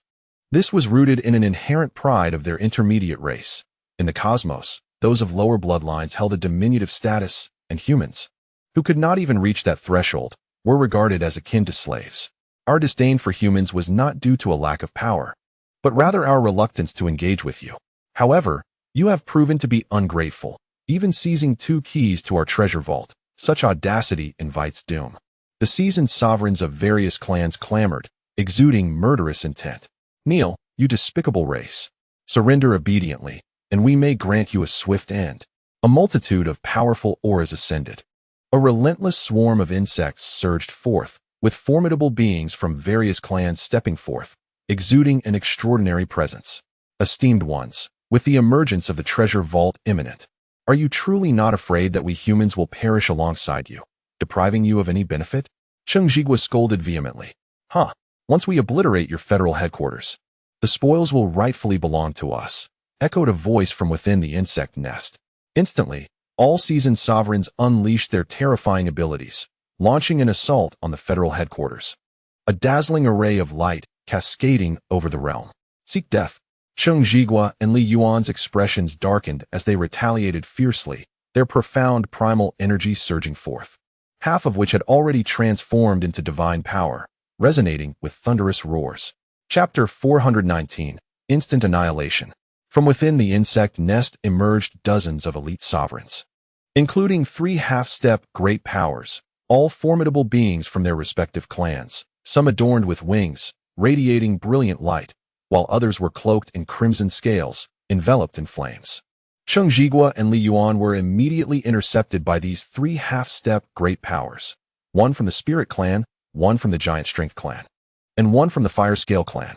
Their expressions soured, for the bloodline power of their adversaries far exceeded their own, the divine power possessing an overwhelming enhancement, rendering them no match. Eliminate them at once, then invade the federal interior. Annihilate everyone. The half-step great power from the Fire-Scale clan roared, flames blazing around him. With a wave of his hand, a sea of fire erupted, meteoric flames raining down from the sky, painting a scene reminiscent of the apocalypse. And at that moment, a vast expanse of ocean surged skyward, extinguishing the inferno below. Amongst this chaos, a colossal Qingmu roared, shattering the meteors that fell from above. Did you truly believe humanity to be so easily bullied? A faint voice suddenly echoed, distorting the very fabric of space as a young man emerged. Clad in a silver robe, he was enveloped by the power of the cosmos, wielding a blood-red spear, with the starry sky manifesting behind him, boundless and magnificent. Mu Qing had made his move. Cheng Zhigua and Li Yuan breathed a sigh of relief. Although Li Yuan had previously clashed with Mu Qing, in this critical moment, he would not allow discord to fester. He even felt fortunate that Mu Qing had arrived, for he understood the latter's formidable strength.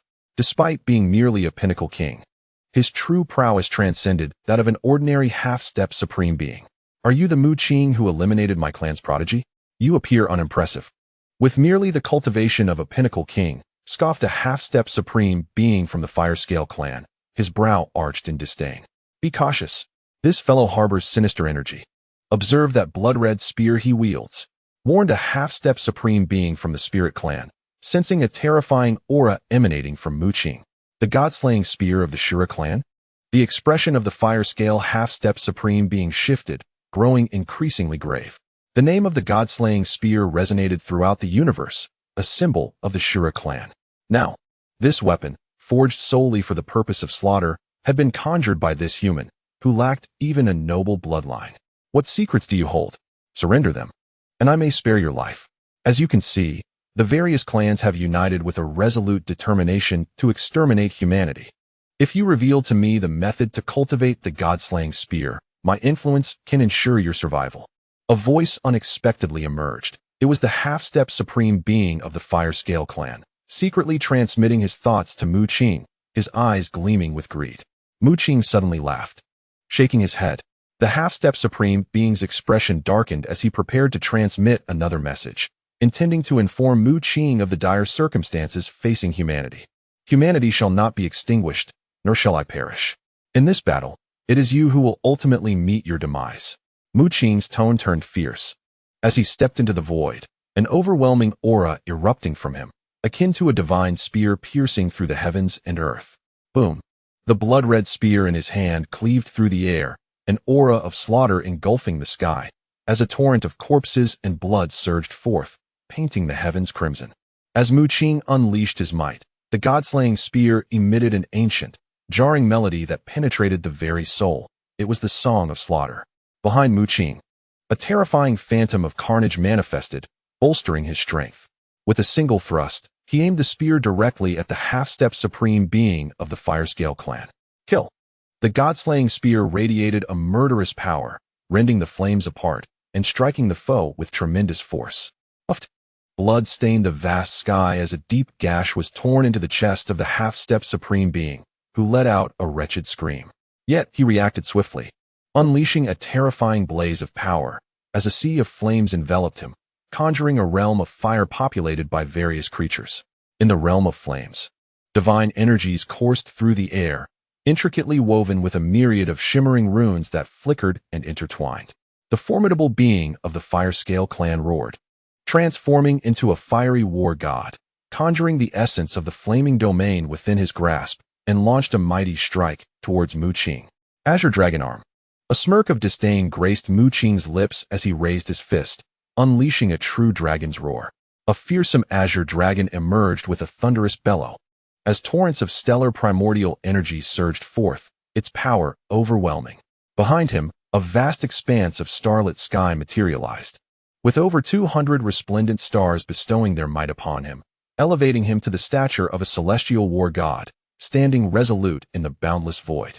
With a resounding boom, a violent wave of energy erupted at the point of their clash, unleashing a cataclysm of radiant light that illuminated the surroundings. A glint of cold determination flashed in Mu Qing's eyes. He summoned all his strength for a swift resolution and prepared to strike with full force. His form traversed the fabric of space, appearing directly behind the half-step powerhouse of the Fire-Scale clan, where he unleashed the technique of Dragon Leap. Suddenly, a tempest arose, shrouding the half-step powerhouse in a mysterious force that diminished his prowess. What is happening? The Fire-Scale clan's half-step powerhouse's expression turned to one of horror as he realized a portion of his divine power had been sealed, vanishing as if into thin air. His cultivation plummeted from half-step powerhouse to top-tier monarch, and before he could react, the unmistakable sound of a dragon's roar echoed. Amidst the swirling clouds, a true dragon burst forth, grasping a phantom celestial sword in its maw, piercing through with unyielding force. With a sickening thrust, the true dragon's celestial sword pierced the heart of the Fire-Scale clan's half-step powerhouse, effortlessly shredding any resistance he could muster. In an instant, his lifeblood was drained, all his power absorbed by the true dragon's celestial sword. Impossible. The other two half-step powerhouses gasped in shock, just beginning to comprehend the situation when they beheld the Fire-Scale clan's half-step powerhouse, now emaciated as if nothing but skin and bones, with a transparent, gaping hole in his chest, ultimately plummeting into the depths of the Pacific. In the blink of an eye, a half-step powerhouse had been vanquished by Mu Qing. Chapter 420. The formidable Mu Qing. You actually killed him? The astonishment of the other two half-step powerhouses was palpable. They could hardly fathom the terrifying strength Mu Qing possessed, dispatching the Fire-Scale clan's half-step powerhouse in an instant. Suddenly, Mu Qing turned his gaze upon the remaining two half-step powerhouses. His power had now reached a level where he could contend with true powerhouses. Even those of intermediate races would stand no chance against him. With a surge of divine energy, he struck with lethal efficiency. In a flash, he executed a spatial leap, appearing behind the two remaining half-step powerhouses. Their faces paled in alarm. They had witnessed Mu Qing's might firsthand, which undoubtedly surpassed the boundaries of a half-step powerhouse. The half-step powerhouse of the Giant Force clan unleashed a furious roar, erupting with tremendous energy that repelled Qingmu before his form transformed into a resplendent gold, launching a colossal wave of golden energy towards Mu Qing. Within Mu Qing's body, stellar energy surged wildly as he grasped the ethereal form of the true dragon immortal sword. His expression shifted dramatically as he suddenly felt terrifying forces piercing into his palm, accompanied by an excruciating sting. His hand bore the marks of this dreadful power, causing the true dragon immortal sword's phantom to tremble violently. With a thunderous roar, Mu Qing unleashed all his strength, striking with the sword. A resplendent celestial radiance pierced through the heavens, the sword light tearing apart the air, mercilessly cleaving the formidable being of the giant race in two. Scalding blood rained down.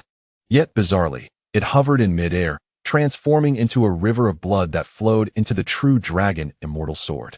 What is the origin of this true dragon immortal sword? Mu Qing felt a slight shock within.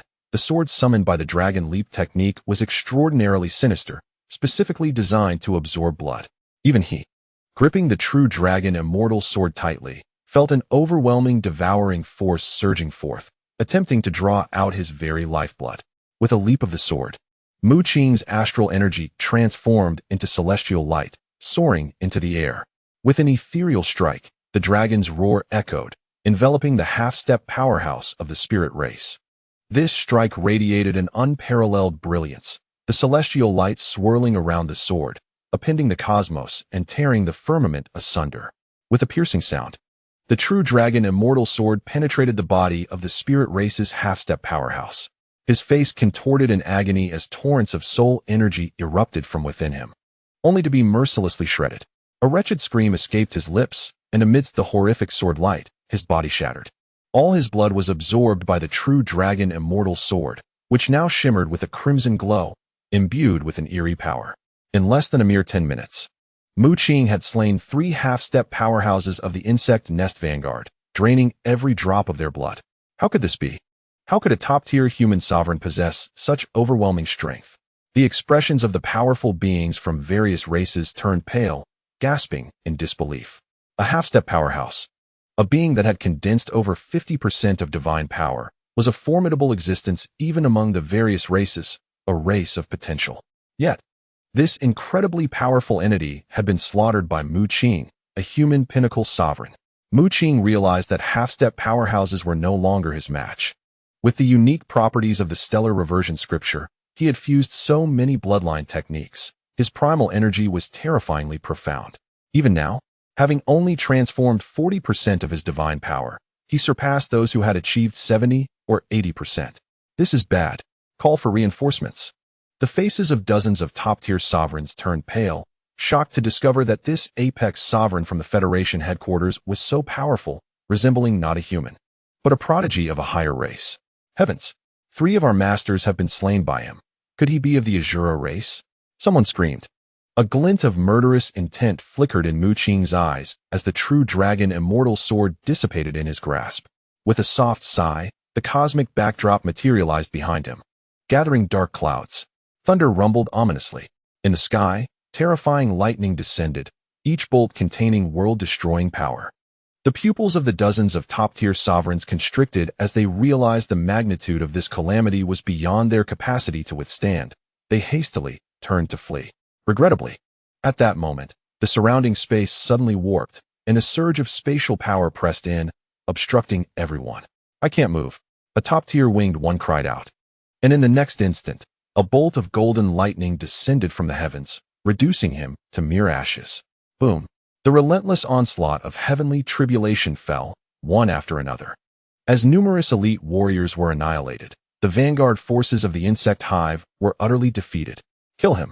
Abruptly, a terrifying pressure surged forth as a half-step powerhouse of the insect race charged out, radiating divine light. He was a formidable being transformed with 90% of his divine power. This insect half-step powerhouse roared in fury, his entire form exploding into a myriad of insects, each one a divine creature entwined with profound divine essence. The sheer multitude of these divine insects was overwhelming, and even beings of the same rank would be effortlessly crushed. The sky was filled with these insects, their presence both unsettling and radiant, resembling a resplendent river of divine light surging forth. Mu Qing sneered coldly, directly invoking the special secret art of the Federation's 2 bloodline techniques, splitting himself into 3 entities, each wielding a blood-red spear, unleashing a torrent of 81 crimson shadows. It was as if he had conjured countless avatars. Everywhere, the shadows of the god-slaying spear danced, the terrifying crimson brilliance tearing through the firmament, shattering stars. Thud, thud, thud.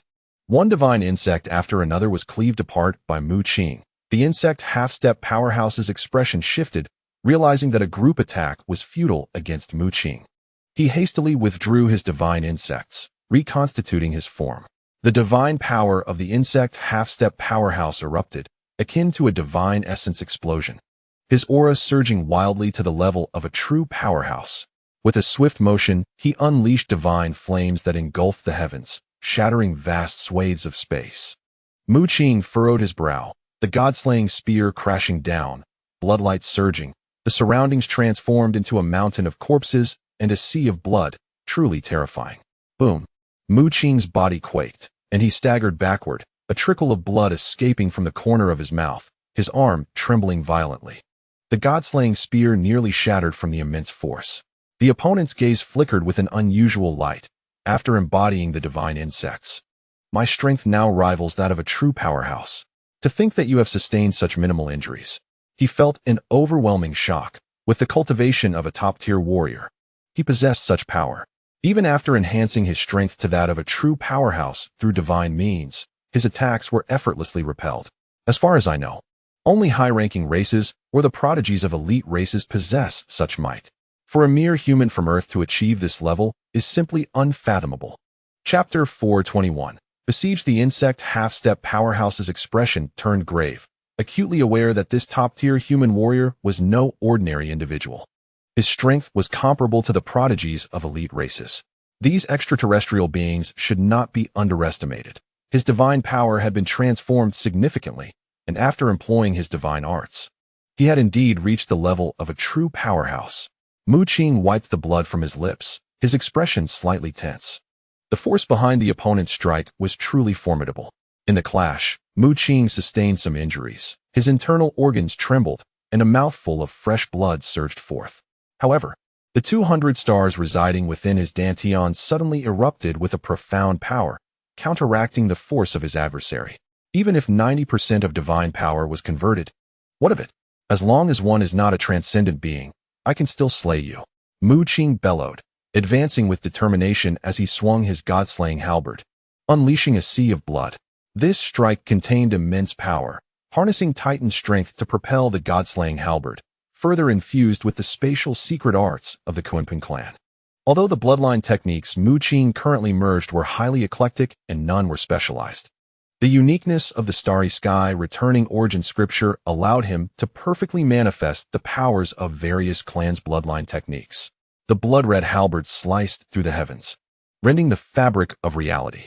A blood sea surged in the sky, countless runes emerged, shimmering with divine light, causing the very earth to tremble. The power of space enveloped the surroundings, ensnaring the opponent, while the blood-red god-slaying halberd descended violently from the firmament, exuding a murderous aura that left all in awe. At this moment, every gaze was fixed upon that blood-colored god-slaying halberd. All understood that it had transcended the realm of mere half-step transcendent beings. This strike was a direct challenge to the truly powerful. Boom. The fabric of space fractured in large chunks. The god-slaying halberd imbued with the might to shatter stars unleashed a terrifying slaughter upon the insectoid half-step transcendent. This was the Shura clan's ultimate technique, the god-slaying halberd. How could a mere human, devoid of any lowly bloodline, wield such power? The might displayed was utterly terrifying. Within the insect nest, an insectoid being of great power wore a look of horror. All were baffled by the phenomenon. The god-slaying halberd of the Shura clan could only be wielded by its own kin. Historically, no other race had ever managed to coalesce a god-slaying halberd. The insectoid half-step transcendent was equally astonished. Initially, he believed that the assault on the Federation headquarters would be a breeze, as their united forces were numerous and formidable.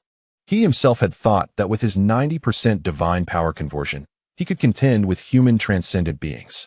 Yet, it appeared that humans were far more terrifying than they had imagined. A top-tier monarch was capable of matching his near-transcendent existence, and the power emanating from his opponent instilled a sense of mortal peril. "You seek death," roared the insectoid half-step transcendent, his entire being radiating light, a fearsome aura surging towards transcendence. A terrifying insect form materialized behind him, divine light coiling around him as he unleashed a punch of astounding might, causing countless spatial ruptures. A destructive aura enveloped the area. This was the formidable martial skill of the insectoid race, Destruction Fist. The insectoid half-step transcendent executed the first form of the Destruction Fist, a lethal strike. The overwhelming force of slaughter surged forth as the insectoid half-step transcendent leapt high, divine light swirling around him, delivering a punch that pierced the heavens and earth, manifesting the essence of martial arts, shattering the spatial power that Mu Qing had unleashed.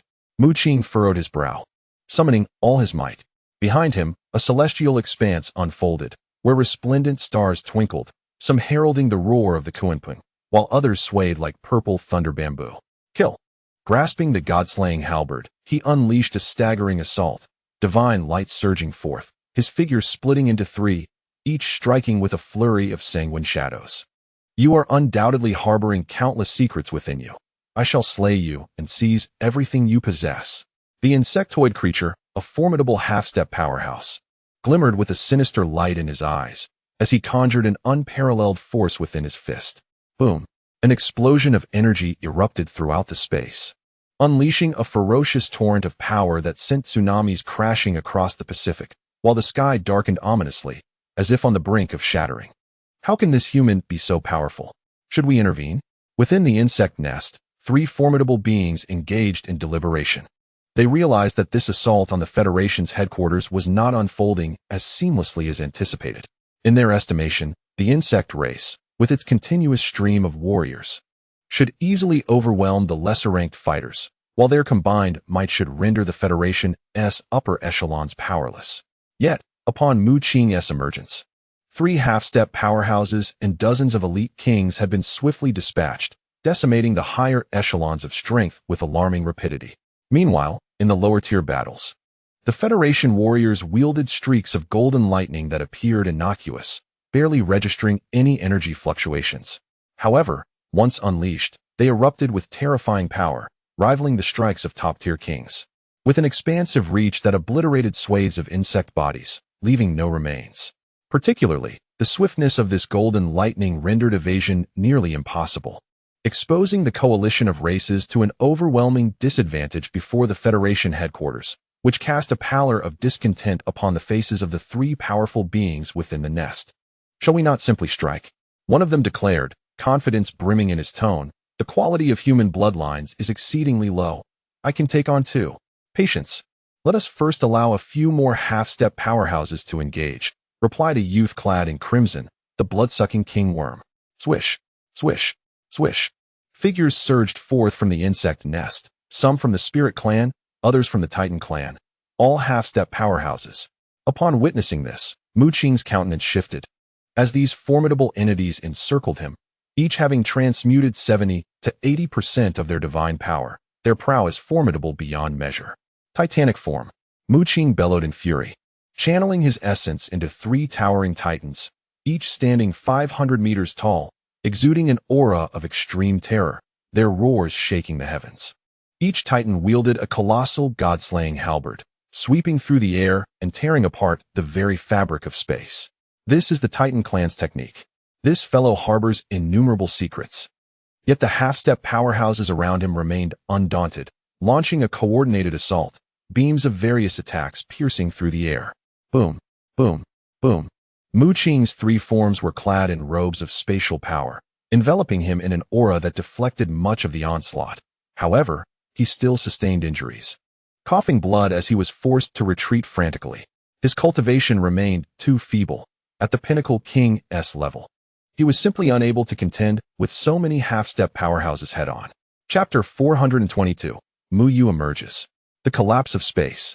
Mu Qing, witnessing the involvement of numerous formidable beings on the brink of transcendence, wore a profoundly grave expression. Taking a deep breath, he summoned an immense surge of power from within, manifesting astonishing abilities. With a resounding roar, the space around him began to collapse dramatically, unleashing torrents of destructive force. This was the divine ability of the Qingmu clan.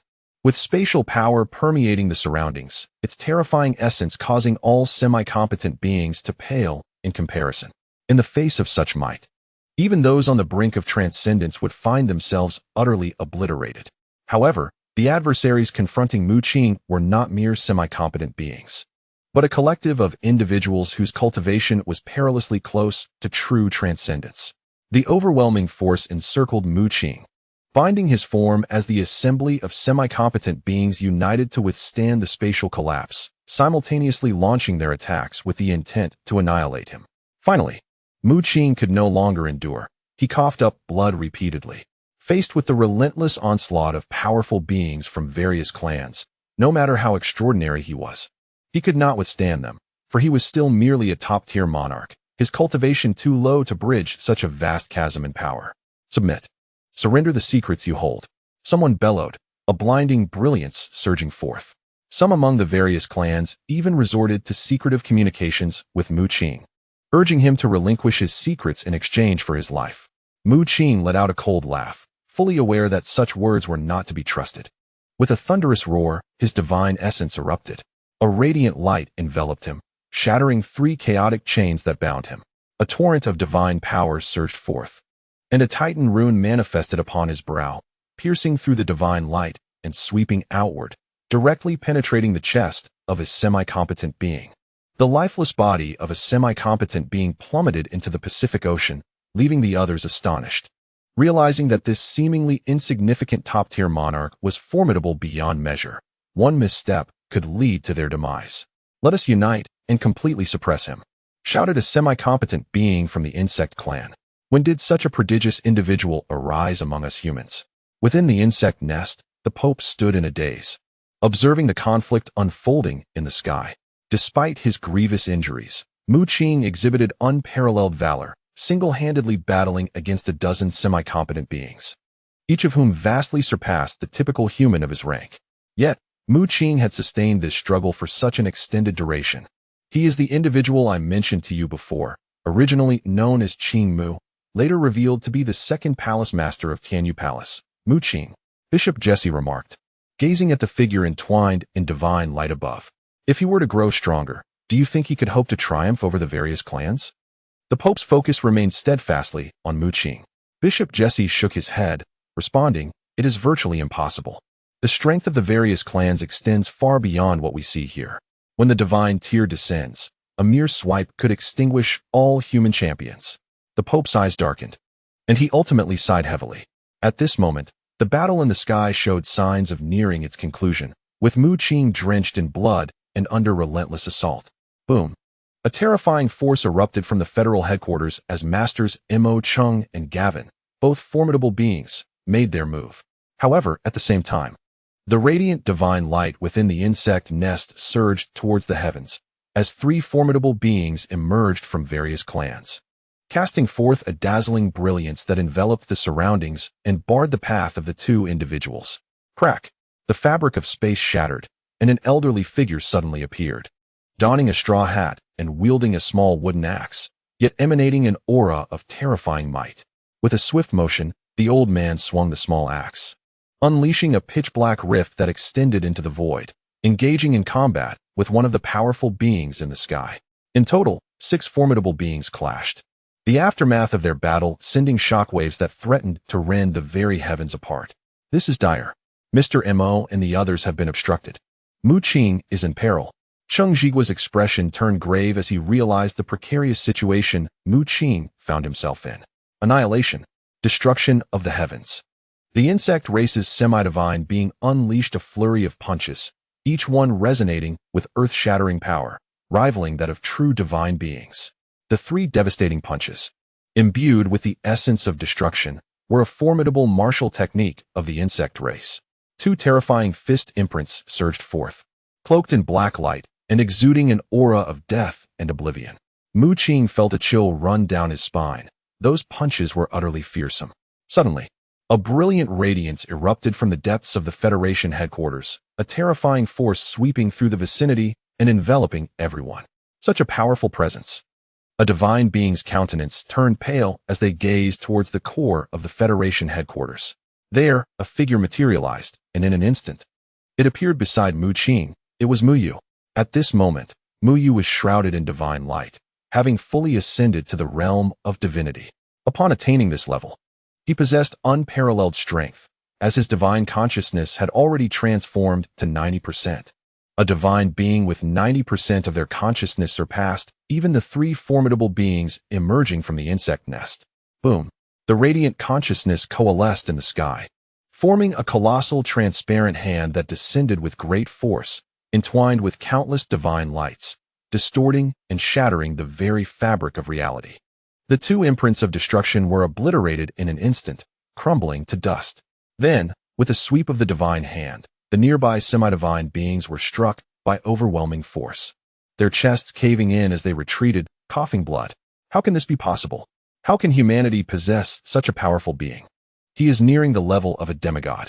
The expressions of the powerful beings from various clans were filled with utter astonishment. If they wish to take my son's life, they must pay a price.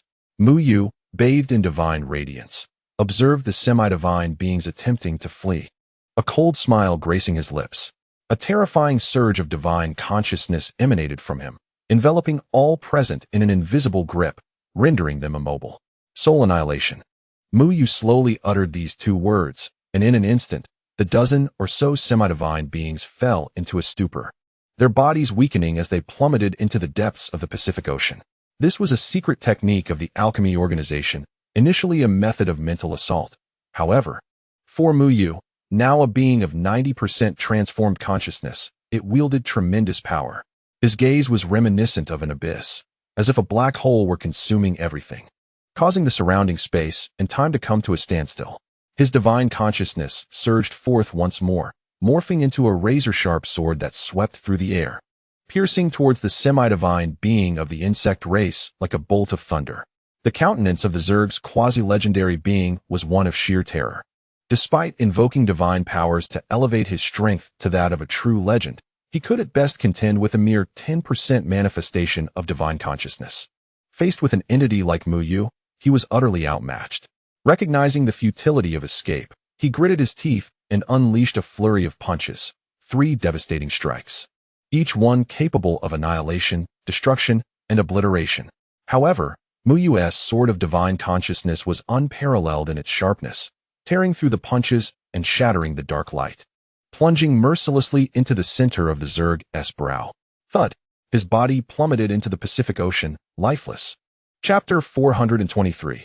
80% divine power. The assembly of quasi-legendary beings present were predominantly formidable figures from various races, their prowess immense, with several having transformed an astounding 90% of their divine power, surpassing even that of human legends.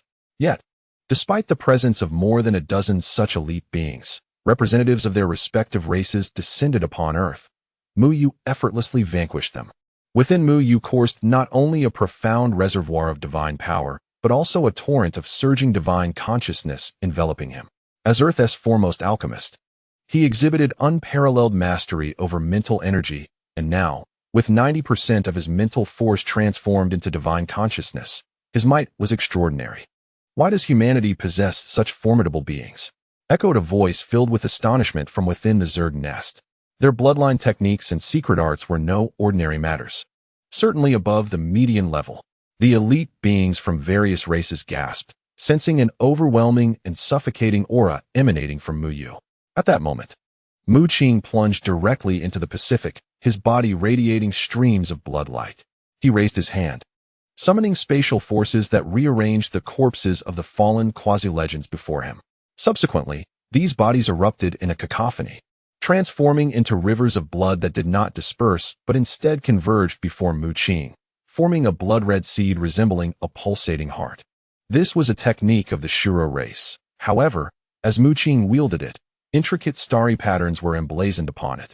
Countless droplets of blood coalesced into this seed of slaughter, which then violently burrowed into Mu Qing's body, detonating within him. Buzz! A swirling aura of blood enveloped Mu Qing, and to the astonishment of all, his injuries visibly healed at an astonishing rate. In mere moments, he was completely restored. The residual vitality transformed into stellar primordial energy, flooding into the starry expanse of his dantian. Boom! The lifeblood of over a dozen quasi-legends merged into Mu Qing, causing divine light to erupt from him as his aura surged dramatically. Quasi-legendary. Not only had Mu Qing fully recovered from his wounds, but he also converted his divine power to 60%, achieving the realm of a quasi-legend. This was the Shura race's extraordinary technique, augmenting oneself with the blood of foes. The Shura grew ever stronger in battle, undaunted by death. Bang! A column of water erupted from the ocean's surface as Mu Qing, enshrouded in bloodlight, surged forth. His gaze shimmered with a fierce brilliance, as a pitch-black feather in his hand transformed into a magical sword. Behind him, the blood spirit of the Qingmu morphed into a divine sword, while the divine radiance within him surged forth, summoning the ethereal shadows of the 2 celestial swords, Xianjian and Juexian. Boom! The 2 celestial swords soared through the air, shattering a nest of insects, obliterating the powerful insect warriors within with their radiant blades. A slight smirk graced Mu Qing's lips as he once more commanded the Xianjian and Juexian, slicing through the air. With a thunderous roar, another insect nest crumbled, sending the warriors of various races fleeing in panic. Who are you? A half-step insect overlord screamed in desperation, feeling that Mu Qing was no mere human. The strength he exuded was overwhelming. Even a half-step overlord sensed a suffocating pressure that even full-fledged overlords could not impart. Dense starry patterns emerged across Mu Qing's arms, transforming them into a dazzling spectacle, while his palm manifested the vastness of the cosmos, sparkling with celestial light. This was the celestial technique of the starry sky returning to origin scripture, starlit palm. The half-step insect overlord found himself ensnared, surrounded by an expansive starry sky. Countless beams of sword light descended upon him, accompanied by the thunder of calamity, spatial blades piercing through, and waves of blood surging ominously. Then, a beam of starlight penetrated his brow, rendering his eyes hollow and devoid of life. In the next instant, a torrent of ancient texts was forcibly extracted from him, flooding into Mu Qing's mind.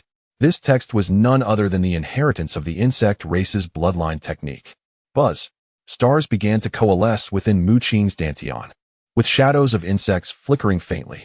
A piercing scream escaped the insect overlord, followed by the explosion of his body. Mu Qing withdrew his hand, and the starlight dimmed and faded away. Behind him, a vast starry sky emerged, adorned with over 300 suspended stars. Torrents of power cascading down as he stood like a child of the cosmos. The starry sky returning to origin scripture was originally designed to fuse bloodline techniques to form stars. However, Mu Qing integrated the bloodline technique of the Shura race, condensing the enemy's vitality into stars, achieving an unexpectedly formidable effect. Boom!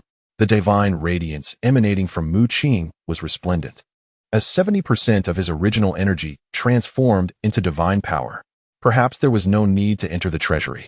He was on the verge of breaking through to the awakening realm. Elder 2 was astonished, realizing that Mu Qing's rate of growth surpassed his expectations. Once, the celestial lord of the starry sky had also merged with the bloodline technique of the Shura race, yet he lacked Mu Qing's Qingmu blood spirit. The Qingmu blood spirit had previously consumed a mysterious toad artifact, acquiring the ability to devour, and now Mu Qing had masterfully wielded this power, in conjunction with the unique attributes of the Shura bloodline technique, to reach this stage. Heavenly Execution Sword Array. Mu Qing decisively unleashed a divine explosion, causing his divine power to multiply exponentially, then expending it all. The pitch-black feathers transformed into a magical sword, while 2 purple thunder bamboo rods morphed into thunder swords, arranging the Heavenly Execution Sword Array in the skies. Above the firmament, the array shimmered with celestial light, radiant and magnificent, akin to a sun rising in the heavens. Sizzle! A beam of celestial light erupted, followed by a thunderous roar as 3 insect nests exploded in succession, annihilating numerous powerful beings from various races. This force rivaled that of a true overlord. Mu Qing waved his hand, and the sky became densely populated with annihilation lightning, which erupted violently, unleashing a terrifying wave of energy that swept across the heavens, giving rise to a resplendent mushroom cloud. In the palm of his hand, a starry sky manifested, with a black hole appearing to devour countless life forces, coalescing into countless stars that now floated in the backdrop of that celestial expanse, increasing from over 300 to more than 500. In the vastness of outer space, the demigod powers of various races eyed him with keen interest. Mu Qing understood that he must elevate his strength within a short span, otherwise, he would be ill-prepared for the impending battle.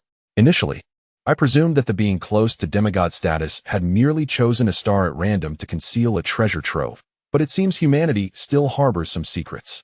The youth clad in blood-red garments spoke slowly, his gaze imbued with a chilling intensity.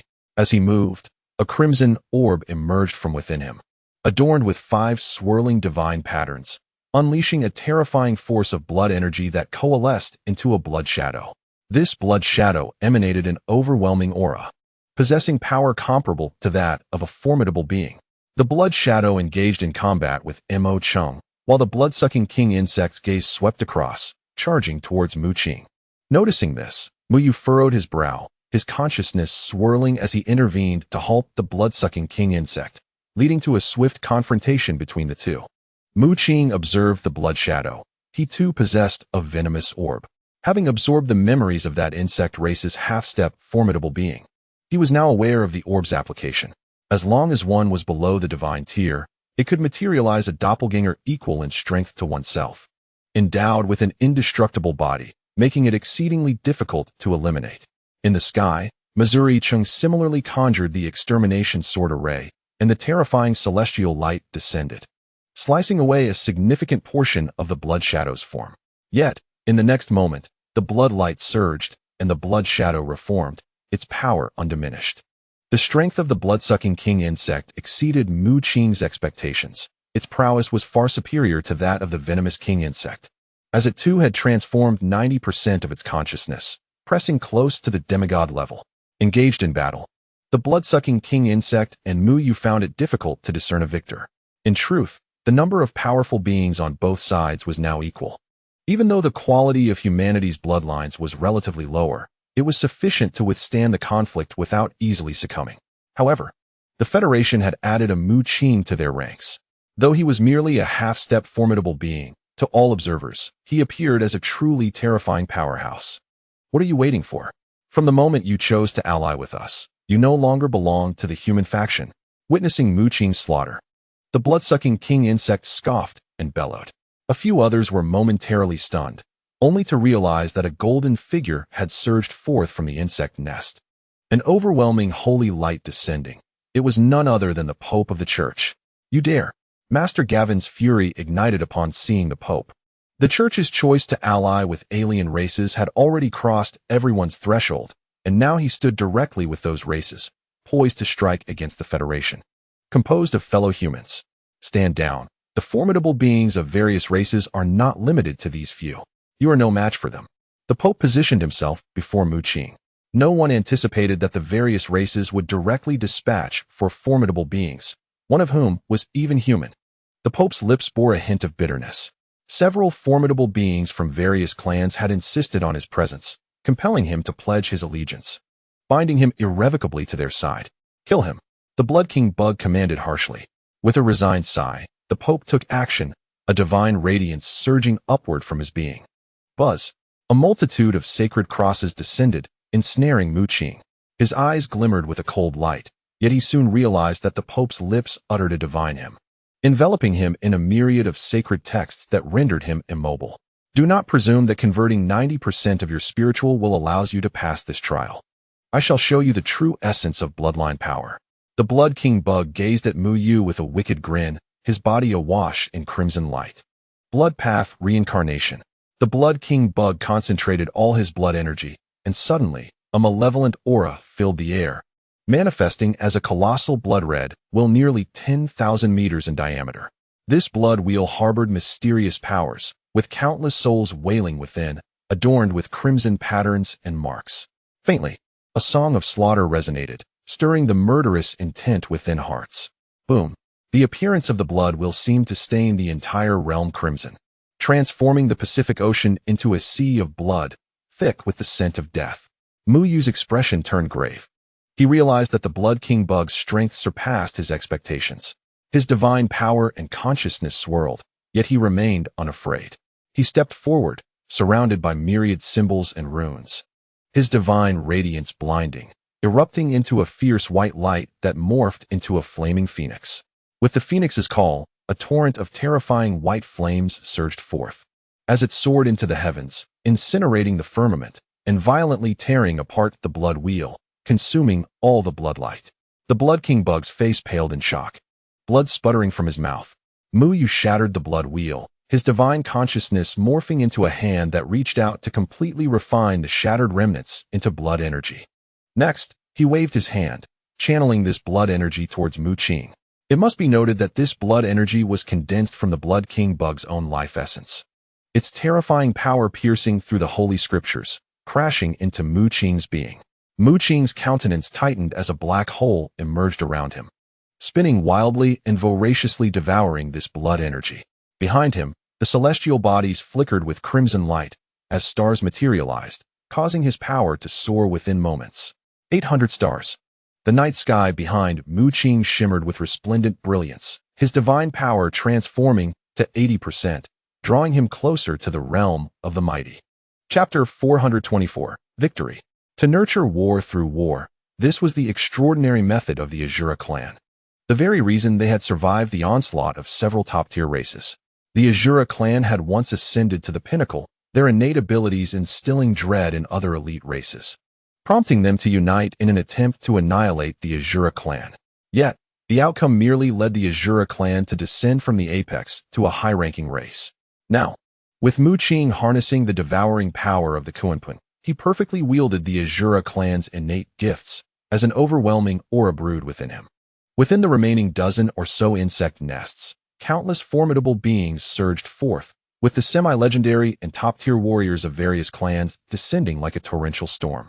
The sky blazed with radiant light as the warriors of each faction roared in unison, their singular target being Mu Qing. At this moment, Mu Qing stood resolute against the overwhelming tide of semi-legendary foes, his expression unperturbed, wielding a blood-red Godslayer spear, enveloped by an endless divine radiance, while the four swords of extermination hovered above him like a celestial sun. Before Mu Qing, the Pope wore a despondent expression. He had not anticipated that Mu Qing's might could surge to such heights. What did it mean to be invincible at the same level? He had not witnessed this in the ranks of the various clans, but saw it embodied in Mu Qing, a human. Perhaps bloodlines do not dictate everything. Even those humans who barely possess lowly bloodlines could transform into true dragons, achieving invincibility among their peers. The Pope sighed in lamentation. Yet, the holy light emanating from him grew ever more intense, coalescing into sacred spears that pierced through the air. From the moment he chose to ally with the various clans, he had sealed his fate, binding himself irrevocably to them. The fabric of space began to collapse. Behind Mu Qing, 800 stars shone brilliantly, their cosmic power surging forth. Within a radius of several hundred miles around him, the very space shattered like fractured glass. A thunderous roar erupted. Tsunamis surged as semi-legendary figures were torn apart, their flesh consumed by a heart-like seed of slaughter. This seed, blood-red and swirling with a black hole, devoured all vitality. The extermination sword array behind Mu Qing erupted in a display of celestial light, showcasing formidable power that held back the Pope. Meanwhile, the battle between Mu Yu and the blood-sucking king insect was equally cataclysmic, nearly draining the surrounding spiritual energy from the very heavens. Both were entities that had converted 90% of their divine power, their clash resounding with tremendous force, radiating beams of light into the sky. Surprisingly, Mu Yu found himself gaining the upper hand. His mastery over divine intent far surpassed that of the blood-sucking king insect. Divine light surged from Mu Yu, a torrent of divine energy pouring forth. In an instant, he conjured over a dozen terrifying formations, akin to a series of suns enveloping the battlefield. This was the might of a being with 90% mastery of divine intent, pressing against the semi-divine threshold with overwhelming force. Although the blood-sucking king insect also possessed 90% mastery, it was evident that its power was forcibly enhanced through some means, rendering its use of divine intent clumsy and frantic in the face of Mu Yu's onslaught. The blood insects descended. With a furious roar, the blood-sucking king insect unleashed a swarm of crimson flying insects, even severing its own left arm, as a deluge of blood surged forth. After its left arm was severed, it expanded in the wind, transforming into a colossal blood-red hand, radiant with divine light. Within its palm, torrents of blood flowed like rivers, a fetid wind swirling, capable of overturning the very heavens and earth. Buzz! Countless crimson flying insects surged towards the formations like moths drawn to a flame, continually torn apart and exploding in a cascade of bloodlight, launching self-destructive assaults that shattered Mu Yu's formations. Immediately, a blood-red giant hand shattered the firmament, transforming the cosmos into a crimson expanse, imbued with countless bloody imprints and runes, descending with formidable might. The 9 curves of the Yellow River. Mu Yu formed hand seals, connecting with the forces of heaven and earth, manifesting 9 formations as if 9 yellow rivers surged forth. The blood-red giant hand tore the sky asunder, violently creating a chasm, having just breached a dozen resplendent formations, only to be enveloped by the 9 yellow river formations. Mu Yu sealed again, summoning another 9 formations, the 9 dragons' divine shield. As 9 celestial dragons roared, encasing the blood-sucking king bug. Buzz! Suddenly, an alteration transpired on another battlefield, as a titan, hundreds of meters tall, materialized behind Mu Qing, its body swirling with chaotic energy, adorned with a radiant titan rune. Roar! The titan's form let out a thunderous bellow, as runes emerged upon its body, undergoing transformation. Its stature soaring to 1,000 meters. With a singular swipe, it unleashed a tsunami of power, effortlessly annihilating 3 half-step mighty beings in the blink of an eye. Bang! Bang! Bang! The slaughter seed cultivated by Mu Qing throbbed ominously. Within the depths of the slaughter heart, a black hole spun wildly, devouring all blood energy. By nurturing war through war, with each life taken, his strength intensified, a method even more terrifying than that of our Azura clan. Elder 2 was equally astonished. The risk was immense. The energy within the slaughter heart was overwhelmingly potent. Should it spiral out of control, even the titan's body could be torn apart. Mu Qing shook his head, aware that a moment's carelessness could lead to disaster. Injecting this energy into the 10,000 domain star map could activate the third star. Elder 2 remarked. Mu Qing nodded, sharing the same thought, as he waved his hand to summon the 10,000 domain star map, shattering the slaughter heart.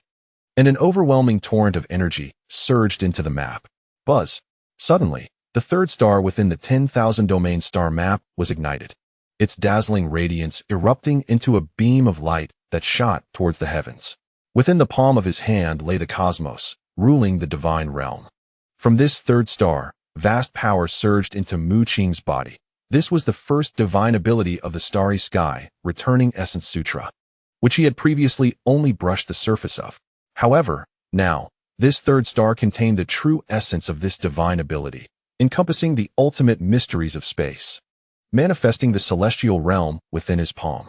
At this moment, Mu Qing entered a state of enlightenment, his eyes sparkling with starlight, while the stars behind him swayed majestically, filled with immense divine power flowing into him.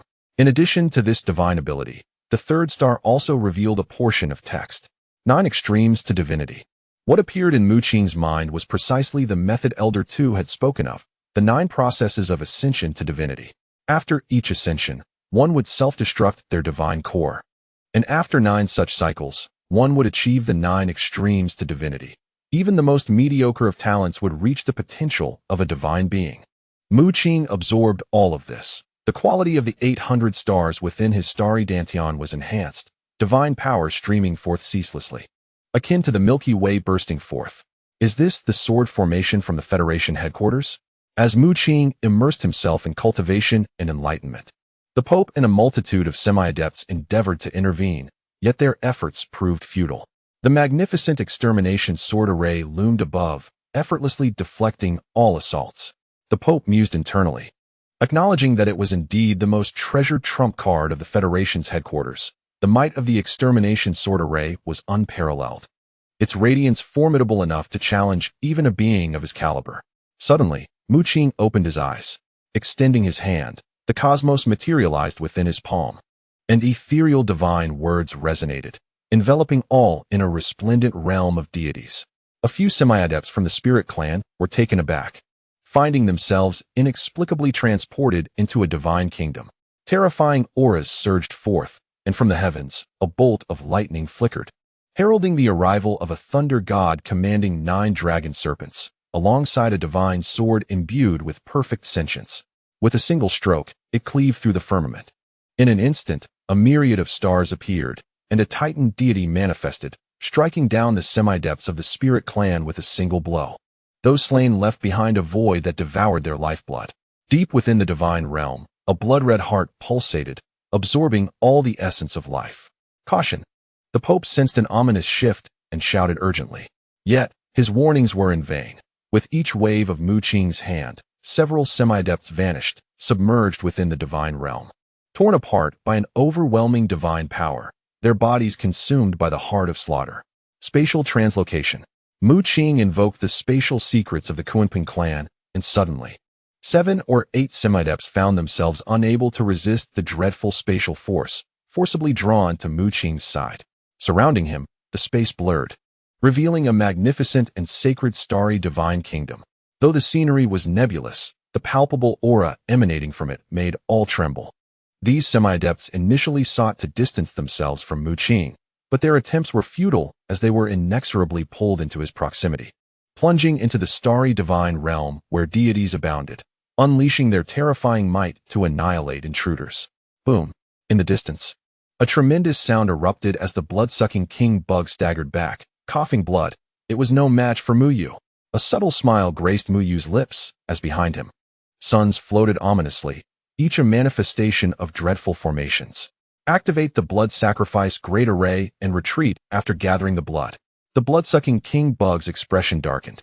It finally comprehended the Federation's might. The adept before him, capable of transforming 90% of divine consciousness, far surpassed his own strength. While Mu Qing stood invincible at this level, ruthlessly slaying powerful beings from various clans before the Pope's watchful gaze, he realized that this offensive operation had culminated in failure. The powerful from various clans had become overly complacent, believing humanity to be exceedingly fragile.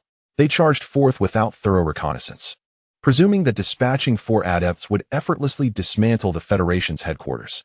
Little did they know that although the Federation appeared to possess only 2 adepts on the surface, in reality, there were 4. The remaining insect nests flickered with brilliant bloodlight, unleashing a tremendous force of suction, intent on absorbing all the bloodshed generated by this battle. In truth, the outcome of the battle held little significance for them. As long as the scale of the conflict was vast and the rivers of blood flowed abundantly, that sufficed. Upon witnessing this, Mu Qing immediately comprehended the intent of the Blood King insect. However, he was not inclined to allow the adversary to effortlessly siphon away the vital essence. He summoned the Heart of Slaughter from within his divine realm, and a colossal black hole emerged, its terrifying devouring power eclipsing that of the blood sacrifice array, drawing in all the blood energy. Damn it! The Blood King insect, infuriated, nearly spat blood, and it summoned a blood-red giant hand, aiming to rend Mu Qing asunder. Yet, in the next moment, a series of suns descended, their formidable formation intercepting the blood-red hand. Retreat. Ultimately, the Blood King insect's face turned ashen as it bellowed, and all retreated into the insect nest. Mu Qing furrowed his brow, wielding the god-slaying spear, which transformed into a streak of blood light, striking fiercely toward the nest. However, each race had dispatched 4 formidable beings this time. Even if they could not prevail, a safe retreat was easily achievable. Suddenly, a spatial passage materialized, a wormhole, imbued with mysterious power, into which the insect nests vanished one by one. At the Federation headquarters, all human powerhouses were momentarily stunned, before erupting into jubilant cheers. They had achieved victory. Subsequently, they gazed at Mu Qing and Mu Yu with adoration and reverence. This father-son duo was terrifying, one invincible among his peers, the other nearing demigod status. Particularly, Mu Qing's annihilation divine thunder, a devastating force, had obliterated countless insectoids. Chapter 425. Wormhole. The Federation headquarters underwent a thorough restructuring. Though the battle had inflicted severe losses upon them, they were fortunate enough to emerge victorious, having weathered the onslaught of the formidable races. Caution was still imperative. As those demigod-level beings in outer space remained, they would undoubtedly seek ways to descend upon Earth. Mu Qing stated solemnly. The actions of the various races clearly indicated a sinister intent. Their sudden large-scale slaughter of humanity was evidently premeditated. Should a demigod descend, it would be nearly impossible for humanity to withstand the onslaught, and this conflict had irrevocably positioned us against the other races. Mo Chung wore a troubled expression, finding no joy in the victory of the battle. He understood that the true brutal war had yet to arrive. Without the presence of demigods, human beings would struggle to survive when the true powerhouses of the other races made their appearance. At present, there were but 2 courses of action. One was to eradicate all the powerful beings of the other races, thereby preventing the arrival of their demigods. The other was for humanity to give rise to a demigod, or even multiple demigods, to instill a sense of trepidation in the other races, Master Gavin stated gravely. Everyone's gaze shifted to Mu Yu, who had transformed 90% of his divine will and was the closest to becoming a demigod among all humans. The path to transcending into demigod status was fraught with difficulty. Mu Yu shook his head. The realm of demigods was not one he could simply breach at will. It required fortuitous encounters and opportune moments.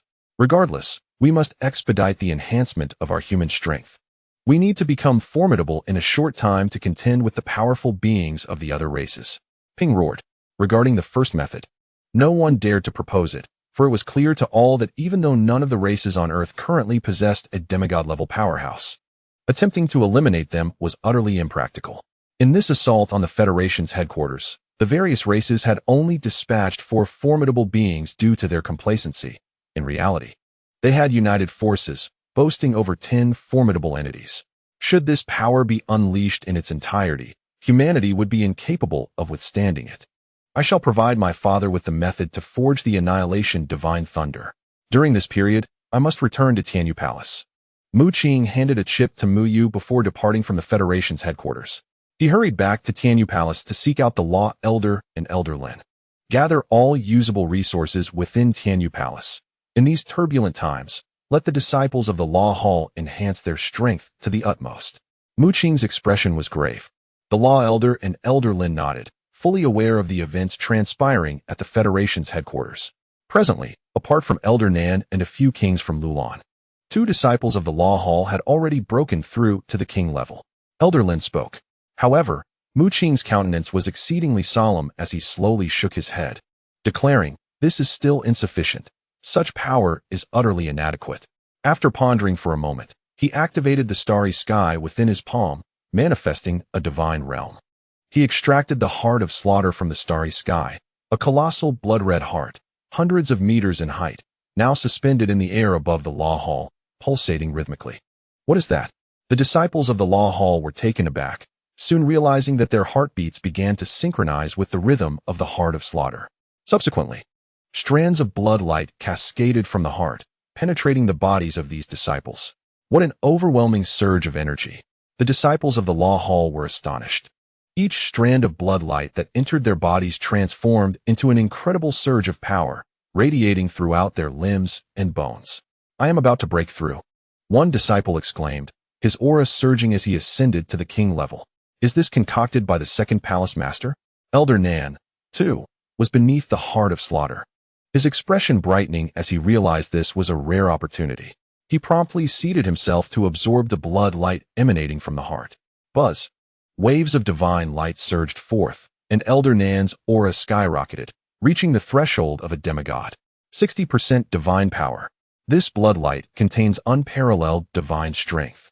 Elder Nan's countenance was filled with ecstasy, as a full 60% of his primal energy transformed, successfully elevating him to the level of a demigod. Both the Law Elder and Elder Lin also reaped substantial benefits, each breaking through to the pinnacle of kings, with even the manifestation of blood spirits reaching new heights. At this moment, the 500 disciples of the Law Hall were fervently enhancing their cultivation, with numerous kings emerging, creating a palpable and terrifying atmosphere within the domain of the second palace master's faction. Mu Qing was not particularly surprised by this transformation, for the heart of slaughter was formed from the blood essence of numerous half-step demigods who had perished, thus offering immense benefits to disciples at the martial sovereign level.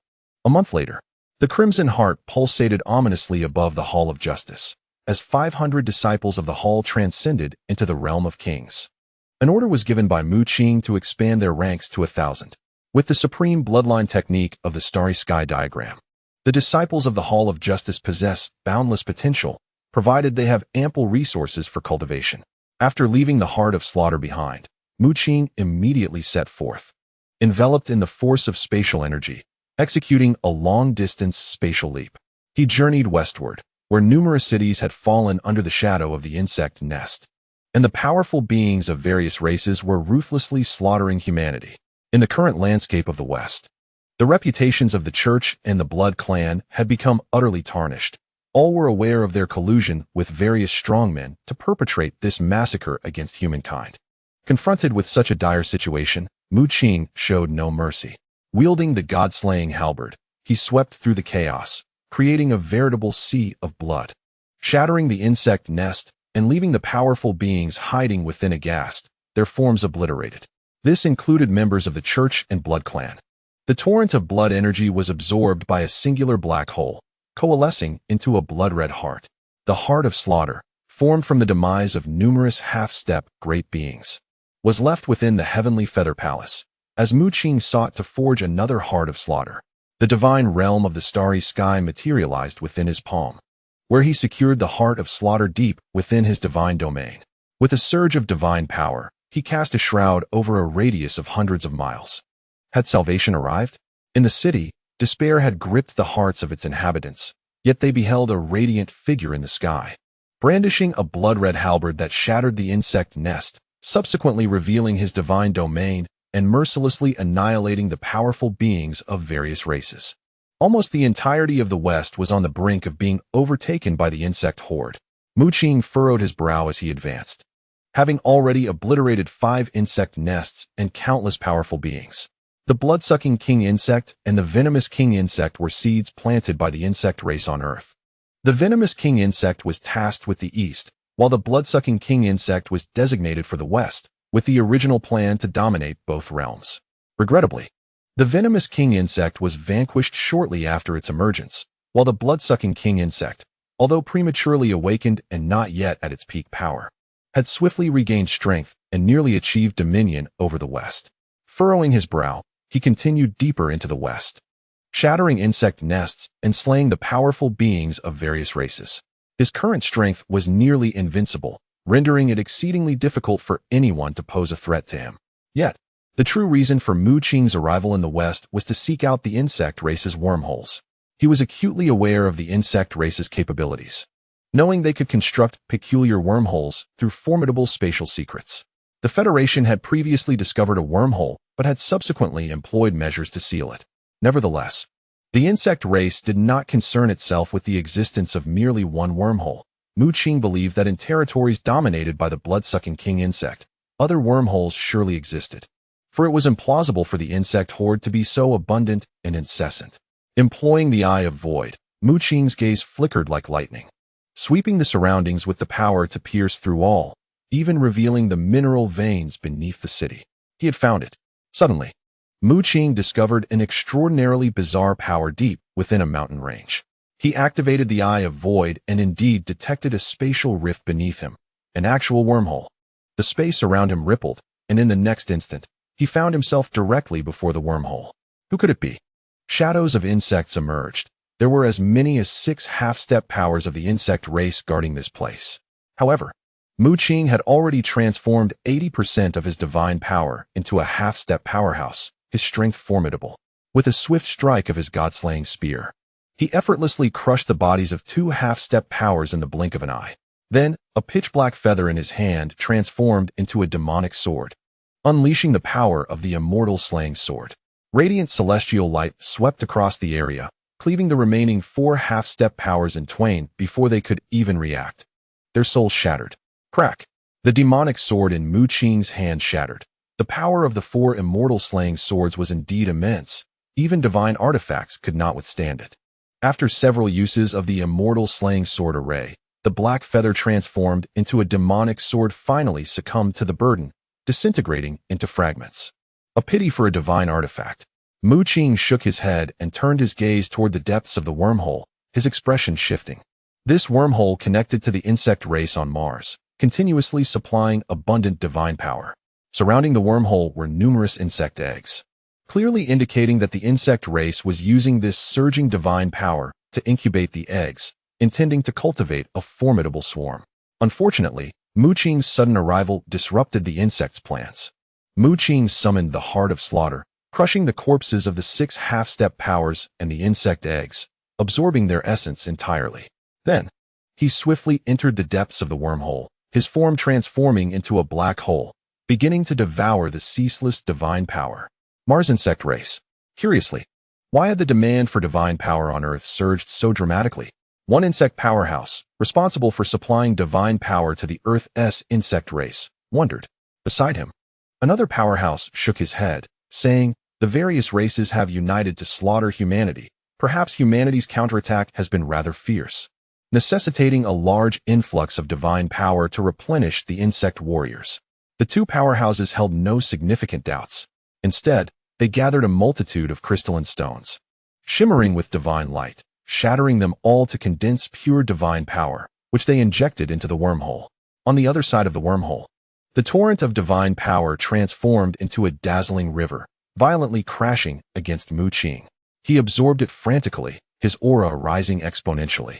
He had not anticipated such an extraordinary opportunity. Subsequently, Mu Qing opened his starry divine kingdom, allowing the vast ocean of divine power to flow within, nurturing the realm, which blossomed brilliantly, akin to a blazing sun. Such an insatiable appetite. The insect race on Mars stared in astonishment at the now depleted divine crystals beside them, realizing how swiftly their resources had been consumed. No, something must have occurred on the Earth side. I shall personally descend to investigate. An insect race powerhouse plunged into the wormhole. Earth. Mu Qing opened his eyes, the stars behind him numbering 900, and his divine power had transformed to 90%, leaving him only a step away from becoming a true powerhouse. Why is there no energy left? Mu Qing discovered that the depths of the wormhole no longer emitted surges of energy, and his expression fell slightly in disappointment. Suddenly, he sensed an unusual movement within the wormhole, and his heart raced. He quickly harnessed the power of space, diving deep into its recesses. In Chapter 426, Continuous Slaying of Mighty Beings, after absorbing the tumultuous power emanating from the wormhole, Mu Qing's strength saw a remarkable enhancement. Reaching the pinnacle of 90% of divine power, he was now perilously close to achieving the realm of the mighty. He even contemplated that if the divine power flowing from the wormhole were to increase, it might elevate his cultivation directly to that of the mighty. However, perhaps due to his voracious consumption of energy, the wormhole sensed the anomaly, and a ripple emanated from its depths. Mu Qing concealed his form deep within the folds of space, employing the secret arts of the Qingmu lineage, rendering even a mighty being unable to discern his presence. A formidable insectoid entity emerged from the depths of the wormhole, a mighty one.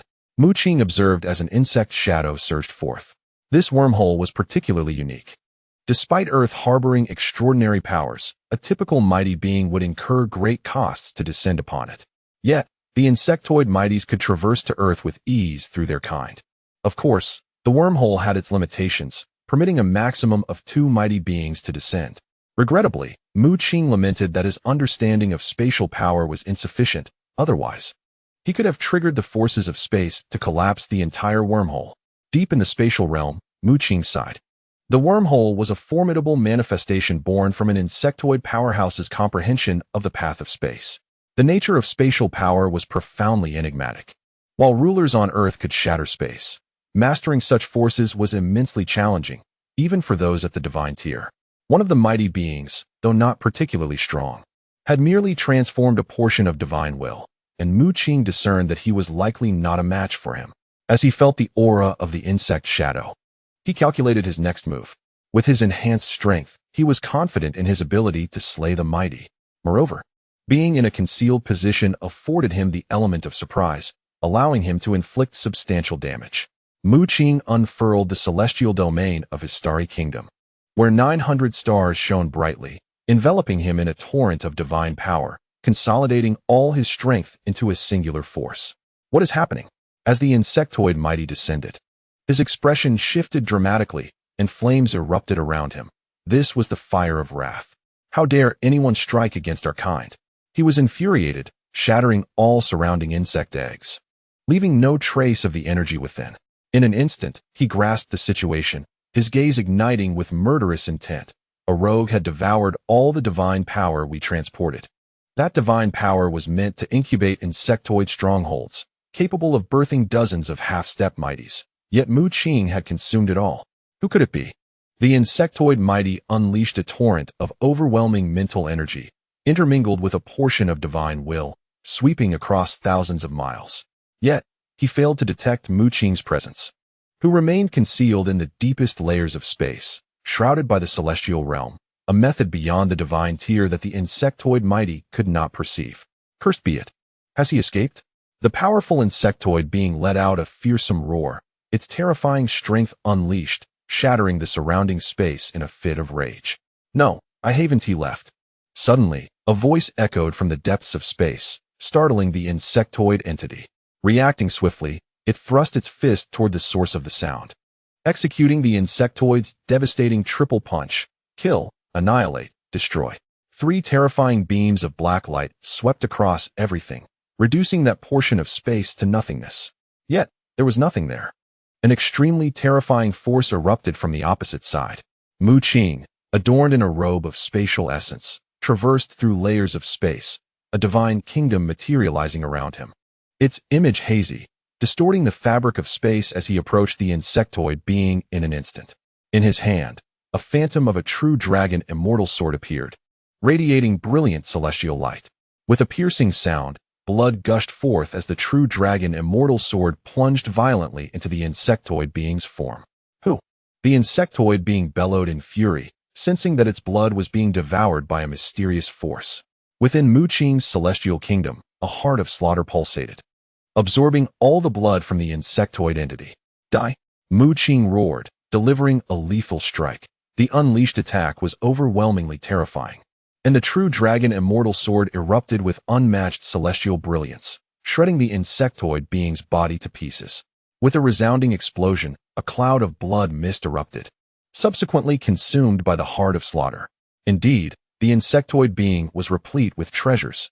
Mu Qing reached out, discovering numerous precious materials from the spatial storage of the fallen insectoid entity, including several artifacts. However, Old Tu informed him that these artifacts were all defective, lacking divine inscriptions, and could not be considered true artifacts in the strictest sense. Mu Qing originally possessed 2 artifacts, but unfortunately, the dark feather shattered due to the repeated use of the exterminate immortal sword formation. The only remaining artifact was a toxic orb, a 5th-tier artifact. Initially, Mu Qing was unaware of its purpose, but now he understood that this toxic orb could manifest a clone with identical strength to his own. Bolt! A terrifying aura surged forth as another insectoid being charged out from a wormhole. Upon witnessing Mu Qing slay the other powerful entity, it bellowed in rage, and divine light erupted from within, coalescing into a colossal hand aimed to crush Mu Qing. With a thunderous boom, Mu Qing expanded his celestial kingdom, withstanding the blow, though he was forced to stagger back. Following this, another deafening noise ensued as the wormhole collapsed, having reached its limit with the arrival of 2 powerful beings. Armed with the true dragon immortal sword, Mu Qing unleashed a flurry of sword energies toward his adversary, seeking death. At that moment, the insectoid being discerned Mu Qing's cultivation level, merely a half-step to becoming a powerful entity, its face contorted with murderous intent. It struck out with a palm, encompassing all. As countless beams of light descended, aiming to suppress Mu Qing, stars fell from its palm, and the blazing sun erupted, shattering the nearby space. This move was formidable, rivaling the insectoid's devastating punches. The prowess of this formidable being of the insect race surpasses that of the previous powerhouse, having transformed a full 40% of divine will. With a single strike, it obliterates the surrounding area. However, Mu Qing's celestial domain, the starry divine kingdom, possesses formidable defensive capabilities. At this moment, the spatial robe adorning his form manifests its power, unleashing a strange force of space that diverts the tremendous energy unleashed by his opponent. Who dares to act upon the territory of my insect race? A thunderous roar echoed from the distance. The western insects had evidently sensed the anomaly of the wormhole. This particular wormhole was of great significance to the insect race. Not only did its construction require immense effort, but the Mars insect clan also provided substantial divine energy to facilitate the hatching of insect eggs. From afar, numerous auras stirred, swiftly converging upon this location. Taking a deep breath, Mu Qing sensed the presence of beings at the level of powerhouses among those auras, realizing that he needed to conclude the battle swiftly. The true dragon immortal sword soared skyward in his grasp, followed by the Qingmu divine sword and 2 lightning swords conjured from the thunder bamboo, all hovering in the air. The celestial radiance emanated like the first light of dawn, illuminating the world. Boom! An incandescent explosion of celestial light erupted. As the might of the 4 swords of extermination coalesced to form a formidable extermination sword array, he commanded the array, conjuring a terrifying force of extermination that transformed into a blade of light, radiating an almost god-slaying momentum. No, how can it be this powerful? Mu Qing's strike was full of vigor. The extermination sword array wielded an unfathomable might. As the blade of light descended, that formidable insect race powerhouse was cleaved in twain, split from head to toe. Bang! Bang! Within the depths of the starry divine kingdom, the heart of slaughter pulsated, revealing a black hole that consumed all of the opponent's blood essence. In an instant, this heart of slaughter swelled to a size of 1,000 meters. This contained the blood essence of 2 powerhouses. The energy brewing within was so immense that it left Mu Qing in awe. Humans? Finally, the Western insect race sensed the change, particularly the first group of half-step powerhouses. Upon witnessing Mu Qing, their expressions shifted dramatically, only to be further astonished by the extermination sword array hovering like a sun in the sky. Swoosh! The vast blade light cascaded downwards, ruthlessly annihilating everything in its path. The space occupied by the group of half-step insect powerhouses shattered in an instant, and they were swiftly vanquished. The heart of slaughter within the starry divine kingdom continued to pulsate, absorbing the torrential energy of blood essence.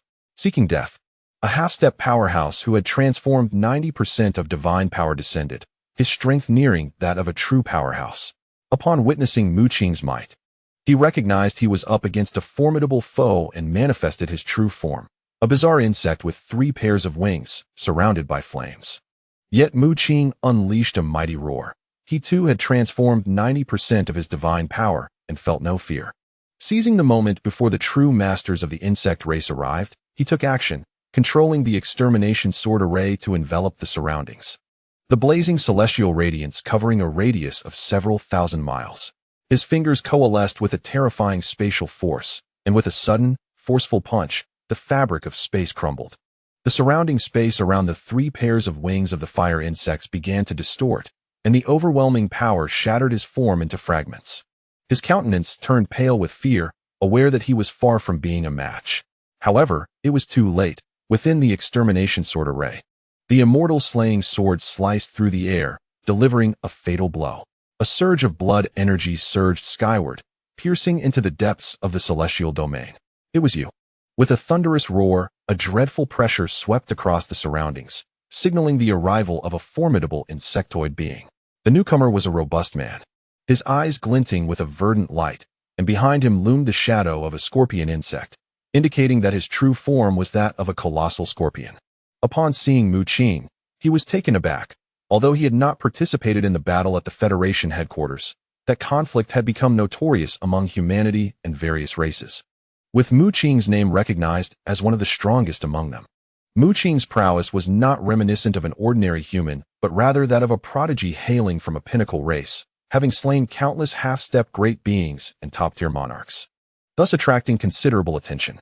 The insectoid giant recognized Mu Qing, his expression shifting to one of shock, soon followed by a surge of murderous intent. To the insectoid race, Mu Qing was undoubtedly a formidable foe, and should he manage to eliminate him, the blood-sucking king insect would surely reward him handsomely. Mu Qing, too, was slightly taken aback. He had presumed the insectoid race's only great power was the blood-sucking king insect. Initially sensing the aura of a formidable being, he had prepared for retreat, only to discover another presence instead. It seemed the insectoid race concealed far more strength than anticipated. Nonetheless, since this was not a being of the same terrifying caliber as the blood-sucking king insect, Mu Qing felt no fear, taking the initiative to strike first, launching a punch that threatened to obliterate his opponent with spatial force. Naive, the insectoid giant scoffed, his divine powers surging forth, effortlessly shattering the spatial restraint intended to confine him. He unleashed his own formidable techniques, aimed at vanquishing Mu Qing. However, at that moment, a shadow of poison materialized behind him, delivering a devastating punch that nearly pierced through his chest. In disbelief, the insectoid giant turned to see the poison shadow, which bore an identical appearance and strength to Mu Qing. He recognized this technique. It was the venomous orb of the toxic king insect, a gift from the insectoid hierarchy intended to cultivate the toxic king insect to the demigod realm. Yet, it had been unexpectedly slain by Mu Qing upon its emergence. Boom! The extermination sword array descended, annihilating the insectoid giant, his body exploding into fragments. Chapter 427. The Palace of the Lunar Sun, the celestial domain unfolded, and the heart of slaughter absorbed all the energy. This abundance of energy should suffice for me to break through to the realm of great beings, Mu Qing thought, his expression filled with elation. The operation to destroy the wormhole yielded results beyond his expectations. Although the 3 great beings he had slain were not particularly strong, the toll on Mu Qing was immense. He collected all the treasures from the insectoids into the myriad star map, subsequently vanishing into the depths of space and departing into the distance. The wormhole has collapsed, and the demise of the 3 formidable beings has significantly weakened the overall strength of the insect race. Through this incident, Mu Qing has gained profound insight into the immense power harbored by the insect race. On the surface, the insect race appears to possess only the blood-sucking king bug as its sole formidable being. However, at this wormhole alone, 3 powerful entities have emerged. Although none have reached the pinnacle of 50% divine consciousness, they are nonetheless formidable beings with terrifying strength. It remains uncertain how many more wormholes exist in the Western territories, and there are even those eggs that, when nourished with divine power, can hatch into half-step formidable beings. After a period of development, they can easily break through to full-fledged formidable beings. This is the frightening nature of the insect race. Given sufficient resources, they can ceaselessly produce vast swarms of insects. Regrettably, my strength is insufficient. Otherwise, I could forcibly extract the fragments of memories from these formidable beings. Mu Qing shook his head, feeling a sense of regret. The Starry Sky Returning Origin scripture contains a powerful secret technique that allows one to forcibly seize the necessary fragments from another's memories. This technique is the core of the scripture, enabling the acquisition of numerous bloodline techniques from various races. However, when confronting formidable beings, Mu Qing cannot afford to be careless. If he were to employ the memory extraction technique, he would likely face a fierce counterattack. Although Mu Qing appears to dispatch formidable beings with ease, the reality is that his explosive attack power is overwhelmingly strong. If the opponent were to find an opportunity for retaliation, the outcome would remain uncertain. Boom. Shortly after Mu Qing departed, an utterly terrifying force suddenly descended, engulfing the surroundings in a crimson glow. It was the blood-sucking king bug. His expression was exceedingly grim as he surveyed the scene of the collapsed wormhole and the dissipating aura of the insect race. As if a volcano within him were on the verge of eruption. Who could it be? The blood-sucking king bug erupted with a fearsome roar. Having rushed to the scene the moment the formidable beings of his race perished, only to find he was a step too late. It was the people of the Azura clan.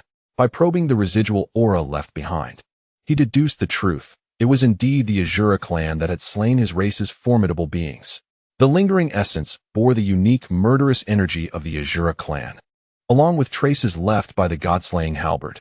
He even suspected that the bodies of the insect race's formidable beings had vanished. Absorbed entirely by the unique divine ability of the Azura clan, the heart of slaughter. Why would the Azura clan target us?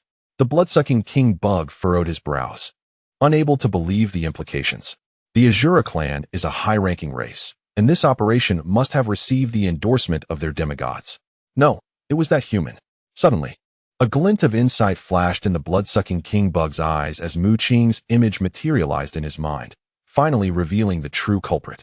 Good. Very well. I shall settle this score in due time. Transforming into a beam of crimson light, he turned and departed. Rumbling.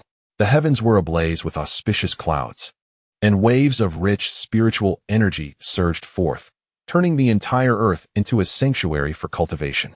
Within every city, countless individuals gasped in astonishment, their faces alight with excitement as they felt their cultivation speed increase manifold. This is an omen heralding the imminent emergence of the treasure vault, marking the second occurrence. The spiritual energy of the earth has once again intensified. This signifies that the treasure vault is about to manifest, causing delight and joy among many due to the changes in the world's spiritual essence. However, those privy to the truth wear grave expressions, for they understand that once the vault appears, the formidable beings of various races will undoubtedly unleash their full might.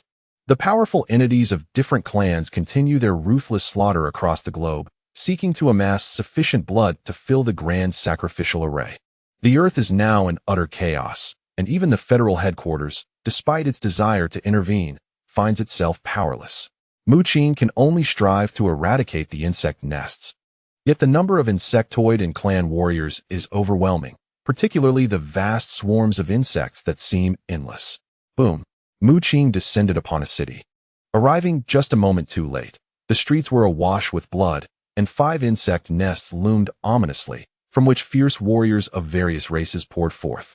A murderous intent flickered in his eyes as he swiftly appeared above the city, unleashing a terrifying spatial force that caused the very fabric of space within a radius of several thousand miles to collapse inch by inch. What is happening? The warriors of various races were struck with horror, some being half-step powerhouses, yet none could stand against Mu Qing. The 5 insect nests shattered under the weight of the spatial collapse, and countless warriors perished. Thud, thud. Mu Qing expanded his starry divine kingdom, absorbing all the blood energy into his heart of slaughter. Just as he intended to leave, he suddenly sensed a spatial fluctuation. A fierce glimmer ignited in his eyes as he thrust the god-slaying spear forward. Yet, the spear was effortlessly blocked by a delicate jade hand belonging to a stunning woman clad in white. Saint Linga? Mu Qing frowned, anxiety filling his gaze. He hadn't anticipated encountering her. Saint Linger, a prodigy of the angelic race, emanated an aura of formidable strength, surely on par with the Blood King insect. Although Mu Qing had already attained power far surpassing that of an ordinary powerhouse, he was still no match for someone of Saint Linger's caliber. I was not mistaken about you. In such a brief time, you have ascended to this level. It appears you possess a unique bloodline technique that allows you to wield the divine abilities and martial skills of other races. According to ancient texts I have encountered, there once existed a flourishing dynasty whose ruler possessed similar capabilities. Saint Linger laughed lightly, her eyes shimmering with a hint of divine light. Mu Qing's expression shifted, astonished that she could deduce so much from their brief encounters. Rest assured, I have no interest in the secrets you carry. My purpose for coming is singular, to invite you to join the Tianyu Palace. Saint Linger remarked with a chuckle at Mu Qing's wary demeanor. What is the Tianyu Palace? Mu Qing questioned, perplexed, as he believed Saint Linger to be of the angelic race. This girl is actually affiliated with the Tianyu Palace. Suddenly, a voice of alarm echoed in Mu Qing's mind, belonging to Old Tuesday. He informed Mu Qing that the Tianyu Palace existed concurrently with the Starry Dynasty, embracing countless races across the cosmos, housing numerous emperors, and even boasting a divine being among its ranks. In the vast cosmos, beyond the various prominent races, there exist several formidable powers, which are generally inclusive, welcoming individuals of all origins and bloodline statuses. As long as one possesses sufficient talent, they are afforded abundant resources and meticulous cultivation. Typically, such powers are overseen by revered deities, accompanied by numerous great emperors. Mu Qing suddenly realized why Sheng Linger was privy to information regarding the stellar dynasty. It turned out she hailed from the Tianyu Palace, an entity of equal standing. The deity of the stellar dynasty was once immensely powerful, having established a realm with over 100 emperors pledging allegiance to him. However, due to the peculiarities of his bloodline technique, he attracted too many races' ire, ultimately leading to his downfall at the hands of a major force. The deity of the Tianyu Palace, too, is said to possess formidable strength, rumored to have the terrifying ability to foresee the future, which is a significant reason for the palace's enduring stability through the ages. Old Tu introduced Mu Qing to the Tianyu Palace's influence and subsequently informed him that, should he choose to, joining the Tianyu Palace could prove beneficial, as it is a place where rapid development is possible. Why should I join the Tianyu Palace? Mu Qing furrowed his brow, perplexed. My master has informed me that the higher-ups of the Tianyu Palace have predicted that the treasures of Earth will ultimately be claimed by the outstanding individuals among humanity. And this clearly refers to you. As long as you join the Tianyu Palace, we will not interfere with anything you acquire from the treasury. Moreover, the current plight of Earth is exceedingly dire. The power of the treasury has prevented the semi-deities from descending. However, they will undoubtedly discover a way to do so in the future, and humanity will face extinction. If you join our Tianyu Palace, I can assure you that no race will pose a threat to you. Of course, this is contingent upon your true identity as the chosen one of Earth who will claim the treasury. Sheng Linger smiled brightly, her words grounded in reality. If Mu Qing was indeed the earthly prodigy foretold by the Tianyu Palace's higher echelons, once he acquired the legacy from the treasury, the palace would guarantee assistance in guiding Earth through its tribulations. However, if Mu Qing was not that individual, Sheng Linger would remain indifferent to Earth's crisis. Agree, young man. Time is of the essence. You are currently incapable of contending against semi-deities. Should you truly obtain the legacy from the treasury, you could leverage the power of the Tianyu Palace to safeguard all of humanity. Old Tu urged upon seeing Mu Qing's hesitation. With a wry smile, Mu Qing conceded. It seems I must comply. Sheng Linger laughed, her bright eyes curving like a crescent moon. Then you must strive diligently. The strong of the Tianyu Palace are concealed in the depths of outer space. Once you acquire the treasury's legacy, they will act immediately. From now on, you are my junior brother. She beamed cheerfully, yet realistically conveyed to Mu Qing that if he failed to secure the treasury's legacy, he would forfeit his eligibility to join the Tianyu Palace, rendering their sibling-like relationship temporary. Since your Tianyu Palace is so invested in this treasury, why not compete for it? Mu Qing inquired curiously. The Holy Spirit cast a glance at him, retrieving 2 stone swords from her spatial storage, one representing rain and the other fire. I am here on behalf of the Tianyu Palace to contend for the treasury's inheritance. However, the inheritance possesses its own spirit, although we are currently allied. Should the inheritance choose me, you will likewise be expelled from the Tianyu Palace. Mu Qing's lips twitched as he gazed at the 2 keys to the treasury in the Holy Spirit's hands, realizing that this seemingly benevolent senior sister was, in fact, his rival. Given the circumstances, for the safety of Earth, I must seize the inheritance within the treasury. Mu Qing inhaled deeply, his eyes shimmering with determination. Do well. The Holy Spirit chuckled. One more question. Why did you previously advise me to be cautious of Jijia? Mu Qing inquired. The Holy Spirit's expression turned grave at that moment. When I descended to Earth, I discovered two formidable prodigies. One is you, and the other is a girl named Jijia. Unlike you, she is quite low-key, diligently cultivating in silence. I approached her first, believing her strength to surpass yours, only to learn afterwards that she has already joined the Ruthless Hall. Chapter 428, preemptively opening the treasury. The Ruthless Hall?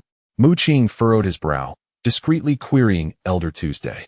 To his surprise, even Elder Tu appeared perplexed, mumbling, I have never heard of the Ruthless Hall. It should not belong to our era's factions.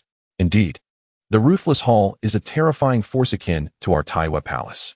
Its members are all fanatics, practicing a peculiar bloodline technique that strips away their emotions. In the depths of their cultivation, they even kill off their own kin to enhance their power. The Holy Spirit's brow furrowed as she spoke of this faction, her gaze tinged with unease.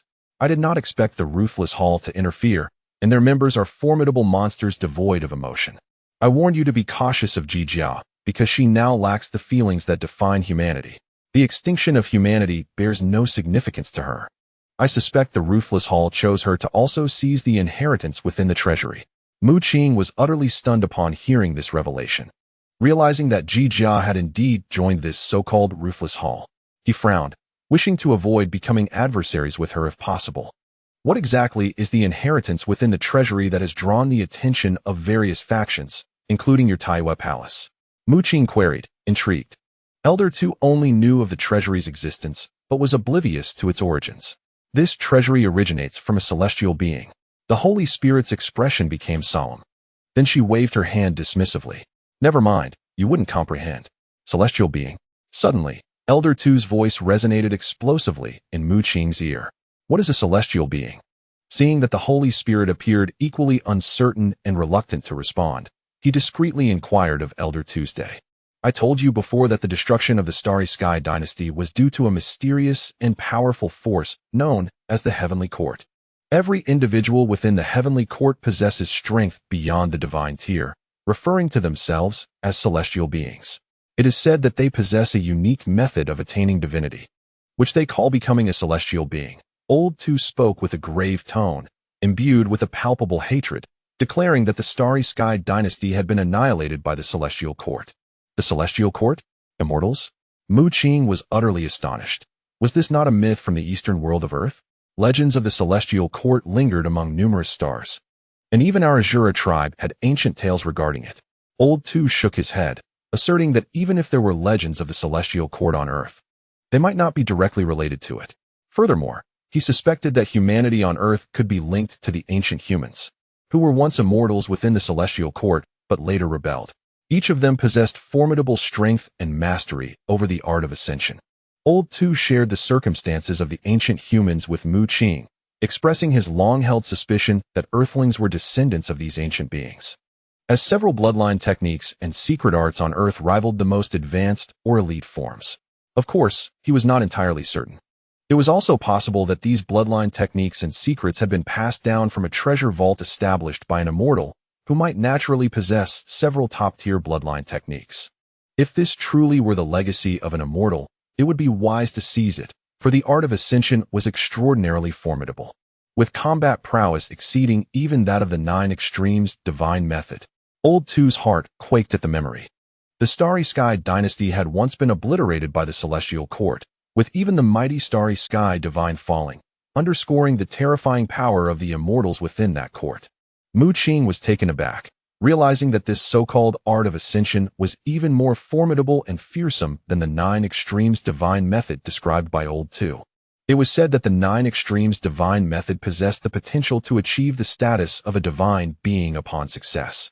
If the art of ascension was indeed more terrifying than the 9 Extremes divine method, did that not imply that every immortal of the Celestial Court was a prodigy with the potential to reach divine status? Seemingly discerning Mu Qing's bewilderment, Old Tu affirmed, stating, indeed, Each immortal of the celestial court possesses the potential to surpass the supreme divine, though only the ruler of the celestial court has truly achieved that breakthrough. I initially intended for you to attempt the 9 extremes divine method at the demigod realm, but it appears that if you can acquire the treasure vault's legacy and obtain the art of ascension, it would be far superior, potentially even garnering the support of the Tianyu Palace to safeguard Earth. With this revelation, Mu Qing resolved to secure the legacy of the treasure vault. He took a deep breath, his expression grave. Meanwhile, Sheng Linger smiled brightly, saying, "Little junior brother, do not forget that I too have come seeking the legacy of this treasure vault. If I, as a prodigy of the Tianyu Palace, can obtain its inheritance, then the Tianyu Palace would not need to seek distant talents among the earthlings." Mu Qing inquired of Sheng Linger, "Will the Tianyu Palace assist us in advance to prevent the slaughter by various powerful factions?" Sheng Linger shook her head, replying, "There is no need. According to the information I have received, the blood sacrifice great formation of the insect tribe has been fully established. The blood accumulated from the recent massacres has filled the formation, and in a few months, demigods from various factions will descend."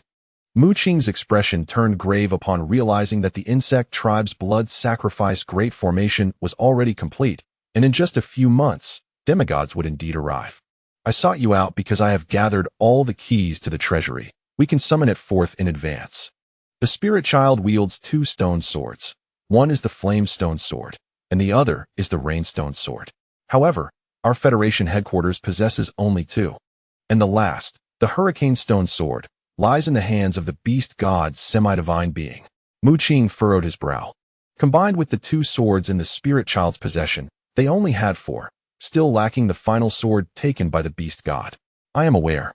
Yet he will come, for his objective is also the treasury," the spirit child confidently proclaimed. She informed Mu Qing that the beast god, named Qing, is a descendant of the fierce beast lineage of the Azure Flood Dragon.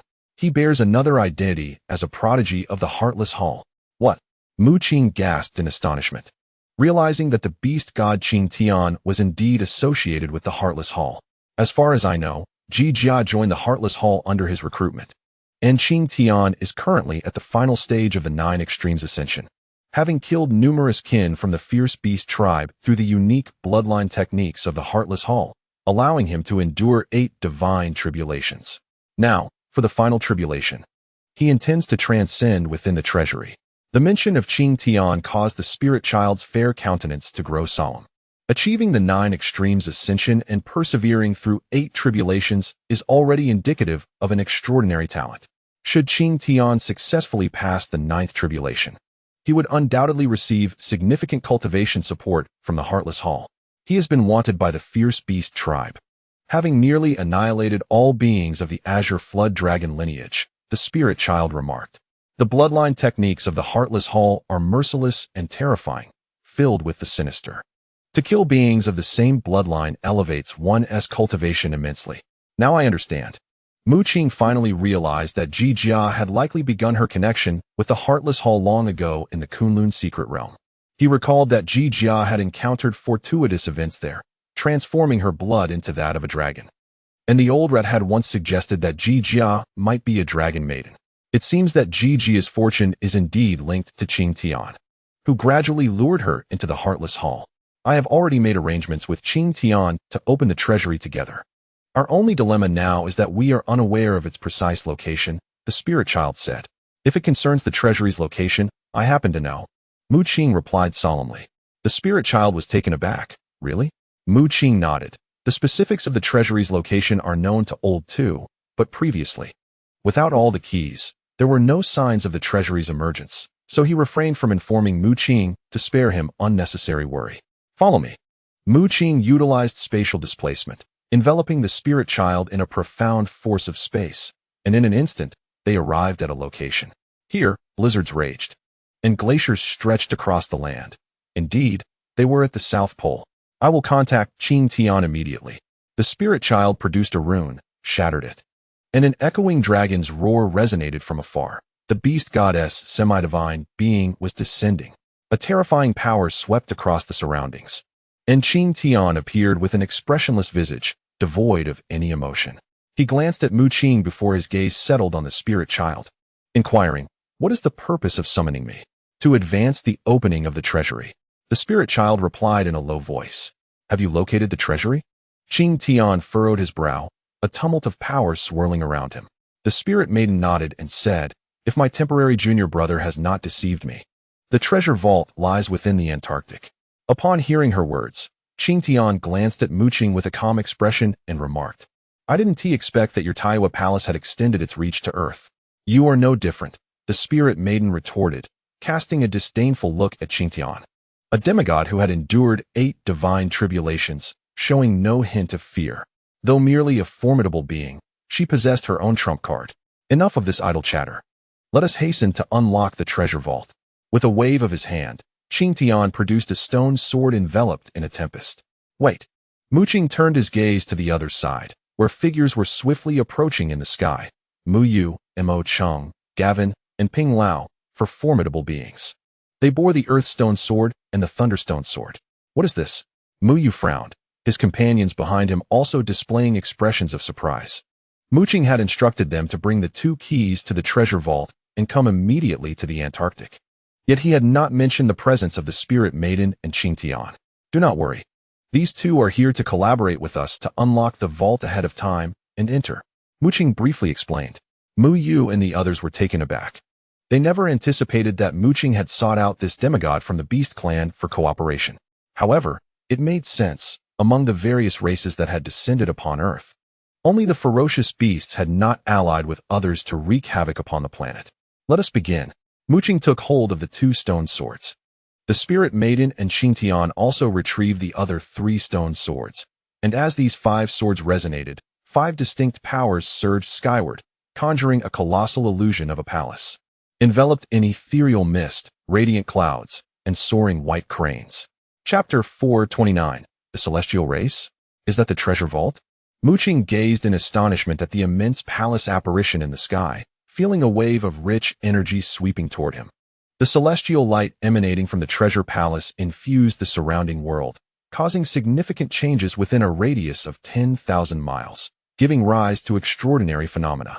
In the Antarctic, ice giants emerged from the glaciers, gaining sentience, transforming from mere ice into terrifying beings comparable to kings. Boom.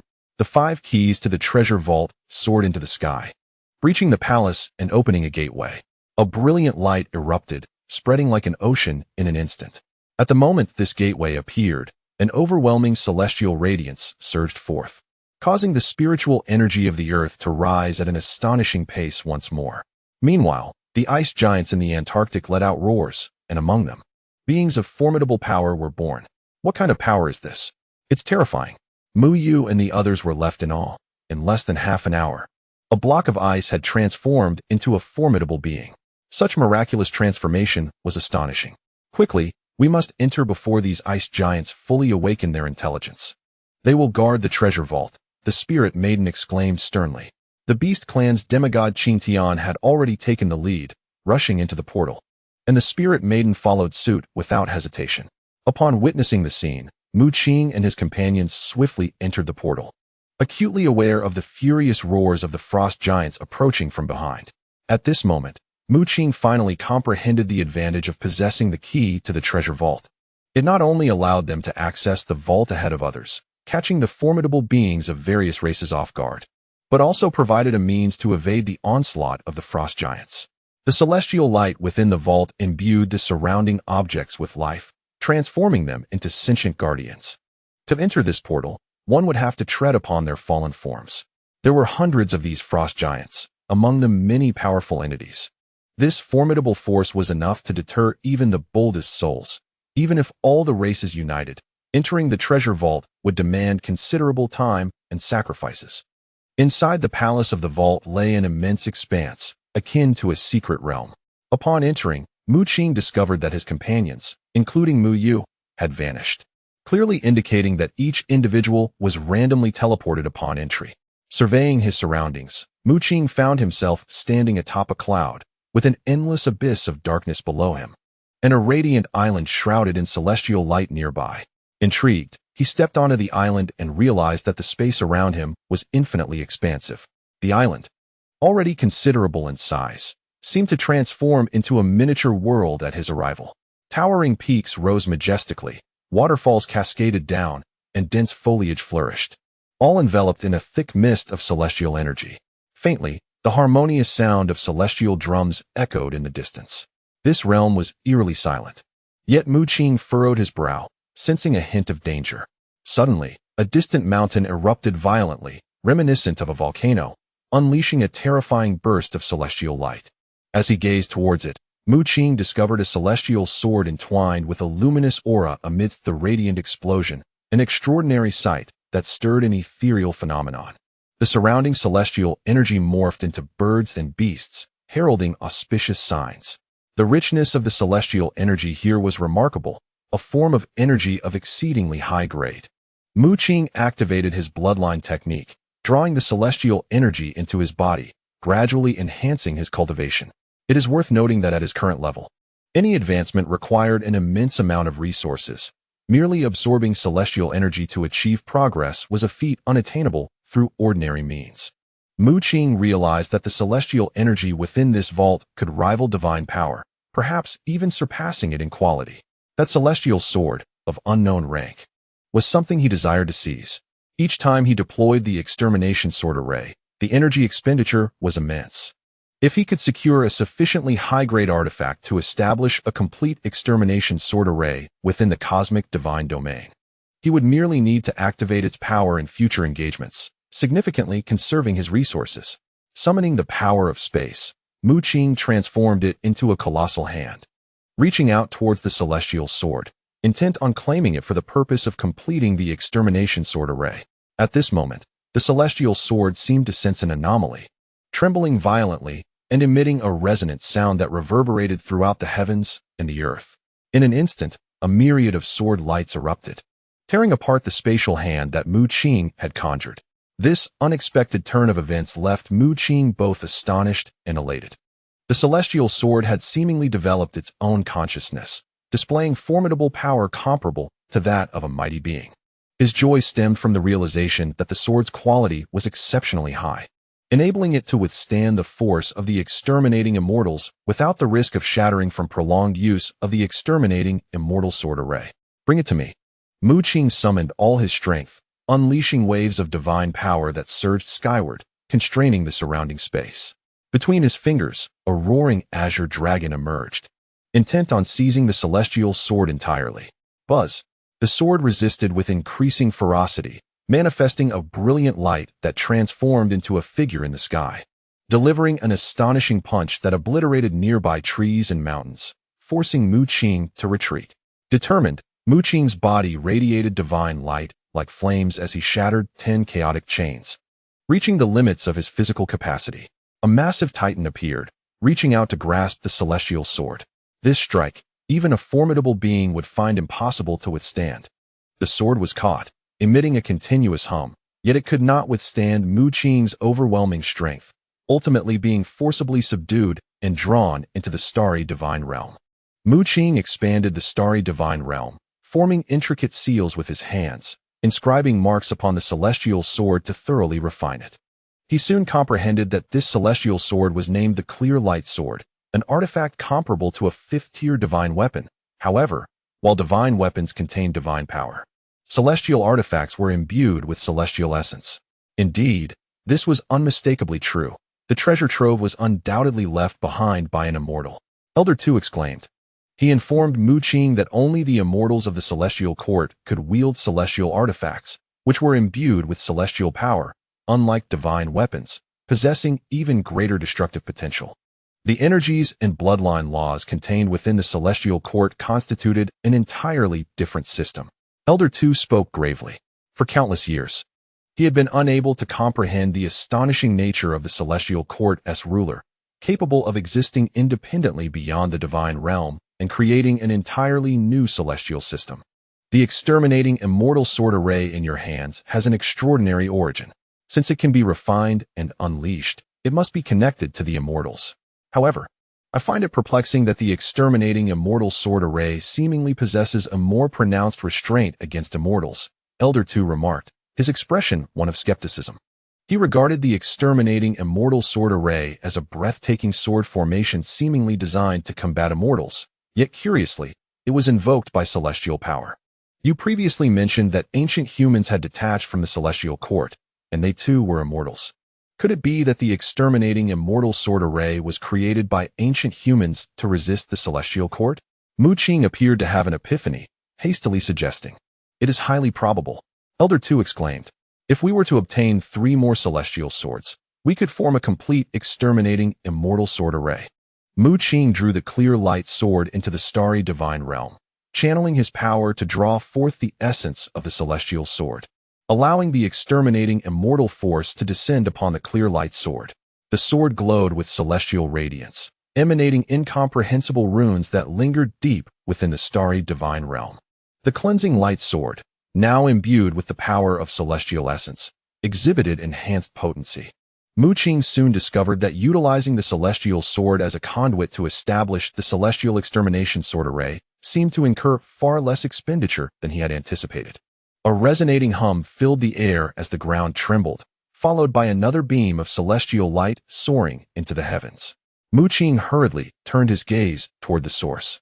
Could it be that yet another celestial artifact had emerged? Indeed, a magnificent dragon-patterned spear materialized before him, radiating celestial brilliance, with the dragon motif manifesting an ethereal dragon, its roars echoing through the atmosphere.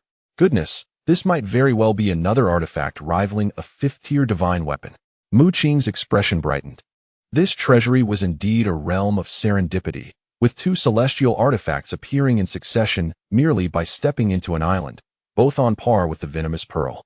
Once more, an immense surge of divine power erupted from Mu Qing as he reached out, the cosmos of his divine realm unfurling to suppress the dragon-patterned spear.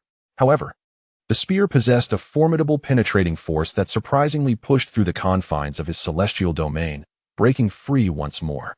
Mu Qing furrowed his brow and retrieved the cleansing light sword, unleashing the celestial essence to sweep across the sky, engaging in battle with the dragon-patterned spear. The spear emitted a resonant hum, seemingly aware of its inferiority against Mu Qing and attempting to flee. Suddenly, a colossal hand reached forth, striking down upon the spear and subduing it. This hand was enveloped in celestial light, with numerous celestial patterns imprinted upon the spear, causing its radiance to dim as a substantial amount of celestial energy was siphoned away, absorbed into that hand. Who could this be? Mu Qing activated his void eye, scanning the surroundings with a gaze as swift as lightning. He was startled, for this hand clearly did not belong to anyone who had entered the treasury. Had the formidable beings of various clans already discerned the anomalies in the South Pole, defeating the frost giant to gain entry into the treasury? Mu Qing's brow knitted in concern. The figure seemed to have just noticed Mu Qing's presence, and soon, a towering man appeared before him, standing 8 feet tall, clad in golden armor, surrounded by a halo of celestial light. The man paused for a moment, then broke into a hearty smile.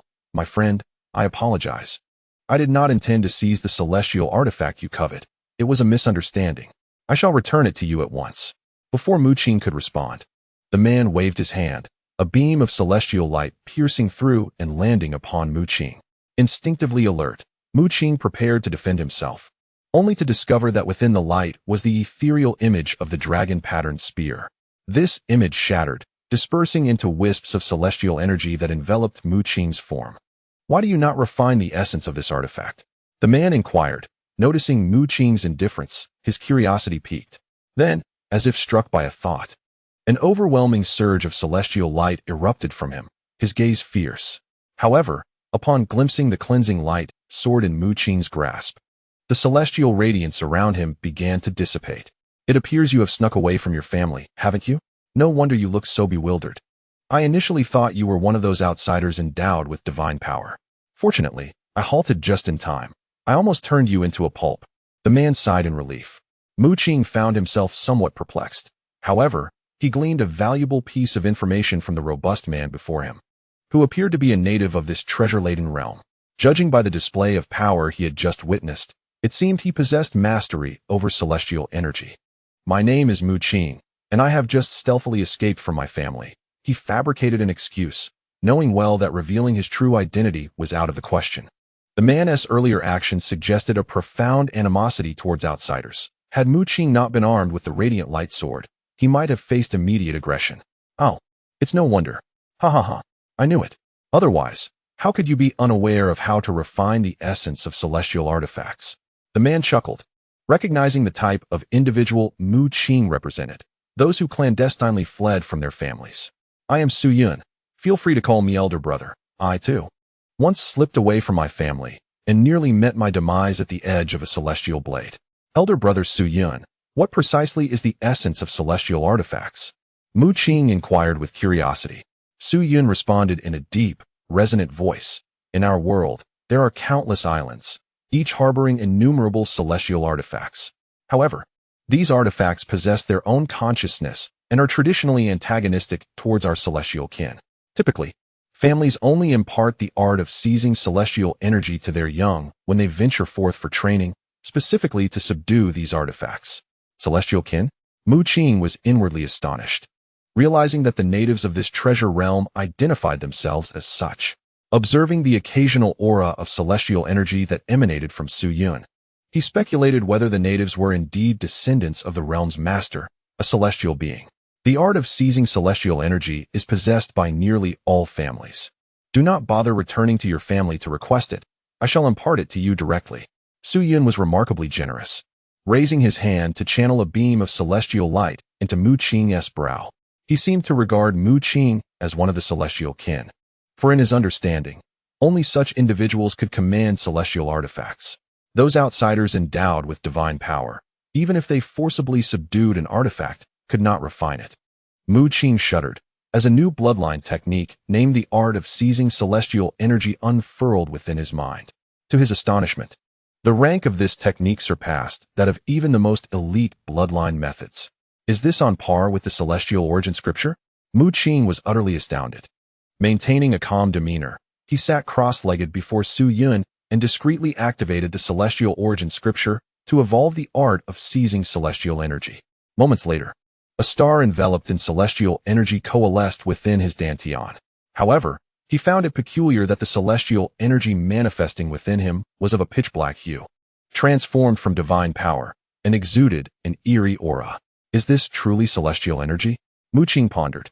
Su Yun's celestial energy radiated with resplendent colors, embodying a noble righteousness. Why did his own celestial energy appear thus? When Mu Qing posed his inquiry to Su Yun, the latter remained unfazed, responding, "Everyone's celestial energy varies to some degree. After all, the art of seizing celestial energy is about appropriating celestial energy and refining various heterogeneous energies.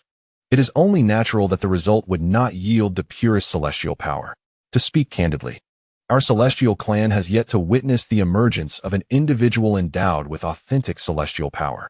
It seems that every family has passed down ancestral edicts stipulating that upon encountering a being with genuine celestial abilities, one must eliminate them." Su Yun's expression grew solemn.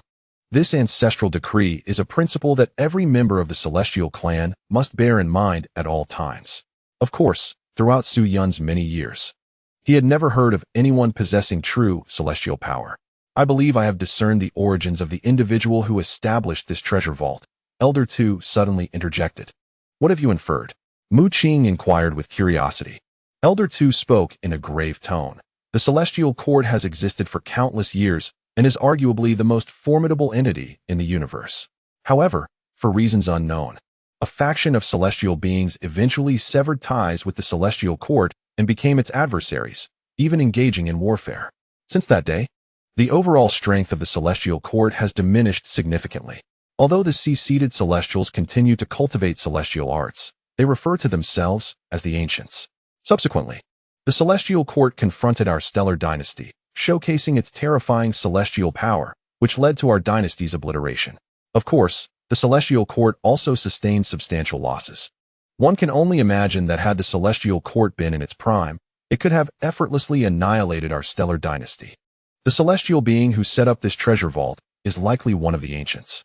Whether it be the various advanced bloodline techniques, or the extermination sword array on Earth, or the heaven-seizing technique within this treasure realm, all are aimed at countering the celestials of the celestial court."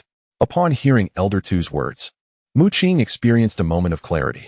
Indeed, while the extermination sword array draws from celestial power, it simultaneously restrains it. It would seem that this technique was crafted by the ancients specifically to combat the celestial court. The heaven-seizing technique imparted to Mu Qing by Su Yun follows suit. Since it can seize the essence of celestial artifacts, it can similarly extract the inherent power from celestial beings. This implies that both the heaven-seizing technique and the extermination sword array were devised to counteract celestial beings. The ancestral edict left behind by the celestial clan mandates that upon encountering an individual with pure celestial power, they must be treated as a mortal enemy. It stands to reason that this refers to the celestials of the celestial court. The celestials cultivate the orthodox celestial arts, while the ancients have diverged from the celestial court for countless years, evolving their cultivation systems.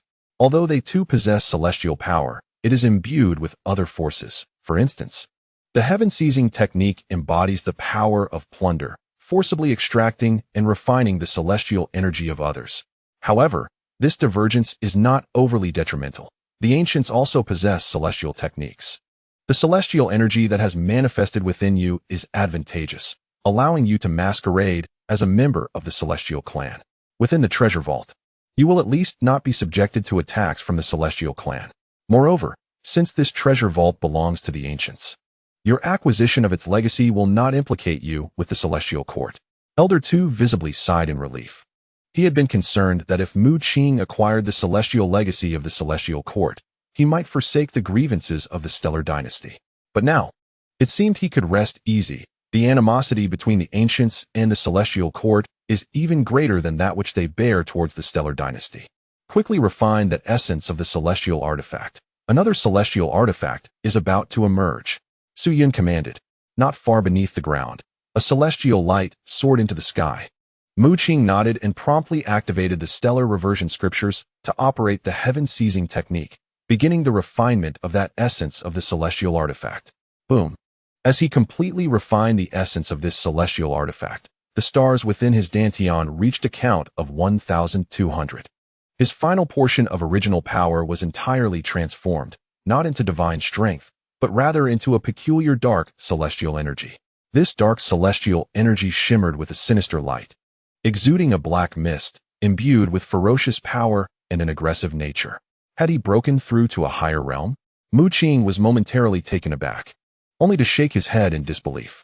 After the starry sky returned to origin scripture merged with the celestial seizing technique, a miraculous transformation occurred within him. All the original power within him transmuted into divine strength, and at that moment, he had indeed surpassed the threshold of a higher being. However, his cultivation level had not ascended, for with the emergence of the celestial seizing technique, he had to convert all of his divine strength into celestial energy to truly break through. This meant he had traversed both the paths of divinity and celestiality. Every island harbors numerous celestial artifacts. The island we currently inhabit is merely a lower tier one, and the celestial artifacts here have yet to reach the stage of transformation, making them relatively weak and suitable for your training, Su Yun explained. Suddenly, a shift occurred. His expression sharpened, and with a sharp exclamation, he witnessed a radiant celestial light erupting from the ground, revealing a ghostly blade, surrounded by brilliant celestial luminescence and 6 celestial runes, astonishingly comparable to a 6th-tier divine artifact. Brother Mu Qing, allow me to secure this celestial artifact as a token of our meeting. Su Yun laughed heartily, and, before Mu Qing could respond, charged forward. His strength was formidable, approaching the realm of demigods. With a single strike, celestial light enveloped him, coalescing into an immense hand that grasped towards the ghostly blade. Although the 6th-tier celestial artifact was powerful, it was evidently no match for Su Yun. After several attempts, he unleashed a certain celestial technique, and a terrifying imprint of his palm, imbued with destructive force, shattered the ghostly blade. Brother, quickly utilize the celestial seizing technique. Su Yun shouted. Mu Qing hurriedly stepped forward, dark celestial energy emanating from his body. The ghostly blade, upon contact with this dark celestial energy, exhibited a fear greater than when facing Su Yun, emitting a constant hum of dread. Ultimately, the ghostly blade shattered, and a rich essence of celestial artifact essence surged forth, merging into Mu Qing's body. Boom. This surge of power was immensely potent, with 30% of Mu Qing's divine strength transmuted into celestial energy, and the stars in his dantian increased to 1,300. The celestial seizing technique bore similarities to the methods of the Shura clan, yet also possessed distinct differences. After experiencing its benefits, Mu Qing could not help but marvel. The celestial seizing technique was specifically designed to target entities containing celestial energy, allowing one to plunder everything from the opponent. In contrast, the Shura clan's killing heart could only absorb the blood essence of others, transforming it into energy that was not very pure, being mixed with various forces. However, the killing heart possessed the advantage of being able to store this energy and could absorb blood essence regardless of the opponent. Why not integrate the Starry Sky return to origin scripture with the killing heart and the celestial seizing technique? A glimmer of inspiration sparked in Mu Qing's eyes, and once this thought emerged, it could not be restrained. Wait a moment. Mu Qing sat down, and under Su Yun's astonished gaze, began to operate the celestial seizing technique to devour the surrounding celestial energy. What has happened to Brother Mu Qing? Su Yun inquired, bewildered. Su Yun scratched his head, gazing quietly at Mu Qing. After a moment, a look of astonishment flickered in his eyes, accompanied by a subtle smile. His motivation for aiding Mu Qing was not born of foolishness. Rather, he believed Mu Qing to be a disciple of a prominent family clandestinely honing his skills. Initially, he acted out of goodwill, thinking Mu Qing was merely a runaway from a noble clan. Thus he imparted the technique of seizing immortal power to him, a technique familiar to nearly all members of the celestial clans. However, in a remarkably brief time, Mu Qing successfully mastered this technique, demonstrating a talent typically exhibited only by disciples from esteemed families. Even if Mu Qing were not from such a lineage, his displayed abilities assured Su Yun that befriending him would yield substantial benefits. Now, Su Yun was witness to an astonishing spectacle as Mu Qing absorbed the surrounding celestial energy, coalescing it into a heart of blinding white that pulsated with life. With a wave of his hand, Mu Qing dispersed the heart. This was the seizing immortal heart, born from the fusion of the seizing immortal power and the killing heart. This new heart lacked the drawbacks of both its predecessors, capable of being wielded against various entities while also siphoning pure strength. Buzzing sounds echoed as celestial light erupted from the distance, revealing several celestial artifacts, with 5 or 6 ranking among them, and one particularly formidable 8th-tier artifact leading the charge, a massive halberd radiating a terrifying hostility. This was all that remained on the lower-tier island in terms of celestial artifacts. Su Yun shook his head and turned to Mu Qing, stating, "Brother, I leave the rest to you. I shall handle that 8th-tier artifact." Boom. The 8th-tier artifact soared through the air, its celestial radiance enveloping it as it unleashed a multitude of formidable secret arts and celestial techniques, manifesting a spectrum of colors directed at Su Yun. With a chuckle, Su Yun formed hand seals to cast his celestial technique, summoning a roaring fire tiger from behind to assault the 8th-tier artifact. Meanwhile, Mu Qing confronted 2 5th-tier artifacts and 1 6th-tier artifact, a long spear, a treasure pagoda, and a long sword, respectively. The 6th-tier artifact was a completely purple celestial sword, adorned with a swirling dragon motif. Mu Qing's heart surged with joy as he brandished his blood-red halberd, unleashing a torrent of crimson light. His combat prowess was formidable, with dark celestial energies surging within him, inexplicably resonating with the Godslayer halberd. An overwhelming darkness enveloped the surroundings, intermingling with blood-red hues. Buzz. The 2 5th-tier artifacts trembled violently, suffering severe damage. Mu Qing directly manifested the seizing immortal heart, its radiant white light shimmering as waves of power surged forth, forcibly stripping the essence from the 2 artifacts. 2 beams of celestial light entered the seizing immortal heart, their brilliant glow swirling with profound essence. Employing spatial power, Mu Qing confined the area and extended his hand to suppress the purple dragon sword, forcibly refining it. He stored the purple dragon sword within the starry divine realm, instantly coalescing celestial light to form the absolute immortal sword. Subsequently, he buried the seizing immortal heart within the slaying immortal sword array, allowing its energy to seep out and nurture both the absolute immortal sword and the ensnaring immortal sword. He discovered that nurturing celestial artifacts with the essence harvested from their origins proved remarkably effective, far superior to his own absorption. Chapter 431. Mu Yu and others infiltrating the celestial clan. Buzz. After absorbing the energy within the heart of the celestial Caesar, the Qingguang sword, imbued with the power of the celestial trapping sword, radiated a brilliant light, adorned with a celestial mark.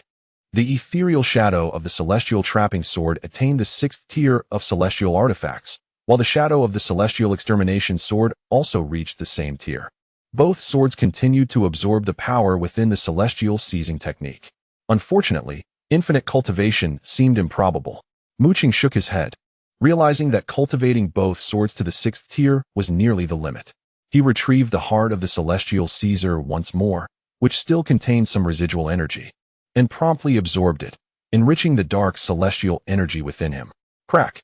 Meanwhile, Yin shattered the great halberd artifact, utilizing the celestial seizing technique to siphon its essence and swallow it whole. However, for someone of his near demigod status, the essence of this 8th tier artifact bore little effect. Regrettably, he found himself unable to convert the final portion of celestial consciousness, remaining at an impasse. Otherwise, he would have long since ascended to the semi-divine realm. Yin sighed in disappointment. Celestial consciousness was akin to divine thought. Yun's strength was comparable to that of a formidable being who had transformed 90% of their divine thought. Yet he was just one step away from becoming a semi-divine. Come, brother. With the celestial artifacts from the lower island now depleted, it may take several months for new ones to emerge, Yun remarked. He informed Mu Qing that the maximum number of celestial artifacts birthed from the lower island was 10, while the middle island posed greater dangers.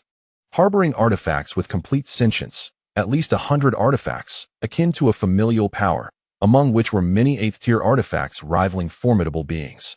There are still numerous celestial crystals and herbs on the lower island.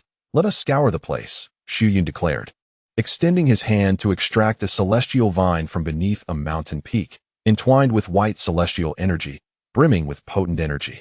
Indeed, within the treasury world lay countless rare treasures. Mu Qing's eyes widened in astonishment as he activated his Eye of Void, sweeping his gaze across the surroundings, and discovered numerous locations radiating celestial intent. He harnessed spatial power to teleport, locating a celestial crystal from a flowing river, which, like divine stones, held surging power. Mu Qing stripped it of all its energy, infusing it into the heart of the celestial Caesar. Subsequently, he and Yun scoured the entirety of the island's realm, collecting various celestial crystals and herbs, items that would undoubtedly incite envy even among formidable beings on Earth. Simultaneously, in the south pole of Earth, numerous insect nests descended, and powerful beings from various races surged forth, their expressions grim. Why? Had the treasury emerged prematurely? A formidable spirit from the spirit race roared. The bloodsucker King Bug gazed at the resplendent portal atop the treasury palace. His expression darkened ominously. The one holding the treasury key had already unlocked it ahead of time. The Human Federation had likely entered the treasury long ago. The bloodsucker King Bug inhaled deeply, anger flickering in his eyes, before he struck nearby glaciers with a fierce punch. Boom! A tremendous roar erupted, followed by a surge of terrifying auras from powerful beings, as celestial light engulfed the surroundings. Who goes there? The powerful beings from various races bellowed in fury, as frost giants emerged with a roar, their bodies enveloped in celestial energy, unleashing formidable strength. The powerful beings of various races were taken aback, only to witness hundreds of frost giants charging towards them, initiating a terrifying battle. How infuriating! Were it not for the interference of the Federation, which led to an insufficient reserve of blood in the blood sacrifice formation, I would have surely ascended to demigod status and would not be ensnared by these peculiar creatures. The blood-sucking kingworm's ire only grew as it reflected on the situation. The initial plan of the insect race was to massacre nearly half of humanity on Earth, thereby summoning the demigods of various races while siphoning a portion of their powers to elevate the blood-sucking kingworm to demigod level. Regrettably, the incessant meddling of the Federation and Mu Qing prevented the energy absorbed by the blood sacrifice formation from reaching the desired magnitude. Pressured by the presence of the demigods from various races, the insect race was compelled to forego enhancing the blood-sucking kingworm's power and instead directly activated the blood sacrifice formation to forge a colossal wormhole for the demigods to descend. This process, however, would require several months. According to the original plan, when the demigods descended, the treasure vault would emerge simultaneously, allowing the various races, under the watchful eyes of their demigods, to easily seize the keys to open it. Little did they know that once the 5 keys to the treasure vault were gathered, it could be unlocked prematurely. By the time the races noticed the anomalies in Antarctica, it was already too late. What shall we do? Should we await the arrival of the demigods before formulating a plan? The powerful being of the fire scale race frowned as he unleashed torrents of flames upon the frost giants. The treasure vault has been entirely unlocked. How can we merely stand by? Let us vanquish these frost giants and storm inside. The blood-sucking king worm gritted its teeth, unwilling to believe that, with the combined might of the races, they would be intimidated by these frost giants. Let us go, brother. There are still several inferior islands nearby, and we will provoke the medium islands afterward as they rush towards another island. These islands, though appearing merely a few hundred miles in size, expanded infinitely upon entry, resembling a vast realm, truly miraculous. Following Su Yun's lead, Mu Qing, posing as a member of the celestial race, reaped significant rewards, conquering over 10 inferior islands within a month's time. Within his celestial kingdom, the heart of celestial seizure radiated with an intense, vibrant celestial light, pulsating with an overwhelming energy. Moreover, the celestial slaying sword formation had been fully arranged with 4 celestial swords, eliminating the need for substantial energy consumption to activate it henceforth. Furthermore, the 4 celestial swords sustaining the celestial slaying sword formation, under Mu Qing's nurturing, had ascended to the 8th tier of celestial artifacts, showcasing formidable power. Brother, this time, the essence of the celestial artifact is yours. Su Yun suppressed the celestial artifact and subsequently tossed it to Mu Qing, nodding in acknowledgement. Mu Qing utilized the heart of celestial seizure to strip away the essence of the celestial artifact, devouring and refining it. Boom! A celestial light surged into the heavens. As the dense black celestial energy enveloped Mu Qing, emanating powerful waves of aura. Haha, congratulations, brother. You have reached the threshold of demigod status. With your current strength, you should be more than capable of handling an 8th-tier celestial artifact. Su Yun gazed at Mu Qing, astonishment flickering in his eyes. He sensed that Mu Qing's power surpassed his expectations. An 8th-tier celestial artifact was indeed comparable to an average demigod, yet Mu Qing could easily defeat it. Su Yun remained unaware that Mu Qing had already been on the verge of breaking through to the realm of the formidable. However, he subsequently integrated the seizing immortal technique, resulting in a surge of pitch-black immortal energy within him. It was as though he had undertaken a profound recultivation, transforming half of his divine power into this dark immortal energy. Mu Qing also discerned that his dark immortal energy was exceptionally unique, imbued with a domineering force and aggression not found in ordinary immortal energy, exhibiting immense destructive capability. Even Su Yun expressed admiration, remarking on the terrifying nature of Mu Qing's dark immortal energy, which seemed to transcend mere immortal energy, exuding unparalleled dominance and a propensity for slaughter and devastation. If I were to ascend to greatness with this dark immortal energy, would my subsequent realm not be akin to that of a semi-immortal? Mu Qing felt he was already treading the path of immortality, anticipating a cataclysmic transformation at the moment when all his divine power would be converted. Come, I shall take you to Tianling Immortal Island, Su Yun proposed, revealing that the island's master was a semi-immortal of formidable strength who had conquered a medium-sized island years prior, transforming it into the present-day Tianling Immortal Island. A glimmer of reverence flickered in Su Yun's gaze. Although he was nearing the semi-immortal threshold himself, he recognized the vast disparity between his potential and that of the island's master, a being undoubtedly among the strongest of semi-immortals, close to the realm of true immortals. As Su Yun led Mu Qing towards Tianling Immortal Island, he informed him of the numerous immortal clanspeople present there, who could exchange their immortal artifacts for abundant resources, such as immortal stones, immortal crystals, and elixirs. Kill.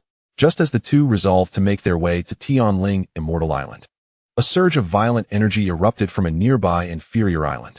Is there a battle occurring? Su Yun pondered, glancing towards the source of the commotion, murmuring, "It hardly seems like a confrontation between immortal artifacts." Within the treasury, conflict only arose between immortal clans and their artifacts. Internal strife among the immortal clans was exceedingly rare. Mu Qing's expression turned peculiar as he perceived the fluctuations of divine power emanating from that inferior island. This is bad.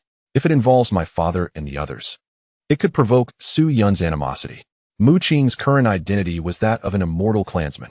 It was this identity that had earned him Su Yun's favorable treatment. Should it be revealed, Su Yun, realizing he had been deceived, might react with indignation and hostility. Mu Qing was acutely aware of Su Yun's true power. Even his father, Mu Yu, might not stand as an equal, for the unleashed might was sufficient to rival that of a demigod. "Come, brother, let us lend assistance," Su Yun hastily declared, swiftly darting towards the inferior island. Mu Qing followed closely behind, and upon entering the island, he discovered a group of individuals possessing immortal energy like Su Yun, engaged in fierce combat with another faction, the Spirit Clan. Mu Qing's eyes widened in astonishment as he recognized that the group wielding divine power was indeed the Spirit Clan. Numbering over a dozen, including 2 formidable beings, yet they were evidently no match for their adversaries, continuously being repelled. Subsequently, Mu Qing turned his gaze towards the immortal clanspeople, and as he discerned several figures among them, his lips twitched involuntarily.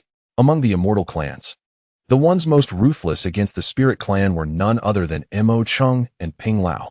His father Mu Yu and Master Gavin were also present among the immortal clanspeople, albeit remaining inactive.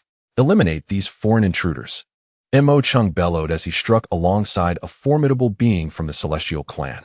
Their combined might unleashing a cascade of celestial light that swept through the battlefield with astonishing power.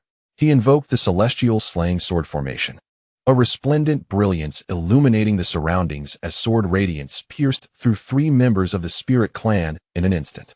Mu Qing observed that the power coursing within him was infused with celestial energy, shimmering with a pure glow.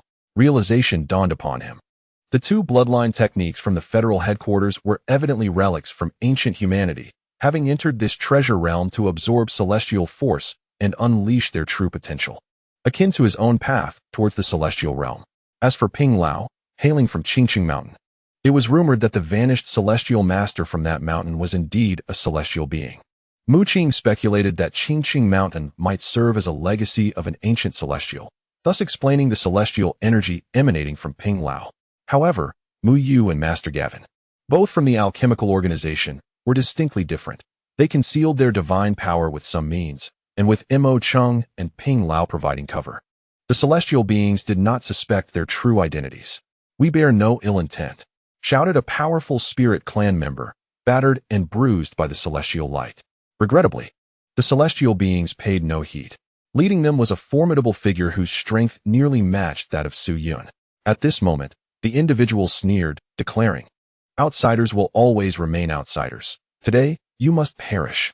Another Spirit Clan powerhouse, eyes ablaze, pointed at Mo Qing and his companions, exclaiming, "They are also outsiders. Why should they remain unscathed?" The Spirit Clan recognized Mo Qing and his allies. Jiang Ning continued to smirk coldly. He hailed from the Celestial Spirit Island and had come to scour the lower islands with the team, only to encounter these outsiders unexpectedly. Even more ludicrous was their attempt to sow discord. Mr. Mo's celestial energy is exceptionally potent, and his mastery of the sword formation surpasses ours. How could he possibly be an outsider? One celestial being chuckled derisively. Chapter 432. The war begins indeed, not long ago. The island lords from the various celestial islands had issued warnings of invading outsiders. It appeared to be true. These individuals wielded powers distinct from our celestial clan, divine power. Su Yun stated gravely, then surged towards the fray with Mu Qing, eager to assist. Among the celestial beings, internal strife was nearly non-existent. They aided one another in times of need, as Su Yun had instructed Mu Qing. One half-step powerhouse from the Spirit Clan caught sight of Mu Qing, his eyes widening in recognition. Mu Qing remained expressionless. The Death God's spear in his grasp was enveloped in swirling black celestial energy, and in an instant, it tore through the air, rending the opponent's form asunder. "Seize the celestial path sound," Mu Qing roared, as the heart of the celestial Caesar behind him resonated with a series of profound sounds. The hearts of the Spirit Clan members began to race, and soon their bodies erupted, transforming into pure energy consumed by the celestial Caesar's heart. He unfurled his starry divine realm, where the divine power had already morphed into dark celestial energy, rolling with ominous light. "Kill!" Mu Qing brandished the Death God spear, plunging into the throngs of the Spirit Clan, each sweep of his weapon claiming a life. Simultaneously, The extermination sword array erupted forth as he gathered for celestial swords, nurturing them continuously until their quality ascended to the 6th tier. The resplendent sword light soared across the heavens, unleashing the formidable might of extermination. Members of the spirit clan fell one after another, their celestial hearts devoured. Meanwhile, Shiyun laughed heartily, unleashing punches that shook the very foundations of the earth. As celestial light transformed into a heavenly dragon, shattering vast expanses of space with a single blow. The prowess of that individual bore a striking resemblance to that of brother Mu Qing. Jiang Ning from the celestial spirit island gasped in astonishment. Upon seeing Mu Qing's figure, Mu Qing's eyes widened in surprise, but he quickly regained his composure, exclaiming, "Indeed, he is my junior disciple." He exchanged a glance with Ping Lao, realizing that not only they but Mu Qing was also masquerading as a member of the celestial race. Haha, let us also strike and eliminate these outsiders. Jiang Ning observed the power unleashed by Shiyun, his eyes flashing with brilliance as he surged forward to confront the formidable spirit clan powerhouse. Shiyun engaged another powerful foe. The spirit clan had only a handful of members remaining, the rest being semi-powerful beings or elite kings, utterly no match for Mu Qing. Moreover, with Mo Qing and Ping Lao joining the fray, within mere moments, the remaining spirit clan members were vanquished, their pure energy siphoned away by the celestial hearts. Extermination sword array. Almost simultaneously, Mu Qing and Mo Qing orchestrated the extermination sword array, its blazing sword light surging forth to strike at the two formidable members of the spirit clan. The expressions of the two spirit clan powerhouses turned ashen as they barely evaded, only to be seized by Jiang Ning and Shiyun, the terrifying celestial light descending upon them, causing their bodies to erupt in a cacophony of destruction. With a thunderous roar, a terrifying force enveloped Mu Qing, a formidable soul power shimmering with divine radiance, forming a colossal hand intent on obliterating him. The other spirit clan powerhouses had arrived. The individual targeting Mu Qing was a fearsome powerhouse, channeling 90% of their divine consciousness, their soul power coalescing into a palm that struck forth, manifesting an array of astonishing phenomena amidst a cascade of blazing divine light. Mu Qing's expression grew grave as he sensed the malevolent intent behind the assault. This was a being nearing demigod status. Their power was indeed terrifying. Yet, he was no longer the same, having fully attained the might of a formidable being, and now began to transmute divine power into celestial energy. Dark celestial energy surged forth from his being, embodying brutality, malevolence, destruction, and annihilation, a tempest of negative forces unleashed. The other members of the celestial race were utterly astounded. What kind of celestial energy was this? Its offensive capability was astonishingly potent. Jiang Ning exclaimed, noting that celestial beings lacked pure celestial energy, often intermingled with other forces. Some bore energy focused on slaughter, while others on healing. However, Jiang Ning had never encountered a celestial being whose energy resonated with such overwhelming and ferocious power as Mu Qing's. With a deafening roar, a true dragon soared into view, its entire body enveloped in darkness, clutching a celestial sword in its maw. The spectral form of this celestial sword appeared incredibly solid at this moment, engulfed in eerie black flames, exuding a sinister aura. This was the true dragon celestial sword. However, Mu Qing had previously summoned it using divine power to execute the dragon leap technique. Now, he invoked it with the dark celestial energy. After being infused with Mu Qing's pitch-black celestial energy, the true dragon immortal sword erupted with a terrifying power. With a single stroke, it unleashed a torrent of dark light, enveloping the skies in ominous clouds. Thrust. This strike not only pierced through the colossal hand of the soul, but also injured the formidable being of the spirit clan, who plummeted from the heights, his expression one of shock. What extraordinary power was this? His mouth agape, he gazed at Mu Qing, who was merely a half-step into the realm of greatness, yet had managed to injure someone approaching the demigod level. The group of spirit clan warriors behind him also gasped in disbelief. The celestial beings were no less astonished. Jiang Ning watched Mu Qing in awe, and Su Yun, witnessing Mu Qing's true strength for the first time, was equally stunned. The spirit clan powerhouse exuded an immense divine power, nearing the thresholds of their celestial clan's semi-mortal realm, yet Mu Qing, a mere half-step being, had managed to wound him. Mu Qing expanded his celestial kingdom of the stars, his aura surging dramatically, as the sword array of immortal slaying erupted with a sharp radiance, pointing menacingly at the opponent. My goodness, such a technique should only be wielded by those who have transcended to immortality. A secret realm space conjured from celestial energy. Jiang Ning was even more astonished. In truth, the depths of the celestial kingdom contained divine power, yet it was unique, akin to a domain space, impenetrable even to a powerhouse like Jiang Ning, who was nearing the semi-immortal realm. The outer reaches of the celestial kingdom were shrouded in dark celestial energy, leaving no room for doubt regarding Mu Qing's identity among the celestial beings. Suddenly, a resounding roar reverberated from a great distance. Jiang Ning appeared to grasp something, his expression turning pale as he shouted, "Quick! Let us unite our strength to eliminate these intruders, and then return to the heavenly spirit island at once."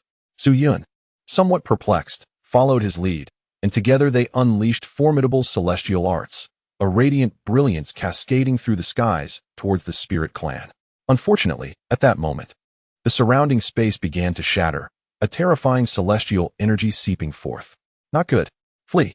Quick, escape," Jiang Ning exclaimed, his pupils constricting, abandoning his attack on the spirit clan and turning to shout at Mu Qing and the others. Boom! A beam of celestial light pierced through, obliterating much of this inferior island. It was the extreme immortal sword, and the thunder soul pill. Jiang Ning's body trembled, his voice rising in a final cry. "Scatter and flee, or we shall have no chance at all." With a flash, a bolt of lightning descended, instantly consuming two celestial beings, their bodies exploding into fragments. Mu Qing activated the Eye of Void, gazing into the vast distance, and was startled to see two enormous islands hurtling towards them, their sizes unmistakably that of medium islands. Su Yun had warned him never to provoke a medium island, for within lay fearsome, semi-immortal level celestial artifacts or elixirs. These artifacts and elixirs possessed their own sentience, transforming into humanoid forms, their power exceedingly terrifying. At this moment, everyone was beyond caring for one another. In the sky, a pill surrounded by lightning appeared, and suddenly, celestial light enveloped the surroundings. It was a celestial elixir. Subsequently, the elixir transformed into a figure resembling the thunder god of the celestial realms, wielding a great drum. With a resounding strike, tumultuous thunderclouds erupted across the void, unleashing a deluge of tribulations. Mu Qing's eyes widened in astonishment. The potency of this thunderous tribulation was terrifying, capable of shattering the very fabric of space. He could no longer concern himself with others, enveloped by the stellar divine kingdom. He harnessed the spatial techniques of the Kunping clan to their utmost potential and soared into the distance. Before his departure, Mu Qing witnessed his father and Mo Chung employing their ultimate tactics to escape successfully, which brought him a measure of relief. Two medium-sized islands materialized abruptly. What were their intentions? Mu Qing fled desperately, and behind him, another celestial sword emerged, manifesting a figure surrounded by a whirlwind of sword energy. With a mere gesture, it unleashed a piercing sword light that obliterated the lowly island where Mu Qing and his companions had just been. Regrettably, some insignificant insects managed to escape. The giant formed by the Thunder Soul elixir sighed, his body entwined with swirling lightning and radiant celestial light. No matter. This time, we shall join forces, with the primary objective being the Celestial Spirit Island. Once we vanquish the half-saint of Celestial Spirit, we shall seize all that he possesses, allowing our powers to ascend to new heights. The man transformed from the extreme celestial sword smiled calmly, showing no concern. The nearby lower islands were all under the jurisdiction of Celestial Spirit Island, yet the two semi-saint level entities, the extreme celestial sword and the Thunder Soul elixir, commandeered the two medium islands, bulldozing their way forward. Wherever they passed, thunderous tribulations raged, and the sword energy surged like a vast ocean, claiming numerous celestial lives. Simultaneously, elsewhere in the treasure world, medium islands began to mobilize, brilliant celestial light paving the way for battle. The treasure world was engulfed in turmoil. The celestial beings could not fathom why the islands of various divine artifacts chose to strike in unison. Semi-saints and humanoid divine artifacts battled fiercely, resulting in countless casualties. Some artifacts were shattered, while others saw celestial bodies torn asunder. Deep within the treasure world, a massive island erupted with celestial radiance, embarking towards another superior island. There were only two grand superior islands in the treasure world. One was controlled by the celestial beings, its lord being a figure nearing the divine threshold. The other superior island was dominated by a formidable divine artifact, equally approaching the divine realm. On a particular lower island, divine power blazed forth like a burning flame. There is divine power. An outsider. A group of celestial beings sensed the anomaly and rushed towards the lower island. However, as they drew near, a wave of sacred light surged forth, transforming into a crescent moon that severed their forms in twain. The semi-divine realm had indeed undergone a transformation with the Teiwei technique. Now, even in the face of the azure skies, there was no fear. Yet, where had her junior disciple disappeared to? I hope he hasn't met his demise, murmured Saint Linger, as a pair of pristine wings unfurled from her back. With a single beat, her figure vanished in an instant. She was in search of the so-called treasure inheritance, pondering its whereabouts. Upon entering the treasure world, she had reaped numerous benefits and opportunities, successfully breaking through to the semi-divine realm, yet the trail of the treasure inheritance remained elusive. Regrettably, the celestial beings exhibit an extreme hostility towards outsiders. Otherwise, I could have infiltrated those celestial islands to gather intelligence. Linger sighed. As she soared through the skies, she suddenly witnessed a series of medium-sized islands colliding, engulfed in a malevolent aura, with countless celestial lights swirling around. A dreadful war was unfolding among the celestial beings, celestial artifacts, and celestial elixirs. Why is there chaos everywhere? Linger pondered, her eyes twinkling with mischief as a playful smile graced her lips. In that case, I might just blend into the fray and see if I can uncover some information about the treasures of the ancient legacy. Chapter 433, Encountering Linger. In the starry sky divine kingdom, a fierce confrontation ensued. Mu Qing found himself on a lower-tier island, facing two 8th-tier celestial artifacts, equivalent to two formidable entities. Yet they were no match for him. With a mere flick, Mu Qing unleashed the starry sky divine kingdom, releasing a torrent of pitch-black celestial energy. The sword array of extermination erupted in brilliant light, shattering the two 8th-tier artifacts and stripping them of their essence with the heart of celestial seizure. Thud, thud. In the distance, more celestial artifacts approached, but under the rhythmic pulse of the heart of celestial seizure, which rivaled the sound of Tao, they were obliterated, transforming into streams of celestial light that merged into the heart. What on earth is happening? Mu Qing furrowed his brow, realizing that not only was the heavenly spirit island embroiled in conflict, but it seemed the entire treasure realm, along with celestial artifacts and beings, was engaged in incessant combat. However, amidst the chaos lay its advantages. Possessing the spatial secrets of the Qingmu clan, Mu Qing traversed the depths of space, unless confronted by a formidable semi-divine presence. No one could pose a threat to him. Boom.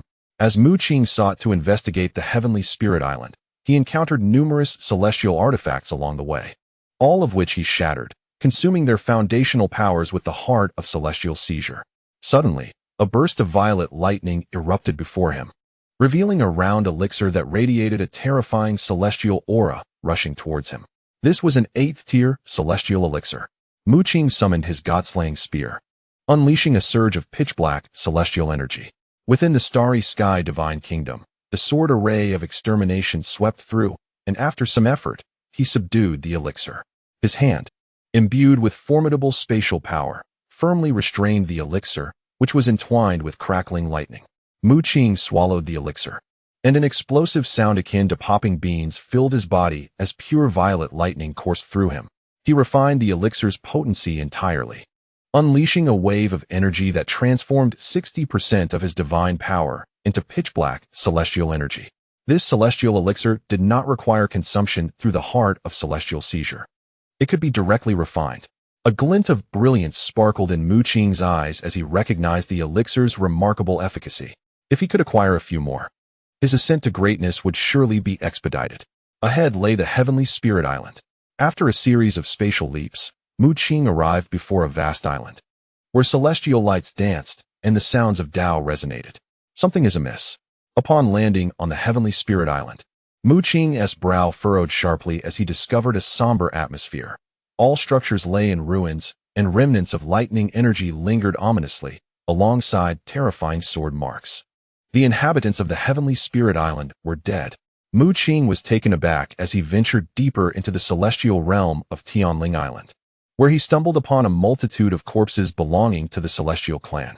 Among them, he discovered the body of Jiang Ning, who was evidently a native of Tianling Island. It was clear that upon discovering the extreme celestial sword and the Thunder Soul pill, he had hastily returned to the island, only to perish in battle. The remnants of a great conflict lingered in the air as Mu Qing pressed further inward, his pupils constricting. Before him lay an elder with the ethereal demeanor of a wind celestial, yet his body was drenched in blood, a thunder spear embedded in his heart, and his limbs severed by formidable sword energy. He had already succumbed to death. The elder's corpse still radiated celestial light, exuding a terrifying aura, unmistakably indicative of a half-celestial powerhouse. This was likely the island master of Tianling Island, who had been slain by the combined might of the extreme celestial sword and the Thunder Soul pill, both of which were wielded by half-celestial entities. Mu Qing was astonished. The elder's entire essence had dissipated, and his soul was nowhere to be found. Suddenly, a colossal hand reached out towards Mu Qing, causing the surrounding space to shatter violently. Blinding light piercing the heavens, and countless runes scattering about. With a crack, the ground beneath Mu Qing crumbled, the very fabric of space being grasped tightly within that great hand, ready to be crushed. A fleeting phantom manifested, revealing itself to be a celestial pill, swirling with golden lightning, clearly approaching the threshold of half-celestial power. The Thunder Celestial pill emitted a soft sound of surprise, its illusory visage displaying confusion as it realized that it had grasped nothing in its palm. Not far off, the space began to warp, and Mu Qing's figure reappeared. In a critical moment, he reacted swiftly, executing a spatial leap to evade the impending strike, for otherwise, that blow would surely have inflicted harm upon him. The god-slaying spear coalesced in Mu Qing's grasp, his expression turning grave as dark celestial energy surged around him. The opponent's strength was formidable, likely a 9th or 10th tier celestial pill. An 8th tier celestial weapon and celestial pill were already comparable to a typical mighty being, while the 9th tier represented one of the more powerful existences among the mighty, and the 10th tier was perilously close to the half-celestial level. As for the 11th tier, that was the true realm of the half-celestial, a half-step mighty being. The Thunder Celestial pill, upon detecting Mu Qing, was momentarily stunned, surprised that it was merely a half-step mighty being who had managed to escape its grasp. Then, a sinister smile spread across its visage, as torrents of lightning crackled to life around it, surging forth. To its delight, it had found a lingering fish that had escaped the net. How unfortunate for the fish, for it had been discovered. The Thunder Celestial pill laughed heartily, unleashing dreadful techniques to annihilate Mu Qing. A barrage of terrifying thunderbolts rained down, prompting Mu Qing to unfurl the starry divine kingdom, while simultaneously invoking the spatial secrets of the Qingmu clan. The surrounding space twisted violently, shredding the countless bolts of lightning or displacing them elsewhere. God-slaying.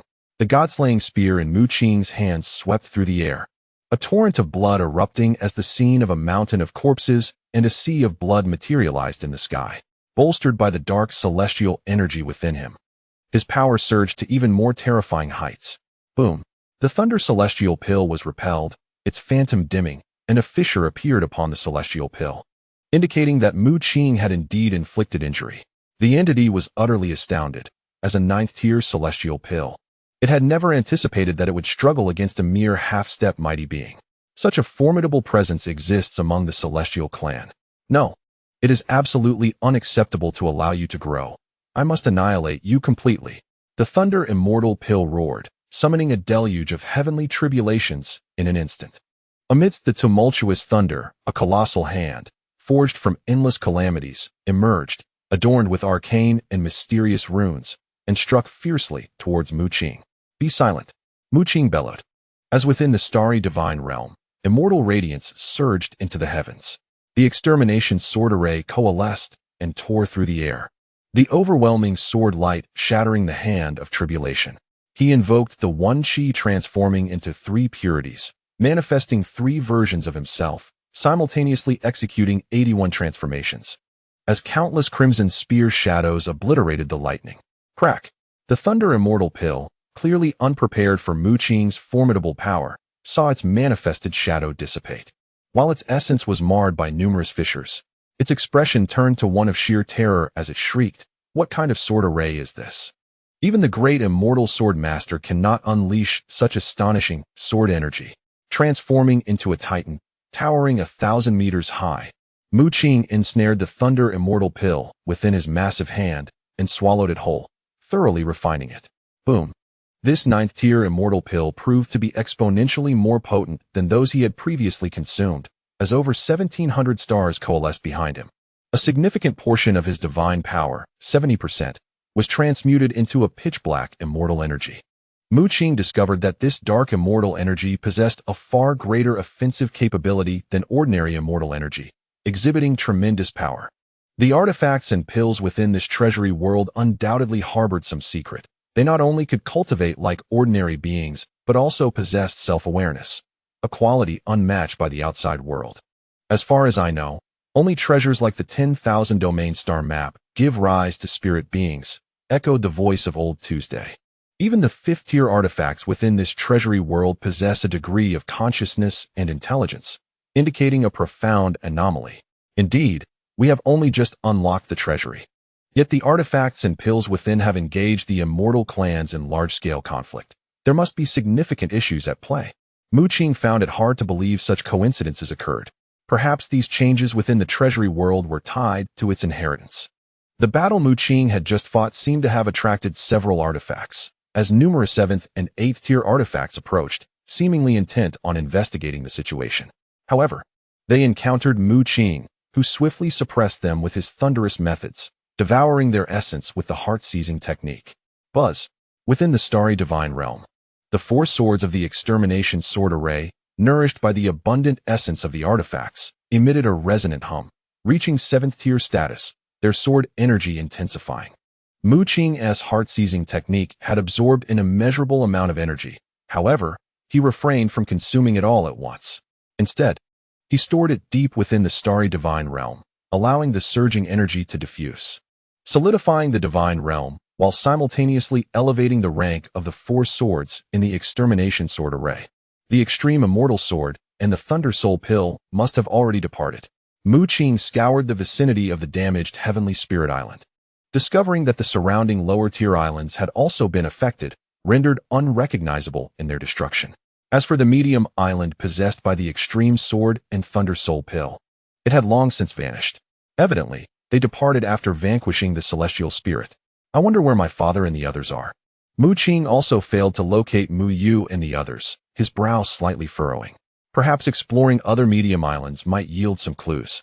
After a moment of contemplation, Mu Qing set off once more. Boom. Kill. This woman is an outsider, as detestable as that group of celestial artifacts. Shortly thereafter, Mu Qing entered a lower island and discovered a group of celestial beings besieging a woman. An outsider? Mu Qing was taken aback and soon recognized that the one they were attacking was none other than the ethereal Sheng Linger, clad in a flowing white gown. Her figure perfectly sculpted and exuding an air of purity. Among the celestial beings, there were over a dozen individuals, including a semi-immortal wielding a celestial sword, whose might was formidable as he unleashed sword light that transformed into a roaring celestial dragon. However, Sheng Linger was even more fearsome. Her resplendent divine power erupted, and the moonlight surrounding her rippled, forming a shield that deflected all celestial rays. She had actually broken through to the demigod realm. Mu Qing was astounded, having not anticipated that Sheng Linger, who had only recently entered the treasury world, had already reached such heights. In fact, judging by her displayed strength, the semi-immortal among the celestial beings was not her match. The Tianyu Sutra of the Tianyu Palace. This girl cultivates lunar divine power, rendering her exceptionally formidable. The Tianyu Sutra is the bloodline technique of the revered Tianyu deity. Elder Tu exclaimed, informing Mu Qing that reaching the demigod level through the Tianyu Sutra would bring about a remarkable transformation, endowing one with immense power. Amidst the siege by the celestial beings, Sheng Linger wore a smile, calm and unperturbed. Suddenly, she glanced in Mu Qing's direction, her smile radiant. My dear junior brother, my elder sister is being bullied. Why don't you come to my aid? Swish. A terrifying sword light sliced through the air, slaying one of the celestial beings. Mu Qing stepped forth from the depths of the void, the starry sky divine kingdom unfurling, as the extermination sword array above him surged forth, radiating brilliant celestial light. Celestial beings? What are you doing? Slaughtering your own kind. The celestial beings, upon seeing Mu Qing, furiously berated him, believing him to be one of their own, only to be taken aback when he struck down one of their powerful members. The semi-immortal was particularly incensed, bellowing at Mu Qing. Chapter 434. The Power of the Gods. My junior brother, since when did you become one of the celestial beings? Linger inquired. Her expression filled with curiosity as she looked at Mu Qing. She noticed that his entire being was enveloped in a swirling dark celestial aura, rendering his divine power nearly imperceptible. Internally, she was astonished, realizing that Mu Qing had become exponentially more formidable than before. The dark celestial energy even made her lunar divine power tremble in trepidation. Linger could not help but wonder. Could it be that the inheritance within the treasury truly fell into Mu Qing's hands? I am not one of the celestial beings. I merely accidentally cultivated celestial energy. Mu Qing replied, shaking his head. The celestial beings finally comprehended that this sudden arrival was not one of their own, but rather an outsider who had inadvertently cultivated celestial energy, leading them to subconsciously assume he was one of them. Could he truly be the earthly prodigy foretold by the master in the Tianyu Palace? A strange glimmer danced in Linger's beautiful eyes. Meanwhile, a terrifying assault ensued as the demigod made his move, intent on slaying the sacred spirit. Leave the others to you. I shall confront this demigod. A flicker of murderous intent ignited on the lovely countenance of the sacred spirit. Mu Qing nodded, then summoned the celestial realm to envelop the remaining members of the celestial race, unleashing the celestial slaying sword array, with terrifying sword energy cascading down like a torrential storm. Simultaneously, he wielded the god-slaying spear, and with each beat of the heart of celestial conquest, the lifeless bodies of the celestial beings began to accumulate at his feet. In less than half an hour, Mu Qing had vanquished several formidable beings of the celestial race along with a host of those on the brink of greatness. The battle on the side of the sacred spirit was nearing its conclusion as well. The demigod proved utterly no match for her. With a swift arc resembling a crescent moon, a head rolled away. Observing this, Mu Qing gestured to activate the heart of celestial conquest, enveloping the demigod with a consuming force that stripped away all his energy. Goodness, am I becoming your enforcer? The sacred spirit remarked with a smirk, her gaze shifting to the heart of celestial conquest behind Mu Qing, her expression laced with curiosity. It bore a resemblance to the slaughter heart of the Shura clan, yet it was distinctly different. Congratulations, senior sister, on your ascension to the semi-divine realm, Mu Qing said with a warm smile. The sacred spirit waved her hand dismissively, shaking her head. I had already transformed 90% of my divine consciousness, nearing the semi-divine realm. Upon entering this treasury, I successfully navigated the minor divine tribulation. If possible, I suggest you also strive for a breakthrough within this treasury. I have discovered that the power of the minor divine tribulation here is merely a tenth of its strength in the outside world.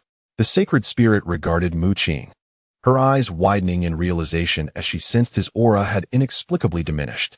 No, your divine power should have already reached the level of a formidable being. You must have undergone a reformation, adopting the path of celestial techniques. Her astonishment was palpable. Mu Qing merely smiled, choosing not to respond, which only heightened her suspicion that he had indeed acquired the legacy of the treasury. Do you know why turmoil has erupted within this treasury? Mu Qing inquired, hoping to glean some intelligence from the sacred spirit, but she shook her head, revealing her ignorance. There is a celestial island nearby engaged in battle with two medium islands.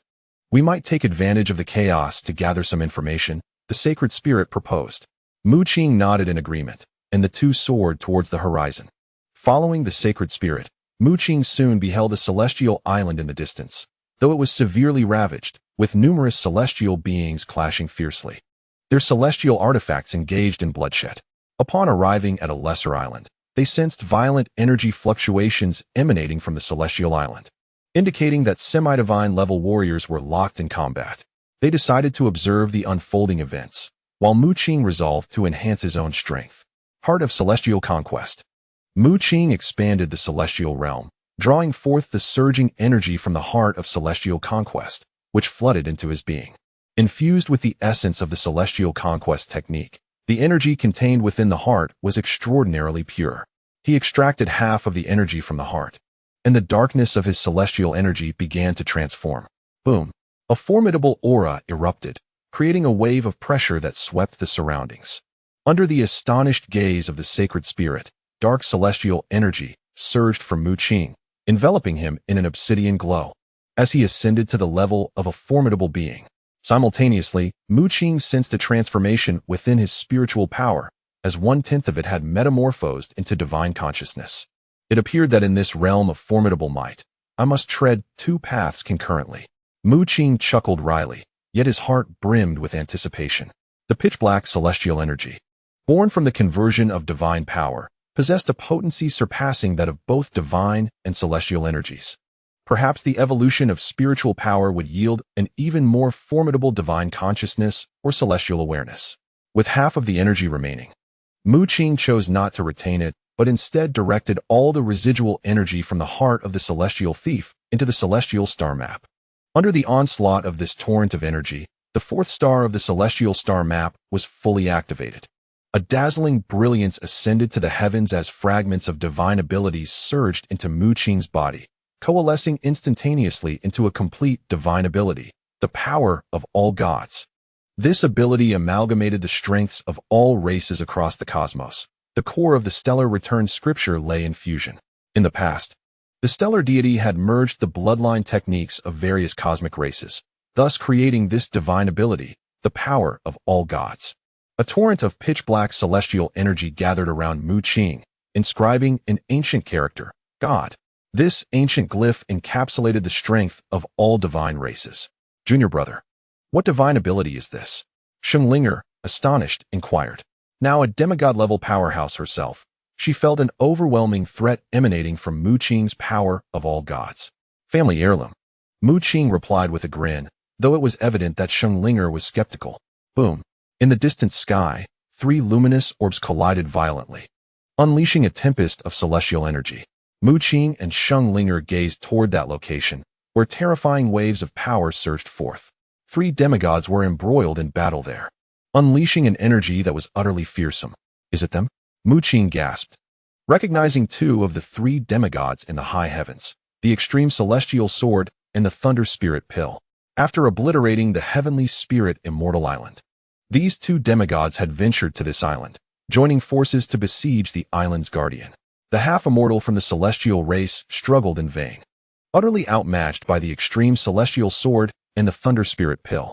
Under the onslaught of lightning and sword energy, his body shattered, leaving only a howl of hatred reverberating through the heavens and the earth. Upon witnessing their island lord's demise, the celestial beings on the island turned pale. Their fighting spirit extinguished, and they fled in all directions.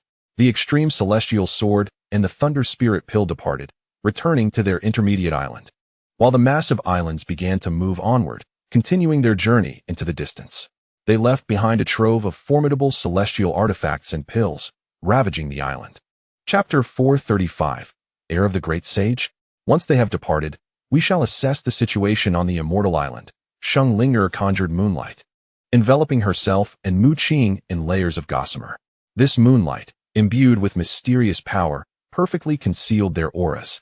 After the extreme celestial sword and the thunder spirit pill had vanished completely, the two exchanged glances, and Mu Qing's spatial power surged, instantly transporting them to the immortal island.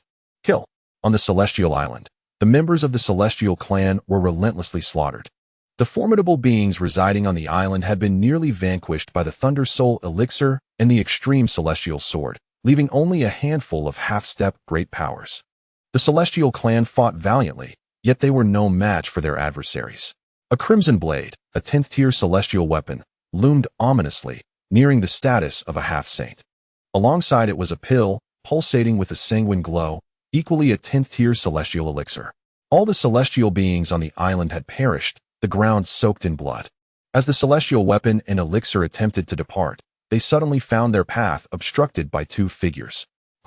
Are there still remnants of the celestial clan? The blood-red elixir materialized in ethereal silhouette, its face etched with disbelief. No, there is also an outsider endowed with divine power. The crimson blade likewise manifested an ethereal form. A robust man. Shall we engage, one-on-one? Saint Linger smirked slightly. Mu Qing nodded. Having ascended to great power, his strength soared, allowing him to contend with beings of half-saint and demigod caliber. In a flash, Saint Linger appeared before the blood-red elixir, her figure shimmering with lunar radiance. A terrifying aura erupting forth. What? A half-saint? The blood-red elixir gasped in shock. Although the power emanating from Saint Linger was divine, its intensity rivaled that of a half-saint, leaving the blood-red elixir astounded. This realm was on par with those of the extreme celestial sword and the thunder soul elixir. Even though the blood-red elixir was a formidable 10th-tier celestial artifact, it could not possibly contend with an opponent of half-saint caliber. The outsider also possesses a being of half-saint level. The crimson blade was equally taken aback. Saint Linger smiled, unleashing a cascade of moonlight that transformed into crescent moons, slashing through the air. Meanwhile, Mu Qing charged at the crimson blade, enveloped in a dense black celestial aura. The starry divine kingdom unfurling as the exterminating celestial sword formation erupted with dazzling sword light. A mere great power dares to strike at me. The crimson blade seethed with anger, for it was a 10th-tier celestial weapon. It was unexpected that Mu Qing, a newly ascended great power, would have the audacity to attack it. Suddenly, crimson flames ignited the sky, and the crimson blade descended, intent on incinerating Mu Qing. Taking a deep breath, Mu Qing unleashed the Godslayer spear, wreathed in terrifying black celestial energy, tearing through the air with incredible force, the dark light exploding and extinguishing the sea of flames. A mere great power possesses such strength? The crimson blade was repelled, fissures appearing along its blade. It was utterly astonished, in a single strike. It found itself completely outmatched and grievously wounded.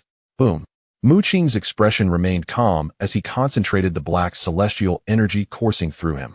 Shadows of deities materialized, an overwhelming power coalescing into a divine character, radiating an unparalleled brilliance that surged forth. The heavens trembled as the power of the deities transformed into a terrifying light, piercing through the air. Bang! The crimson blade shattered, emitting a piercing wail as it was violently obliterated by the onslaught of divine power. The heart of the celestial was unleashed, devouring the essence of the enemy's celestial artifact. A 10th-tier celestial weapon, a formidable entity nearing the level of a half-saint, was effortlessly vanquished by Mu Qing through the might of the deities. On the side of Saint Spirit, the battle was swiftly resolved as beams of moonlight cascaded down, causing the blood-colored elixir to crack. Just as the blood-colored elixir believed it was about to be vanquished, Saint Spirit unleashed a mark of moonlight that enveloped the elixir. A resonant hum echoed forth, and the humanoid phantom of the blood-colored elixir appeared dazed, its eyes devoid of life. This is a secret art of our Tianyu Palace, capable of ensnaring the minds of our foes, Saint Spirit explained, noticing Mu Qing's curious gaze upon her. How is it that you, as an elixir, possess such astonishing intelligence and the ability for self-cultivation?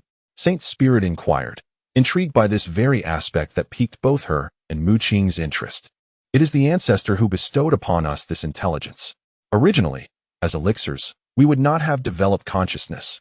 At most, we could give rise to spirit manifestations, and the elevation of our rank would be exceedingly difficult.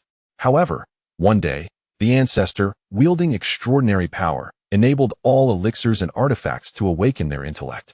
The blood-colored elixir responded, revealing that it was indeed under Saint Spirit's mental control. The ancestor? Saint Spirit exchanged glances with Mu Qing, her brow furrowing. Who is this so-called ancestor? Could it be the master of the treasury? But if that were the case, why would the celestial race and the artifacts become mortal enemies?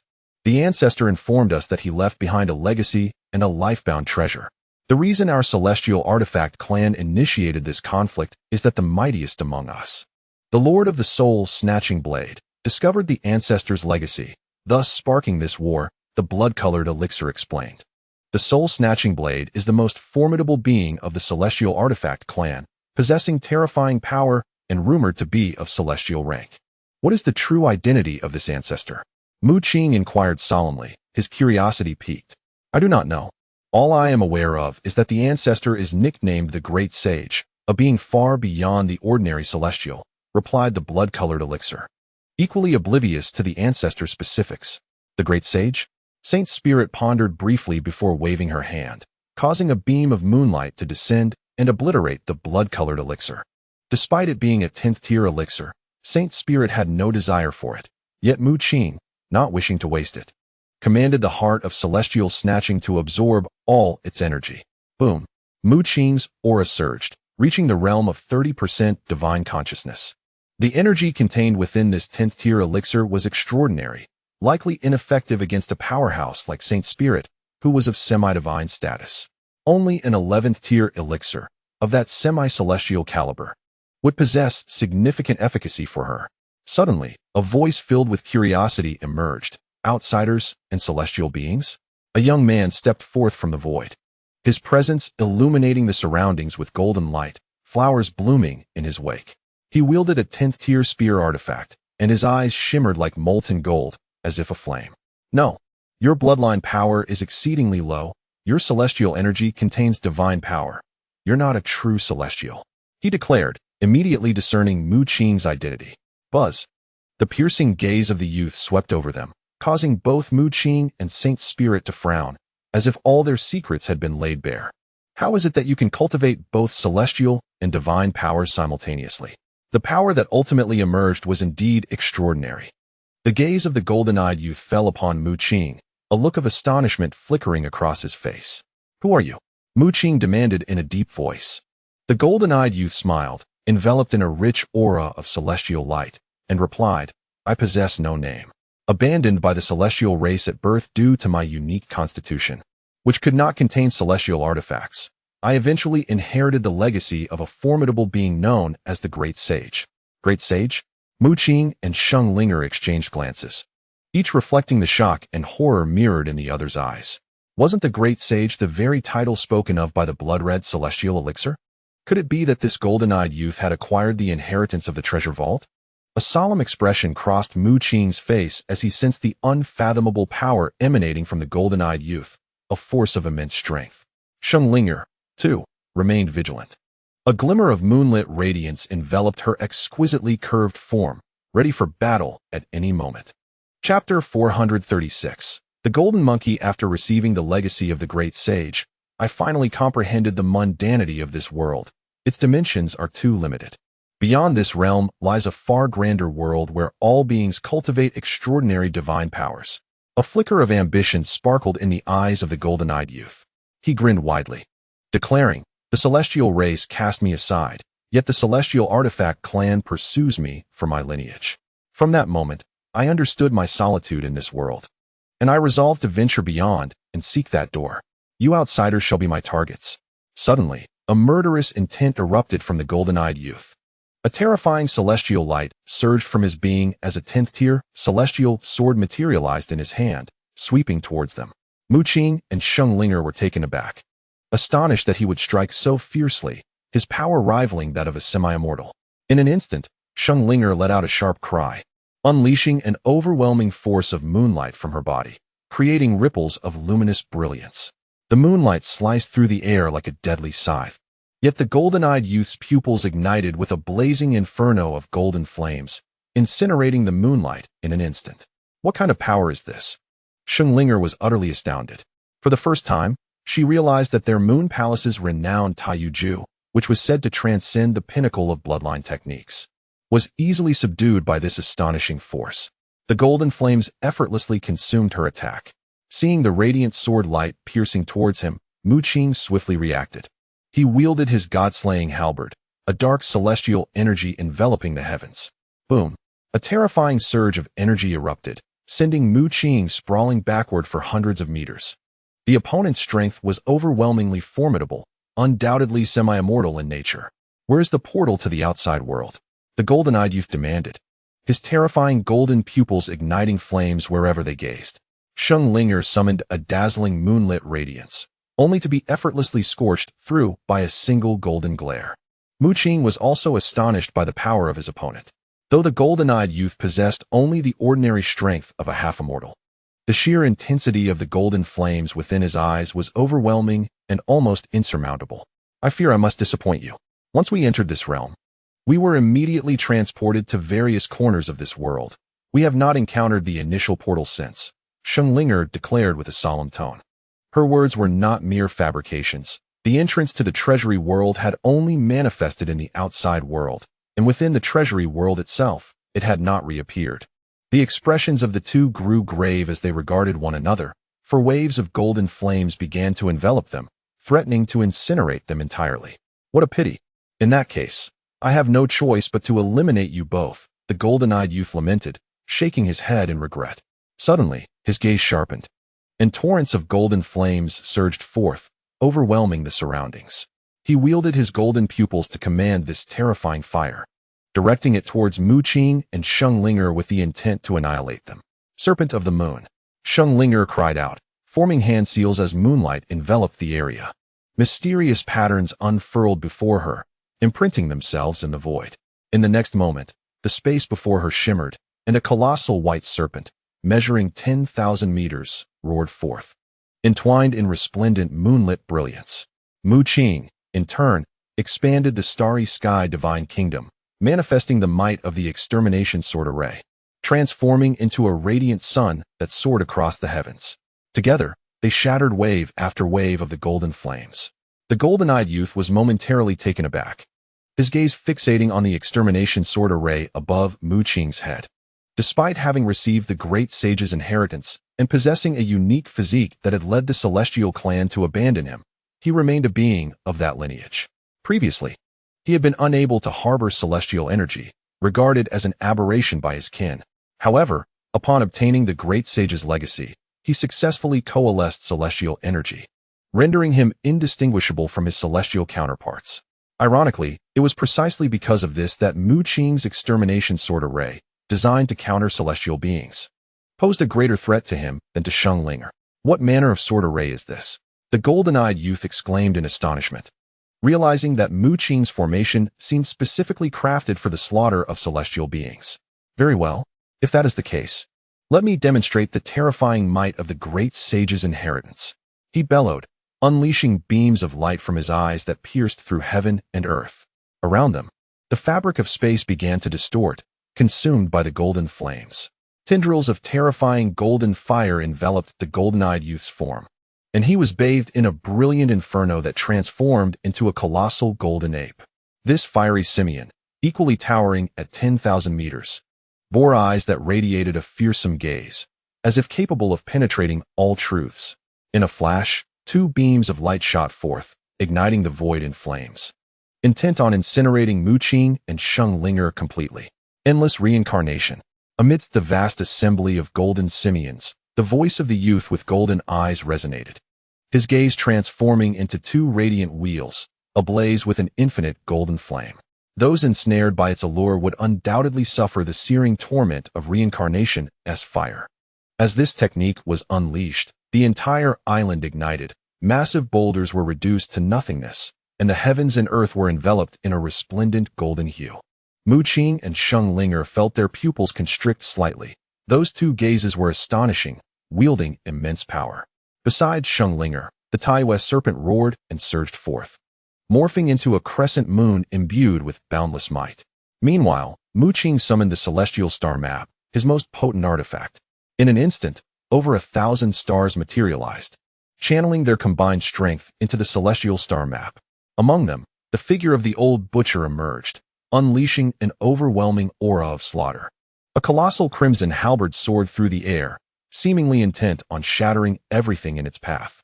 Surrounding them, mountains of corpses and seas of blood manifested, countless crimson phenomena emerging, propelled by the mighty halberd as it surged forward. A thunderous roar echoed, heralding a cataclysmic explosion of energy. The halberd forged by the butcher was far superior to Mu Qing's, tearing the golden wheel of light asunder, though it too was tainted by the golden flames and began to disintegrate. On the other side, the Tianyu serpent conjured by Linger transformed into a crescent, akin to a celestial blade, cleaving through the air, shattering the gaze and reducing it to fleeting golden sparks that vanished into the void. Chapter 437, Mirage Feudal. You too cannot contend with me. The great sage is the ancestral master of this realm, even if I have only acquired a fraction of the inheritance. It suffices to sweep across the world. The golden simian bellowed, its voice deafening. A fraction of the inheritance? Linger and Mu Qing exchanged glances, initially believing that the golden-eyed youth was the heir of the great sage and the master of this treasure realm, only to discover that he had merely obtained a portion of the legacy. Did this imply that there were other inheritors of the great sage? Or perhaps within the treasure realm, there were yet unclaimed legacies of the great sage? Mu Qing felt a surge of astonishment. Having cultivated both celestial and divine paths, he had broken through to a formidable level, capable of rivaling semi-divine beings. As for Linger, she was a prodigy of the Tianyu Palace, having reached the semi-divine realm with equally terrifying prowess. Yet, together, they found themselves somewhat strained against the immense simian conjured by the golden-eyed youth. What struck them harder was the realization that this was merely a fraction of the great sage's inheritance, and the legacy the golden-eyed youth possessed was likely just a fragment of the sage's ocular techniques. The fact that even such a small portion of the inheritance could match their combined strength was undeniably a heavy blow. "I shall pierce through your very soul." The golden-eyed youth roared. His simian form's eyes blazed like twin suns, dazzling and radiant, erupting in an instant into beams of light that merged into a pillar of fire. The pillar of fire above was entwined with an extraordinarily terrifying power, capable of inflicting immense harm upon the soul, even incinerating an opponent's essence entirely. Mu Qing let out a cold snort, channeling every ounce of his strength to its zenith. Extending his palm, he unfurled the celestial domain of the starry heavens, with swirling dark celestial energy enveloping him, and the formidable sword array of the extermination of immortals looming in the depths. This power was not to be underestimated. Bolstered by the might of the celestial realm, his hand grasped the fiery column and crushed it to fragments. The complexion of the golden-eyed youth finally shifted. He began to regard Mu Qing with newfound seriousness, acutely aware of the astonishing power possessed by this young man, who was merely at the level of a formidable being. Indeed, the aura emanating from Mu Qing, that dark celestial energy, led him to perceive Mu Qing as a more formidable adversary than even Linger. What kind of celestial technique is he practicing? I have never witnessed such a devastating celestial energy within the ranks of the immortal clans. The golden-eyed youth's expression became grave. 10,000 fire reincarnation. A trickle of blood seeped from the corner of his eye, cascading down his cheek, as his golden pupils erupted with blinding radiance, piercing toward Mu Qing. Mu Qing trembled, enveloped by the golden light, feeling himself transported to another realm, ensnared by a terrifying power that magnified all his sensations by hundreds of times. Suddenly, a cry of agony escaped Mu Qing's lips as flames descended upon his form, transforming into a fiery wheel that spun violently, contorting his body. Under the weight of magnified sensations, the pain inflicted by the flames was akin to infernal torment, causing even one who had endured the chaotic reconstructions of chains numerous times like Mu Qing to emit cries of despair. "What has happened to you?" Linger, standing nearby, was taken aback. She observed that Mu Qing, after being illuminated by the golden radiance of the youth's pupils, shuddered, his eyes glazing over, and soon began to scream in anguish. "It is an illusion." As a prodigy of the Tianyu Palace, Linger quickly comprehended the nature of the power that had ensnared Mu Qing. She understood that he had been forcibly dragged into an illusion. Typically, upon the casting of such spells, opponents perceive mere phantoms, and should they realize it, they can easily break free. However, the illusion wielded by the golden-eyed youth was evidently far from ordinary, not only subjecting Mu Qing to excruciating pain, but, due to the unique nature of its flames, it might very well incinerate Mu Qing's soul within the illusion. "This cannot be. I cannot allow my dear junior brother to perish here." Suddenly, an unparalleled radiance of purity erupted from Linger. "What is that?" The golden-eyed youth stood transfixed, taken aback as he beheld the endless white divine mist emanating from Linger's exquisitely curved figure. A pair of pristine wings coalesced behind her, and her stunning visage radiated a sacred aura, her slender waist entwined in delicate golden light, while her snow-white thighs graced the sacred ground. "This illusion is indeed formidable, yet it shall not conquer me." Linger smiled, enchanting, a vision of unrivaled beauty. She is undoubtedly a prodigy from the Tianyu Palace, yet prior to that, she was also a member of the Angel Clan. As a premier race, the Angel Clan possesses formidable strength, and Linger has also mastered powerful secret techniques within her lineage, including one specifically designed to manipulate illusions. With a graceful motion of her fair, delicate hands slicing through the air, she touched Mu Qing's forehead, and suddenly layers of white ripples emerged, countless sacred runes transforming into a flowing river, surging into his being. Simultaneously, trapped within an illusory realm and continuously scorched by the fiery wheel, Mu Qing felt the surroundings begin to warp, ripples encroaching upon him as all images blurred into oblivion. How terrifying! Mu Qing was well aware that he had fallen prey to an illusion, a wave of trepidation washing over him. Furthermore, the flames possessed a unique ability to scorch the soul had he remained within the illusion for a longer duration. His very essence would have been severely compromised. "Sister, you look quite stunning at this moment," Mu Qing remarked, noticing Sheng Linger's appearance. He was momentarily taken aback. Captivated by her beauty, he truly understood the meaning of an angelic face and a devilish figure. Sheng Linger's countenance radiated a divine aura. Yet her form was voluptuous and alluring, with a full bosom and golden locks cascading down to her pert posterior. Her white gown barely concealed her upper thighs, exposing her snow-white legs, her delicate feet hovering in the void, shimmering with flecks of golden light. Sheng Linger shot him a glance and exclaimed, "Quit staring and focus on dealing with that fellow." She had now realized just how formidable her younger apprentice's strength was. Despite being merely at the great ability realm, he unleashed a power that rivaled that of demigods. This revelation struck Sheng Linger, hailing from the Tianyu Palace, with considerable shock. After all, the golden-eyed youth was a member of the celestial clan and had inherited the legacy of a great sage, while Mu Qing was merely an ordinary human without even a trace of noble blood. Yet his prowess was astonishingly exceptional. "Rest assured, sister, I will subdue him," Mu Qing declared confidently, albeit with a hint of vigilance in his gaze. Chapter 438, Tianyu Mirror, Earth-Shattering Strike. The golden-eyed youth summoned the power of his dual pupils, and a monkey formed from golden flames let out a furious roar as it descended with a mighty palm. At that moment, Mu Qing also revealed his trump card. He let out a thunderous roar, and a series of chaotic chains shattered, instantly unleashing 10.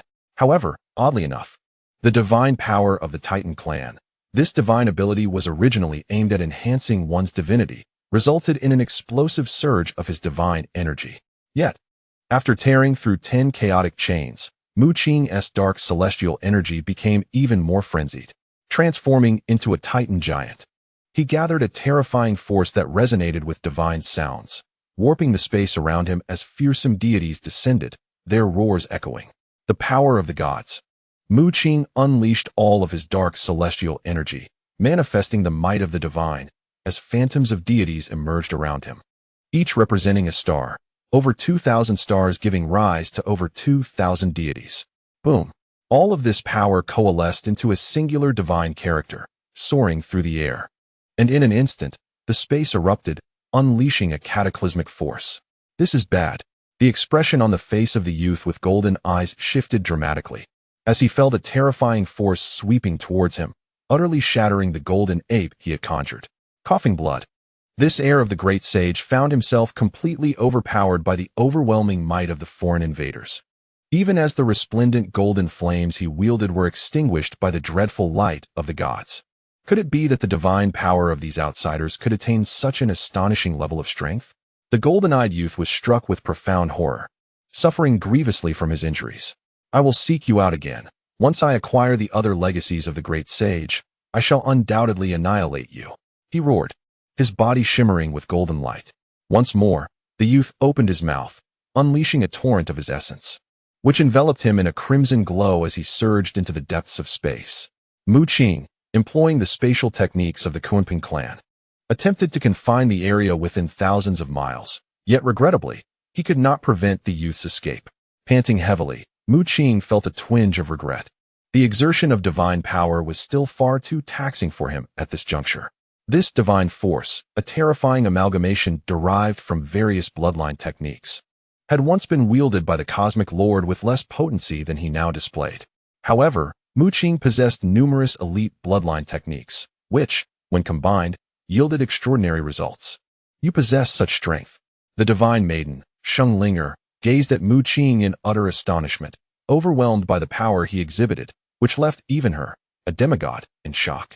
Even if Mu Qing had not obtained the legacy of the great sage, she mused, he should certainly be recruited into the Tianyu Palace. The sheer magnitude of Mu Qing's power astonished Sheng Linga. She could hardly fathom that a mere earthly prodigy, lacking even a low-level bloodline, could unleash such formidable might. Perhaps he had long possessed another legacy that rivaled that of the great sage. Sheng Linga speculated. Suddenly, with a charming smile, she approached Mu Qing. Her alluring form brushing against his arm, her eyes glimmering seductively, her breath fragrant as orchids. Dear junior brother, since you are already so formidable, why not let your elder sister have the great sage's legacy if you discover it? Her crimson lips drew near to Mu Qing's ear, her golden hair cascading down to her voluptuous figure. Mu Qing was taken aback by her boldness, his mind racing with thoughts about her peculiar behavior, only to realize it was all in pursuit of the great sage's legacy. Elder sister, did we not agree that each should rely on their own abilities? Mu Qing smiled broadly, clearly unmoved by her charms, especially as he was currently pursuing the path of immortality, making the great sage's legacy of paramount importance to him. Sheng Linga immediately reigned in her seductive demeanor, casting a disdainful glance at Mu Qing. She had expected him to capitulate like the other male disciples within the Tianyu Palace. The golden-eyed youth claimed to have only acquired a portion of the great sage's legacy, which indicates we still have a chance. Of course, we may also encounter other heirs of the great sage, Mu Qing stated gravely, recognizing their lack of direction regarding the legacy. We must pursue him and eliminate that golden-eyed youth. Only then shall we glean some information. At that moment, Sheng Linga conjured a full moon. Upon its surface, images began to twist, revealing the figure of the golden-eyed youth. What is this? Mu Qing was taken aback, for the image on the full moon mirror depicted the injured youth with golden eyes. Sheng Linga, brimming with pride, proclaimed, "This is one of the secret arts of the Tianyu Palace, the Tianyu Mirror, which allows us to glimpse the entirety of the cosmos. Let us pursue him and eliminate this golden-eyed youth. You must exert yourself, junior brother."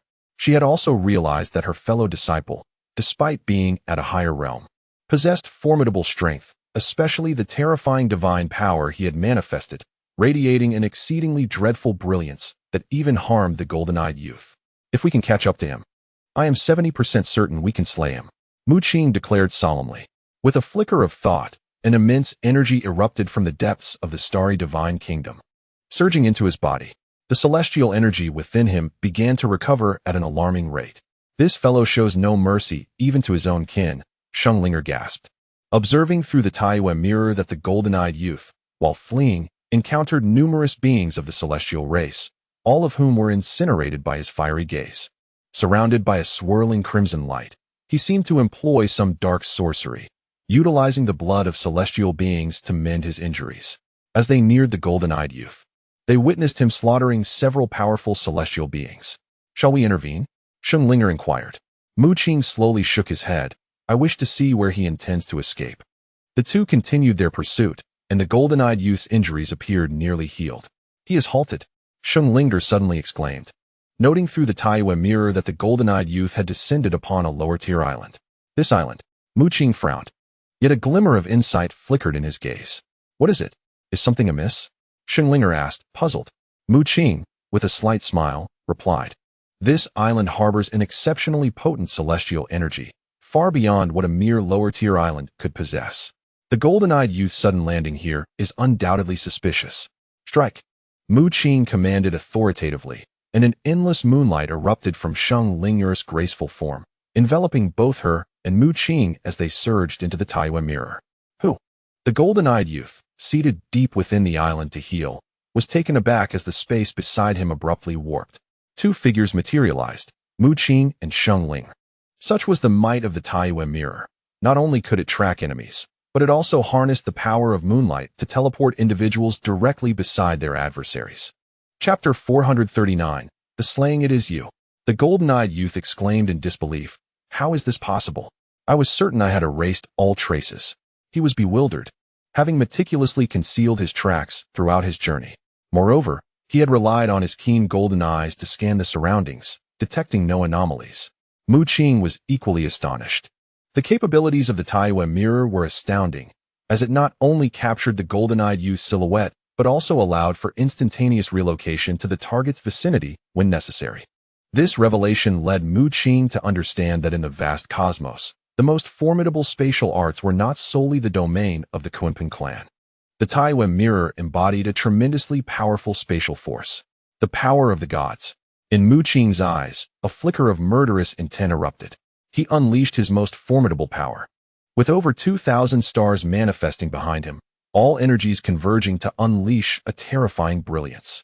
This was the divine radiance born from the power of the gods, instantly draining a significant portion of Mu Qing's celestial energy.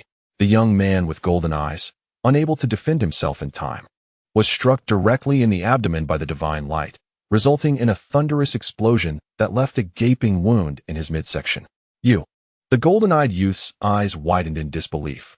Although they were pitch black, they burst forth with resplendent golden light the moment he activated his inner strength. His gaze ignited with fierce golden flames, setting the heavens ablaze. However, he was severely injured, and Mu Qing could distinctly sense the rapid diminishment of power emanating from him. Great Moon Serpent. The Holy Spirit gathered the rich power of moonlight, transforming it into a massive white serpent that roared forth. The Great Moon Serpent coiled around the golden-eyed youth, opening its cavernous maw as if to consume his entire being. With its consumption, the youth's inheritance would be directly stripped away. The Holy Spirit, with hands outstretched, conjured mysterious runes, intending to invoke the secret arts of the Great Moon Palace to forcibly extract the golden-eyed youth's legacy. Roar. Blood gushed from the youth's abdomen as he endured the excruciating pain, unleashing a deafening roar that shook the heavens. The golden flames surrounding him intertwined, and a terrifying force erupted forth. The golden flames coalesced into a colossal golden ape, whose immense hands grasped the Great Moon Serpent and tore it asunder, successfully freeing itself from its bonds. Yet, the massive golden ape bore a grievous wound in its abdomen, a large gaping hole from Mu Qing's divine strike, imbued with various divine energies, rendering it difficult to heal. Truly troublesome. The Holy Spirit cursed under her breath as she witnessed her summoned Great Moon Serpent being effortlessly torn apart. Gritting her teeth, she gathered moonlight and charged forward. Mu Qing's form darted forth in an instant, gathering strands of divine light within his fingertips, forming a pitch-black halberd, shimmering with dark luminescence. This was the God-slaying halberd, forged from the power of the gods and dark celestial energy, its might surpassing that of any ordinary Azura clan's God-slaying halberd. The obsidian halberd arced through the air, enveloped in swirling dark light, thick mists of black vapor rising, embodying an overwhelming force of dominance and destruction. Boom! The black light soared skyward as Mu Qing swung the halberd down, nearly shrouding the entirety of the heavens in a tempest of ferocity and annihilation. Roar! The golden ape bellowed, blood still flowing from its abdominal wound. In its eyes, terrifying flames surged, enveloping its body. It struck forth with a fist, unleashing a cataclysmic force that transformed into a dreadful beam of light, hurtling toward Mu Qing. Buzz! A piercing sound of a sword echoed as Mu Qing, confronted with the golden-eyed youth's offensive, unfolded the celestial realm of stars. Behind him, over 2,000 stars emerged in the sky, his eyes glinting with lethal intent as a sword formation, radiant as a divine sun, surged forth, unleashing a sword light that pierced through the heavens and the earth. Sizzle! An arm fell away, dissipating into golden flames, while Mu Qing's obsidian halberd penetrated his opponent's body, creating yet another gaping wound. Did he evade it? Mu Qing's gaze sharpened. He had intended to pierce the youth's heart, but the golden-eyed young man had narrowly dodged at the crucial moment. Binding. Suddenly, Linger made her move, directly conjuring two colossal Tianyu serpents to ensnare the golden-eyed youth. The simian form conjured by the youth roared incessantly, yet, with one arm severed by Mu Qing and two massive wounds marring his body, he could not escape. Devour. Linger unleashed her secret technique, casting runes to empower the two mighty Tianyu serpents, aiming to completely consume the golden-eyed youth and seize his legacy. However, at that moment, a radiant sword light, imbued with ethereal energy, cleaved through the air. With a resounding clash, the two Tianyu serpents were shredded by the razor-sharp sword light, disintegrating into shards of moonlight. Junior brother, what do you mean by this? Linger glared, her eyes wide with fury as she turned to Mu Qing. A faint smile graced Mu Qing's lips. Sister, did we not agree that the legacy depends entirely on skill? If I cannot acquire the legacy, I will be unable to harness the power of Tianyu Palace to protect Earth. His obsidian halberd soared through the air, radiating divine might, and with a thunderous roar, it pierced the heart of the golden-eyed youth, pinning him to a mountain peak. Who are you? The power of an outsider. Why is it so terrifying? The golden-eyed youth's expression shifted, the divine light emanating from the halberd rendering his wounds nearly impossible to heal. The dark celestial energy contained within the halberd wreaked havoc upon his internal organs, inflicting relentless devastation. I refuse to accept this, the golden-eyed youth bellowed, the golden light in his eyes fading, his gaze becoming vacant as he lowered his head. Thud, thud. Mu Qing summoned the heart of the celestial Caesar, a black hole materializing to consume every remnant of energy within the youth. Why are you stopping me? With the talent you have displayed, even without obtaining the treasure's legacy, Tianyu Palace would still choose to welcome you and assist in safeguarding Earth, Linger exclaimed, attempting to seize the golden-eyed youth's legacy, but thwarted by Mu Qing. Mu Qing shook his head, reassuringly saying, Sister, do not panic. This inferior island is quite extraordinary. Perhaps the great sage's legacy lies here. Linger paused, then noticed the transformation in Mu Qing's eyes, his gaze sweeping forth like lightning. Indeed, this was not the great sage's legacy, but the Eye of Void. I found it. Mu Qing's face lit up with joy as he led Linger into the depths of the island. Before them stood an ancient palace. Chapter 440, The Hall of the Great Sage. This should be the location of the great sage's legacy. Mu Qing gazed at the palace, a slight smile gracing his lips. However, Linger's brow furrowed. The golden-eyed youth had already acquired the great sage's legacy. What would it matter if they found the site of the legacy? No, the legacy should still be here.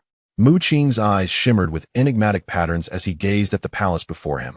He could distinctly sense the potent energy emanating from within, akin to that of the golden-eyed youth. The Hall of the Great Sage? Upon reaching the palace, the two discovered 4 grand characters inscribed on the plaque, Great Sage equal to heaven. A sudden exclamation escaped Mu Qing's lips as he recalled the golden monkey conjured by the golden-eyed youth using the fire of his pupils. With the clues of Great Sage and equal to heaven, it dawned upon him that the master of this treasure trove, the so-called inheritance of the Great Sage, must be none other than the legendary son Mu Qing, the Great Sage equal to heaven, from Earth's mythology. Were these not mere myths? Could they truly exist? Mu Qing stared at the Hall of the Great Sage, lost in contemplation. It seemed that this great sage had once been a celestial being in the heavenly realm, only to later rebel and align with the ancient human faction. Lao Tzu, however, appeared unfazed. He informed Mu Qing of the profound connections between humanity and ancient humans, suggesting that the Federation even possessed powerful celestial techniques from the ancient humans, indicating that humans, much like the celestial beings, could be descendants of the ancient race. Given such connections, the mythologies of ancient humanity might not be entirely fictitious.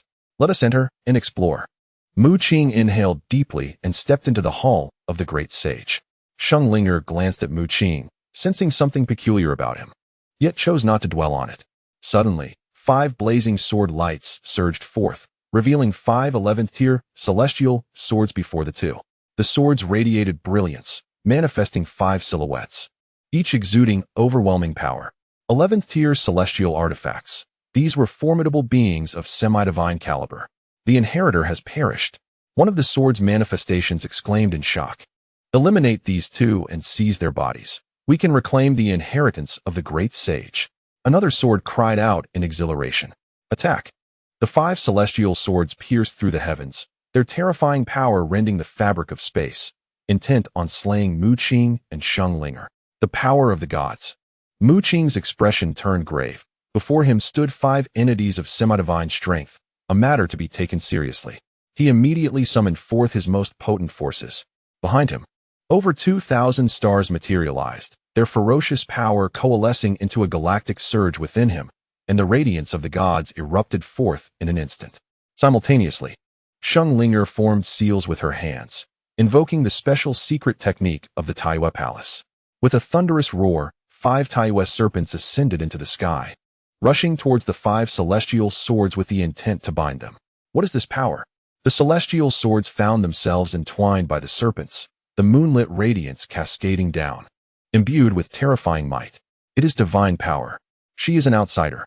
One of the swords bellowed, its essence erupting in resplendent sword light, sharp beyond compare, as if it sought to cleave the very island in twain. Swords of the celestial execution. Suppress.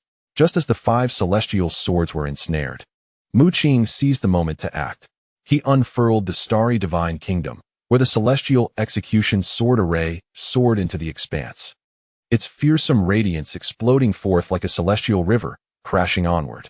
Boom!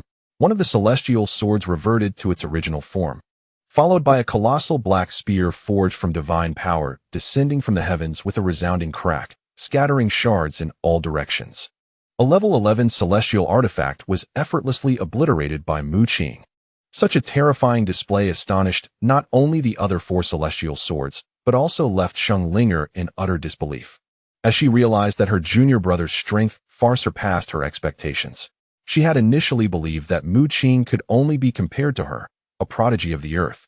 Upon acquiring the treasures of the vault, however, it became evident that Mu Qing's power had subtly eclipsed that of this genius from the Tianyu Palace, capable of effortlessly slaying beings of semi-divine caliber despite merely possessing the cultivation of a powerful entity. Xianglinger was acutely aware of the might of these 5 celestial swords. Not only were they endowed with formidable physical resilience, but coupled with the power of celestial energy, they were even more potent than the elites of higher races. Eliminate him first. The other 4 celestial swords regarded Mu Qing as their primary target, sensing a grave threat emanating from him. Witnessing this, Xianglinger felt a twinge of dissatisfaction, taken aback that these 4 celestial swords dared to disregard her. A glimmer of frost flashed in her beautiful eyes as she formed intricate hand seals. Suddenly, a divine radiance erupted across the heavens and earth, with countless sacred runes coalescing into a colossal cross, numbering in the thousands, subduing the 4 celestial swords. This was a formidable divine technique of the angelic race. Subsequently, Xianglinger summoned the Tianyu mirror, from which countless beams of moonlight burst forth like sharp spears, piercing through with ferocity. With a crunch, 2 celestial swords were utterly shattered. Xianglinger, born of the angelic lineage and a prodigy of the Tianyu Palace, showcased her terrifying prowess. Mu Qing, too, summoned his last reserves of strength, striking down with a spear, causing the sky to collapse and the ground to shatter, shattering the remaining 2 celestial swords with divine power. With a thud, as the battle concluded, a black hole materialized, unleashing an engulfing force that consumed all the energy of the 5 celestial swords. The heart of the celestial Caesar hovered deep within the starry divine realm, emanating an extraordinarily pure energy that caused the 4 celestial swords of the celestial slaughter array to evolve into level 10 artifacts. Meanwhile, Mu Qing, relying on the surging energy within the heart of the celestial Caesar, swiftly restored the dark celestial energy within him. Xianglinger cast a glance at Mu Qing with a hint of envy. Even she felt significantly drained after the battle. Mu Qing, merely a powerful entity, had to concentrate all his strength to manifest divine power in conjunction with the celestial slaughter array to inflict substantial damage on semi-divine beings, resulting in enormous consumption. However, thanks to the heart of the celestial Caesar, Mu Qing was able to recuperate swiftly. This is even more formidable than the Azura race. Xianglinger marveled as she restored her divine energy while making her way toward the Hall of the Supreme Heavens. It was highly likely that a great sage's legacy lay hidden within, and she yearned to see if she could obtain it. This is it. Mu Qing and Xianglinger ventured deep into the palace, where they beheld a colossal statue of a monkey. The figure was clad in golden celestial armor, adorned with a golden crown, wielding a golden staff of fortune, and standing atop cloud shoes, towering hundreds of meters high. In the depths of the monkey statue's eyes, there resided an extraordinarily brilliant pair of orbs, shimmering with golden light, illuminating the entire palace. Chapter 441, A Golden Eye. Could that be the pair of eyes? Mu Qing gazed at the resplendent eyes of the monkey statue, his expression shifting to one of intense focus. He understood that this was likely the so-called Great Sage inheritance, the fiery eyes of the Great Sage equal to heaven.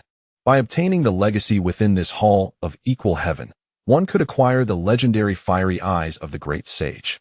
The essence of the starry sky returning to origin scripture is fusion. If I could merge the fiery eyes with the void, Mu Qing's gaze brightened. Xianglinger cast a glance at Mu Qing before directly approaching the monkey statue, channeling her consciousness to communicate with it. However, when her consciousness touched the golden pupils, a sudden surge of terrifying power erupted, violently repelling her. Saint Linger was thrown backward, spewing blood. Despite being a formidable semi-divine being, she was injured by this force. What kind of sinister power is this? Coughing blood, Saint Linger was perplexed as to why the golden-eyed youth could obtain the great sage inheritance while she was rejected. Let me give it a try. Mu Qing stepped forward cautiously, expanding the starry sky divine kingdom, dark celestial energy swirling around him. Buzz. Suddenly, the golden pupils of the monkey burst forth with resplendent golden radiance.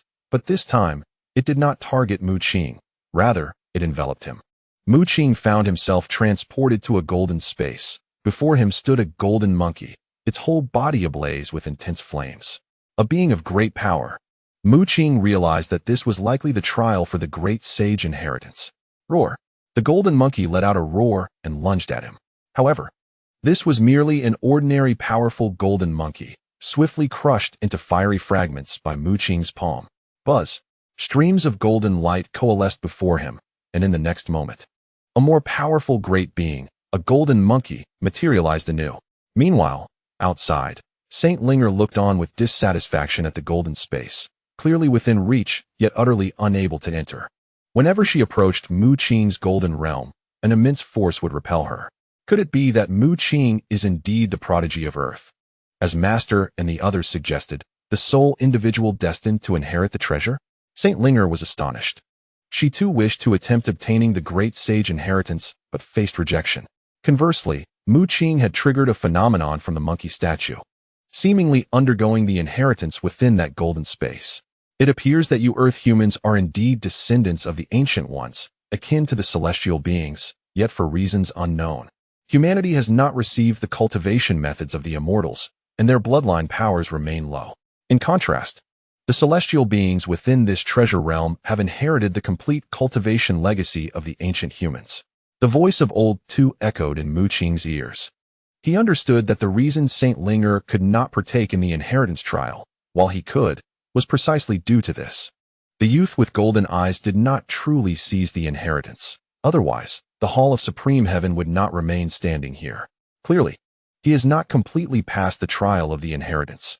Mu Qing waved his hand to slay the golden ape before him, and immediately, another golden ape appeared. This one nearing the realm of a demigod.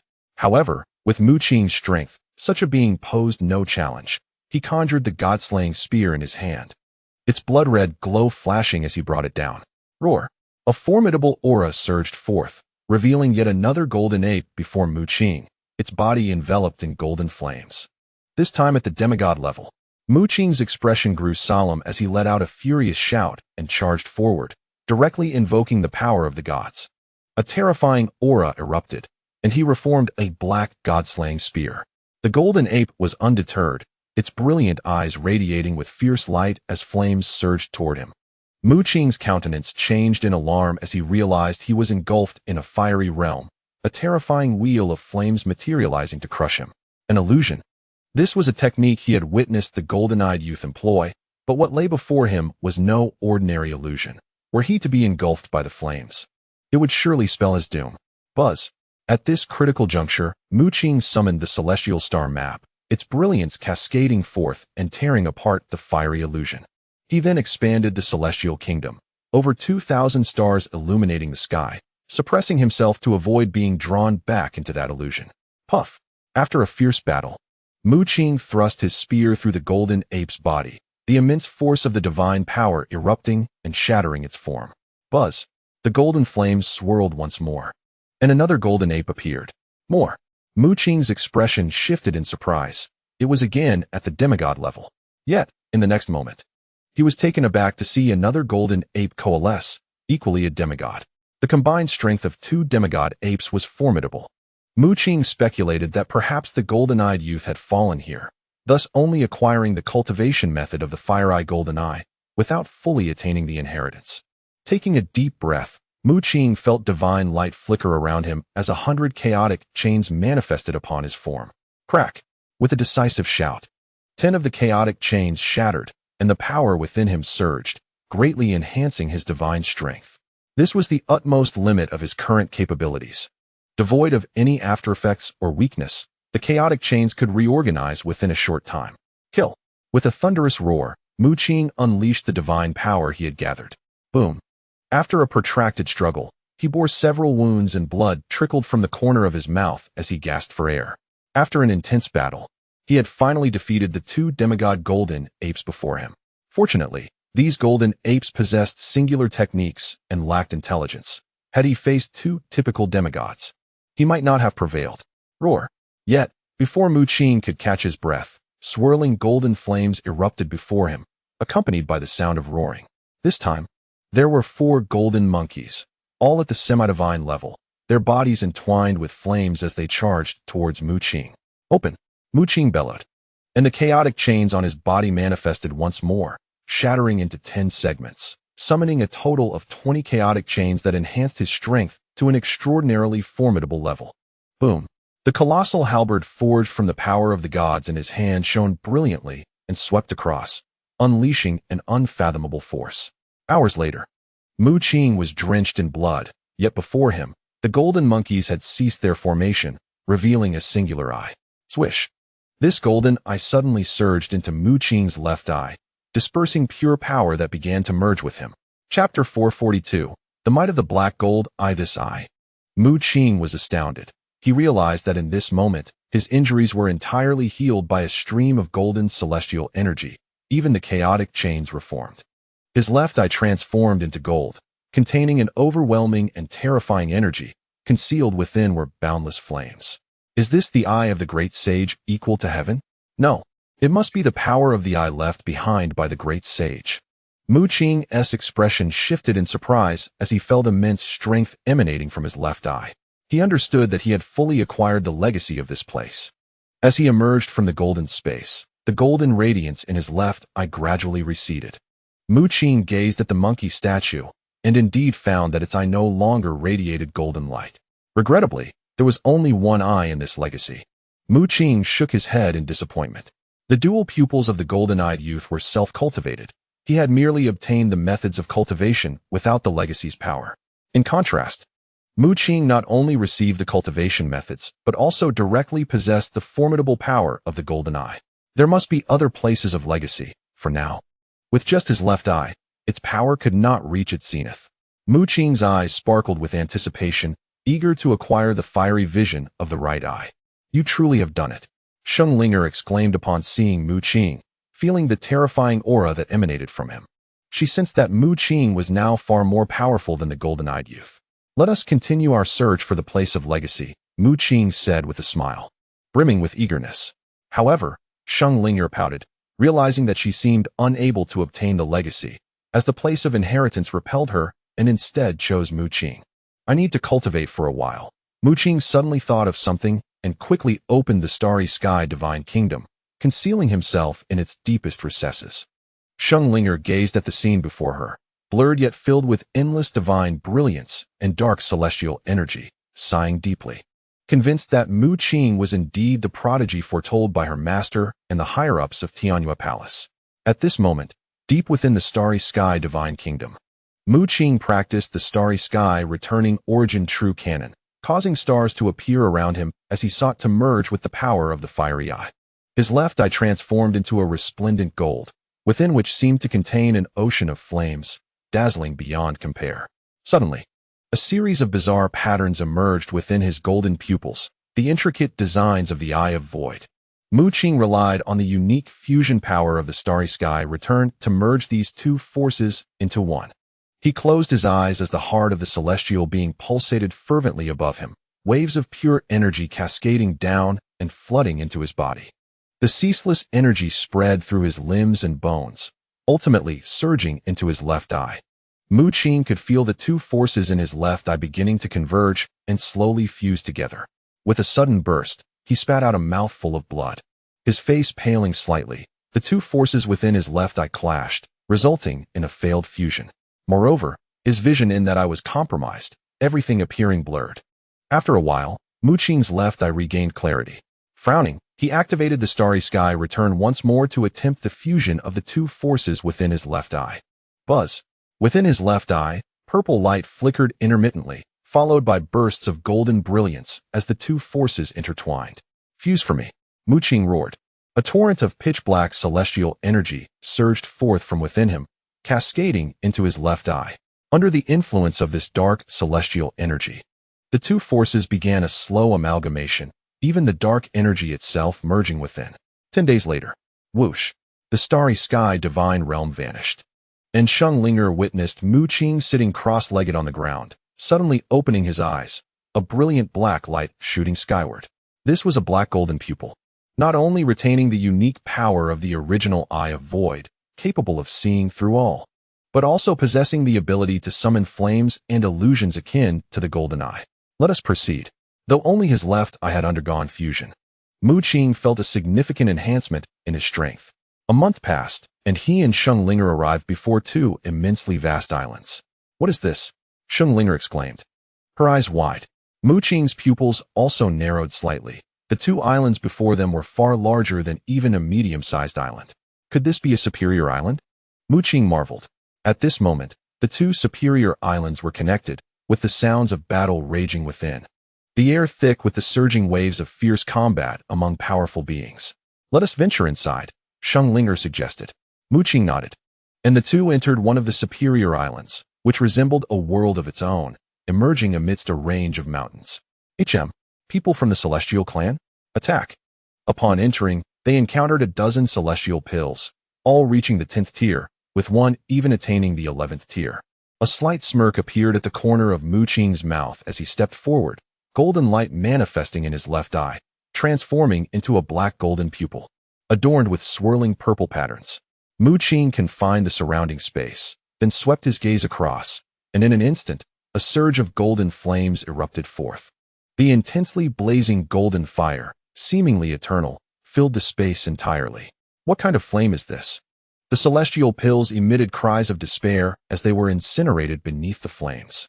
At that moment, the 11th tier elixir transformed into a humanoid form, struggling to employ all its means to withstand the golden flames.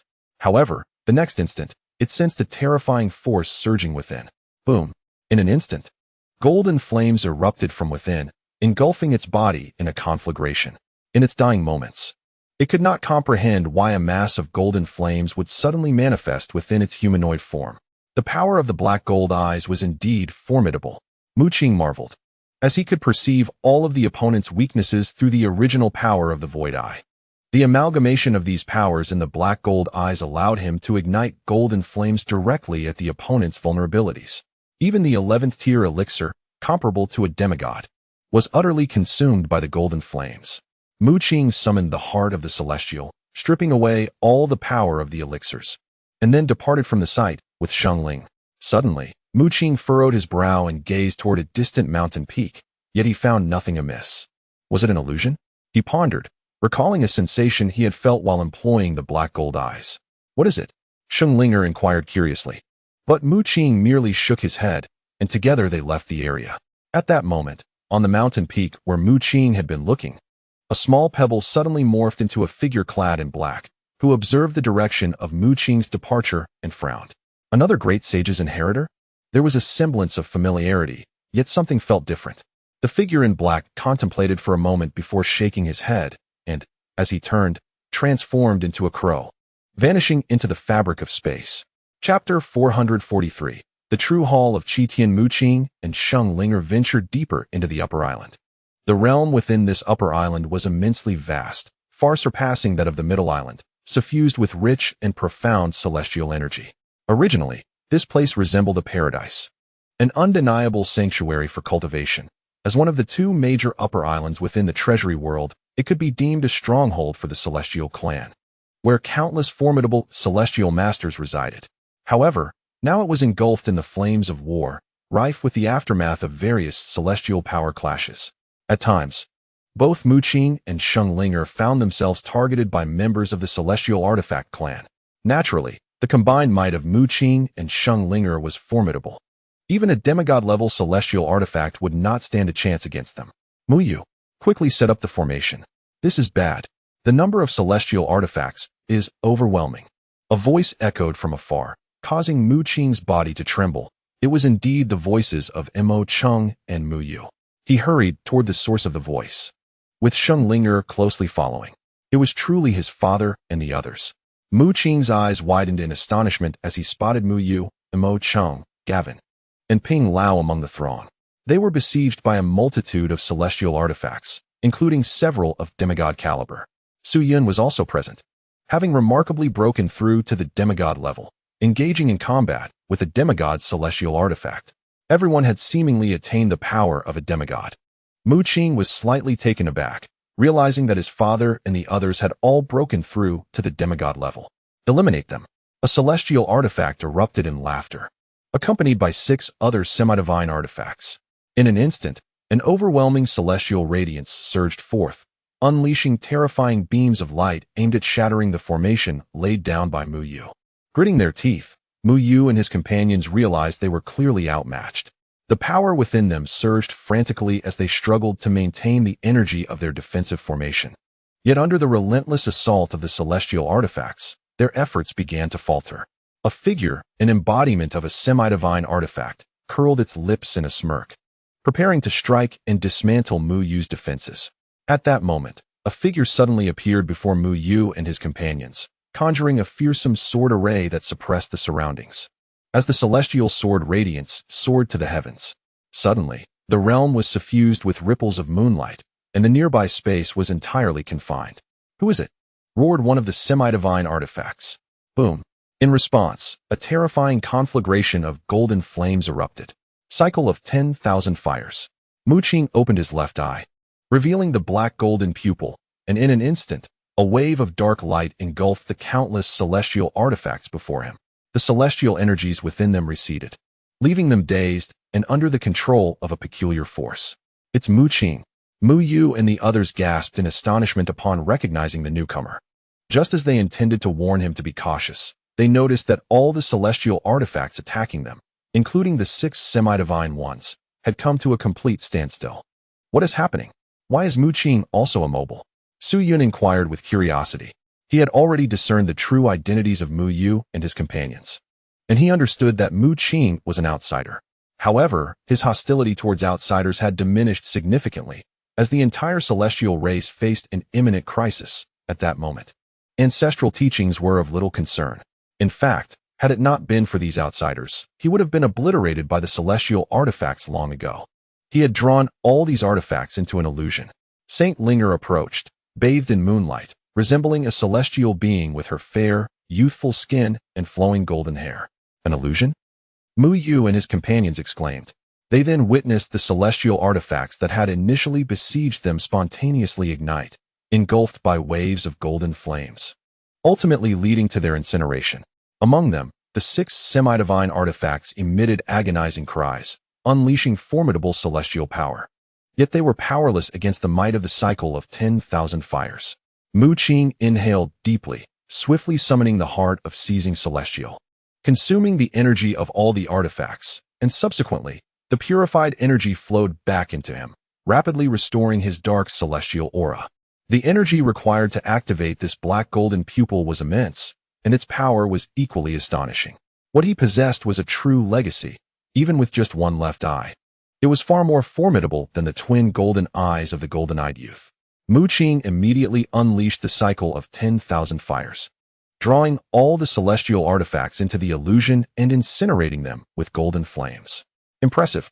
Su Yun swallowed hard, his face reflecting a mix of astonishment and dread. He vividly recalled that Mu Qing had not possessed such strength previously. Now, having just broken through to semi-divine status himself, Mu Qing had already acquired the power to effortlessly slay semi-divine beings. "Mu Qing, could you be the inheritor of the great sage?" Su Yun suddenly thought of something and exclaimed in surprise. Mu Qing nodded, acknowledging the situation. This revelation left Su Yun astounded, and he burst into laughter. "I knew you were extraordinary. Even though you are an outsider, in truth, you share the same bloodline as our celestial race." Mu Yu was taken aback, inquiring, "What does this mean? What is the great sage inheritance?" The others also turned their curious gazes towards Su Yun. With a chuckle, Su Yun explained, "The great sage inheritance is what you outsiders refer to as the treasure inheritance. My indifference to your outsider status stems from the fact that I have discovered that both Ping Lao and Mr. Mo Chung are capable of cultivating celestial energy, including you, Mu Qing, who has also cultivated celestial energy, which is identical to our celestial clan. Furthermore, only members of our celestial race can obtain the Great Sage Inheritance. Since you, Mu Qing, have acquired the Great Sage Inheritance, it signifies that you indeed possess the bloodline of the celestial clan. Mu Yu and the others were taken aback. Could it be that humanity is descended from the celestial race? Mu Qing smiled knowingly, understanding that both humans and celestial beings are fundamentally connected to ancient humanity. Father, how did you end up here? Mu Qing asked. Mu Yu sighed and shook his head, saying, the celestial race is in grave danger.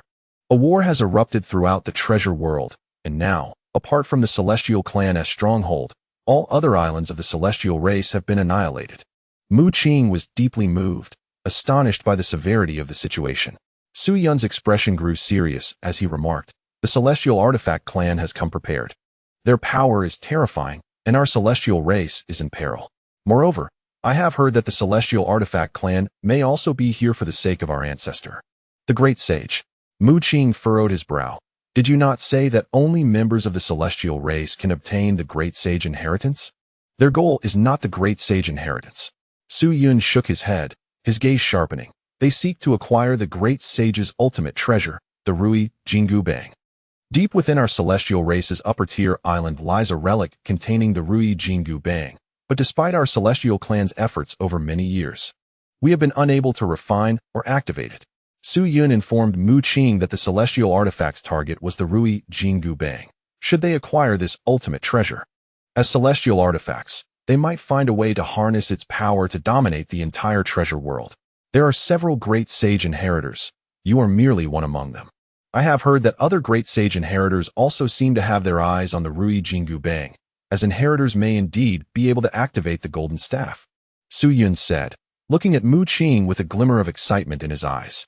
Great sage inheritors hold a position of great prestige within the celestial clan. Mu Qing's eyes brightened. The Rui Jinggu Bang was the weapon of the great sage equal to heaven. If he could obtain it, it would undoubtedly enhance his strength immensely. Furthermore, to truly acquire the great sage's inheritance, he would need to seize it from the other inheritors. At present, he had only obtained the left eye of the Fire-Eye Golden Pupil and still lacked the right eye. Not to mention the great sage inheritance encompasses more than just the Fire-Eye Golden Pupil technique. I must go to the relic. Mu Qing resolved immediately. I shall accompany you. Linger quickly interjected. Although she could not obtain the great sage inheritance, she could acquire some celestial herbs and elixirs, which would also be quite beneficial. Mu Yu and the others exchanged glances, ultimately choosing to follow Mu Qing. Meanwhile, in a secluded area of the upper island of the celestial clan, a young man clad in black traversed the void, occasionally transforming into a crow, then a roc, and again into a celestial crane, soaring deeper into the island. Beside him, a dozen members of the celestial clan accompanied him, among whom were several formidable semi-immortal beings.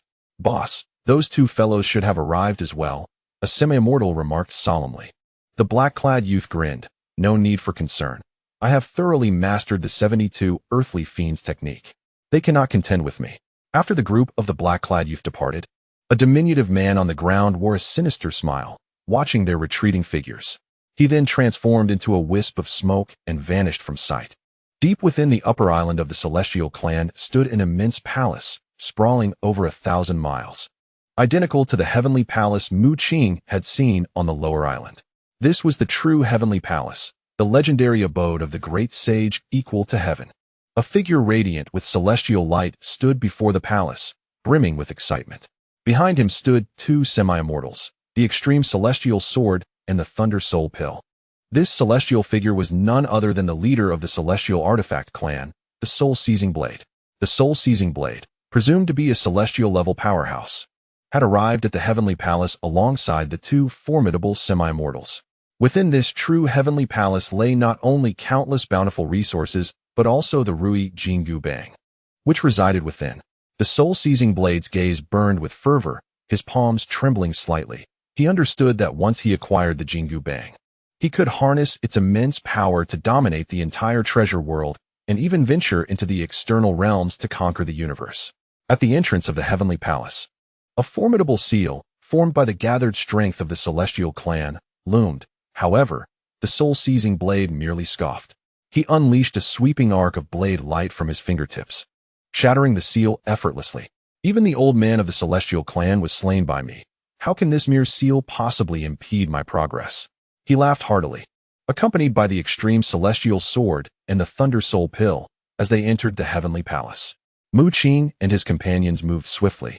As Mu Qing concentrated his formidable spatial power, facilitating instantaneous spatial displacement for the entire group, covering several hundred miles in the blink of an eye. We have arrived. Mu Qing and his companions beheld the colossal palace before them, their eyes gleaming. This was indeed the Heavenly Palace. While it lacked an inheritance, it housed the weapon of the great sage equal to heaven, the Rui Jinggu Bang. The entire Heavenly Palace resided at the center of the upper island of the celestial clan, surrounded by swirling celestial light, with pillars of light soaring into the sky, enveloped in an abundance of celestial energy. This celestial energy manifested various phenomena. At times, ethereal cranes soared aloft, while at others, heavenly soldiers pounded drums, accompanied by melodious celestial sounds. Someone has entered. Su Yun's expression darkened. He recalled that the Heavenly Palace was protected by an immense seal of the celestial clan. Now, the grand doors of the palace had swung open, the seal breached by a terrifying force. It must be the soul-seizing blade. Their celestial artifact clan has instigated war solely to seize the Rui Jinggu Bang within this Heavenly Palace. He quickly deduced that the first to enter should indeed be the soul-seizing blade. Mu Qing's gaze sharpened. The thought of the Rui Jinggu Bang falling into the wrong hands was utterly horrifying. According to Su Yun, celestial artifacts likely possessed methods to unleash the power of the Golden Staff, which explained the sudden outbreak of war against the celestial clans on the upper islands. Suddenly, a formidable aura swept through the air, followed by a blood-red figure leading a swarm of insect shadows. It was you. In an instant, a wave of murderous intent surged forth. Mu Qing narrowed his eyes, unfurling the starry sky divine kingdom to counter the approaching menace. The newcomer was none other than the blood-sucking king insect, who had ascended to a demigod level. Chapter 444. The right eye. Ah, it's you, brat. The blood-sucking king insect's eyes flared with a deadly glint upon spotting Mu Qing. An immense power surged from his being. He had originally intended to leverage the strength of the blood sacrifice grand array to achieve his breakthrough, but that plan had faltered. However, he had encountered a fortuitous opportunity within this treasure realm, successfully attaining his breakthrough. Behind the blood-sucking king insect, alongside his insect kin, were representatives from the Spirit Clan, Firescale Clan, Giant Strength Clan, Winged People Clan, and others. Over 30 formidable entities and hundreds of half-step powerhouses. Their combined strength was dreadfully terrifying. The various clans harbored an intense hatred towards Mu Qing and his allies in the Federation, viewing humanity as nothing more than a base and servile race. Having suffered numerous setbacks at their hands, the powerful figures of these clans had long harbored murderous intent toward Mu Qing and his companions, and upon seeing them now, they would not stand idly by. Boom! 3 mighty beings from the Spirit Clan launched an immediate attack, aware of Mu Qing's prowess, nearly invincible among half-step powerhouses. They sought to eliminate him outright. Yet, a slight smirk curled at Mu Qing's lips as a terrifyingly dark celestial energy erupted from him. With a sweeping motion of the god-slaying halberd, he obliterated the bodies of the 3 mighty beings. Impossible. The faces of the clan's powerhouses turned ashen, struggling to comprehend Mu Qing's overwhelming strength. Even the blood-sucking king insect was taken aback. He recalled that Mu Qing had previously only been able to slay half-step powerhouses. Yet now he was effortlessly dispatching mighty beings. I had no intention of seeking trouble with you. Yet here you are, delivering yourselves to my doorstep. Mu Qing remarked with a light chuckle, though a murderous intent flickered across his face. He advanced, expanding the starry sky divine kingdom and employing the spatial arts of the Kunping clan to completely confine the surrounding space. 10,000 fire reincarnation. Mu Qing opened his left eye, revealing the black gold pupil, and in an instant, all the clan's powerhouses were drawn into an illusory realm, including the blood-sucking king insect, who could not even activate the blood pearl, a 5th-tier artifact. What is happening? Mu Yu and the others were taken aback. Mo Chung had initially intended to deploy the celestial execution sword array, but found that all the clan's powerhouses, including the blood-sucking king insect, stood frozen, their eyes devoid of focus. This is an illusion technique, a power bestowed upon Mu Qing after acquiring his inheritance. Shunlinger explained. Everyone was astonished. The blood-sucking king insect, a demigod-level powerhouse, had also been ensnared in the illusion. Boom. Golden flames erupted from the bodies of the half-step powerhouses, accompanied by anguished cries as they were incinerated. And moments later, the mightiest beings of the clans were also engulfed by the golden flames.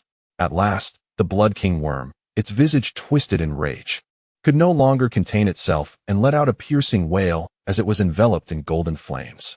You human brat, you shall pay dearly. Our semi-divine beings have descended, including those of the Azura clan. Your demise is imminent. It bellowed, half of its form consumed by the searing fire. In that moment, a flicker of dark light glimmered in Mu Qing's left eye, and the golden flames surged forth, utterly incinerating the creature. He exhaled deeply. The power of his black gold pupils was indeed formidable, particularly after merging with the Eye of Void, which allowed him to discern his enemies' vulnerabilities and draw them into illusions. This ability far surpassed that of the golden-eyed youth. Though the latter had caused Mu Qing considerable trouble with his illusions, he was ultimately incapable of harming Mu Qing, only able to target those weaker than himself, failing even against opponents of equal standing. Yet Mu Qing could effortlessly eliminate foes at the semi-divine level, a testament to the Eye of Void's prowess, enabling him to swiftly expose weaknesses and ensnare adversaries in illusions, setting them ablaze with golden fire. Su Yu and Mu Yu and the others were utterly astounded. The powerful beings of various clans had all perished in less than an hour. Let us depart, Mu Qing remarked, dismissing the Blood King worm's threats. The semi-divine warriors of the clans were now no match for him. His current objective was the complete legacy of the great sage, perhaps even the Rui Jingubang. Upon entering the hall of the great sage, they found it akin to the islands of the treasure world. Stepping inside felt as though they had entered a different realm, the space magnified countless times, resembling another world entirely. Is this the hall of the great sage? Shunlinger exclaimed, her eyes alight with wonder as she surveyed her surroundings. Where are the treasures? Our celestial clan leader mentioned that there are indeed numerous treasures here. Though they are sealed, Suyin explained. The celestial energy within is several dozen times denser than outside. There, a seal, Shunlinger called out. Mu Qing's gaze followed hers, and he indeed spotted a seal not far away, radiant with celestial light. Allow me to try. Mu Yu stepped forward, now a semi-divine being himself, finding it effortless to break the seal. With a crack, the seal shattered, revealing an 11th-tier celestial artifact, radiating brilliance. Mu Qing's eyes widened in astonishment. An 11th-tier celestial artifact was comparable to a semi-divine entity. However, this particular artifact bore no sentience, standing as an unclaimed celestial sword. Acquiring this sword will significantly enhance the power of the extermination sword array. Mu Qing's expression brightened as he formed a hand to draw the 11th-tier celestial sword into his starry sky divine kingdom for refinement. Suddenly, another hand appeared from nowhere, shattering Mu Qing's grasp. Furrowing his brow, Mu Qing activated his starry sky divine kingdom, pulling the celestial sword within. A force akin to a domain. Came a soft exclamation as a man in a gray robe emerged. This person is formidable, Shunlinger remarked, her countenance grave. Mu Qing's gaze also hardened. Before him stood a semi-mortal, yet the aura emanating from this figure was as oppressive as an abyss, more daunting than that of the golden-eyed youth. Who are you? I have never heard of such a formidable being within the celestial clan. Su Yun frowned, well aware of the powerful semi-mortals among the celestial beings. Yet he had never encountered the gray-robed man before him. The gray-robed man grinned widely and declared, how could those few useless beings of the celestial clan possibly compare to me? Now that the Great War has commenced and the Hall of Supreme Harmony has been opened, I shall seize the resources within to break through to immortality. Even the Rui Jingubang will soon be mine. He laughed heartily, his aura growing increasingly potent. Mu Qing took a deep breath, dark celestial energy enveloping him, while over 2,000 stars shone brilliantly behind him, gathering a terrifying pressure around his being. The dense celestial energy in the vicinity was almost instantly drained. As the two were evenly matched, their oppressive forces colliding like tumultuous waves, warping the very fabric of space at their point of contact. Boom! A rich, Dark celestial energy erupted from Mu Qing's body, enveloping him in a shroud of ominous light. His left eye transformed into a hue of black and gold, unleashing a terrifying golden flame that roared forth. What? How do you possess this golden flame? The gray-robed man exclaimed in shock, then bellowed, his right eye turning golden as waves of fearsome golden flames surged forth in response. Mu Qing was equally astonished.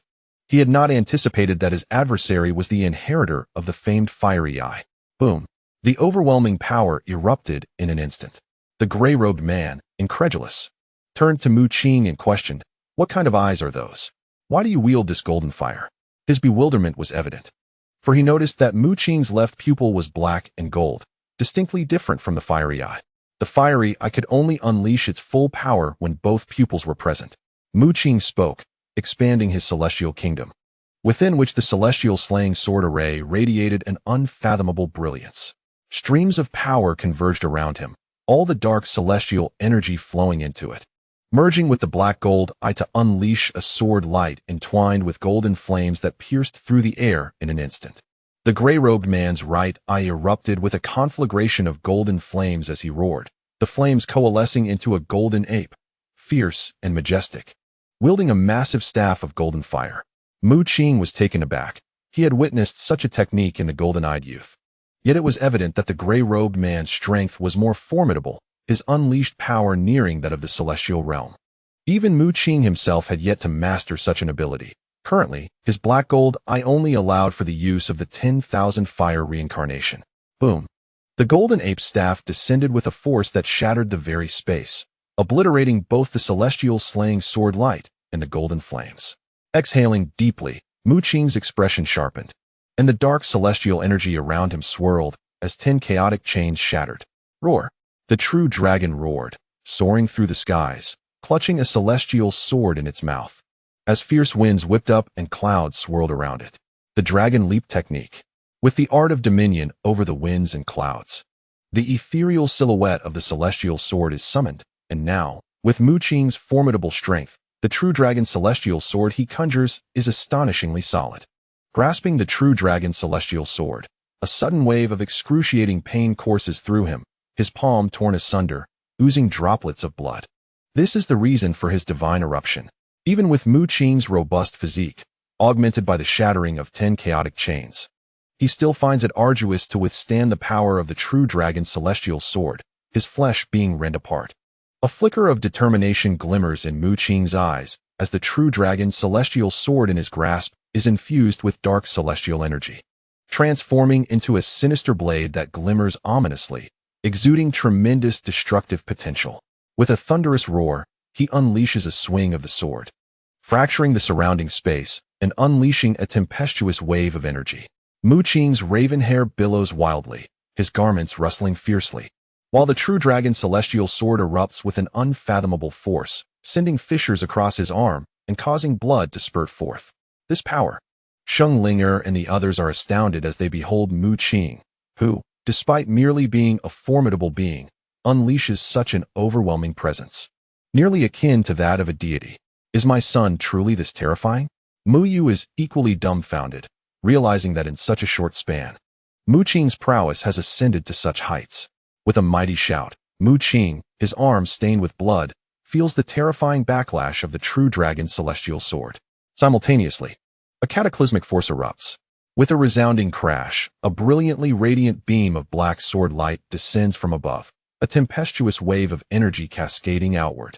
This sword light, reminiscent of a true dragon, is enveloped in profound darkness, harboring unimaginable destructive force and energy. This strike seems poised to cleave the very heavens in twain.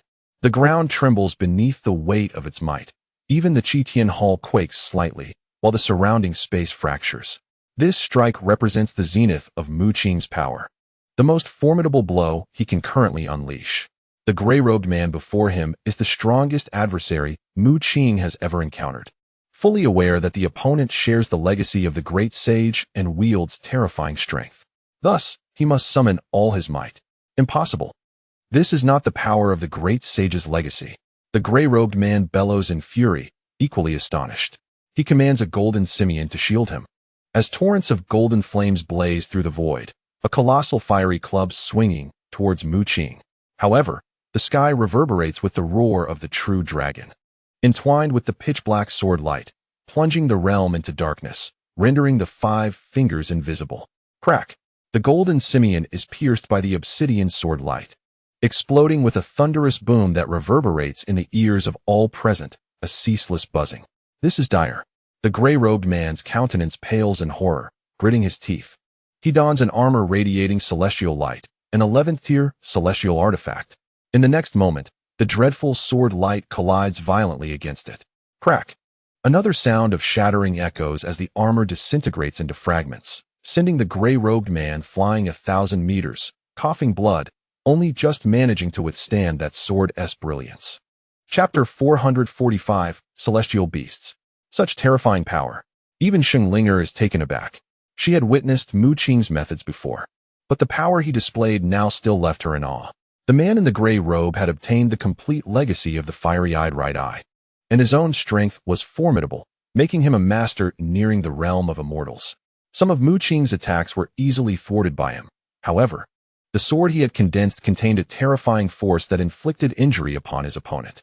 The gray-robed man even summoned an 11th-tier immortal artifact, yet it too was shattered. Mu Qing, my younger brother, is truly formidable. Su Yun gasped, his mouth agape, utterly astounded and unable to regain his composure. That sword was extraordinarily fearsome, reminiscent of the leaders of the immortal clan, legendary beings of immense power. What kind of force was this? The gray-robed man wore a grim expression, his complexion pale, a result of the blood he had lost when struck by the true dragon immortal sword. Infused with dark immortal energy, the true dragon immortal sword appeared exceedingly sinister and terrifying, not resembling an immortal sword at all. Even more astonishing was the sword's ability to devour blood. Although the gray-robed man had blocked most of its might with the 11th-tier immortal artifact, he was still affected by the residual waves, his blood restlessly stirring as if it were about to be completely drained. This revelation left him profoundly shocked. What was his level? He was close to becoming an immortal, having stepped into the semi-immortal realm for quite some time, and with the inheritance of the fiery-eyed right eye, he had gained significant strength. Yet, what about Mu Qing? He was merely a powerful being who had yet to overcome even the minor immortal tribulation. The gap between them was immense. The gray-robed man channeled his immortal techniques, allowing the immortal energy within him to circulate and gradually heal his injuries, restoring color to his face. The peculiar and sinister energy of the true dragon immortal sword had unexpectedly wounded him, though not severely. He fixed his gaze intently on Mu Qing, a frown creasing his brow, tinged with wariness, as he beheld the true dragon immortal sword in Mu Qing's hand, wreathed in dark immortal energy, emanating a dreadful power that even caused Mu Qing's arm to bear deep lacerations. Mu Qing inhaled deeply, regarding the gray-robed man with a solemn expression. The opponent's strength exceeded his expectations. Despite unleashing his most powerful techniques, he had been effortlessly countered. It was worth noting that even if 3 semi-immortals joined forces, they would have fallen before that sword, yet this gray-robed man had only sustained minor injuries. If I elevate my cultivation further, you would hardly stand a chance against me, Mu Qing stated coolly, reaching out to store the 11th-tier immortal sword within the cosmos of his divine realm. That presumes you will live long enough to enhance your cultivation. The gray-robed man retorted coldly. Not only I have entered the Hall of Celestial Kings, 2 other great saint inheritors have also come. Even the ancestral figure of the immortal artifact clan, the soul-seizing blade, has entered. He snorted disdainfully but turned to leave, delving deeper into the Hall of Celestial Kings. Even though murderous intent surged within him, tempting him to slay Mu Qing before he matured, he ultimately relinquished this opportunity due to his apprehension of the true dragon immortal sword. Moreover, the vastness of the Hall of Supreme Harmony is almost comparable to a moderate-sized island, housing an abundance of treasures that render disputes over a mere 11th-tier celestial artifact with Mu Qing utterly unnecessary. Are there truly 2 inheritors of the great sage? Mu Qing narrowed his eyes, sensing that this expedition to the Hall of Supreme Harmony is fraught with peril. The strength exhibited by the man in the gray robe reveals just how formidable the power of the great sage's inheritance can be. It is even more alarming to consider the shadowy figure behind the potential upheaval of the entire treasure world, the soul-seizing blade. This blade is the ancestor of the celestial artifacts, said to be the first celestial weapon bestowed with sentience by the great sage. There have been accounts of immense thunder tribulations observed on the upper islands of the celestial artifact clan, suggesting it may have already transcended the heavenly tribulation and achieved true celestial status. Su Yun's expression turned grave. Mu Qing sheathed the true dragon celestial sword.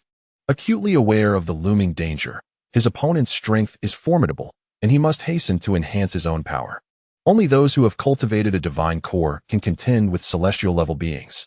I surmise that Qing Tian from the Heartless Hall must have also entered the Hall of Supreme Harmony, originally a prodigy of the Beast clan. He later joined the Heartless Hall, fleeing from the slaughter of his kin, ultimately arriving on Earth. His ambition is likely to attain divinity. With his prowess, he may already rival celestial beings. If all goes as anticipated, he will undoubtedly arrive at the Hall of Supreme Harmony, scavenging for sufficient heavenly materials and celestial artifacts to assist him in overcoming the 9th divine tribulation and achieving true divinity. Saint Linger spoke solemnly, fully aware of Qing Tian's aspirations and intentions. Although he too stands at the semi-divine realm, his power is extraordinarily formidable. Attempting the 9 extremes divine method, he has now reached the 8 extremes divine status, merely 1 divine tribulation away from transformation. Even his bloodline may well evolve into that of the Azure Dragon. She cautioned Mu Qing that perhaps the most terrifying presence within the Hall of Supreme Harmony is not the leader of the Celestial Artifact clan, the Soul-Seizing Blade, but rather the traitor from the Beast clan, Qing Tian. Despite their prior collaboration, he practices the bloodline technique of the Heartless Hall, and even if he outwardly displays a smile, his heart remains devoid of any tumult. Should his interests be threatened, he would not hesitate to strike. Saint Linger's delicate face was etched with concern, clearly wary of Qing Tian from the Heartless Hall. Meanwhile, the departing man in the gray robe had unsealed several barriers along his path, acquiring some celestial herbs. If I encounter him again, I shall certainly kill him, the gray-robed man declared fiercely. Zhu Feng, I never expected that after a brief absence, you would be so impatient. Have you been defeated? A figure suddenly appeared beside the gray-robed man. The newcomer was a diminutive youth, grinning broadly. Song Tong, what do you want, you little imp? Zhu Feng shot him a glance. In an instant, a surge of golden flames swept forth, incinerating the youth's form. Oh, still in a huff, are we? Unable to best others, are you taking it out on my clone? The diminutive youth, Song Tong, reappeared, a smile plastered across his face. Subsequently, numerous identical figures emerged around him, totaling over 100, all resembling Song Tong. What do you want from me? Zhu Feng furrowed his brow. Song Tong chuckled softly, waving his hand, causing the surrounding avatars to disperse. However, Zhu Feng understood that the individual before him was still an avatar. Just like himself, a bearer of the great sage's legacy, capable of manifesting countless clones with a mere puff of celestial energy. Though the celestial hall was not densely populated, each attendee was a formidable force. Previously, aside from witnessing the ancestor of the celestial artifact clan, Zhu Feng had encountered a stoic outsider, radiating overwhelming divine power. Despite being on par with a semi-immortal, this individual exhibited combat prowess at the celestial level. Song Tong's expression grew grave. His purpose for coming was to collaborate with Zhu Feng. Such entities exist? Zhu Feng was taken aback, not doubting Song Tong's words. The latter possessed numerous avatars and exceptional intelligence-gathering skills. Given his assertion, it was likely that he had sent his avatars to probe the situation. Regaining his composure, Zhu Feng contemplated the outsiders, inevitably recalling Mu Qing and his companions. Although Mu Qing also wielded celestial energy, Zhu Feng was aware that they were not of the celestial lineage. They were indeed outsiders. Mu Qing, though merely a powerful being, unleashed energy nearing the celestial level. Should he ascend to the semi-immortal realm, he might well showcase true celestial strength. To be candid, I have previously encountered outsiders, while others refrained from intervening. The lone individual who acted displayed astonishing capabilities. If we were to stand on equal ground, I might not be their match. Zhu Feng relayed his observations to Song Tong, who was equally astonished, pondering whether all outsiders were such prodigies. What surprised me further was that the outsider I encountered not only possessed immense combat strength, but also held the great sage's legacy, the inheritance of the Fire Eyes, which he had obtained. Zhu Feng remarked. He, too, had acquired the Fire Eye's legacy, and upon awakening the power of his right eye, he discerned the divine energy concealed within the depths of Mu Qing's celestial realm, leading him to conclude that Mu Qing was indeed an outsider. Are you implying that these outsiders also possess means to acquire the great sage's legacy? Song Tong was astonished, realizing that Zhu Feng's revelations were even more sensational than his own. This was significant news. Shall we consult young Master Lu Yin about a potential alliance? Song Tong suggested, as his avatar had sought Zhu Feng precisely to discuss collaboration. Zhu Feng, however, scoffed. That fellow would likely attempt to eliminate us the moment we approached him for partnership. Song Tong paused, recognizing the validity of Zhu Feng's concerns, and sighed, a hint of regret on his face. Lu Yin hailed from a prestigious family on the higher islands of the celestial realm and was also a recipient of the great sage's legacy, possessing the formidable earthly 72 arts and displaying unparalleled versatility. His strength was among the closest to celestial, with the celestial clan's leaders proclaiming that Lu Yin would be the next leader of their kind. Very well, let us forge our alliance first. Once Lu Yin faces adversity, he will inevitably seek us out for collaboration. Zhu Feng waved his hand dismissively, his gaze flickering as he contemplated how to persuade Song Tong to join him in confronting Mu Qing. With the Fire Eyes technique, possessing strength from just one eye, how much more formidable would he become when both powers converged? In a certain part of the Heavenly Palace, Mu Qing and his companions had yet to encounter anyone else, possibly due to the vastness of the space. Within the Heavenly Palace, it felt as though they had entered an entirely different realm. After flying over 100 miles without sighting another soul, they stumbled upon numerous seals. Breaking these seals unleashed a variety of celestial herbs, enveloped in ethereal energy. Mu Qing's face lit up with delight as he summoned the heart of celestial theft, voraciously consuming the energy contained within the herbs. Sheng Linger, pouting in playful defiance, conjured a massive hand from the power of moonlight to grasp at the herbs. But her speed was no match for Mu Qing's heart of celestial theft. Even Su Yun could not compete. Among those present, Su Yun possessed the second fastest harvesting speed after Mu Qing. He laughed heartily while employing the technique of celestial theft to absorb the herbs with the ease of plucking grass. Suddenly, a thunderous roar reverberated through the air as a massive, winged tiger appeared, a formidable white tiger with semi-divine strength. Sheng Ling curled her lips, conjuring serpents of lunar energy to ensnare the beast. At that moment, Mu Qing unfurled his starry divine kingdom, and a brilliant sword light from the slaying immortals' sword array swept through, cleaving the tiger in two. How could such a powerful beast exist within the Heavenly Palace? Mu Qing, intrigued, utilized the heart of celestial theft to absorb the pure celestial energy from the white tiger's body. Su Yun elucidated, this is a celestial beast, a creature that cultivates celestial energy. After all, the Heavenly Palace is not merely a treasure trove of the celestial race.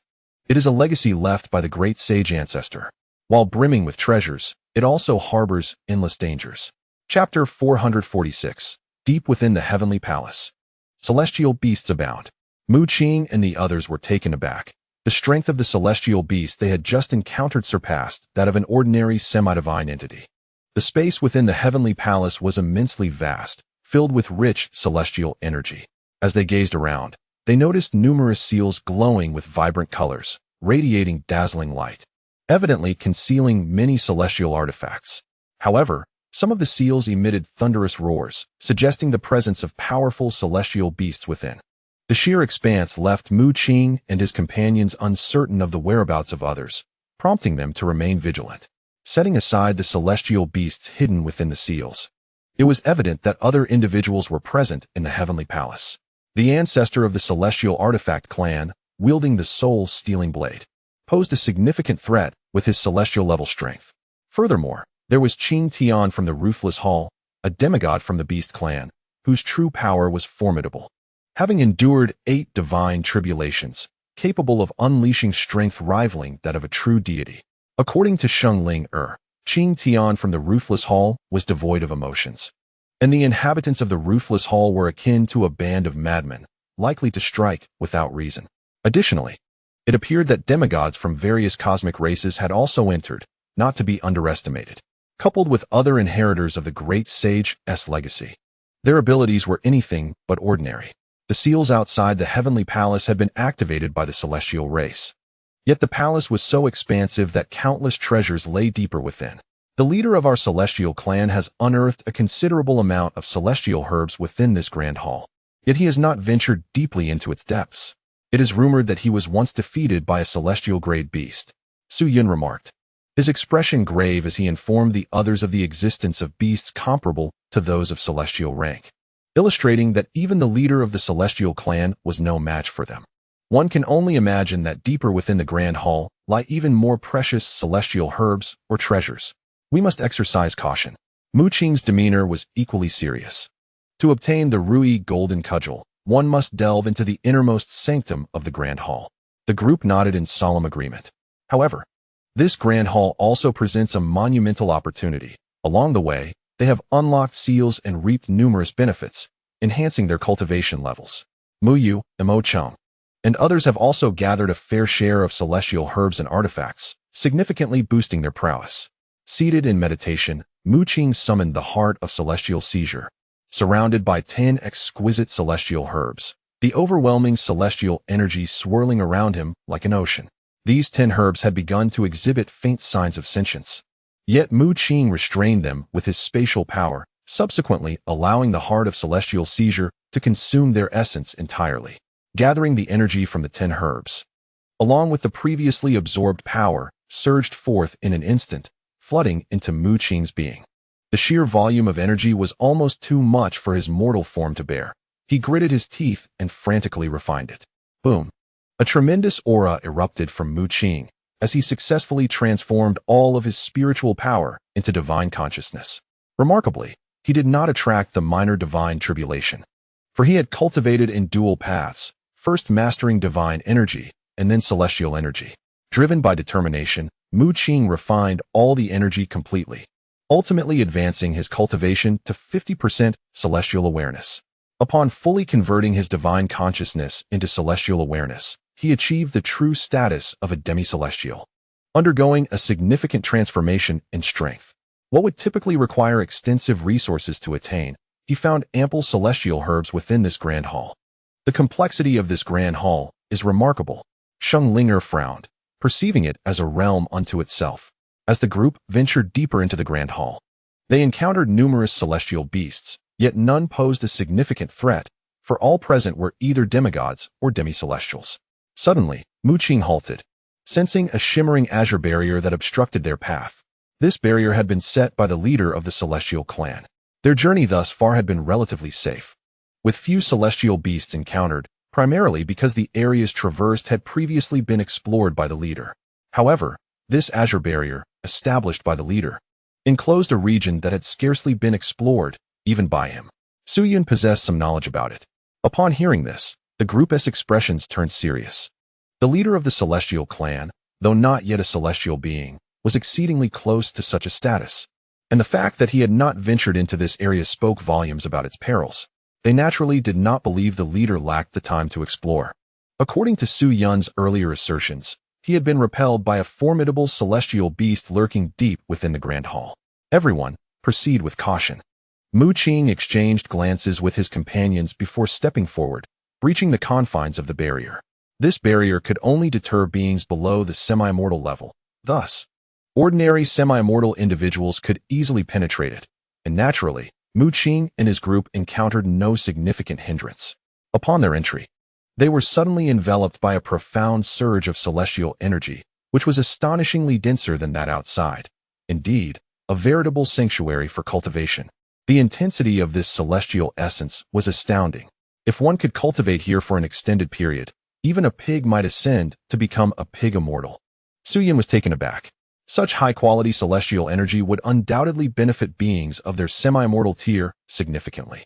Yet, Mu Qing, after absorbing the celestial energy for a while, shook his head. Although he was currently at the great ability level, his true prowess far surpassed that of an average semi-mortal. Moreover, his unique bloodline cultivation method required an immense amount of energy to propel it. While the celestial energy here was incredibly rich, it offered Mu Qing little assistance.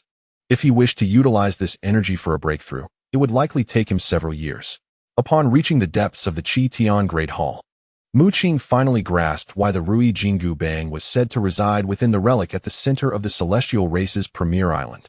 Before his eyes lay an expanse of ruins, interspersed with numerous intact palaces, truly resembling a site of antiquity.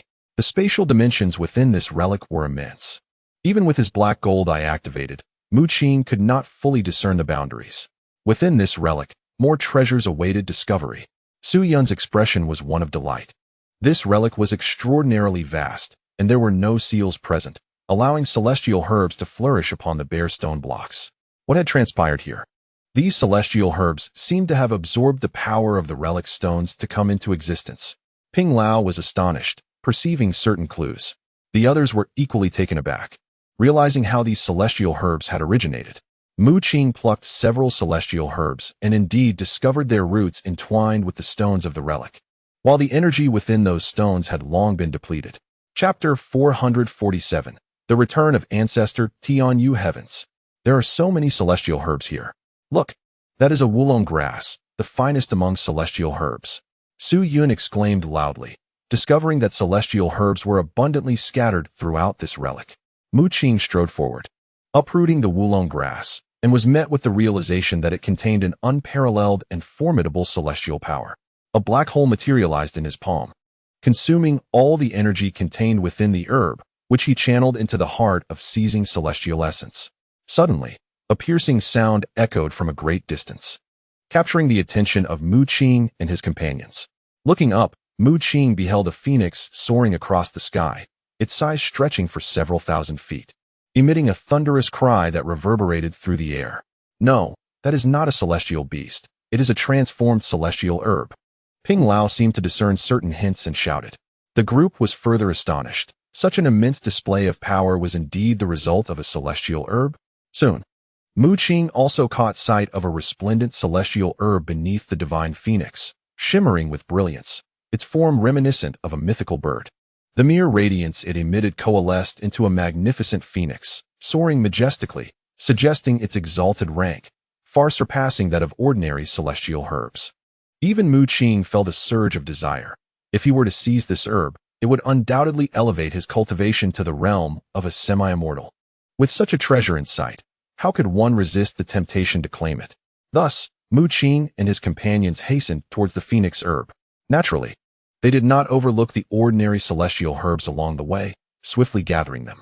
It seemed that these mundane herbs held little value for the celestial beasts in this area, most lying scattered among the ruins, with only a few guarded by celestial creatures. Although this place was vast, the commotion caused by the phoenix herb was significant enough to potentially attract others. "Be cautious," said Ling'er softly, her delicate face betraying a hint of concern. Mu Qing nodded, advising everyone to prepare for battle, as those who entered the Hall of Equal Heaven were predominantly powerful beings, far beyond the ordinary semi-mortals and demigods. "Are we the first to arrive?" Upon reaching the vicinity of the phoenix herb, they noted the absence of any traces around. Yet 5 semi-immortal celestial beasts stood sentinel beside it. "Act swiftly, or we risk losing our opportunity," Mu Yu urged. The group surged forward, easily overpowering the semi-immortal beasts, dispatching them in mere moments. Mu Qing unfurled the starry sky divine kingdom, intent on claiming the phoenix herb. Suddenly, the phoenix herb trembled, unleashing a torrent of celestial energy that materialized as a phoenix apparition, emitting a tremendous cry. Mu Qing's expression shifted. The herb appeared to have developed a semblance of sentience, exhibiting resistance. A surge of celestial power erupted, breaking through the confines of the starry sky divine kingdom. Haha, to think such an astonishing celestial herb would exist here. Just then, a beam of sword light streaked through the air, colliding with the phoenix herb. Within the sword light was a figure, eyes ablaze with greed, swiftly forming seals as countless sword lights enveloped the herb, ensnaring it within his grasp. "It's you." A murderous intent flared in Mu Qing's eyes, astonished that someone would dare to snatch the herb before him. Upon recognizing the figure within the sword light, his shock deepened. It was none other than Ancestor Tianyu. Originally a formidable being, Ancestor Tianyu had been repelled by Mu Qing using the extermination sword array, yet here he was, reappearing in this moment. "Haha, did you not expect this?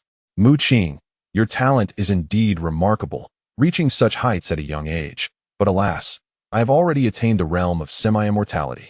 Ancestor Tianyu laughed heartily upon identifying Mu Qing, relishing the moment, unable to forget the humiliation of being bested by a mere peak king from the illustrious Tianyu Palace. In that battle, the venerable Tianyu ancestor's blood spirit was severely damaged. He spent an extensive amount of time recovering, and just as he was about to seek vengeance against Mu Qing, he discovered something unusual in the South Pole, ultimately entering this treasury world. Upon arriving in the treasury world, the Tianyu ancestor encountered a series of fortuitous events and was overjoyed to find that the ascension sword cannon he practiced could condense powerful celestial energy. Shedding his divine power, he became enveloped in an aura of celestial energy and subsequently found numerous celestial herbs, elevating his cultivation to that of a semi-immortal.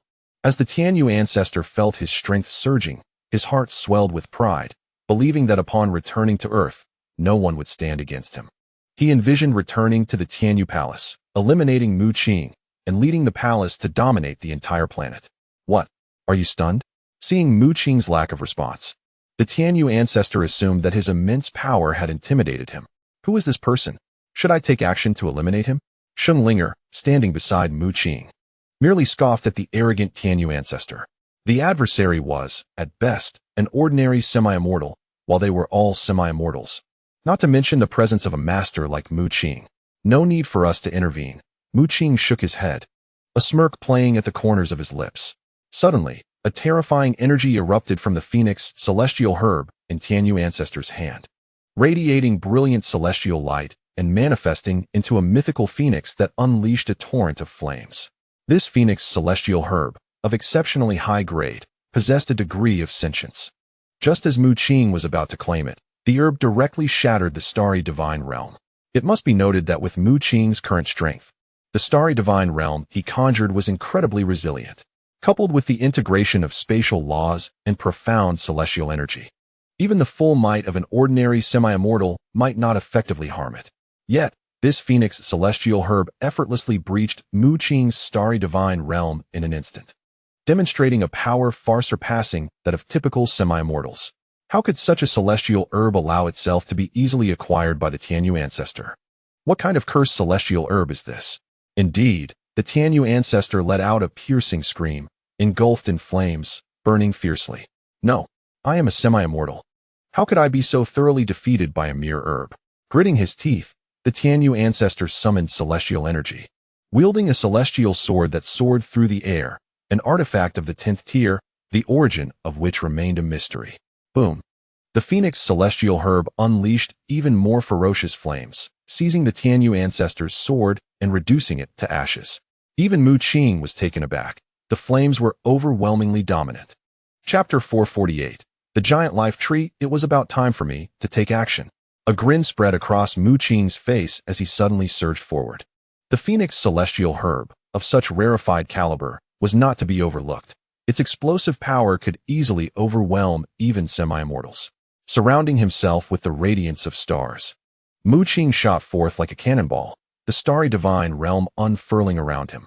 The extermination sword array bursting forth with resplendent brilliance as a beam of sword light cleaved through the air. Here comes that move again. The venerable Tianyu stared with wide eyes, having just been struck by the flames conjured from the phoenix elixir. Still reeling from the blow when a streak of sword light pierced through his abdomen. A gaping wound appeared, blood gushing forth. How could this be? Tianyu coughed blood. Disbelief etched across his face. He was a formidable half-immortal, having recently re-established his celestial energy, feeling an unprecedented surge of power. Yet, in this moment, he had been wounded successively by both a divine herb and Mu Qing. Tianyu well remembered Mu Qing's extermination sword formation, which had once defeated him when he was still a mighty being. Now, having achieved half-immortal status, he regarded Mu Qing as nothing more than a mere insect. Yet the outcome was eerily reminiscent of the past. The fearsome sword light erupting from the extermination sword formation mercilessly pierced through his form. Buzz. As the phoenix elixir witnessed the clash between Mu Qing and Tianyu, it emitted a burst of celestial radiance before turning to flee. It had attained sentience. Despite its formidable strength, it sensed a hint of threat from Mu Qing, believing that remaining would inevitably lead to its consumption and refinement. However, Streams of moonlight began to coalesce before the phoenix elixir, forming colossal white serpents, their scales shimmering with lunar brilliance, adorned with crescent runes. The phoenix elixir trembled lightly, and a phoenix, suffused with celestial energy, erupted with a cry that soared for tens of thousands of feet. Yet, in the next moment, the moon serpents roared, ensnaring it completely, rendering it immobile. Sheng Linger smirked slightly. As a prodigy of the Tianyu Palace, her strength far surpassed that of Tianyu. The phoenix elixir was at best comparable to an ordinary half-immortal and posed no challenge to her, swiftly ensnared by the moon serpents. Seeking death, Tianyu roared in fury, as a gigantic tree materialized behind him, lush and vibrant, exuding a terrifying life force that cascaded down, merging with his form. Buzz! In an instant, Tianyu's wounds were entirely healed, and he unleashed the ascension sword technique, conjuring countless beams of sword light aimed at Mu Qing. What is that? The crowd gasped in astonishment, and Mu Qing narrowed his eyes. The life tree behind Tianyu was possibly the secret to his breakthrough into half-immortality, controlling the extermination sword formation. The overwhelming force of annihilation completely countered the celestial energy within Tianyu. Sword lights slashed through, but each time Mu Qing inflicted a wound, the life tree surged with vitality, healing any injury in the blink of an eye. Puff! Mu Qing condensed dark celestial energy into a great halberd, striking down Tianyu's arm with ferocity. However, Tianyu paid no heed, grinning maliciously as he gathered terrifying sword light in his other hand, striking Mu Qing with a forceful blow. Mu Qing furrowed his brow, coughing blood as he was forced back, numerous sword wounds appearing across his body. Although Tianyu was relatively weaker, he fought with reckless abandon, willing to inflict greater injury upon himself to harm Mu Qing. In the next moment, Mu Qing's pupils constricted slightly as he noticed the colossal life tree behind ancestor Tianyu tremble, showering down azure light. In the brief span of a breath, ancestor Tianyu's severed arm astonishingly regrew. What in the world is this? Mu Qing was astounded. Such a regenerative ability was utterly beyond comprehension. He turned to Elder Tu, a seasoned warrior once under the command of the god of the starry sky, hoping for insight. Yet, Elder Tu shook his head, revealing his unfamiliarity with the origins of the life tree. It could very well be a celestial artifact or something crafted by ancient human powers. The only certainty was its connection to the celestial realm, Elder Tu stated solemnly. How about that? No matter how many allies you gather, no matter how defiant you may be, you shall never be my match. Ancestor Tianyu laughed heartily, his eyes brimming with malevolence. Boom! A murderous intent surged from Ancestor Tianyu's gaze, as the celestial energy within him erupted wildly. Waves of sword light and sword aura surged forth, converging into a terrifying sword intent that spanned the heavens and earth, charging directly at Mu Qing. Ignoring the risk of injury to himself, Ancestor Tianyu unleashed his boundless celestial energy with unrelenting force, intent on inflicting damage upon Mu Qing. Puff! Mu Qing shattered 10 chaotic chains, fully activating the celestial slaying sword array, nearly cleaving Ancestor Tianyu's body in two. However, in the next moment, the life tree shed its azure glow, and within a breath, Ancestor Tianyu was completely healed. Under such reckless combat, Mu Qing was left with numerous wounds, while Ancestor Tianyu remained unscathed. Die! Ancestor Tianyu's visage twisted with rage as he charged again. Mu Qing furrowed his brows and summoned his ultimate technique. A black golden light flickered in his left eye, drawing Ancestor Tianyu into an illusion. In the next instant, Ancestor Tianyu screamed in agony as golden flames erupted from within him, contorting his form, consumed by the searing inferno until he was reduced to ashes. Mu Qing's wheel of 10,000 flames, combined with the innate characteristics of the Eye of Void, swiftly targeted the weak points in Ancestor Tianyu's mind. Even though the latter's cultivation was superior, he was drawn into the illusion, where unending golden flames incinerated him completely. Surely, he could not heal from this. Mo Chung and the others watched in utter shock, having never witnessed such a regenerative capability. Yet, Mu Qing's brow remained furrowed as he looked up. The life tree had not dissipated. Buzz! Mu Qing's pupils narrowed once more as he observed a vibrant azure light descending from the dense foliage of the life tree, revealing a single leaf. Suddenly, a blinding radiance erupted forth. Useless, you cannot kill me.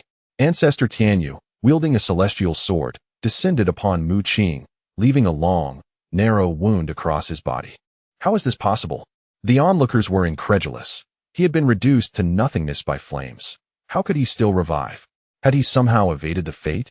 Mu Qing was equally perplexed. However, the Elder too informed him that it was not the case of evading the past. This individual had indeed been struck by your myriad fiery cycles, consumed entirely by the golden flames. Yet, that single leaf had miraculously reconstituted his nearly shattered soul and resurrected him. Chapter 449, Bloodsword Technique. Mu Qing was utterly astonished. What manner of entity was that life-giving giant tree? A mere leaf could bring the deceased back to life. He lifted his gaze to the colossal tree, his lips twitching in disbelief. What kind of phenomenon could be so defiant against the natural order? I can see that you are indeed formidable. Your prowess, merely at the level of a great being, surpasses that of an ordinary semi-immortal. The elder Tianyu declared solemnly. He then broke into a wicked grin, exclaiming, "But what of it? I am an indestructible being. No matter how powerful you are, I shall outlast you." With that, Tianyu wielded a celestial sword, dashing forth with a flood of sword light that rent the heavens asunder. Although Tianyu was merely a semi-immortal and had been easily vanquished by Mu Qing, his strength was not to be underestimated. The sword lights traversed the air, shredding the surrounding space, leaving behind fragments of darkness.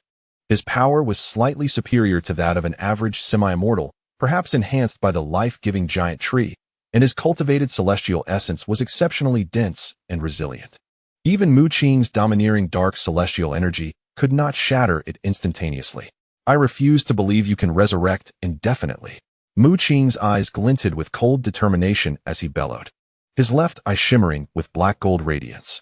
Suddenly, torrents of golden flames erupted into existence, surging towards his adversary. The golden flames conjured by the black gold I could effortlessly obliterate a semi-immortal. Tianyu let out a shriek, yet he faced death fearlessly, willing to be reduced to ashes by the golden flames in order to inflict injury upon Mu Qing. With a thrust of solidified sword light entwined with celestial essence, he breached Mu Qing's defenses, inflicting a grievous wound that pierced through his chest, blood gushing forth in torrents. Tianyu, on the other hand, wore a sinister expression. Even as he was consumed by the golden flames, a mocking grin remained etched upon his features. Buzz! Another leaf fell from the life-giving giant tree, bursting with radiance. And Tianyu was reborn. Ha ha! Futile! No one in this world can slay me. Tianyu laughed heartily as he once again summoned terrifying sword lights, slicing through the air. I seek ascension, the immortal's sword. He propelled the sword of ascension to its zenith, bolstered by his resilient and potent celestial essence, wielding tremendous power. Mu Qing activated his black gold eye, summoning a deluge of golden flames to counter this strike, though he found himself slightly winded. The continuous use of the black gold eye was taking its toll. If I cannot kill him, I shall seal him completely, Ping declared with authority. With a resounding roar, Mu Yu, Mo Cheng, and others, including Sheng Linger, united their efforts to forge a grand formation. This formation radiated with unparalleled brilliance, inscribed with countless arcane symbols, embodying an immensely powerful sealing force. As Mu Qing engaged in battle with the venerable Tianyu, the others could not afford to stand idly by. Witnessing the extraordinary abilities of the venerable Tianyu, they realized that conventional methods would be utterly futile in their attempt to vanquish him. Thus, under the leadership of Ping Lao, Mu Yu, and Sheng Linger, they amassed a formidable surge of energy, collaboratively forming a vast sealing array. Sheng Linger, hailing from the Tianyu Palace, possessed an array of secret techniques, among which the Tianyu serpent was a binding spell capable of ensnaring even the phoenix. This time, she conjured a sealing formation, harmonizing it with the collective strength of those present, ultimately manifesting it into existence. This sealing formation could strip a typical half-immortal of their entire power upon encounter, imprisoning them within its confines. A glint of determination flashed in Mu Qing's eyes as he sought an opportunity. Harnessing the power of his black gold eyes, he commanded golden flames to consume the venerable Tianyu's limbs.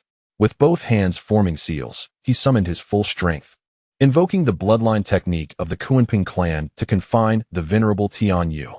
Spatial translocation. He bellowed with ferocity, causing the space surrounding the venerable Tianyu to warp, propelling him into the void. In the next moment, Tianyu's figure materialized within the ceiling array, crashing to the ground. What manner of formation is this? The venerable Tianyu pondered, attempting to utilize the power of the life giant tree to restore his limbs, only to discover that this ceiling array had severed his connection to it. His limbs, engulfed in golden flames, left him devoid of power, rendering him akin to a crippled mortal. Phew, at last he is dealt with. Mu Qing exhaled a sigh of relief. Deep within the starry divine kingdom, the heart of the seizing immortal surged with pure energy, aiding him in recovering from his injuries and replenishing his dark celestial energy. Linger cast a glance at Mu Qing, somewhat astonished. This ceiling array, a product of the Tianyu Palace, could isolate everything. Any entity that entered would be sealed. Named the 3-yuan ceiling array, it would strip individuals of their power on the first day, their bloodline on the second, and seal their souls on the third. Such a formidable array, and yet Mu Qing had managed to directly transfer the venerable Tianyu into it using spatial power. Such an ability was rare indeed. Could it be that my junior brother's spatial techniques surpass even those of the Tianyu Palace? Linger mused, feeling a sense of mystery surrounding Mu Qing. Suddenly, the venerable Tianyu, trapped within the 3-yuan ceiling array, erupted into maniacal laughter. Despite having lost his limbs and his powers sealed, he lay helpless on the ground, yet remained undaunted. Laughing like a madman, he began to repeatedly bang his head against the ground with increasing ferocity. Crack! At last, the venerable Tianyu managed to smash his head into a bloody hole. Devoid of any power, he naturally could not survive, losing consciousness on the spot. A sense of foreboding washed over Mu Qing as he turned to see the life giant tree hovering high above. With a gentle tremor, a leaf cascaded down. And amidst the explosion of light, the venerable Tianyu's figure re-emerged, unscathed and wearing an arrogant, contemptuous smile. How is this possible? The crowd was taken aback, gazing upon the triad ceiling formation. Within it lay the lifeless body of the ancestor Tianyu, yet before them stood the very same ancestor, completely reborn, his powers restored. The ceiling formation had thwarted the life giant tree's attempts to heal him, but it was evident that ancestor Tianyu shared a deeper connection with the life giant tree. Having returned from death once more, Mu Qing took a deep breath, feeling the weight of the challenge ahead. Kill! Ancestor Tianyu surged forth. And though Mu Qing scorched him anew with golden flames, a wound remained. You have been gravely injured.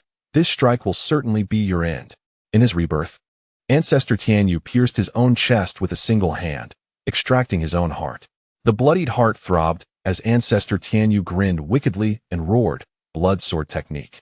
Bury the heavens, bury the earth, bury oneself. Chapter 450. The sword approaches. The entire sky darkened ominously as ancestor Tianyu unleashed a secret art. A desperate and blood-soaked killing move. Mu Qing felt a chill run down his spine as he sensed ancestor Tianyu's aura surging, transcending that of an ordinary half-immortal. Ancestor Tianyu howled to the heavens, his body erupting with numerous gaping wounds, his form withering as blood began to pour forth, coalescing into a sword of blood. A sense of foreboding gripped Mu Qing, prompting him to rush forward in an attempt to thwart ancestor Tianyu. However, the ancestor's movements were swift. The blood sword technique was his ultimate trump card, reserved for moments of dire necessity, for this fearsome secret art claimed lives upon its invocation. Blood sword technique. Bury the heavens, bury the earth, bury oneself. Ancestor Tianyu regarded this technique as a forbidden means, for once unleashed. It would cost him his own life in exchange for an unparalleled strike. Boom. It was as if thunder erupted in the sky, and the ground shattered, summoning forth the forces of heaven and earth that entwined around him. With a sickening sound, ancestor Tianyu's form had become grotesque, emaciated like a frail, old man. Before he drove the blood sword through his own body, draining every drop of blood from himself. What manner of secret art is this? So sinister. Mu Qing was astonished. Golden flames erupting from his left eye as he sought to ensnare ancestor Tianyu within an illusion. The 10,000 fire reincarnation technique was formidable. It typically ensnared those of inferior realms. Yet, after merging the fire eye and the void-piercing eye, Mu Qing could transcend realms to vanquish foes. If he could pull ancestor Tianyu into the illusion, perhaps he could interrupt the blood sword technique. Futile. Ancestor Tianyu rasped, a sinister grin upon his face as he slowly withdrew the blood sword from his body, a wave of terrifying aura radiating from him. I am aware of your ability to ensnare others in illusions, but alas, in my current state, I am no different from a corpse. You cannot draw a lifeless body into your illusion. He sneered, unafraid in the face of the golden flames. Mu Qing's expression grew grave. He could indeed sense that all of Ancestor Tianyu's vitality had been siphoned into the blood sword. Relying solely on the mysterious power of the blood sword technique to speak and wield it, even the golden flames proved ineffective against the venerable heavenly feather ancestor. His emaciated form resembled that of a specter, yet it was enveloped in a faint sanguine light, bestowing formidable defenses. Perish! The heavenly feather ancestor bellowed. As he wielded his blood sword in a sweeping arc, this strike seemingly transcending the boundaries of a semi-immortal, while it may not have fully reached the realm of immortality. It was undeniably close. Boom! The tumultuous sea of blood surged downward, the blood sword poised to strike down Mu Qing. In an explosive moment, Mu Qing sensed the imminent peril and unleashed a furious roar, shattering no less than 20 chaotic chains. Alongside the previous destruction, he had now shattered a total of 30 chaotic chains, radiating an overwhelming divine light. In an instant, the celestial domain of the astral kingdom expanded, enveloping the surrounding hundreds of miles, while countless spatial runes spread outward, invoking the most potent defense of the Qingmu clan's spatial arts. Hiss! The blood-red sword, sharp beyond compare, wielded the devastating power of both the heavenly forces and the heavenly feather ancestor himself, effortlessly tearing through Mu Qing's defenses and breaching the astral kingdom. Boom! The crimson light sword, and Mu Qing coughed up blood, a massive gaping wound appearing in his chest, blood gushing forth. He was grievously injured by that single blow. Thud! The corpse of the heavenly feather ancestor fell to the ground. Yet, the mood of the onlookers remained extraordinarily somber. From the heights, the colossal life tree scattered its leaves, radiating brilliance akin to a sun, amidst which the figure of the heavenly feather ancestor re-emerged. Ha! The heavenly feather ancestor felt an overwhelming sense of exhilaration. Once expelled from the heavenly feather palace by Mu Qing and subsequently besieged by formidable adversaries from various clans, he had narrowly escaped death, yet encountered an astonishing opportunity. The blood sword technique was terrifying. It could only be utilized once by an individual, and its use would cost them their life. However, having acquired the life tree, the heavenly feather ancestor existed as if immortal, capable of wielding this blood sword technique limitlessly, should he so desire. Isn't it just dying once? Not a big deal. I'll be reborn shortly. Blood sword technique. The heavenly feather ancestor gazed upon the severely battered Mu Qing, grinning widely as he invoked the blood sword technique once more. Draining his own vitality, a crimson blood sword emerged from within him, aimed at Mu Qing. Buzz! Strands of Tianyu's serpents materialized, yet upon contact with the sanguine light, they were obliterated. Saint Linger furrowed her delicate brows, stepping forth with her fair feet, conjuring a Tianyu mirror and activating a secret method. Alas! The blood sword was ruthless and unyielding, directly piercing through the Tianyu mirror. Protect Mu Qing. The others unleashed all their abilities, summoning array formations and conjuring barriers, alongside radiant immortal lights, yet they could not halt the blood sword's advance. As the blood sword neared the very essence of Mu Qing's being, suddenly, a brilliant golden light erupted from his eyes, and boundless golden flames ascended. Here we go again. It's futile. The heavenly feather ancestor shrieked. His skeletal frame, resembling a mere human disguise draped over a skull. The raging golden flames blazed fiercely, striving to withstand the blood sword. However, the blood sword trembled slightly, unleashing a torrent of crimson light. With each swing, it obliterated vast swathes of golden flames. Shatter! Mu Qing roared with fury, his form enveloped in chaotic energy, as chains of chaos coiled around him like celestial dragons, transforming him into a god of chaos from the depths of the universe. The chains clashed, producing a resonant sound before fracturing. This time, he was truly fighting for his life. Boom! This divine ability, though termed divine surge, had revealed to Mu Qing that this chaotic energy could indeed amplify all forms of power. Initially, he had unleashed 30 chains, reaching an astonishing level of strength. Now, as he shattered another 20 chaotic chains, his skin began to crack, with veins bulging, their blood coursing like molten lava in a frenzied torrent. A primal roar erupted from Mu Qing's mouth, the agony rendering him nearly speechless, as he was shrouded in a crimson glow, an emanation of his blood racing within. His veins bore fissures, and his internal power swelled to its zenith. Roar! Another howl resounded, but it was not Mu Qing's, it was the roar of a dragon. Even the venerable Tianyu ancestor sensed an anomaly, struggling to lift his frail form, trembling as he gazed upward. All were left in a state of shock. With Sheng Linger's delicate face etched in astonishment, her lips parted in disbelief as she looked skyward. There, a true dragon, stretching thousands of feet long, spiraled majestically. An overwhelming pressure descending like the rumble of thunder. The dragon soared through the heavens, its crimson eyes filled with a thirst for destruction, its scales a deep black, radiating an aura of annihilation. It opened its maw, unleashing a terrifying wave of energy, and from its cavernous jaws emerged a long sword, enveloped in swirling black mist. Sword, come forth,